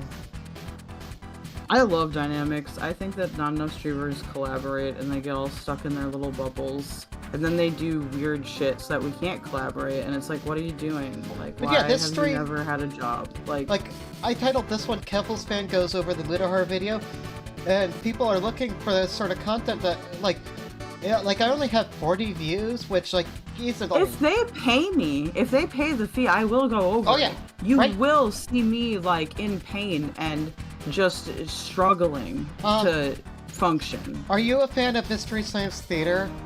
I love Mystery Science I was gonna say, if you said that, what the fuck is that? I'm gonna say, you didn't grow up in Minnesota, you're a fake Minnesotan. I love Minnesota Science. I fucking Minnesota love Science Tom Theater. Servo. Yeah, well, there's some movies in there that it's definitely where like some of my humor comes from and why I talk probably too much during. But I think it's funny, like you know. I'm the same way. Like I'm an actual React channel. I react to the video. Yeah.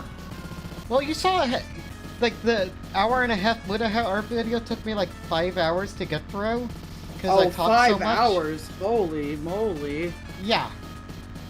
I just try to lump all my points into one thing because I think people are gonna have to pay you multiple times to get you to go through that whole thing. I'm an honest salesman, okay? What you pay for is what you get. So if you, the only thing is you can't suggest the same video like in a 30-day period. So if you want to just like, if you guys want to, you would totally own me by paying with a bunch of Keffals content and I could just go through it all evening and I could just sit there and make sad faces and cope. Like, please do not buy my anti-Keffals content option. But they just have to be different. That's the only rule because that's gonna drive away the audience. It was like the tipster stuff though, where it's like I did have a lot of views I wanted to get off my chest, like make just like public. I made money off the tipster stuff. I haven't made anything off the Keffals because they all know I'm not gonna. Because they all know because like people know that I'm not gonna fucking. I don't know. I just. They don't understand how drugs work. Okay? I was just gonna say like this one like. I haven't got, like, I'm not, like, a huge streamer or anything, but I feel like, no. Like, I've been at this only a couple days, and I already got more views on this single stream than I have all the others combined, so. What I've found really fun recently is on my recent streams, I've liked that my politics stuff has been getting a lot higher views because I love talking about politics and political. I love it. I have insane political autism. Like, well, that's good because to the point where when I was a kid, like I'm serious. When I was like 10, 11 years old, I used to watch like neocon conferences. Like something is wrong with me. Like I would watch court TV. Oh. Like you know, like I don't know. My parents are probably happy I wasn't watching something raunchier, I guess. I don't know. Like, I feel like that was definitely the sign of something wrong. Man, I'm still not focused on this. It's taking me like 2 hours to do this crossword. That's dumb. Like, I usually do these in under 30 minutes. It's because I'm talking to you. It's a tism, yeah. It's fine. This is better than doing it alone. I'll be honest. Yeah, it sucks if you're... That was actually... Like, now that I have pretty regular chatters, it's much better, but when I didn't, I had to really... I had to keep myself going, and I can, but I don't always go... There's only so many useful things you can say, you know? Like... Yeah. There's so many interesting things you can say. Although I can also do autism reaction, too. Like, I bled for the content, right? I bled for the content gods, gave my Keffals react. Now I'm going to do for the rest of the stream what I want to do, okay? That's how it's going to be from now on, right? I'm so excited to make the cancer map because I didn't know that game had that feature. It's gonna be so good. Oh, Dow Jones average. Why is it? Because is the stock market down? No, that was the answer for this crossword clue. When is my fucking guideline strike gonna go away? It's been over 90 days. Why are you repressing me, YouTube? Really? Yeah, I gotta talk about the Zionism stuff more. I enjoyed that actually. See, I actually like the political content. I feel like I kind of suck at it myself. Like the Zionism will draw the spicy debates as well. Oh, there are gonna be some people that are like, you don't. Oh yeah. You don't know. You have an agenda. You work for Mossad. It's like no, like calm down. Well, I've noticed that like lefties like just don't seem to be like there's like lefties who like just can't engage with like any Jewish people at all. Frogan, for example. Well, it's not even like they just don't understand what Zionism is and they're too stupid or like afraid to be like, I don't know what it is. Like, what is it? Like, help, like educate me. Like, yeah, it's okay to ask questions. So you know some of the stuff like about like Ben Gurion, right?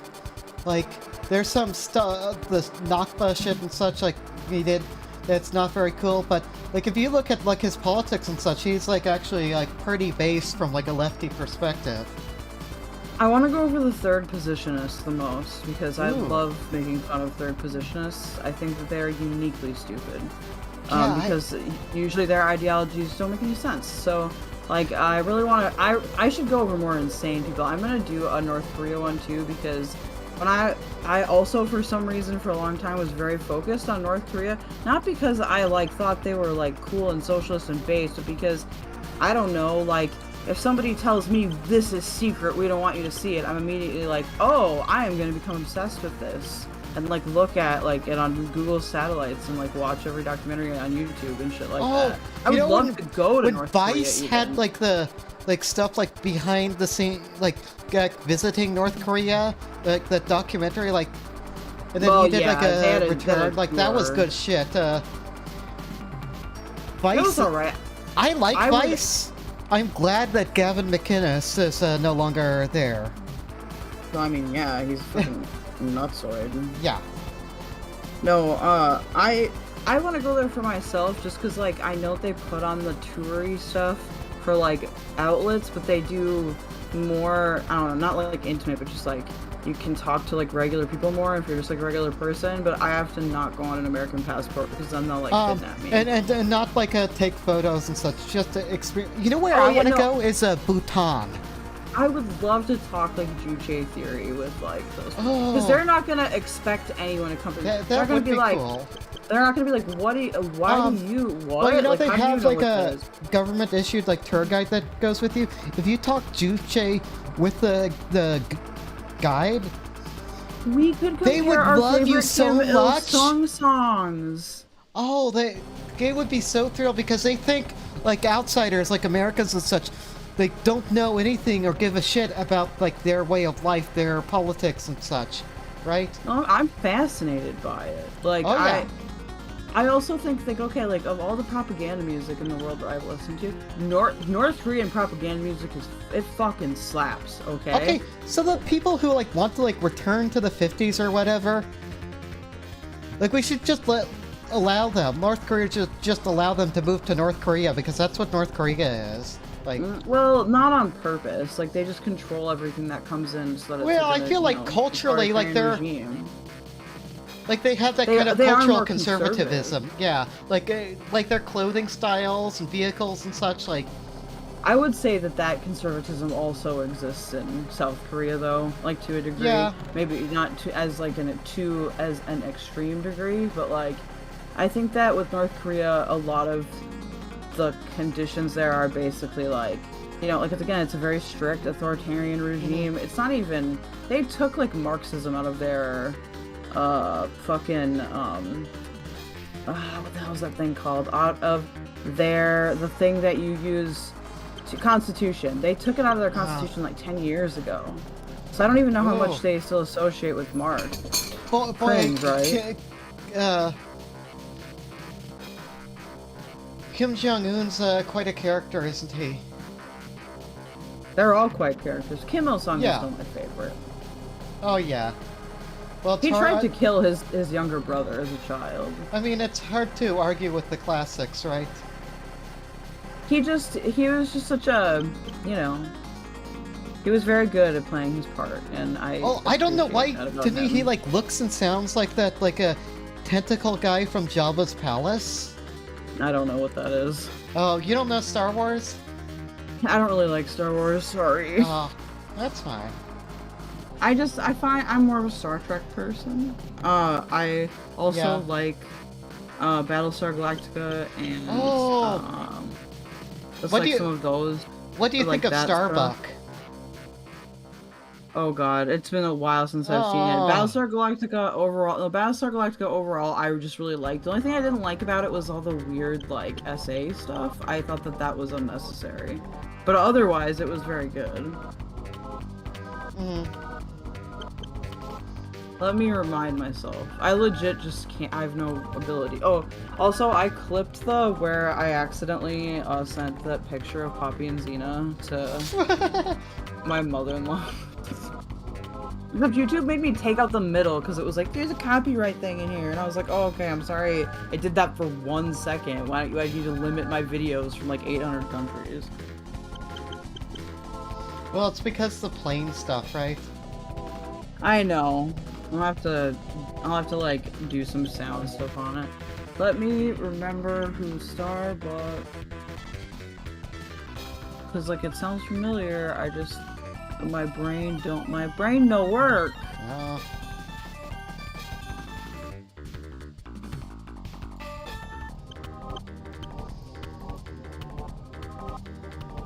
Oh, okay. Who's it? Like, what do you mean by I think of her? Like, yeah, she's hot. Like, what else? What do you... Well, she's cool. I guess because it's like her personality, like it's like very deliberate, like it's like very like queer coded. Like she's like one of the guys. Mm-hmm.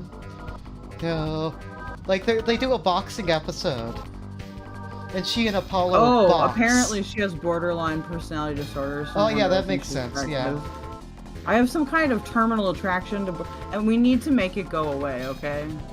No, Like, I could see. You know, if you were like in like a Battlestar Galactica universe, I could totally see that happening. No, it happens in real life too. No, but I mean, no. you hooking up with a Starbucks specifically. I mean, I think that me and Destiny should be forced to date each other. Maybe we can like. You're gonna move to Miami and. Well, maybe we can like work out. I don't know. Oh, talking about like. You know, talking about like hoes, right? It's weird, like all these like e-girls, right? Like in his orbit, like moving, like dropping their homes, moving out there to be with him. Like he didn't order them to or anything. They just like do it. They're crazy and they do it out of their own volition. And it's like you shouldn't sleep with fans ever. Like it just because they become obsessed with you. Like they don't have a realistic view of you. You know, like. Not that I've ever slept with a fan. I don't know how many fans I even have, but that seems to be the like result of it because they don't see you as like the person that you are. You're like idealized in their eyes. I sound very jaded, like I've been hit by a truck or something. I saw Jessica Pizzle like on my timeline earlier, like doing her like fucking like lip balm, and it was hot as fuck. She's interesting. You know, I'm not into like the spray, like super spray tan girls so much, but it's fine. Oh. Like she has a look. We can all.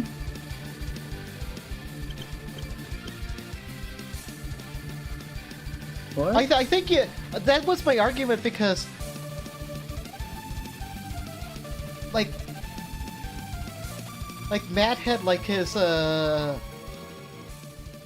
like weird like tipster tier list thing or whatever, and like you know you're saying Keffals like only B tier on there, but I'm like yeah, but what was that about? But no, Jessica is like right next to her there, so. I mean, to be fair, Jessica's a little bit like older, but like I like older women, so I don't know, I don't understand. Like I'm not there's anything wrong with like being gay or whatever. I just think that it's kind of obvious for some of them, right? Like I can't be the only person thinking what. Well, I mean, he is a buff lumberjack. Like, you know, you ever hear the lumberjack song? No, and I don't want to. Oh, that's old Monty Python's Flying Circus bit. Oh right, I think I've only seen like the History of the World and Camelot or whatever, but no, I just think it's fine, but like why they gotta? Cause like okay, why they gotta front? I'm not mega simping here, okay? I'm just saying like Keffals is like pretty hot, like especially for somebody online, like. We need to stop lying. We need to stop making dumb thumbnail. Okay, just like it makes like when I make a thumbnail, I try to make people look beautiful. Okay, and you know part thing that like that thumbnail, the picture it's traced over is actually like a picture of her, but it's from a couple of years ago, like when she was being covered by the media. The like people like took like a frame out of the film that like where she didn't look good. I will show you. Because like her head's like down, so she has like a bit of the double chin going on there, and people keep reusing that image. Like, I'm gonna show you guys this thumbnail I made of Professor. I was about to call him Professor Sunday, of President Sunday and Loner Box, because I made them both look beautiful. Okay, I look at that thumbnail a lot. Oh, you look at it a lot now. It's like, oh, they're so pretty. Not like to be creepy, but like I just thought it's a good thumbnail. Like it's. Where's my phone? Oh. Hold on. Let me grab the little one from YouTube Studio.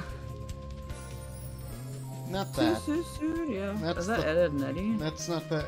Yeah, no, that's not the edited one.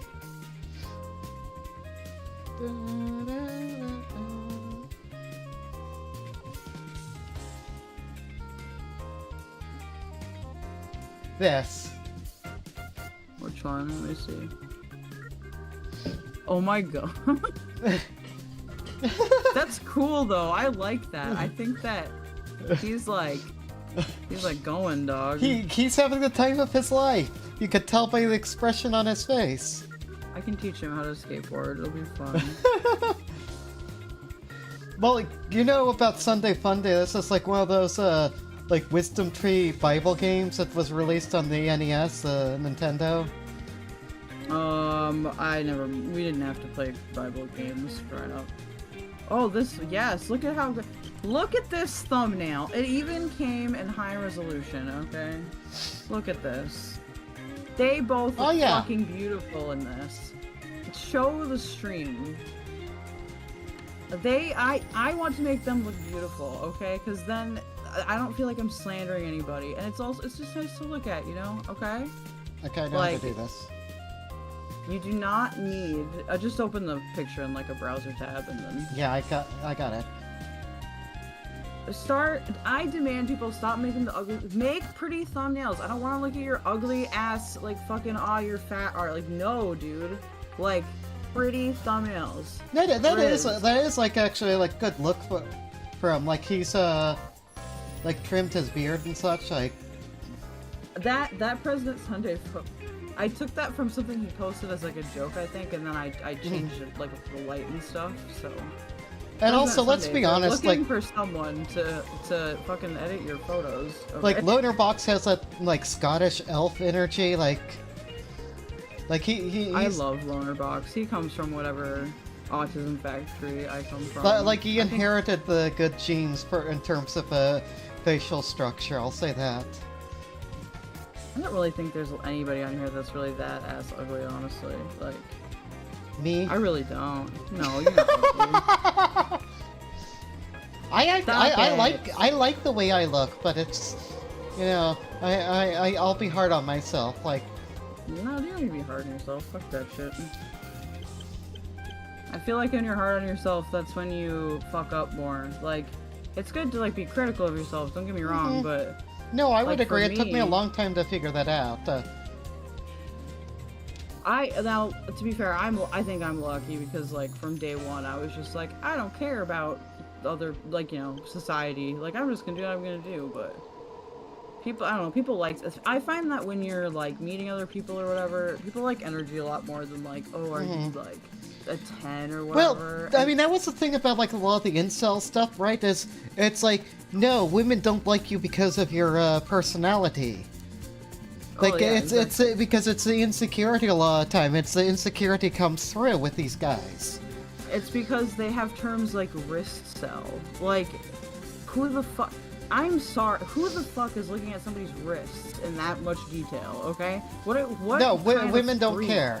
Well, yeah. Like, what kind of freak is out here like fucking examining wrists? Or they'll do the phrenology stuff.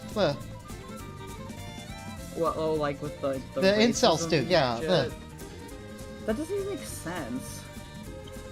No, I mean phrenology is not real. We know that, but no, it's not. You're right. I'm gonna state the obvious. You know what? I mean, because I see, like TERFs use it also, right? That's because a lot of okay. Look, this is an well, this is like a fucking non-PC opinion. That's because a lot of TERFs are fucking ugly, dude. Sorry. No, but I mean, TERFs will get into like the skulls, the like phrenology stuff, and like, you know, you could tell like a male skull from a female skull and all that shit. Like, I mean, you probably can in some cases. Like, I don't know enough about that shit. All I know is that I have a male muscle fucking structure. Like when I did like my parents like paid for what the fuck are those people called, like a fitness trainer or whatever for a little while. Oh yeah, like and like he like said he's like your healthy weight is like 180 pounds. Like you basically are just, you know, you just have the same build as like a dude. Mm-hmm. Like you'll never be like a skinny bean. I was like, oh, okay, that makes sense. Like that testosterone, baby. I know, I keep losing weight now, like, ever since transition, like... Gonna be a twig. You gonna follow her? Who'll be tagging me? No, I'll never be that. And you know there's two reasons why, and you know what it is.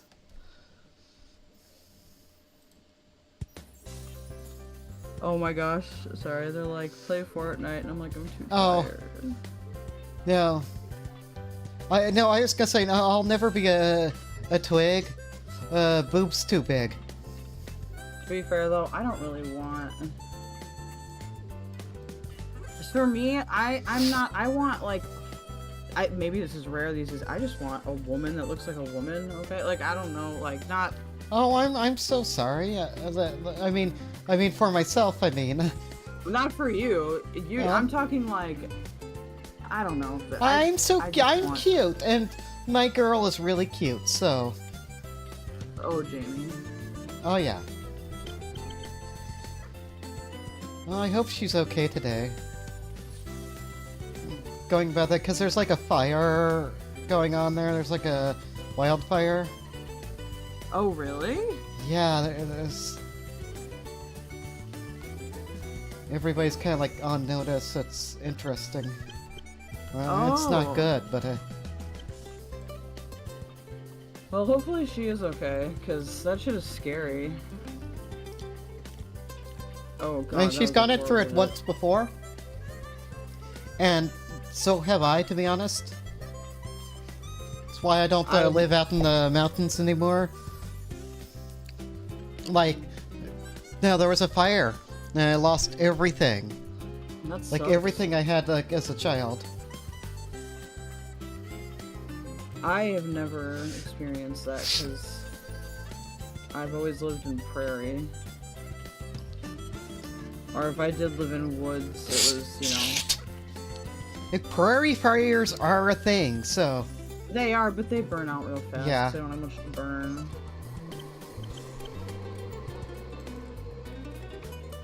Because even then, like, if you like the indigenous peoples would also do, like, controlled burning and stuff. Or else you don't get any nutrients or whatever the fuck in the soil, I don't know.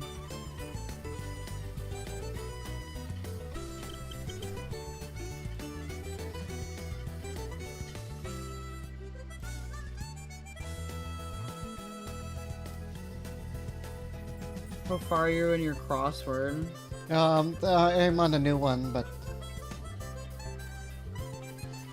I don't know, I find these Merle Regal ones tend to be the toughest ones I've seen out there. Like, it's a shame we lost him. You know, we lost a good guy. What? Wait, 2024 by M. Regal? Because I thought Merle Regal died, but... Who? See, this is crossword autism going. No, Merle Regal died in 2015. Over your screen. Wait, I can't see both at the same time? I don't know, maybe not. Hold on. For 30 years, he constructed a puzzle every Sunday for a San Francisco Chronicle, syndicated to more than 50 Sunday newspapers. Like, he was like the expert of like ultra hard puzzle. This trend was encouraged by New York Times crossword puzzle editor Will Shorts, who's still with us, but he's also a legend. Oh, that sucks so much. August 22, 2015, after being hospitalized 2 days earlier for acute pancreatitis. Ah. Oh, chat. So oh, we lost a good one. It's alright. I need to bring some of my autists over here. And then people are gonna be like, this isn't talking about Mutahar video or Keffals. So I'm like, yeah. You gotta change your title there. You gotta rewind. How do you... Yeah, I'll ask you, how do you do that?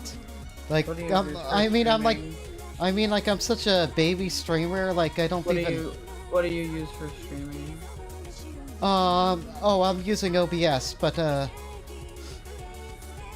So, you would want to go into YouTube Studio and change the title then? Yeah, that's what I'm trying to figure out. Can you not see it in YouTube? The other thing you can do is you can go to your profile page and click on the stream directly and see if you can edit it. Sometimes it won't appear in YouTube Studio. I'm not sure why. It's really annoying. Let's see. Yeah, I can. So you'll have to do that. Restream changes them all for me, so. Ah, yeah. Except for Kick, for some reason. Kick I have to do manually, but the other three are all good. Well, no, X won't change the title either, and then X will lock you out of changing the title after an hour, and it's like, well then what's the point?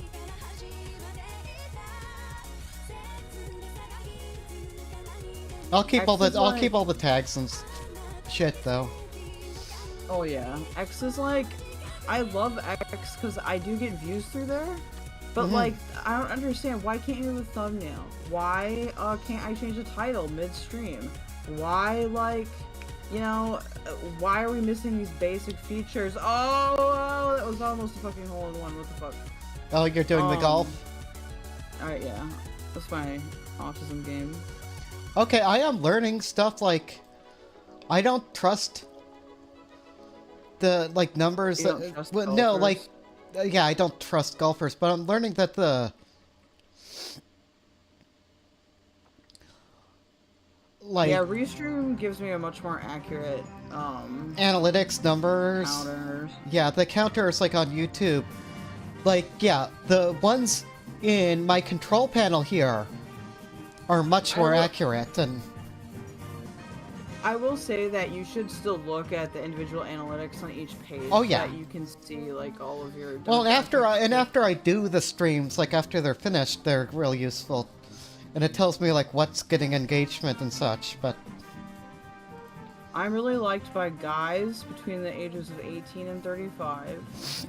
I also have an audience of 1.2% other gender, so I appreciate that. oh, that is interesting. Yeah, I'm probably one of the only. Oh, I know why. Why? It's new choice. It's entirely new choice? I don't think so. I think it's more than new choice. It's more than that, yeah. But I mean, yeah, it's entirely new choice. I hate Scottish people.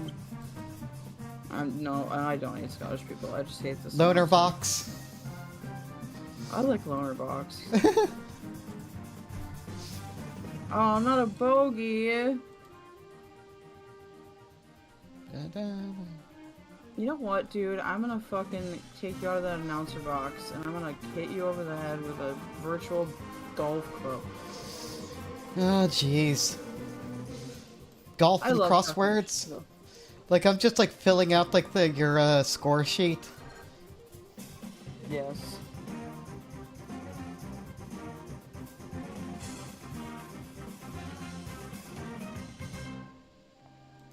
You know what I think? I think there needs to be more like... There needs to be like a speed dating event or something. I don't know. There isn't enough, like, there's too much hatred. We need more, like... Yeah, but, like, for, like, more, like, content creators, like, right? Yeah, like... Like, we could get, like, some of these people, like, from these communities, like, right, like, have their usernames hidden and just, like, have them participate.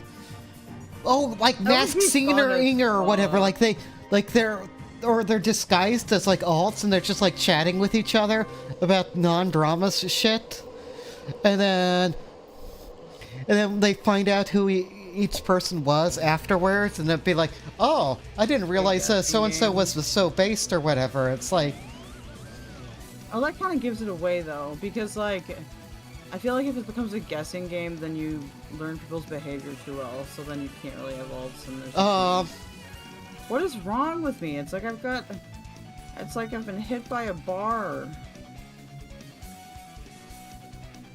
My brain has been melted by Mutahar. That rhymed. yeah, I mean, maybe I'm wrong, but I don't think...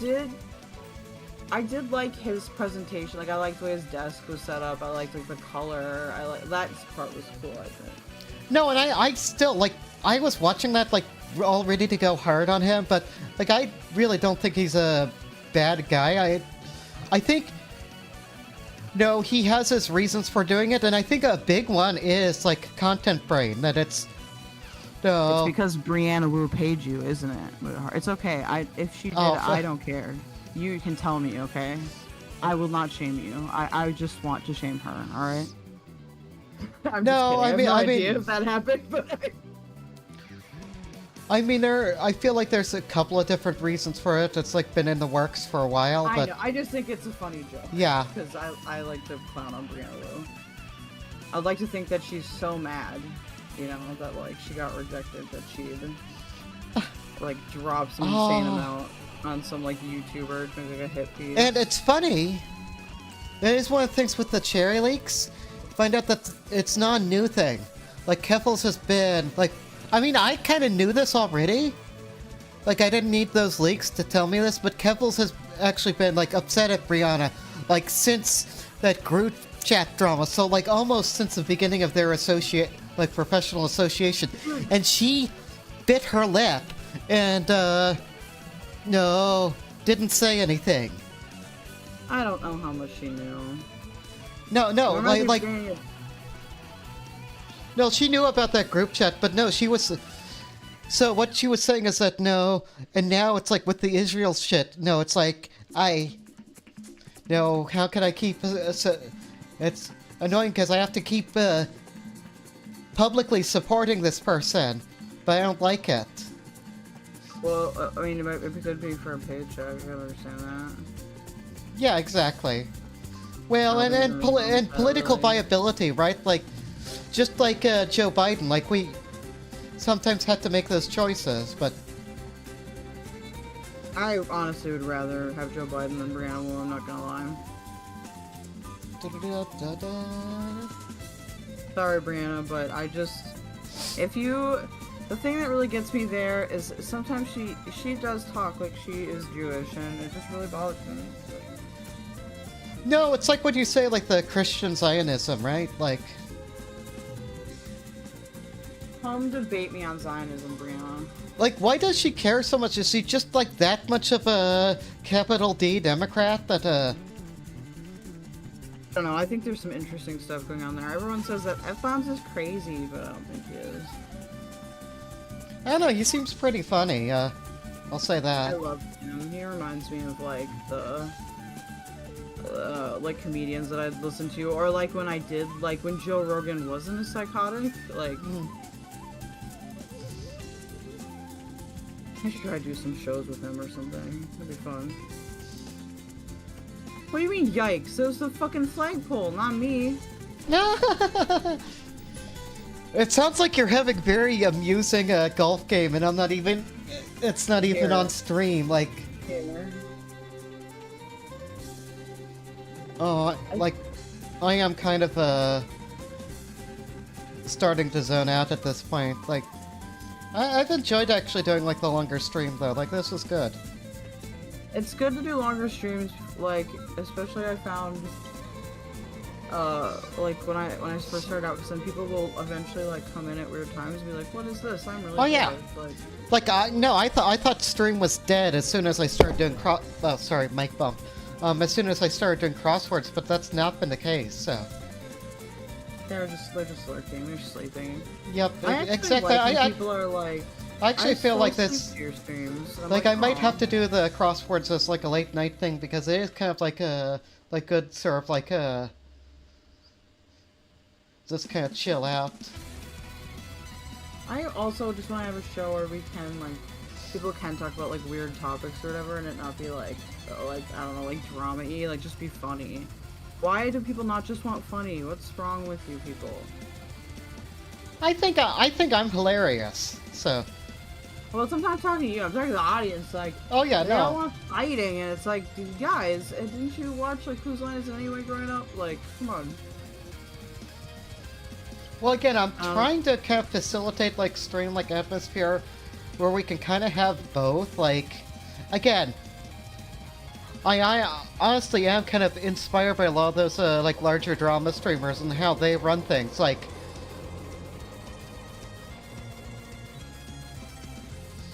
like again, I was in like a Bobby's chat yesterday, like after, because I didn't want to listen to him like shit on Keffals and Tipster, like, go through that whole thing, like especially because I wanted to go into the video fresh. Yeah. And yeah, those guys were just like afterwards, just like chilling out playing games, and it's like, yeah, it's okay. Cool. I have a question. Did you watch Stardust stream on it at all? I watched like the beginning of it because like I was actually chatting with her a bit, so. Okay, so like, I felt like she looked like she was in pain. Like she did not. Did she not enjoy it? Aww. I mean, like she obviously like gave critical like praise or whatever, but like she didn't. She didn't look like she enjoyed it, and it made me a little bit sad because I don't like it. Because I feel like, of everybody, like of a lot of these people, she's one of the people in this space I feel like has like some decent baggage with Keffals to like not like her, right? Like I don't know if you've seen that like a quote-unquote debate they had, but she went through that whole thing. And I wouldn't be surprised, honestly. Like, it's at the beginning of her stream there, so. I'll have to look at it one day. Maybe we can review it. Because I think with like Star, I think like she was talking about on stream. Wow, this ball is just rolling somewhere, man. She's talking on stream about how like when she makes friends with people, they're like snaky and shit, and like. I was just like, oh, I really relate to that, you know? Like... I'll be honest. My impression with Star is, unfortunately, like, maybe she'll get better, but this is like been like a habitual trend of hers that I've noticed, like, for a long time. What is wrong with her? Like, is it just because she's... Like, I don't know, BPD or whatever? I don't know, I don't think she has that issue, but... It's reading into it. I'm just saying, like, I get, like, okay, if people find her boring, fine. I find her entertaining. I think she's fun to interact with. Like, she's more of an interact with streamer, you know? Like, oh, yeah. Like, yeah. No, boy, what I'm saying is that she... Like, I question her about, like, the flamenco shit and such, and, like, I don't like him. Let's put it that way.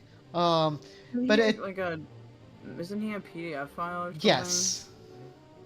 He's a lolicon. It's different, right? Okay, I'm sorry. A small P pedophile. I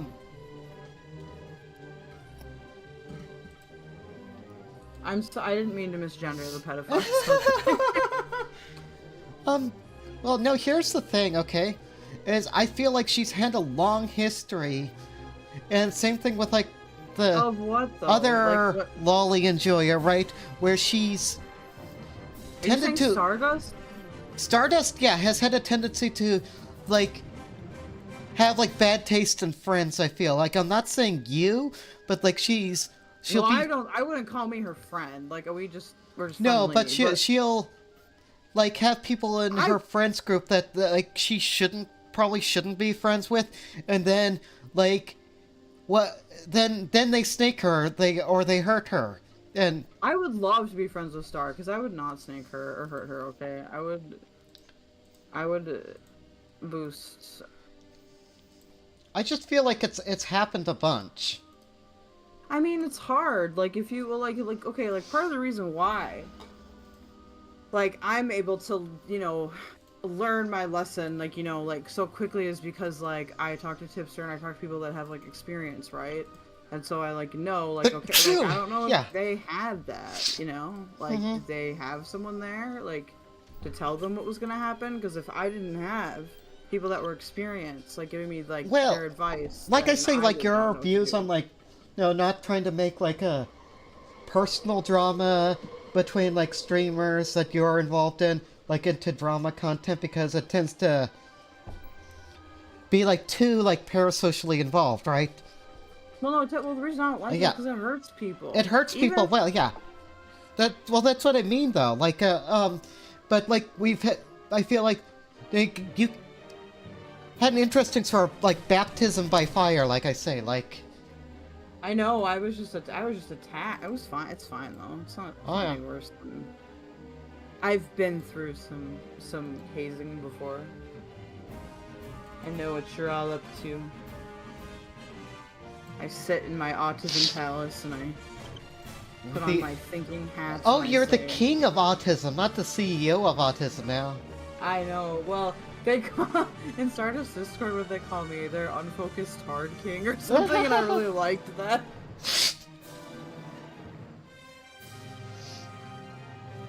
I like it if people affectionately call me retarded. I don't like it though if people are like legit like, oh, you're slow, like you're actually retarded, because that's not true. Like, I'm sorry that, you know, I was born with developmental disabilities. It's just very like annoying. Like it doesn't even like hurt in like a feelings way. It's more just like, oh, okay, so you're like the guy like at McDonald's when I like ask for help like reading the menu because the print is too small. You start talking loud and slow, and so it's just really annoying because like I told you that shit does annoy me. I had a social worker do that to me because like I do have the autism, and I kid you not, it's like the autism speak stuff where like she like wanted to treat me like I was 5 years old. I'm like, you know, and I'm like, and this pissed me off, and so I was like, when are you gonna stop treating me like a child? And she's like, when you stop acting like one, and that, we would never be like on like, good terms after that. Like, great social worker right there, Jesus Christ. I think she did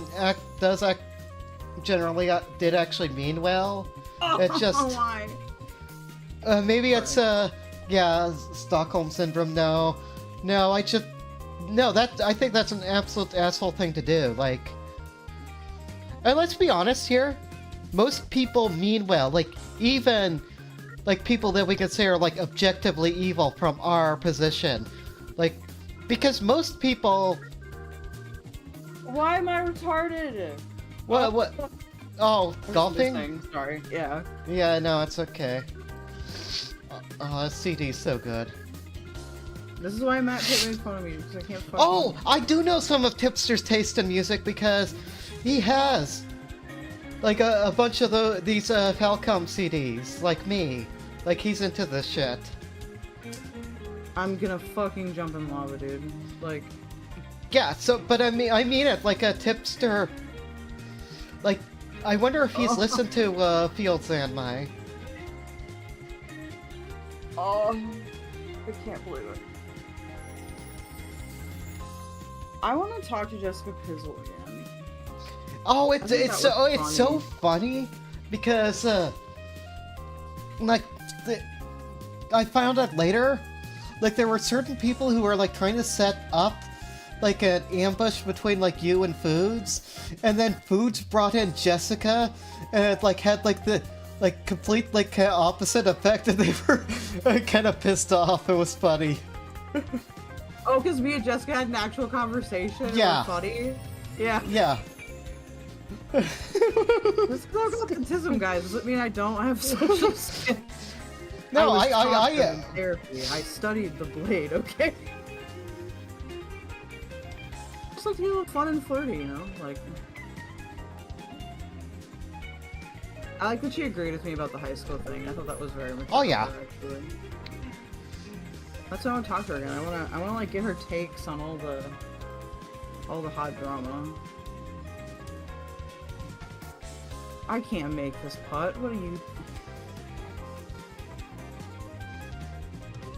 Well, I did show you something like from my Twitter that I found interesting. Where again, I can start to tell like who's like some of the people who's like are actually like genuinely like easy to get along with by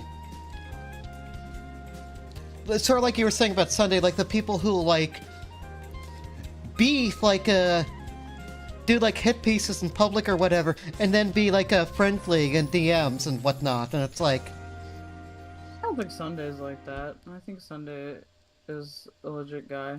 Yeah. Well, maybe I don't even mean that. I just mean like I start to realize there's some of these people like it's just again like I guess what they'll what like Keffals has said where, oh, you can't do drama and be a good person. Like, I don't know that I agree with that necessarily, but I do think that in this space, and this is why I'm moving more towards politics, I do think that it does drive addiction behavior, and I do think that it makes me, I'm not gonna like name names or anything, but it does make me worry about some people, and just like, not in like a weird, like, I'm superior way, more like, oh, like, you know, this is kind of like a warning sign that things aren't going super well. Oh yeah, you're talking about me. No, I'm not talking about you. I'm having fun. I had a good day today, so like it was a bit of a, like what I say, deep hurting, but I'm glad I got through that shit. Like, like with me, it's not like it's multiple people. It's just that like all of this, like I say, we need less like sharking and less like fighting and more like buddy funny. And I know that some people hate that, but like this is why we have to have our debate about positivity, because like what you put out in the world, you're gonna get back. Well, here's what I believe, okay? Is if you can make fun of somebody and they can laugh back at it, like you can have like a meaningful convo, right? Because I don't mind doing like a little debate and stuff like that, but if it's about the same thing, like I just feel like it's like I don't want to talk about like lolly and like food shops again, or like fucking Keffals and whatever. Like it's so done to death. And I don't mean even like the big guys. I feel like I see it more with like the commentary orbiters or whatever. Like there's people who just like personality wise aren't really built for the space, right? Like, or not, I don't mean not built for the space, but not built for that kind of content, like... And yeah, you could be right that you're one of them. I'm not gonna... I can do politics and stuff, but I don't want to do the blood sport stuff. I think it brings out, my not great traits, we'll say that. Yeah. I wouldn't say like I'm best at it, but it seems to happen a lot. Like I do actually enjoy doing it. You know that about me? Like it if it's a little bit, if I can do a little bit performative with somebody and we like set it up beforehand, that's different. But like if it's like in the moment and people are like, I am demanding you to, it's like, dude, I actually don't take this that seriously. I'll be honest, I'm not actually as bad of a person as people sometimes think. Like, some of performative asshole stuff, like done, Zeppo, jeez. Oh, you know what I did. You know what I've done. You where'd you bury the bodies, dude? Yeah, where'd I yeah. Exactly, right? No, but I mean, like I do kind of feel bad like when like me doing content and it's like hurting other people's feelings or whatever, but sometimes like I can't be responsible for everybody's reactions, right? Yeah, I think for me that's also why I want to do more politics, because I actually do have a level of empathy that is it inhibits my ability to really like do blood sports or do shit like that, because if somebody can be mean as fuck to me, and if I see them like crying or something, I don't think it's funny. Oh, like, say no, I'm not like that. No. Well, I'll just say that, yeah.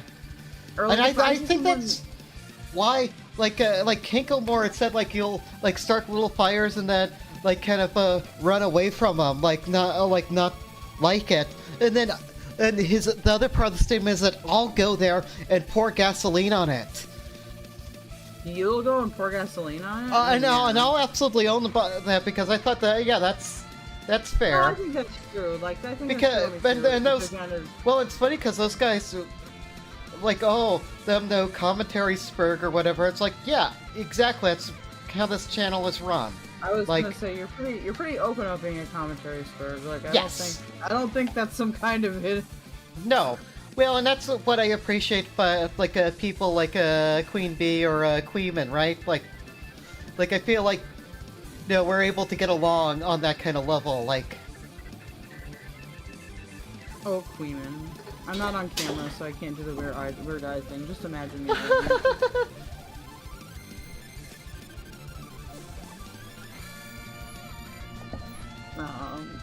But yeah, no, that's why, like, I am doing more political stuff, because to me, that's not, like, drama. Like, when I talked about, like, disagreeing with Vosher, I'm like, that's real. Like, if he wanted to come on and debate, like, that'd be, like, a real, like, discourse. I don't think he would, at least not at my size right now, but I'm just saying, like, to me, that's real, and, like, I feel like that's worth, you know, having more of like, for anybody in the past or future, tone.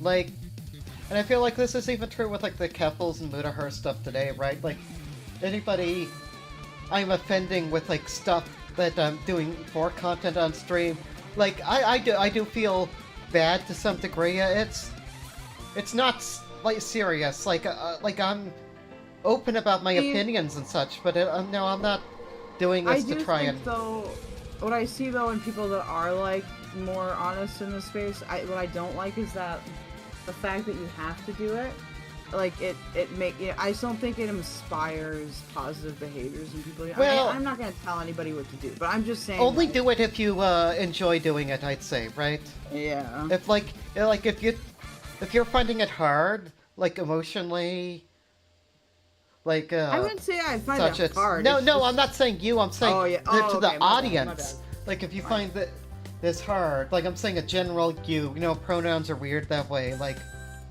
Look, I'm retarded. It's okay. No, it's okay. I know. Like, absolutely don't do it. Like, that's why it's like, you know, when I was talking with Tipster, right? And he was like, oh, Mike's suggestion is don't. It's like, yeah, you would say that. And I'll say, as me, will say, yeah, I'm just not going to listen to that advice. Sorry. We're not the same. I think he's really cool. I think that I can get like what a lot of those guys like would see in him and such, because he does have that kind of same like kind of edge style humor. I mean, but then I think that about Keffals too, right? Oh, I mean, Keffals I think can be a little bit. Well, I understand Keffals. You don't find Keffals funny? Oh, I love. Are you kidding me? I laugh my ass off at Keffals all the time. Like that's what kind of tears me up as a lot of this like parasocial drama, because I look like, you know, like her like on stream like convo with like a Bo Blacks and them like chuckling it up at the same jokes and such, and it's like. I find it. It would be interesting to hang out with some of those guys and see what they say. I don't know if they'd actually do that, though, because the one thing I don't like is I'm not into the whole tribalism thing. Like, I don't like it. Like, if I'm, like, friends with Tipster, for example, then that means that I am the enemy, and it's like, okay, guys, like, calm down. Like, Tipsters, you know, we can be separate people. Like, we're not all one unit, right? Like, well, that's one of the things I appreciate that, like, your convo, like, with Jessica, right? It's like she somehow has managed that like balancing act of like totally being like in with that community. You guys in chat, and tell if I don't know if there's any of you, just go tell Jessica because we should talk more. Like I just think it would be fun. No, like she's been like in that community like this whole time, and didn't like disown Tipster. Like Kel Doge is playing PGA Tour 2K23. Cool. I am. It's true. Maybe I should get it. It would be fun to play something together. I think that'd be interesting. Oh yeah, you can. I've got lots of games. Yeah. Yo, you have your Switch too, so. I have my Switch. I have Mario Party. I just want to finish this crossword and stream. Honestly, late. It's really late. Cassie's like harassing Kepler, and it's a little bit. Oh no, I might finish this on stream, like come back to it, because like I feel like I have to stream until I do finish the crossword, but that's. No, you can. I always just stop whenever I feel like it, because I. Yeah, that's good advice. I don't know. I'm also gonna take. I'm probably not gonna stream tomorrow, just because I need like a lot has been happening, okay? I love supporting my friends though. Like it's not any like inconvenience to me, but I just like I prioritize like people over shit like this, you know? But for if you don't mind me asking, is it like because of like Like this recent drama shit, or? I mean, yeah, like not in a way that I think is not understandable. Like, this is why I don't like it, because like I understand that there's like a market aspect to it and there's like a rep aspect to it, but it's like I don't think a lot of people on here are really built for that. And I don't say that in like again a superiority way, because obviously like I'm not a fucking like bloodthirsty whatever. But like a lot of people on here, like I don't think really are, and I feel like they're kind of wanting, like pretending to be this character that they're not. And I feel like we'd all have a lot more fun if we just stopped doing it. Like, why do we do it? I know like, that was like, no. Like, I found the blood sports fun, but like no, I have somebody telling me to my face that that I'm objectively a bad person and that no. Plus two, God. And it's like fucking dunk on me for this. Oh my lord. No, it's like you don't actually know me. You just know like the shitty jokes I've made in stream chats and such. Like nobody on here. Like you know me, right? Yeah. We're friends. Like I feel like we're off-stream friends. Like we know each other pretty well, so you know what I'm like. But I know, and I'll hear that about like I mean, I've heard that multiple times from various people about Turkey Tom, but I'll hear that about Nick, and because people be like, "Oh, you know what? So and so, what do you see in this guy? He's disgusting." It's like you don't know him in person. It's like, yeah. So I think there can be levels of that, right? And I try and be honest with my opinions when I get my opinions, but. Here's the thing, here's what people don't get, I think. You can totally be brutally honest with like, your friends or anything, but you have to be like willing to be receptive to that. And I think that there are people, like, and I don't want to, Alex, I'm not naming names, I'm not talking about one specific person. I'm just saying, like, there are people around here that really cannot, I mean, like, if they were in, like, real, quote-unquote, show business, they would get, like, massacred. I am in real, quote-unquote, show business, so... That's true. Like, I'm just saying, like, from my experience with, like, vocal performance and stuff... Oh, yeah. They were not easy on... Like, they were very hard on us as kids, even. Oh, yeah. Oh, like... I mean, I've been there, done that, so... You know how many music teachers have, like, made me break down and cry? Like, intentionally? Oh my god, that's happened to me, too. It sucks. Yeah. I don't know why they do that. I don't well, it's like coaches, like they want to, like, it's like the boot camp thing, they want to, like, rebuild you. When I was in this, like, it was not a professional choir, but it was like a semi, like, we did touring and stuff like that, but it was, like, mostly, you know, like, regional. And, that teacher dude, he would have us practicing for hours every day. And he, like, obviously favored me, and then all the other kids fucking hated me. So I, like, went to this, like, choir thing, and, like, it was nice to get, like, the validation for, like, doing good work, and then all the other kids would be, like, pissed at me. And, like, it was basically the commentary community, but, like, with children and singing. Okay, see, that's one of the things where, you know, like I said to Tipster, and he's like, yeah, I'm starting to figure that out. Is that, like, Twitch poll... online trans community and such aren't really like less drama-filled spaces and commentary community. Like the only real main difference, like, is that those guys, like, when drama happens between them, they make it into content. It's no. But like that's what I'm saying. Like most of the people I've had problems with online have been like transgender activists, like. Well, you know what's super funny? As the creator of Our Gender Cynical, I went from, like, everyone was really good with me, and then when I actually, like, was myself and, like, you know, gave people opinions and shit, now they're all, meh.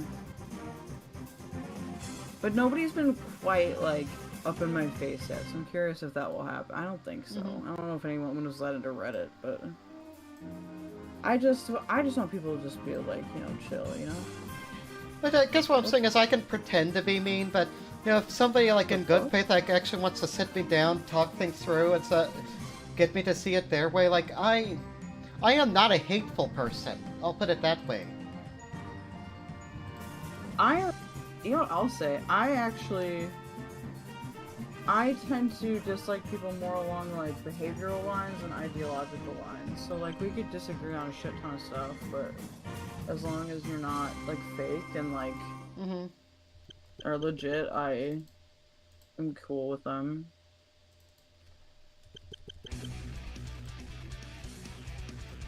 Oh my god, is my TV broken? Oh no! You broke your stick? No, well, my other monitor, I've just been using, like, I just use 2, like, regular TVs, because, you know, I'm not gonna fucking buy brand new, but I guess I might have to buy a new one now. Here comes the vertical monitor. I broke one by punching it. Damn, I've never broken an expensive thing, but I have broken, like, when I was a It's teenager. because I was playing League of Legends.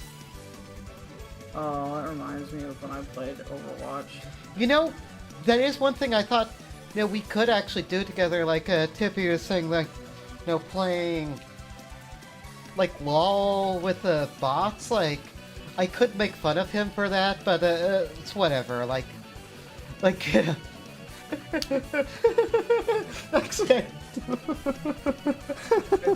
What? Oh. Sorry, I'm just like... just the LOL bots, like, AI is, they've tried to make them better, but it's not good. But I think he explained it fairly well. Like, I don't know. I'll let the other people make fun of him for that if they want to. But no, I actually thought it'd be. I realized, you know, I forgot that the bot games even existed. It's like, oh yeah, you. Like, the 3 of us, or if we could get, like, a full, like, 5-person team together, could totally do that shit. Fun. You guys just can't I wonder, expect me to be good. oh no, you don't have to be good against the bots, that's what I'm saying. I'm getting a team, but... I wonder if we can get a Gay Fesh in there, then. Like, I mean, if Tipster could, like, wrangle Gay Fesh, because, I don't know, I don't feel like I've got, like, bridges with any of these people myself, like personally, and I can't could probably wrangle some people. Yeah, I mean, and I'll be brutally honest, I kind of like it that way personally, but. Oh, you like me do all the work? Oh yeah, I like you doing all the work. That's it. Yeah. It's not. They're all pretty cool. I think people need to. And to be fair, I find people on the other side really cool too. I'm just not a tribalist. Exactly. That's what, and that is kind of a bit annoying. Like, I don't know. I've spoken my piece. I don't want to start drama. Like, I'll say I had my own issues with both of them. That, like, I've kind of I haven't beefed with Tipster, but I've beefed with Fesh before. But I'm willing to chill out and play Mario Party with them or whatever. Like, that's totally fine. You know who I would like to beef with? I'm not here. Okay, I will say this publicly. I'm really, like, disappointed with how, like, Demon Mama has responded to this. Like, I am curious to see, like, it doesn't surprise me. I may show up in her chat and argue for the first time ever because here's what I don't like. Okay, fucking Demon Mama, alright, has been the target of campaigns like this. And I'm not saying that you have to excuse 100k thing or whatever, but, like, I think that like, if you look at it from a leftist perspective, those costs were, like, justified. Yeah, but that's what I'm saying. Leftists are just like commentary community, but politics oriented. I don't trust the left. I after, like, the Bosch stuff, you know, and the Xena and Poppy stuff, like, I got into Demon Mama because of Xena and Poppy, okay? Well, we don't need to... Them raiding into her stream. Like, I don't know how much association there is there. I used to watch Demon Mama a lot too. I'm just saying, like, I'm disappointed because, okay, what are you realistically angry? Are you angry about the lack of transparency because you are close with people that aren't transparent? I mean, I'll be honest. Like, part of the reason I left was, like, anytime I was in there, like, stream chat was, like, all people I hated. Oh. Like That's on a unfortunate. parasocial. Well, yeah. I mean, yeah. It's the trans people. Like that's the thing. Like It's the trans people. And then I'll go complaining into about the trans people. like the. It's true, I'll though. go and go into these spaces that I've hear bad things about, right? That I hear the fandoms are so bad and chat with the people, and it's like they're mostly just terminally online edgy people. Like they're fine. It's these people, like the trans activists, leftist activists who act like everything is activists. no, they act like everything is so important, and you make like one joke they don't like, and suddenly you're a transphobe. And it's like, in fact, that was a lot of my issue with Keffals in the past. I'll be honest, like, and because those are the sort of people who work to cancel me from get me booted from communities before that I was happy to be a part of. Like I would have changed behaviors if I knew they had a problem with it. Like, again, people can just talk to me. I'm a very reasonable person. But you can tell in my voice, right, how much this shit annoys me. I want to know. The other thing I gotta say too, Xander Hall has no fucking business complaining about any of this. By the way. Xander Hall's dead to me. I'll put it that way. No, because how much did you make with Progressive Victory, Xander Hall? Oh, like, yeah. Why did you hide your fucking money? Well, then? okay. Did you see this tweet? So, big reveal today. So Cherry Bread, who was doing the bookkeeping for Keffals back last year, Cherry leaked the books. And then it's like, oh look, Keffals was making $10,000 a month. It's like, no. Cherry, does she like at have least legal... 5,000 of that is Cherry's. Cherry, you can't double dip. Well, no, Cherry. Cherry. Well, I mean, what she's doing, it's like very deliberate, right? That she's trying. What I'm trying to do, but like all or nothing, gamble on like ingratiating herself with like the commentary community, like doing a commentary channel, commentary podcast together with Mango. I don't think it's gonna work personally.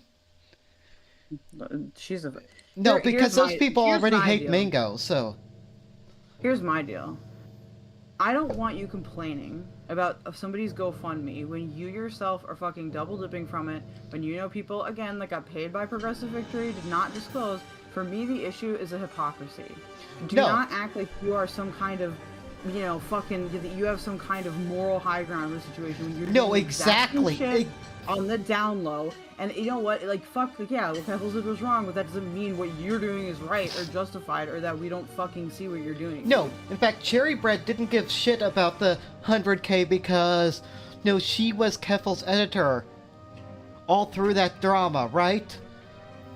Jesus Christ. No, God, no. And in those leaked DMs, was supportive of Keffals, both in public and in private. And only has made this drama because she knows other people care about it.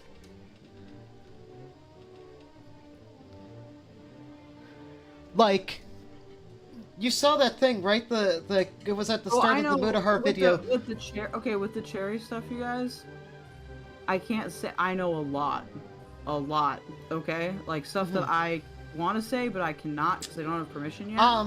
Yeah, and so that's the one of the things where I start to, now that I'm, here, I start to get, remember, because Sunday and Xander Hall would do this thing of, no, I can tell you X, but I can't tell you how I know this because forbidden knowledge. And I kind of hate that shit, but I understand it now.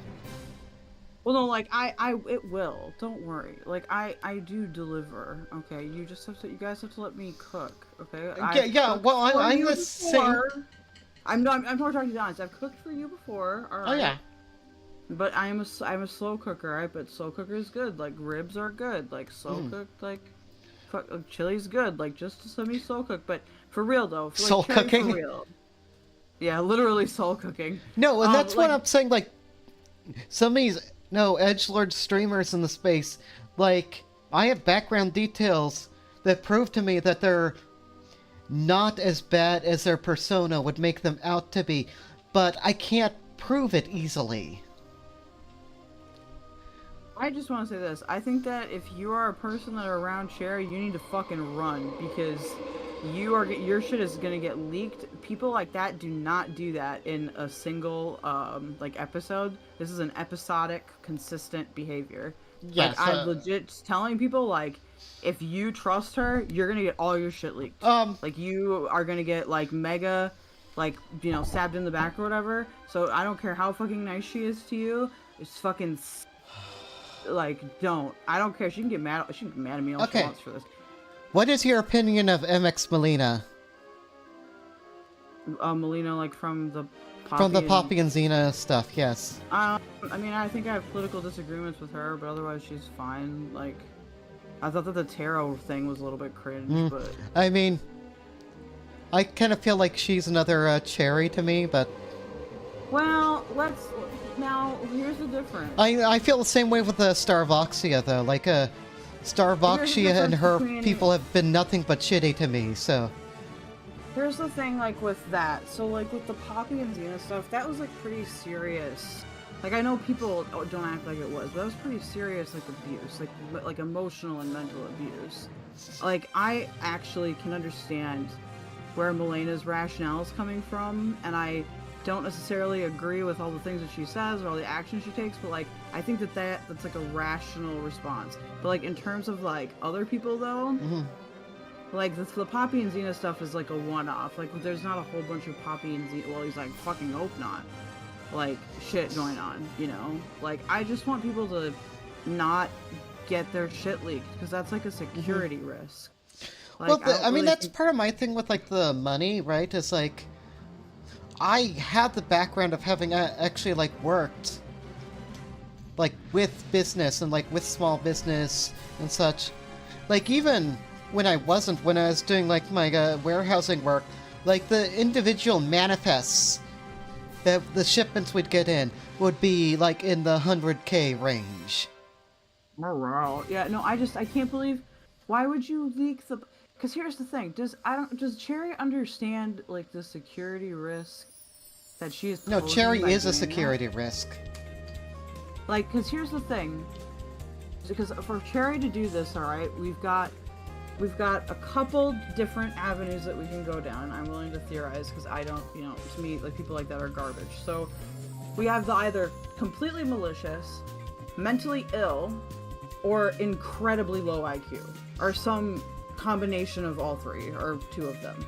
Because to me, like, this is like a security risk where, like, I feel like it would be irresponsible not to, like, talk to people about it, because, like, dude, like, you don't understand, like, who's accessing all that information. Like, you're being a security risk to yourself. You know the way I put it? Yeah. And this is gonna get I'm not necessarily canceled, but this is gonna make, like, certain people who were probably friendly with me in the past, like, not like me so much, I feel. But the way I described it is that Keffals, a lot of her past actions and behavior kind of inspired a lot of, like, mini Keffals, like, in terms of, like, attitude and behavior. Oh yeah, we like, talked about this into like her inner circle, and most if not all of them are gone. Like, I feel like the people that we have, like, moderating things, running things now, are really reliable. But it took a lot of work, right? Weeding out the bad seeds, and that's why, like, there's all this, like, ex-mod drama too, like. Oh, there's also one more thing I want to say. This is the only real sweep I guess I'll do for Keffals publicly right now, and that's, why are you guys punishing one of the only people I've ever fucking seen genuinely apologize on here for shit that they did? To me, that doesn't make any sense. I honestly wish she would do it more. Like, she talked about, like, it's a double-edged sword, because you can't do it too much, because you don't want it to look like people can push you around and manipulate you. No. At the same time, the fact that she came out and, like, did, like, that apology video right after the it is so obvious that she is not, like, a fucking grifter or something. You can say she's a retard or whatever, but, like, I just think like, because if you look at anybody, like other people in the space, Again, they do like shit. They don't apologize. See, like, cause Mutahar like played the clips, like the group chat that she had with like Keemstar and Diorio of all people, and them kind of like hanging, and it's like, clearly these people have their differences. I mean, obviously, but I just like to me, it's like I feel like she.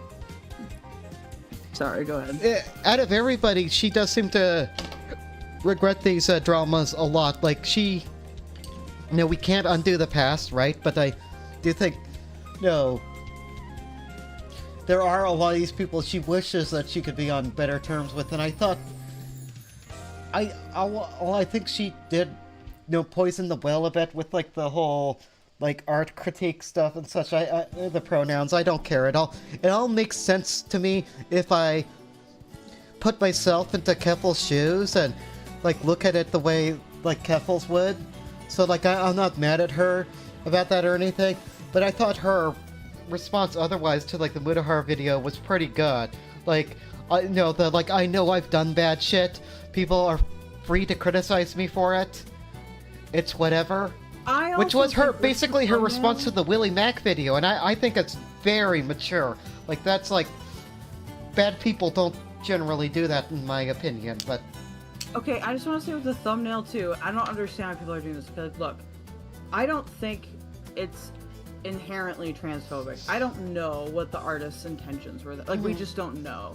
But like, okay, if you were Keffals and somebody drew you that way, would you not have a little bit of a reaction? Because I probably would.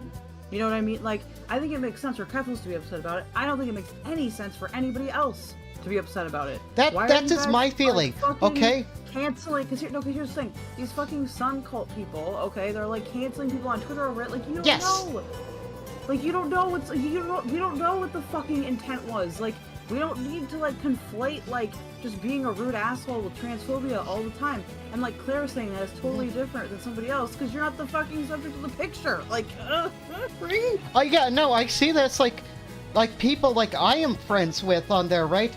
Going out and like fighting with these people who have seen the video, who support it and such, like over this these nitpicks, and then like they won't watch the video because they're certain it's all bullshit, and it's like you're making our side look bad by doing this shit. Exactly. Like do it, like confront it honestly, and don't don't cancel people. I don't like to see when like that worm. Like, I don't like to see if they like had to delete their fucking like Twitter account. Like what are you guys doing?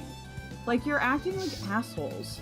Like you're doing the same shit that you're criticizing them for doing and just justifying it because for like LGBT issues or whatever. No, this isn't about fucking LGBT issues. And also for the person that went through that thread by thread, they basically just copied what like President Sunday said like a year ago. So don't fucking act like you care about it now when it was being said like a year ago.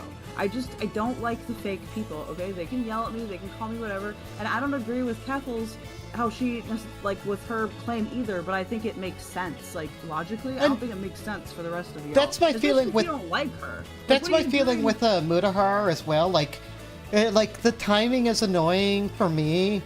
Like why this? Why now? Like no, Keffals is already kind of a not the issue. No, and most people have kind of moved past a lot of this shit. I feel, but. Like it's all stuff that's been covered. It's Frogan being anti-Semitic. Very cool. Oh, of course. I guess I can check my. It's White Nervosa retweet. I'll read it out. White Nervosa or Brogan said, not gonna do charity for Palestine because some of my chatters might be Zionists. Sorry. Oh Jesus, that's like actual like. Hey Brogan, how about you like talk to a Jewish person instead of like hiding in your little fucking safe space server, okay? I hate that shit. And people can say, well, aren't you starting drama now? But to me this is like politically relevant, okay? Like this is more than just like this is more than just, like a drama thing. To me this is like because I get complaints like this to me, and honestly I agree with them because when you guys act like this publicly, it like makes us all look insane. Like even people like me, I don't like it that like there are people out there that will see I don't know, like they see non-binary and think I'm nuts, and it's like I know that to an extent we can't help it, but no, we got new oh god, it's this. We don't even talk to her. That's fucking hilarious. We have nothing to do with any of that. Oh, go punch some shit. Easy. Oh, is it? It's 1.5. Yeah, shit. What?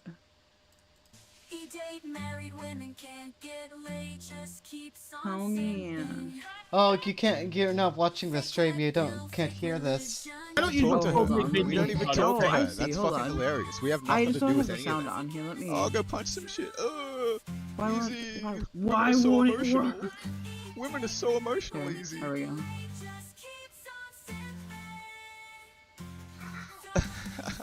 What's going on here? This is like the easy. Feel sorry for you, dude. The speakeasy Apparently thing. you were Like... more of a man and less emotional. Oh god, I don't want to. No, I don't know anything. It's just. I'll go. The CIA agent has instructed me to. And I gotta go back because like what was this? Is that mud crab? We don't even talk to her. That's fucking hilarious. We have nothing to. It's mud crab talking to her. We don't even talk to her. That's fucking hilarious. We have nothing to do with any of them. Oh, go punch some shit. Easy. Yeah, he just like ran off and. Women are so emotional. Easy. I don't know. I don't know. I'll ask in private things. Yeah. This is like been me today. Like this picture just resonates with me like so hard. Wow, you really are a cat girl. Aw. Cat ranch. Why am I a dog in a cat ranch? Oh, I forgot about this. Food Shops has gotten into rapping. Really? Yeah, she did Not Like Us.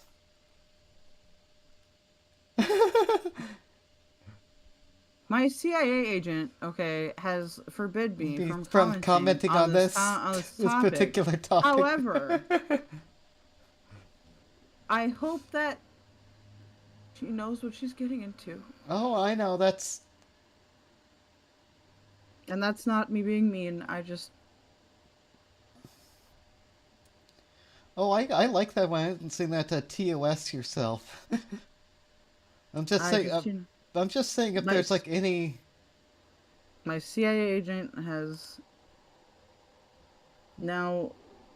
Oh, they're making fun of Mutahar in here now. With the electric gun. Well, of course they are. They make fun of everybody. Yeah, I know, but it's kind of interesting that like again, I came in like thinking, oh, I can bash him, but no, it's like, but yeah, I know he's catching a lot of backlash on this stuff, which he gotta know. He's big enough streamer, like this shit happens, like. Anyway, nothing really. Oh God, why? Oh God. Asian trans rapper Meet the Grams. Why would you do this? No. I don't want.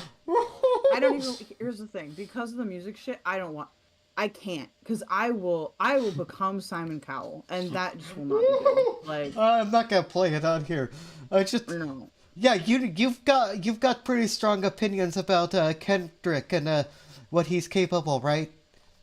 So somebody doing like let's not even say it's like somebody you dislike, but if somebody is trying to like you cannot like karaoke Kendrick. You cannot mimic it. You will always sound stupid. I don't care who does it. You will always sound stupid. I mean, that shit is actual art. Like, those people, like, he works, like, people work hard on that shit. Like, I don't know, like, it's a little bit, to me, it's not, like, insulting, because I'm not fucking Kendrick, but and I don't feel like super invested in it either. Like I can, you know, I've said publicly I like Scorpion, like I like that album that Drake made, but you know, like I said, just you know, everybody stay safe and all that. Mm-hmm. Anyway, it's late. It's late. I'm done. So. Goodbye. Please subscribe. Also, tell Jessica Pizzle that we should talk more and that it would be super fun and we could talk about all these drama topics and we could have a cool conversation and maybe she could tell me what kind of lip balm she uses. Oh, you guys should all hang out with me because I'm your type of person, it seems. Like, not that I didn't choose like an it. Interview. Yeah. I'll pretend to be like Conan O'Brien or whatever. Anyway, like, subscribe, but like the stream, you fucking minions. Alright,